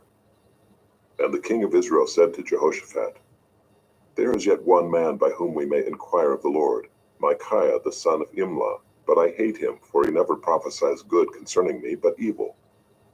And Jehoshaphat said, Let not the king say so. Then the king of Israel summoned an officer and said, Bring quickly Micaiah the son of Imlah. Now the king of Israel and Jehoshaphat the king of Judah were sitting on their thrones, arrayed in their robes, at the threshing floor at the entrance of the gate of Samaria, and all the prophets were prophesying before them. And Zedekiah the son of Kenaanah made for himself horns of iron, and said, Thus says the Lord, With these you shall push the Syrians until they are destroyed. And all the prophets prophesied so, and said, Go up to Ramoth Gilead and triumph, the Lord will give it into the hand of the king. And the messenger who went to summon Micaiah said to him, Behold, the words of the prophet with one accord are favorable to the king. Let your word be like the word of one of them, and speak favorably. But Micaiah said, As the Lord lives, what the Lord says to me, that I will speak. And when he had come to the king said to him, Micaiah, shall we go to Ramoth Gilead to battle, or shall we refrain? And he answered him, Go up and triumph. The Lord will give it into the hand of the king. But the king said to him, How many times shall I make you swear that you speak to me nothing but the truth in the name of the Lord? And he said, I saw all Israel scattered on the mountains as sheep that have no shepherd. And the Lord said, These have no master, let each return to his home in peace. And the king of Israel said to Jehoshaphat, Did I not tell you that he would not prophesy good concerning me, but evil? And Micaiah said, Therefore hear the word of the Lord. I saw the Lord sitting on his throne, and all the host of heaven standing beside him on his right hand and on his left. And the Lord said, Who will entice Ahab that he may go up and fall at Ramoth Gilead? And one said one thing, and another said another. Then a spirit came forward and stood before the Lord, saying, I will entice him. And the Lord said to him, By what means? And he said, I will go out and will be a lying spirit in the mouth of all his prophets. And he said, You are to entice him, and you shall succeed. Go out and do so. Now therefore, behold, the Lord has put a lying spirit in the mouth of all these your prophets. The Lord has declared disaster for you. Then Zedekiah the son of Chenaanah came near and struck Micaiah on the cheek and said, How did the Spirit of the Lord go from me to speak to you? And Micaiah said, Behold, you shall see on that day when you go into an inner chamber to hide yourself. And the king of Israel said, Seize Micaiah and take him back to Ammon, the governor of the city, and to Joash the king's son, and say, Thus says the king, Put this fellow in prison and feed him meager rations of bread and water until I come in peace. And Micaiah said, If you return in peace, the Lord has not spoken by me. And he said, Hear, all you peoples. So the king of Israel and Jehoshaphat the king of Judah went up to Ramoth Gilead. And the king of Israel said to Jehoshaphat, I will disguise myself and go into battle, but you wear your robes. And the king of Israel disguised himself and went into battle. Now the king of Syria had commanded the 32 captains of his chariots, Fight with neither small nor great, but only with the king of Israel. And when the captains of the chariots saw Jehoshaphat, they said, It is surely the king of Israel. So they turned to fight against him.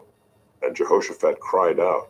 And when the captains of the chariots saw that it was not the king of Israel, they turned back from pursuing him. But a certain man drew his bow at random and struck the king of Israel between the scale armor and the breastplate.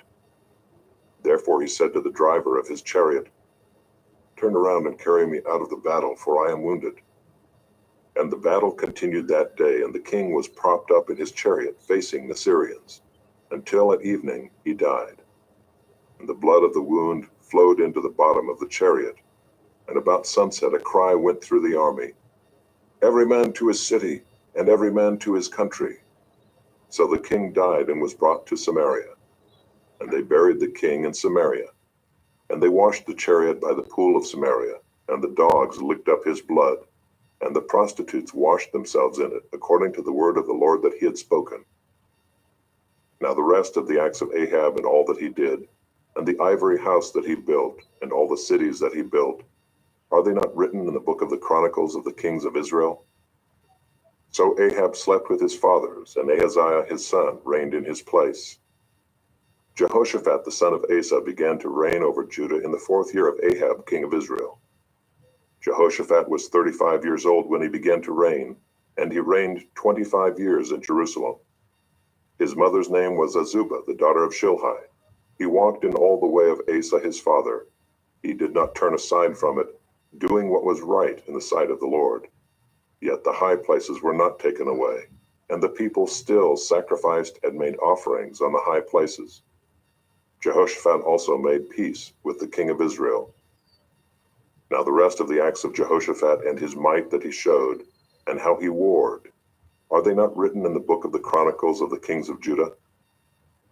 And from the land he exterminated the remnant of the male cult prostitutes who remained in the days of his father Asa. There was no king in Edom, a deputy was king. Jehoshaphat made ships of Tarshish to go to Ophir for gold, But they did not go, for the ships were wrecked at Ezion-Geber. Then Ahaziah the son of Ahab said to Jehoshaphat, "Let my servants go with your servants in the ships." But Jehoshaphat was not willing. And Jehoshaphat slept with his fathers and was buried with his fathers in the city of David his father, and Jehoram his son reigned in his place.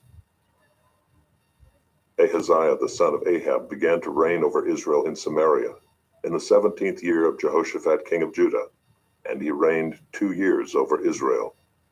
He did what was evil in the sight of the Lord, and walked in the way of his father and in the way of his mother, and in the way of Jeroboam the son of Nebat, who made Israel to sin. He served Baal and worshipped him, and provoked the Lord, the God of Israel, to anger in every way that his father had done.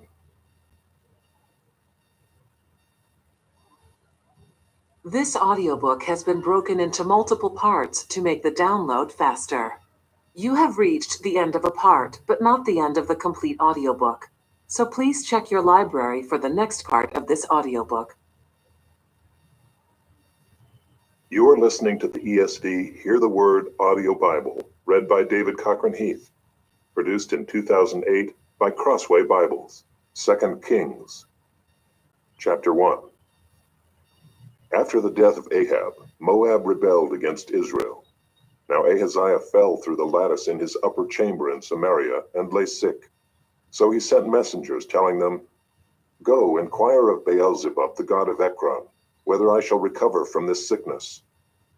But the angel of the Lord said to Elijah the Tishbite, "Arise, go up to meet the messenger of the king of Samaria, and say to them, Is it because there is no God in Israel that you are going to inquire of Beelzebub, the god of Ekron? Now therefore thus says the Lord, you shall not come down from the bed to which you have gone up, but you shall surely die." So Elijah went. The messengers returned to the king, and he said to them, "Why have you returned?" And they said to him, "There came a man to meet us, and said to us, Go back to the king who sent you, and say to him, Thus says the Lord, Is it because there is no God in Israel that you are sending to inquire of Beelzebub, the god of Ekron? Therefore you shall not come down from the bed to which you have gone up, but you shall surely die." He said to them, "What kind of man was he who came to meet you and told you these things?" They answered him, "He wore a garment of hair with a belt of leather about his waist." And he said, "It is Elijah the Tishbite." Then the king sent to him a captain of 50 men with his 50. He went up to Elijah, who was sitting on the top of a hill, and said to him, "O man of God, the king says, Come down." But Elijah answered the captain of 50, "If I am a man of God, let fire come down from heaven and consume you and your 50. Then fire came down from heaven and consumed him and his 50. Again the king sent to him another captain of 50 men with his 50. And he answered and said to him, "O man of God, this is the king's order. Come down quickly." But Elijah answered them, "If I am a man of God, let fire come down from heaven and consume you and your 50. Then the fire of God came down from heaven and consumed him and his 50. Again the king sent the captain of a third 50 with his 50. And the third captain of 50 went up and came and fell on his knees before Elijah and entreated him, "O man of God, please let my life and the life of these 50 servants of yours be precious in your sight. Behold, fire came down from heaven and consumed the 2 former captains of 50 men with their 50s. But now let my life be precious in your sight." Then the angel of the Lord said to Elijah, "Go down with him. Do not be afraid of him." So he arose and went down with him to the king and said to him, "Thus says the Lord, because you have sent messengers to inquire of Beelzebub, the god of Ekron, is it because there is no God in Israel to inquire of his word? Therefore you shall not come down from the bed to which you have gone up, but you shall surely die." So he died according to the word of the Lord that Elijah had spoken. Jehoram became king in his place in the 2nd year of Jehoram the son of Jehoshaphat, king of Judah, because Ahaziah had no son. Now the rest of the acts of Ahaziah that he did, are they not written in the book of the Chronicles of the kings of Israel? Chapter 2. Now when the Lord was about to take Elijah up to heaven by a whirlwind, Elijah and Elisha were on their way from Gilgal. And Elijah said to Elisha, "Please stay here, for the Lord has sent me as far as Bethel." But Elisha said, "As the Lord lives and as you yourself live, I will not leave you." So they went down to Bethel. And the sons of the prophets who were in Bethel came out to Elisha and said to him, "Do you know that today the Lord will take away your master from over you?" And he said, "Yes, I know it. Keep quiet." Elijah said to him, "Elisha, please stay here, for the Lord has sent me to Jericho." But he said, "As the Lord lives and as you yourself live, I will not leave you." So they came to Jericho. The sons of the prophets who were at Jericho drew near to Elisha and said to him, "Do you know that today the Lord will take away your master from over you?" And he answered, "Yes, I know it. Keep quiet." Then Elijah said to him, "Please stay here, for the Lord has sent me to the Jordan." But he said, "As the Lord lives and as you yourself live, I will not leave you." So the two of them went on. 50 men of the sons of the prophets also went and stood at some distance from them, as they both were standing by the Jordan. Then Elijah took his cloak and rolled it up and struck the water, and the water was parted to the one side and to the other, till the two of them could go over on dry ground. When they had crossed, Elijah said to Elisha, "Ask what I shall do for you before I am taken from you." And Elisha said, "Please let there be a double portion of your spirit on me." And he said, "You have asked a hard thing. Yet if you see me as I am being taken from you, it shall be so for you. But if you do not see me, it shall not be so." And as they still went on and talked, behold, chariots of fire and horses of fire separated the two of them. And Elijah went up by a whirlwind into heaven. And Elisha saw it, and he cried, my father, the chariots of Israel and its horsemen." And he saw him no more. Then he took hold of his own clothes and tore them in two pieces. And he took up the cloak of Elijah that had fallen from him, and went back and stood on the bank of the Jordan. Then he took the cloak of Elijah that had fallen from him, and struck the water, saying, "Where is the Lord, the God of Elijah?" And when he had struck the water was parted to the one side and to the other, and Elisha went over.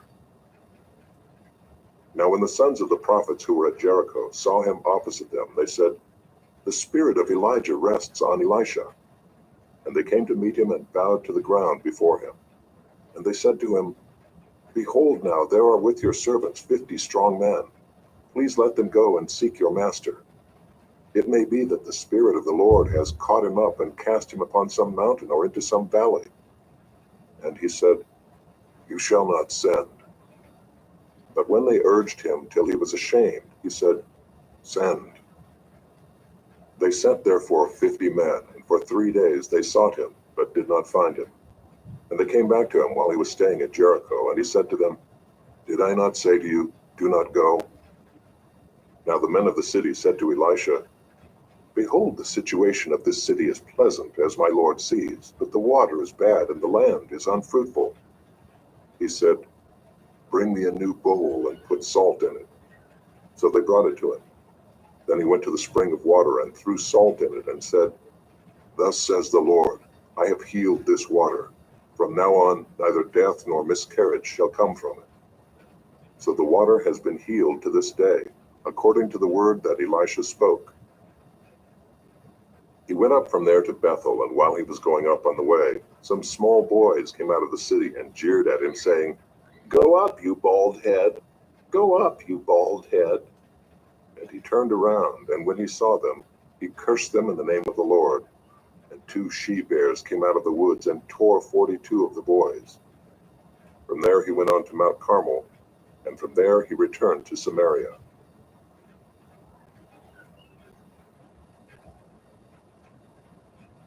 Chapter 3. In the 18th year of Jehoshaphat king of Judah, Jehoram the son of Ahab became king over Israel and Samaria, and he reigned 12 years. He did what was evil in the sight of the Lord, though not like his father and mother, for he put away the pillar of Baal that his father had made. Nevertheless, he clung to the sin of Jeroboam the son of Nebat, which he made Israel to sin. He did not depart from it. Now Mesha, king of Moab, was a sheep breeder, and he had to deliver to the king of Israel 100,000 lambs and the wool of 100,000 rams. But when Ahab died, the king of Moab rebelled against the king of Israel. So King Jehoram marched out of Samaria at that time and mustered all Israel. And he went and sent word to Jehoshaphat, king of Judah, "The king of Moab has rebelled against me. Will you go with me to battle against Moab?" And he said, "I will go. I am as you are, my people as your people, my horses as your horses." Then he said, "By which way shall we march?" Jehoram answered, "By the way of the wilderness of Edom." So the king of Israel went with the king of Judah and the king of Edom. And when they had made a circuitous march of 7 days, there was no water for the army or for the animals that followed them. Then the king of Israel said, "Alas, the Lord has called these 3 kings to give them into the hand of Moab." And Jehoshaphat said, "Is there no prophet of the Lord here, through whom we may inquire of the Lord?" Then one of the king of Israel's servants answered, "Elisha the son of Shaphat is here, who poured water on the hands of Elijah." And Jehoshaphat said, "The word of the Lord is with him." So the king of Israel and Jehoshaphat and the king of Edom went down to him. And Elisha said to the king of Israel, "What have I to do with you? Go to the prophets of your father and to the prophets of your mother." But the king of Israel said to him, "No, it is the Lord who has called these 3 kings to give them into the hand of Moab." And Elisha said, "As the Lord of hosts lives, before whom I stand, were it not that I have regard for Jehoshaphat the king of Judah, I would neither look at you nor see you. But now bring me a musician." And when the musician played, the hand of the Lord came upon him. And he said, "Thus says the Lord, I will make this dry stream bed full of pools. For thus says the Lord, you shall not see wind or rain, but that stream bed shall be filled with water, so that you shall drink, you, your livestock, and your animals.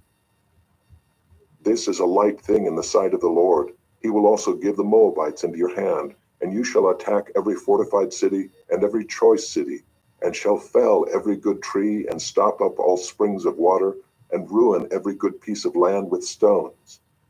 The next morning, about the time of offering the sacrifice, behold, water came from the direction of Edom, till the country was filled with water.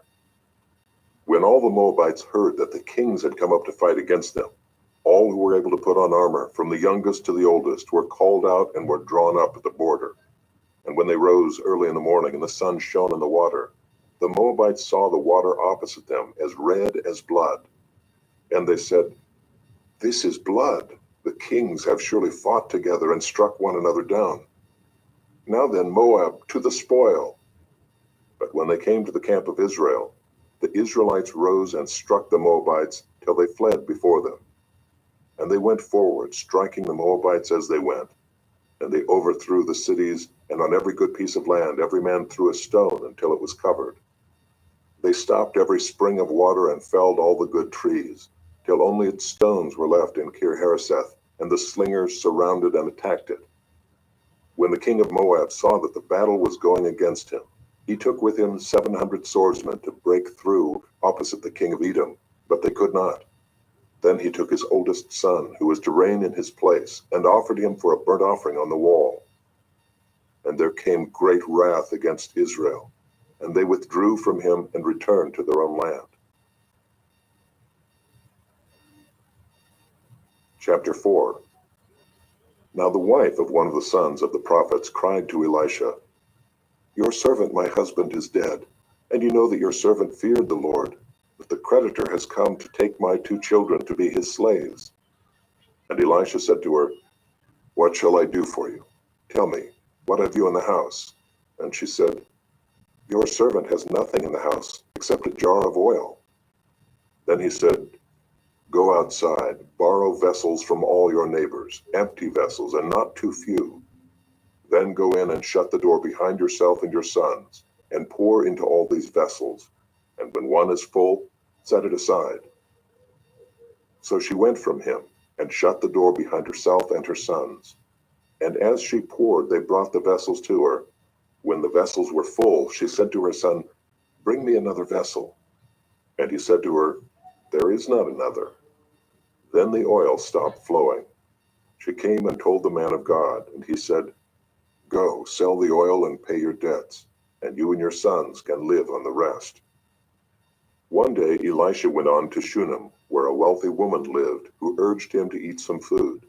So whenever he passed that way, he would turn in there to eat food. And she said to her husband, "Behold now, I know that this is a holy man of God who is continually passing our way. Let us make a small room on the roof with walls, and put there for him a bed, a table, a chair, and a lamp, so that whenever he comes to us, he can go in there." One day he came there, and he turned into the chamber and rested there.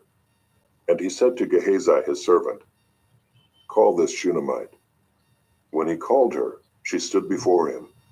And he said to him, "Say now to her, see, you have taken all this trouble for us. What is to be done for you? Would you have a word spoken on your behalf to the king or to the commander of the army?" She answered, "I dwell among my own people." And he said, "What then is to be done for her?" Gehazi answered, "Well, she has no son, and her husband is old." He said, "Call her." And when he had called her, she stood in the doorway. And he said, "At this season, about this time next year, you shall embrace a son." And she said, "No, my lord, O man of God, do not lie to your servant." But the woman conceived, and she bore a son about that time the following spring, as Elisha had said to her. When the child had grown, he went out one day to his father among the reapers. And he said to his father, "Oh, my head, my head." The father said to his servant, "Carry him to his mother." And when he had lifted him and brought him to his mother, the child sat on her lap till noon, and then he died. And she went up and laid him on the bed of the man of God, and shut the door behind him, and went out. Then she called to her husband, and said, "Send me one of the servants and one of the donkeys, that I may quickly go to the man of God and come back again." And he said, "Why will you go to him today? It is neither a new moon nor Sabbath." She said, "All is well." Then she saddled the donkey, and she said to her servant, "Urge the animal on. Do not slacken the pace for me unless I tell you." So she set out and came to the man of God at Mount Carmel. When the man of God saw her coming, he said to Gehazi his servant, "Look, there is the Shunammite. Run at once to meet her, and say to her, 'Is all well with you? Is all well with your husband? Is all well with the child?'" And she answered, "All is well." And when she came to the mountain to the man of God, she caught hold of his feet. And Gehazi came to push her away, but the man of God said, "Leave her alone, for she is in bitter distress, and the Lord has hidden it from me and has not told me." Then she said, "Did I ask my Lord for a son? Did I not say, 'Do not deceive me'?" He said to Gehazi, "Tie up your garment and take my staff in your hand and go. If you meet anyone, do not greet him, and if anyone greets you, do not reply. And lay my staff on the face of the child." Then the mother of the child said, "As the Lord lives and as you yourself live, I will not leave you." So he arose and followed her.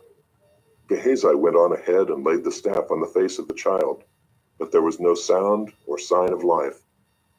Therefore he returned to meet him and told him, "The child is not awakened." When Elisha came into the house, he saw the child lying dead on his bed. So he went in and shut the door behind the two of them and prayed to the Lord. Then he went up and lay on the child, putting his mouth on his mouth, his eyes on his eyes, and his hands on his hands. And as he stretched himself upon him, the flesh of the child became warm. Then he got up again and walked once back and forth in the house, and went up and stretched himself upon him. The child sneezed 7 times, and the child opened his eyes. Then he summoned Gehazi and said, "Call this Shunammite." So he called her, and when she came to him, he said, "Pick up your son." She came and fell at his feet, bowing to the ground. Then she picked up her son and went out. And Elisha came again to Gilgal, when there was a famine in the land. And as the sons of the prophets were sitting before him, he said to his servant, Set on the large pot and boil stew for the sons of the prophets. One of them went out into the field to gather herbs, and found a wild vine, and gathered from it his lap full of wild gourds, and came and cut them up into the pot of stew, not knowing what they were. And they poured out some for the men to eat. But while they were eating of the stew, they cried out, O man of God, there is death in the pot. And they could not eat it. He said, Then bring flour. And he threw it into the pot, and said, Pour some out for the men, that they may eat. And there was no harm in the pot. A man came from Baal Shalishah, bringing the man of God bread of the firstfruits, 20 loaves of barley and fresh ears of grain in his sack. And Elisha said, Give to the men, that they may eat. But his servant said, How can I set this before 100 men? So he repeated, Give them to the men, that they may eat. For thus says the Lord, They shall eat and have some left. So he set it before them, and they ate and had some left, according to the word of the Lord.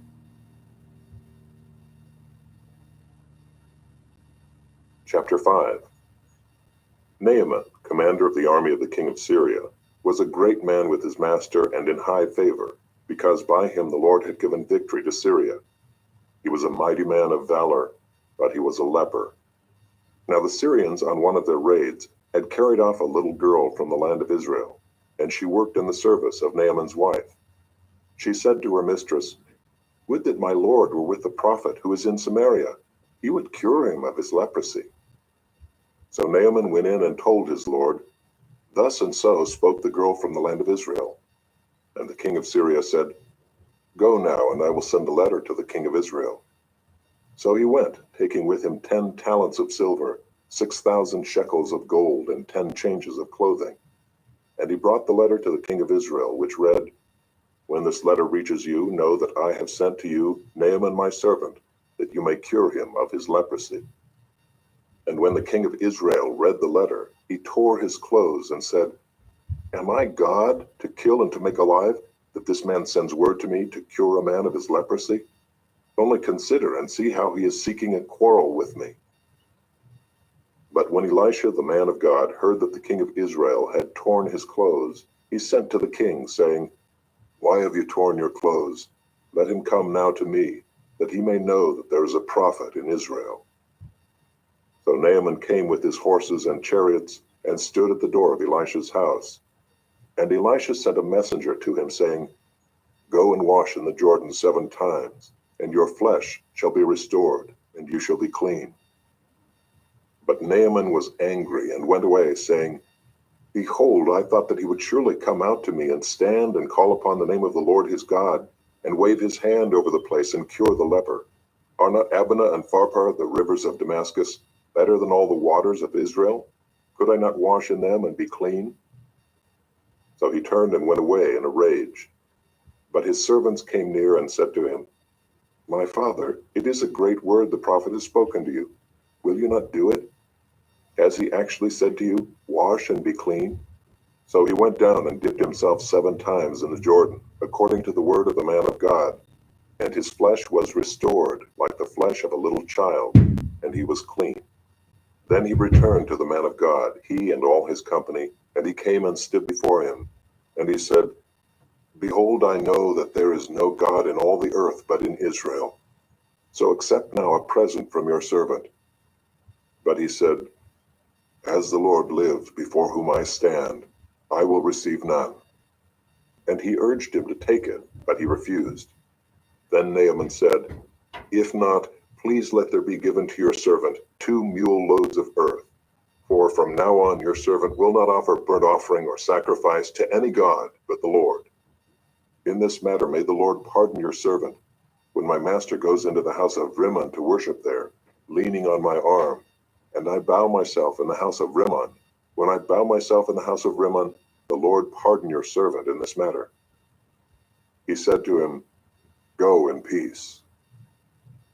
But when Naaman had gone from him a short distance, Gehazi, the servant of Elisha the man of God, said, See, my master has spared this Naaman the Syrian, in not accepting from his hand what he brought. As the Lord lives, I will run after him and get something from him." So Gehazi followed Naaman.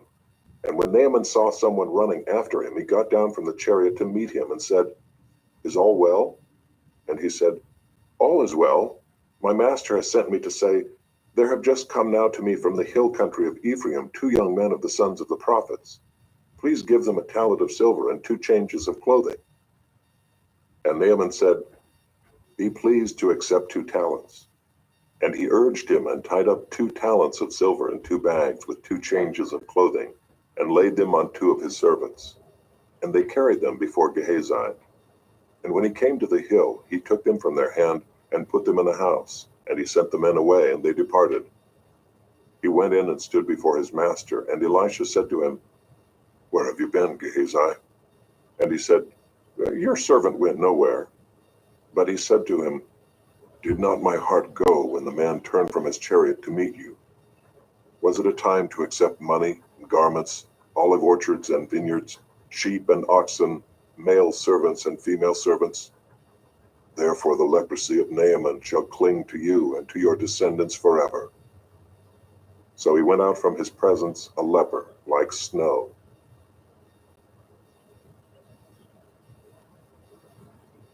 Chapter 6. Now the sons of the prophet said to Elisha, "See, the place where we dwell under your charge is too small for us. Let us go to the Jordan, and each of us get there a log, and let us make a place for us to dwell there." And he answered, "Go." Then one of them said, "Be pleased to go with your servants." And he answered, "I will go." So he went with them. And when they came to the Jordan, they cut down trees. But as one was felling a log, his axe head fell into the water, and he cried out, "Alas, my master, it was borrowed." Then the man of God said, "Where did it fall?" When he showed him the place, he cut off a stick and threw it in there and made the iron float. And he said, "Take it up."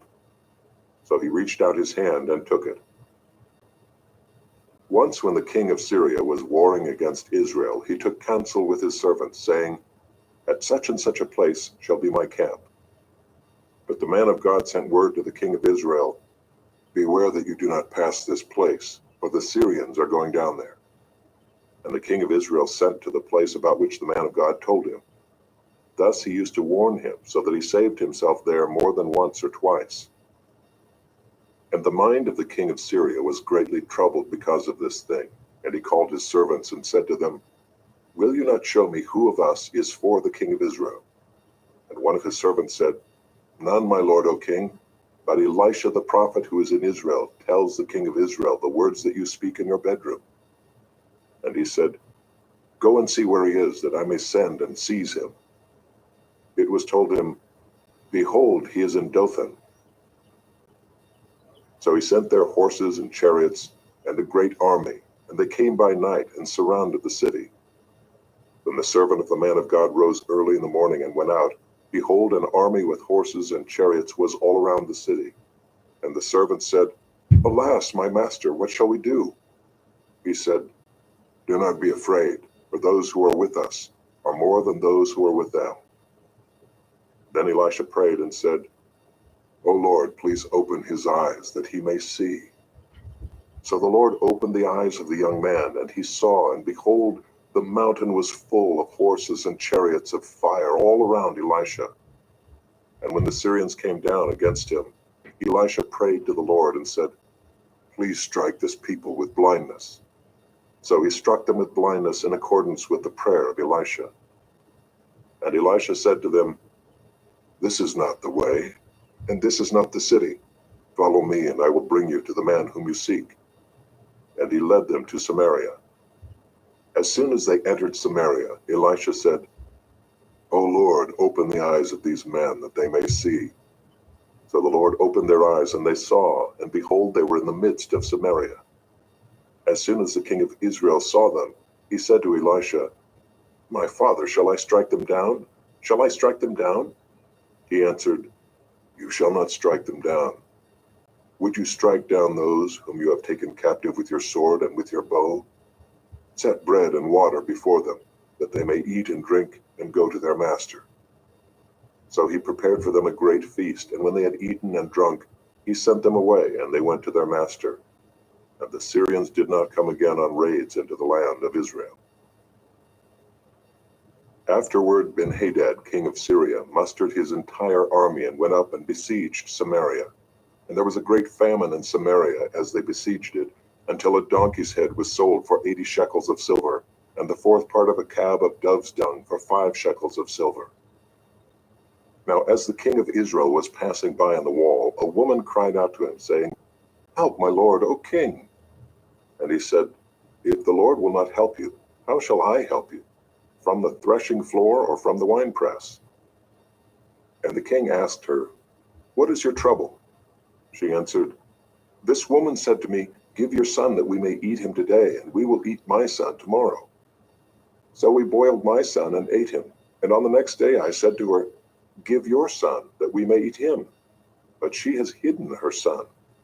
When the king heard the words of the woman, he tore his clothes. Now he was passing by on the wall, and the people looked, and behold, he had sackcloth beneath on his body. And he said, "May God do so to me and more also, if the head of Elisha the son of Shaphat remains on his shoulders today." Elisha was sitting in his house, and the elders were sitting with him. Now the king had dispatched a man from his presence, but before the messenger arrived, Elisha said to the elders, "Do you see how this murderer has sent to take off my head?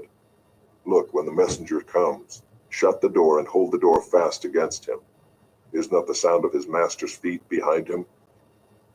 And while he was still speaking with them, the messenger came down to him and said, "This trouble is from the Lord. Why should I wait for the Lord any longer?"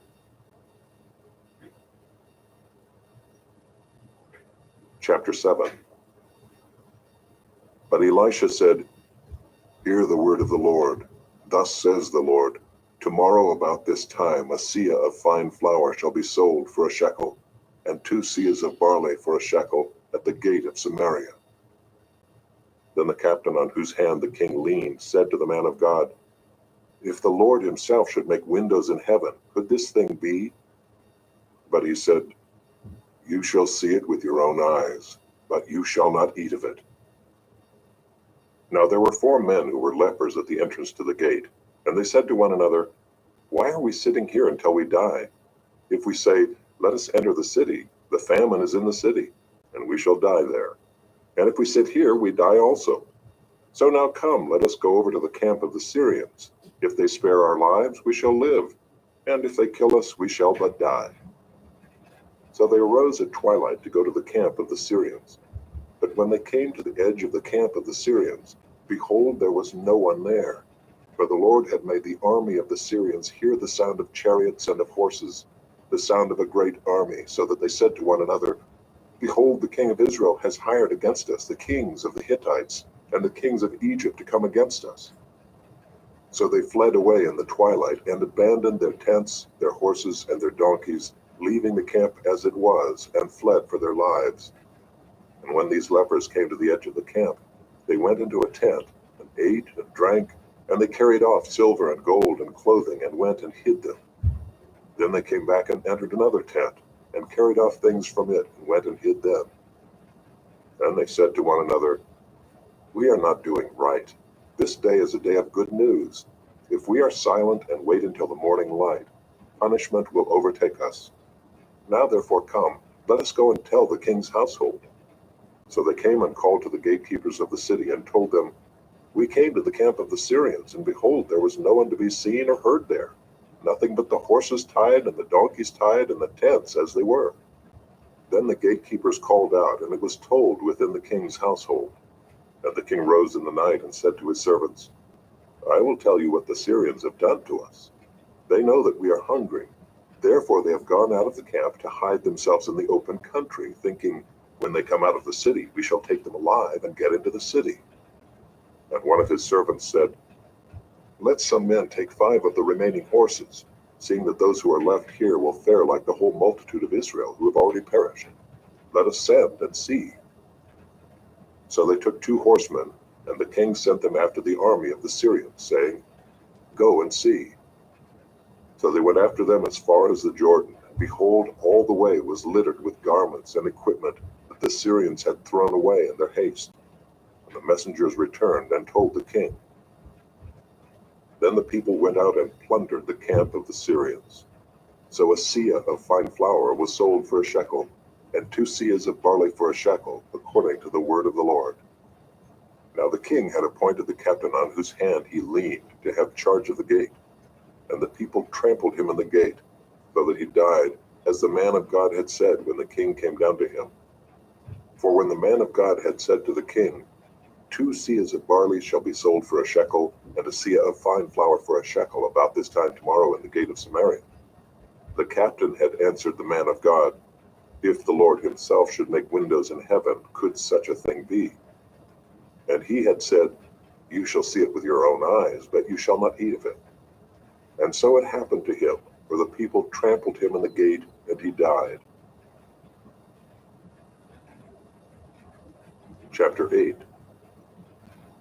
Now Elisha had said to the woman whose son he had restored to life, arise and depart with your household, and sojourn wherever you can, for the Lord has called for a famine, and it will come upon the land for 7 years. So the woman arose and did according to the word of the man of God. She went with her household, and sojourned in the land of the Philistines 7 years. At the end of the 7 years, when the woman returned from the land of the Philistines, she went to appeal to the king for her house and her land. Now the king was talking with Gehazi, the servant of the man of God, saying, tell me all the great things that Elisha has done. And while he was telling the king how Elisha had restored the dead to life, behold, the woman whose son he had restored to life appealed to the king for her house and her land.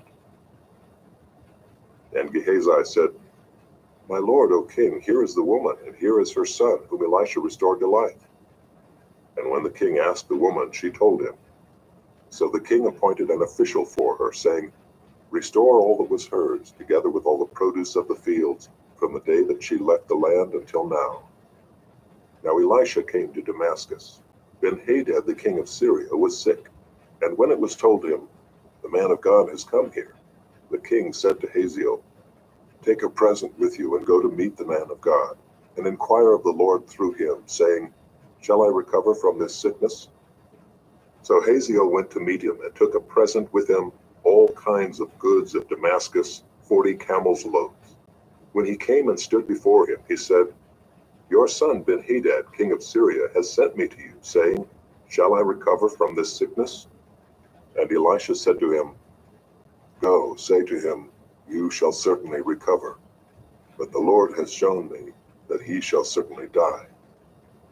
And he fixed his gaze and stared at him until he was embarrassed. And the man of God wept. And Hazael said, why does my lord weep? He answered, because I know the evil that you will do to the people of Israel. You will set on fire their fortresses, and you will kill their young men with the sword, and dash in pieces their little ones, and rip open their pregnant women. And Hazael said, what is your servant, who is but a dog, that he should do this great thing? Elisha answered, the Lord has shown me that you are to be king over Syria. Then he departed from Elisha and came to his master, who said to him, what did Elisha say to you? And he answered, he told me that you would certainly recover. But the next day he took the bedcloth and dipped it in water and spread it over his face till he died. And Hazael became king in his place. In the 5th year of Joram the son of Ahab, king of Israel, when Jehoshaphat was king of Judah, Jehoram the son of Jehoshaphat, king of Judah, began to reign. He was 32 years old when he became king, and he reigned 8 years in Jerusalem. And he walked in the way of the kings of Israel, as the house of Ahab had done, for the daughter of Ahab was his wife. And he did what was evil in the sight of the Lord. Yet the Lord was not willing to destroy Judah for the sake of David his servant, since he promised to give a lamp to him and to his sons forever. In his days Edom revolted from the rule of Judah, and set up a king of their own. Then Joram passed over to Zair with all his chariots, and rose by night, and he and his chariot commanders struck the Edomites who had surrounded him, but his army fled home. So Edom revolted from the rule of Judah to this day. Then Libnah revolted at the same time. Now the rest of the acts of Joram and all that he did, are they not written in the book of the Chronicles of the kings of Judah? So Joram slept with his fathers, and was buried with his fathers in the city of David. And Ahaziah his son reigned in his place. In the 12th year of Joram the son of Ahab king of Israel, Ahaziah the son of Jehoram king of Judah began to reign. Ahaziah was 22 years old when he began to reign, and he reigned 1 year in Jerusalem. His mother's name was Athaliah. She was a granddaughter of Omri, king of Israel. He also walked in the way of the house of Ahab, and did what was evil in the sight of the Lord, as the house of Ahab had done, for he was son-in-law to the house of Ahab. He went with Joram the son of Ahab to make war against Hazael, king of Syria, at Ramoth-Gilead. And the Syrians wounded Joram. And King Joram returned to be healed in Jezreel of the wounds that the Syrians had given him at Ramah, when he fought against Hazael, king of Syria. And Ahaziah the son of Jehoram, king of Judah, went down to see Joram the son of Ahab in Jezreel, because he was sick. Chapter 9. Then Elisha the prophet called one of the sons of the prophets, and said to him, Tie up your garments, and take this flask of oil in your hand, and go to Ramoth-Gilead. When you arrive, look there for Jehu the son of Jehoshaphat, son of Nimshi, and go in and have him rise from among his fellows, and lead him to an inner chamber. Then take the flask of oil and pour it on his head, and say, Thus says the Lord, I anoint you king over Israel. Then open the door and flee, do not linger. So the young man, the servant of the prophet, went to Ramoth-Gilead. And when he came, behold, the commanders of the army were in council. And he said, I have a word for you, O commander. And Jehu said, To which of us all? And he said, To you, O commander. So he arose and went into the house, and the young man poured the oil on his head, saying to him, Thus says the Lord, the God of Israel, I anoint you king over the people of the Lord, over Israel. And you shall strike down the house of Ahab your master, so that I may avenge on Jezebel the blood of my servants the prophets, and the blood of all the servants of the Lord. For the whole house of Ahab shall perish, and I will cut off from Ahab every male, bond or free, in Israel. And I will make the house of Ahab like the house of Jeroboam the son of Nebat, and like the house of Baasha the son of Ahijah. And the dogs shall eat Jezebel in the territory of Jezreel, and none shall bury her. Then he opened the door and fled. When Jehu came out to the servants of his master, they said to him, Is all well? Why did this mad fellow come to you? And he said to them, You know the fellow and his talk. And they said, That is not true. Tell us now. And he said, Thus and so he spoke to me, saying, Thus says the Lord, I anoint you king over Israel. Then in haste every man of them took his garment and put it under him on the bare steps, and they blew the trumpet and proclaimed, Jehu is king. Thus Jehu the son of Jehoshaphat the son of Nimshi conspired against Joram. Now Joram with all Israel had been on guard at Ramoth-Gilead against Hazael king of Syria. But King Joram had returned to be healed in Jezreel of the wounds that the Syrians had given him, when he fought with Hazael king of Syria. So Jehu said, If this is your decision, then let no one slip out of the city to go and tell the news in Jezreel. Then Jehu mounted his chariot and went to Jezreel, where Joram lay there. And Ahaziah king of Judah had come down to visit Joram. Now the watchman was standing on the tower in Jezreel, and he saw the company of Jehu as he came, and said, I see a company. And Joram said, Take a horseman and send to meet them, and let him say, Is it peace? So a man on horseback went to meet him and said, Thus says the king, Is it peace? And Jehu said, What do you have to do with peace? Turn around and ride behind me. And the watchman reported, saying, The messenger reached them, but he is not coming back. Then he sent out a second horseman who came to them and said, Thus the king has said, Is it peace? And Jehu answered, What do you have to do with peace? Turn around and ride behind me." Again the watchman reported, "He reached them, but he is not coming back. And the driving is like the driving of Jehu the son of Nimshi, for he drives furiously." Joram said, "Make ready." And they made ready his chariot. Then Joram king of Israel and Ahaziah king of Judah set out, each in his chariot, and went to meet Jehu, and met him at the property of Naboth the Jezreelite. And when Joram saw Jehu, he said, "Is it peace, Jehu?" He answered, "What peace can there be, so long as the whorings and the sorceries of your mother Jezebel are so many?" Then Joram reined about and fled, saying to Ahaziah, "Treachery, O Ahaziah!"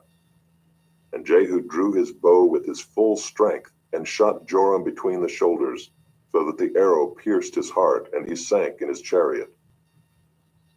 Jehu said to Bidkar his aide, "Take him up and throw him on the plot of ground belonging to Naboth the Jezreelite.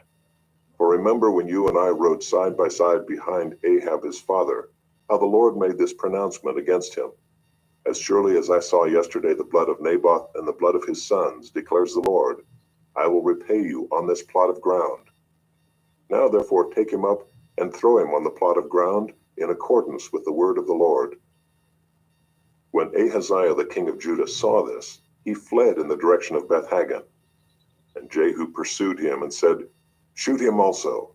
And they shot him in the chariot at the ascent of Gur, which is by Ibleam. And he fled to Megiddo and died there. His servants carried him in a chariot to Jerusalem, and buried him in his tomb with his fathers in the city of David.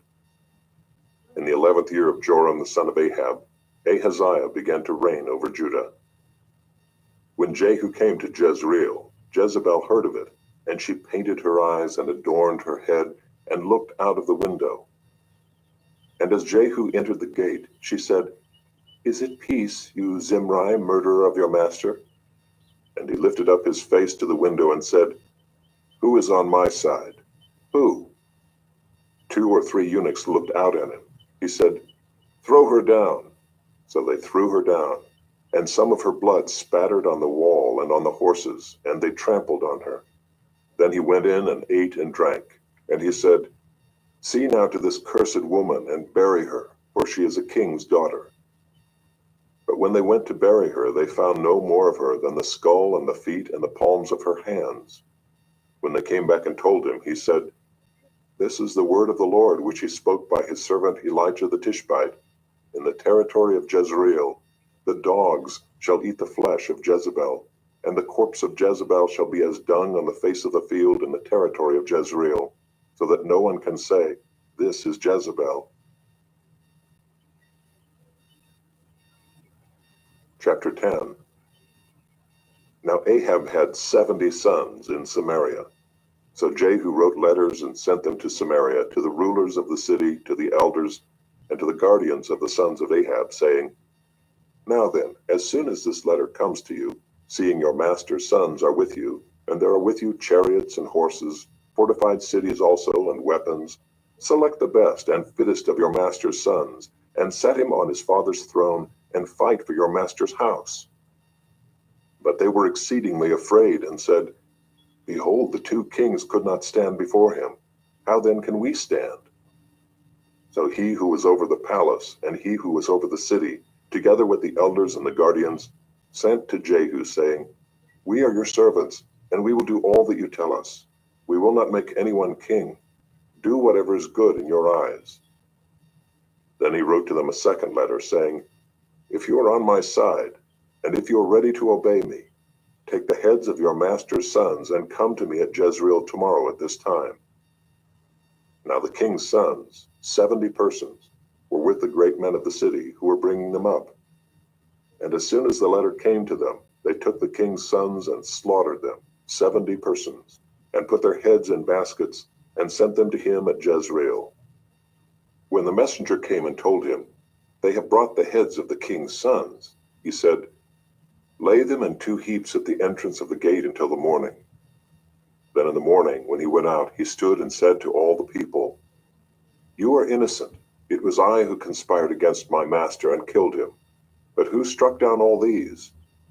Know then that there shall fall to the earth nothing of the word of the Lord, which the Lord spoke concerning the house of Ahab, for the Lord has done what he said by his servant Elijah. So Jehu struck down all who remained of the house of Ahab in Jezreel, all his great men and his close friends and his priests, until he left him none remaining. Then he set out and went to Samaria. On the way, when he was at Beth-eked of the shepherds, Jehu met the relatives of Ahaziah king of Judah, and he said, "Who are you?" And they answered, "We are the relatives of Ahaziah, and we came down to visit the royal princes and the sons of the queen mother." He said, "Take them alive." And they took them alive and slaughtered them at the pit of Beth-eked, 42 persons, and he spared none of them. And when he departed from there, he met Jehonadab the son of Rechab coming to meet him. And he greeted him and said to him, "Is your heart true to my heart as mine is to yours?" And Jehonadab answered, "It is." Jehu said, "If it is, give me your hand." So he gave him his hand. And Jehu took him up with him into the chariot. And he said, "Come with me and see my zeal for the Lord." So he had him ride in his chariot. And when he came to Samaria, he struck down all who remained to Ahab in Samaria, till he had wiped them out, according to the word of the Lord that he spoke to Elijah. Then Jehu assembled all the people and said to them, "Ahab served Baal a little, but Jehu will serve him much.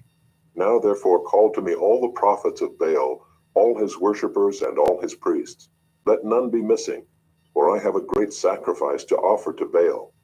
Whoever is missing shall not live." But Jehu did it with cunning in order to destroy the worshippers of Baal.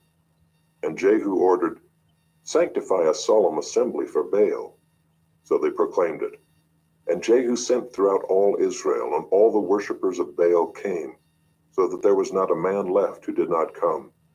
And they entered the house of Baal, and the house of Baal was filled from one end to the other. He said to him who was in charge of the wardrobe, "Bring out the vestments for all the worshippers of Baal." So he brought out the vestments for them. Then Jehu went into the house of Baal with Jehonadab the son of Rechab, and he said to the worshippers of Baal, "Search and see that there is no servant of the Lord here among you, but only the worshippers of Baal." Then they went in to offer sacrifices and burnt offerings.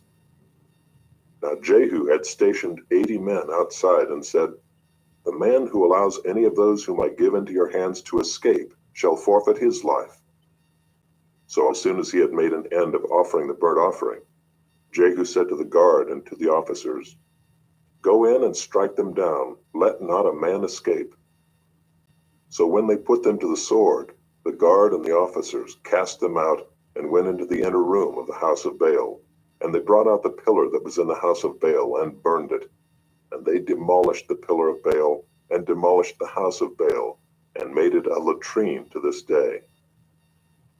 Thus Jehu wiped out Baal from Israel. But Jehu did not turn aside from the sins of Jeroboam the son of Nebat, which he made Israel to sin, that is, the golden calves that were in Bethel and in Dan.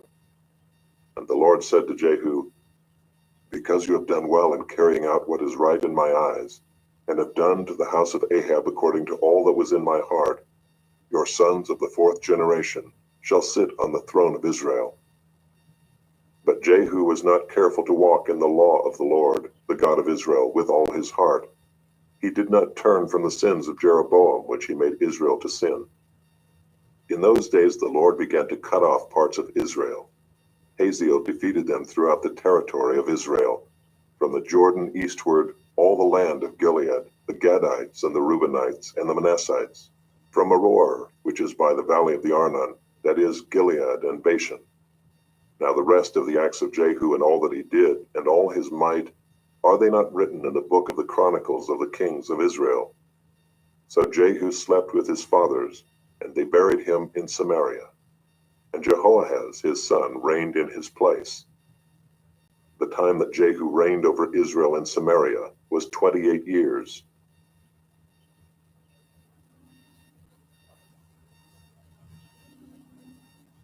Chapter 11. Now when Athaliah the mother of Ahaziah saw that her son was dead, she arose and destroyed all the royal family. But Jehosheba, the daughter of King Joram, sister of Ahaziah, took Joash the son of Ahaziah, and stole him away from among the king's sons who were being put to death, and she put him and his nurse in a bedroom. Thus they hid him from Athaliah, so that he was not put to death. And he remained with her 6 years, hidden in the house of the Lord, while Athaliah reigned over the land. But in the 7th year Jehoiada sent and brought the captains of the Kerites and of the guards, and had them come to him in the house of the Lord. And he made a covenant with them, and put them under oath in the house of the Lord, and he showed them the king's son. And he commanded them, This is the thing that you shall do. 1/3 of you, those who come off duty on the Sabbath, and guard the king's house, another third being at the gate Sur, and a third at the gate behind the guards, shall guard the palace. And the 2 divisions of you, which come on duty in force on the Sabbath, and guard the house of the Lord on behalf of the king, shall surround the king, each with his weapons in his hand. And whoever approaches the ranks is to be put to death. Be with the king when he goes out and when he comes in. The captains did according to all that Jehoiada the priest commanded, and they each brought his men who were to go off duty on the Sabbath, with those who were to come on duty on the Sabbath, and they came to Jehoiada the priest. And the priest gave to the captains the spears and shields that had been King David's, which were in the house of the Lord.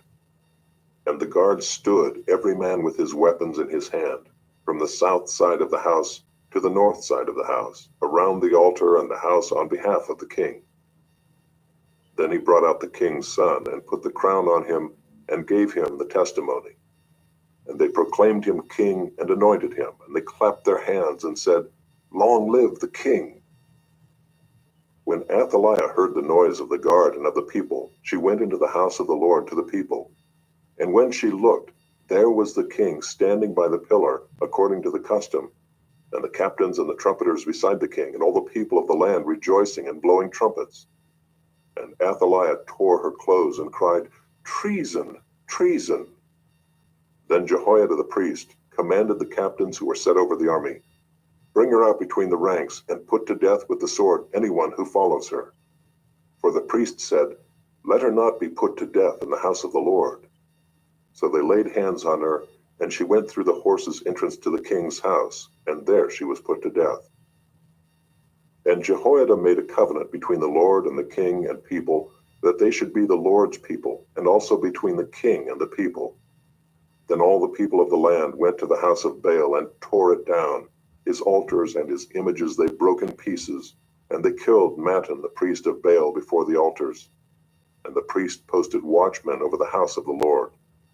And he took the captains, the Kerites, the guards, and all the people of the land, and they brought the king down from the house of the Lord, marching through the gate of the guards to the king's house. And he took his seat on the throne of the kings. So all the people of the land rejoiced, and the city was quiet after Athaliah had been put to death with the sword at the king's house.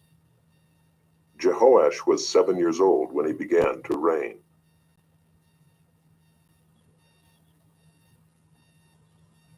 Chapter 12.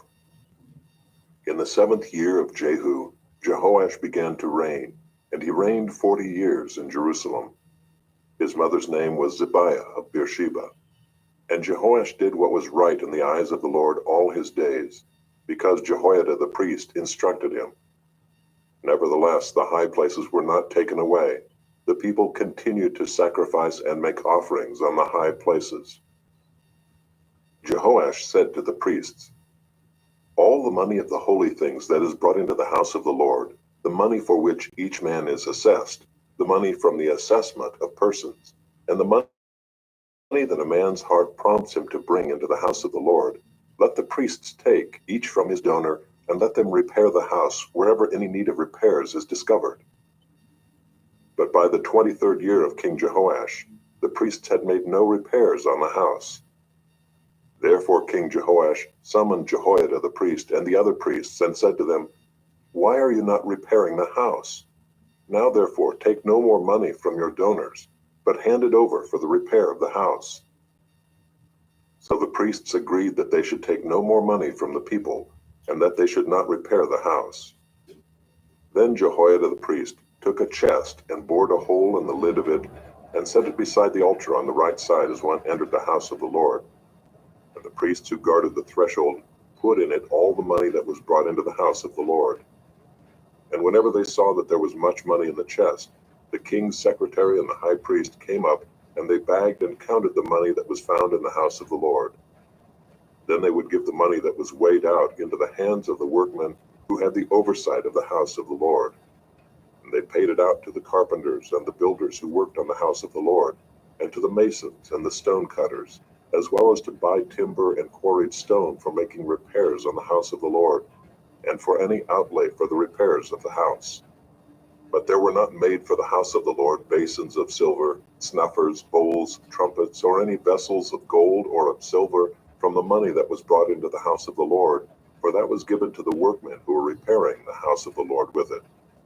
And they did not ask for an accounting from the men into whose hand they delivered the money to pay out to the workmen, for they dealt honestly. The money from the guilt offerings and the money from the sin offerings was not brought into the house of the Lord. It belonged to the priests. At that time Hazael king of Syria went up and fought against Gath and took it. But when Hazael set his face to go up against Jerusalem, Jehoash king of Judah took all the sacred gifts that Jehoshaphat and Jehoram and Ahaziah his fathers, the kings of Judah, had dedicated, and his own sacred gifts, and all the gold that was found in the treasuries of the house of the Lord and of the king's house, and sent these to Hazael king of Syria. Then Hazael went away from Jerusalem. Now the rest of the acts of Joash and all that he did, are they not written in the book of the Chronicles of the kings of Judah? His servants arose and made a conspiracy, and struck down Joash in the house of Millo, on the way that goes down to Silla. It was Josachar the son of Shimeath, and Jehozabad the son of Shomer, his servants, who struck him down so that he died. And they buried him with his fathers in the city of David, and Amaziah his son reigned in his place. Chapter 13. In the 23rd year of Joash, the son of Ahaziah, king of Judah, Jehoahaz, the son of Jehu, began to reign over Israel in Samaria, and he reigned 17 years. He did what was evil in the sight of the Lord, and followed the sins of Jeroboam, the son of Nebat, which he made Israel to sin. He did not depart from them. And the anger of the Lord was kindled against Israel, and he gave them continually into the hand of Hazael, king of Syria, and into the hand of Ben-Hadad, the son of Hazael. Then Jehoahaz sought the favor of the Lord, and the Lord listened to him, for he saw the oppression of Israel, how the king of Syria oppressed them. Therefore the Lord gave Israel a savior, so that they escaped from the hand of the Syrians, and the people of Israel lived in their homes as formerly. Nevertheless, they did not depart from the sins of the house of Jeroboam, which he made Israel to sin, but walked in them. And the Asherah also remained in Samaria. For there was not left to Jehoahaz an army of more than 50 horsemen and 10 chariots and 10,000 footmen, for the king of Syria had destroyed them and made them like the dust at threshing. Now the rest of the acts of Jehoahaz and all that he did, and his might, are they not written in the book of the Chronicles of the kings of Israel? So Jehoahaz slept with his fathers, and they buried him in Samaria, and Joash his son reigned in his place. In the 37th year of Joash king of Judah, Jehoash the son of Jehoahaz began to reign over Israel in Samaria, and he reigned 16 years. He also did what was evil in the sight of the Lord. He did not depart from all the sins of Jeroboam the son of Nebat, which he made Israel to sin, but he walked in them. Now the rest of the acts of Joash and all that he did, and the might with which he fought against Amaziah king of Judah, are they not written in the book of the Chronicles of the kings of Israel? So Joash slept with his fathers, and Jeroboam sat on his throne. And Joash was buried in Samaria with the kings of Israel. Now when Elisha had fallen sick with the illness of which he was to die, Joash king of Israel went down to him and wept before him, crying, my father, the chariots of Israel and its horsemen. And Elisha said to him, take a bow and arrows. So he took a bow and arrows. Then he said to the king of Israel, draw the bow. And he drew it. And Elisha laid his hands on the king's hand, and he said, "Open the window eastward." And he opened it. Then Elisha said, "Shoot." And he shot. And he said, "The Lord's arrow of victory, the arrow of victory over Syria. For you shall fight the Syrians in Aphek until you have made an end of them." And he said, "Take the arrows." And he took them. And he said to the king of Israel, "Strike the ground with them." And he struck 3 times and stopped. Then the man of God was angry with him and said, "You should have struck 5 or 6 times. Then you would have struck down Syria until you had made an end of it. But now you will strike down Syria only 3 times. So Elisha died, and they buried him. Now bands of Moabites used to invade the land in the spring of the year. And as a man was being buried, behold, a marauding band was seen, and the man was thrown into the grave of Elisha. And as soon as the man touched the bones of Elisha, he revived and stood on his feet. Now Hazael king of Syria oppressed Israel all the days of Jehoahaz. But the Lord was gracious to them and had compassion on them, and he turned toward them because of his covenant with Abraham, Isaac, and Jacob, and would not destroy them, nor has he cast them from his presence until now. When Hazael king of Syria died, Ben-Hadad his son became king in his place. Then Jehoash the son of Jehoahaz took again from Ben-Hadad the son of Hazael the cities that he had taken from Jehoahaz his father in war. 3 times Joash defeated him and recovered the cities of Israel.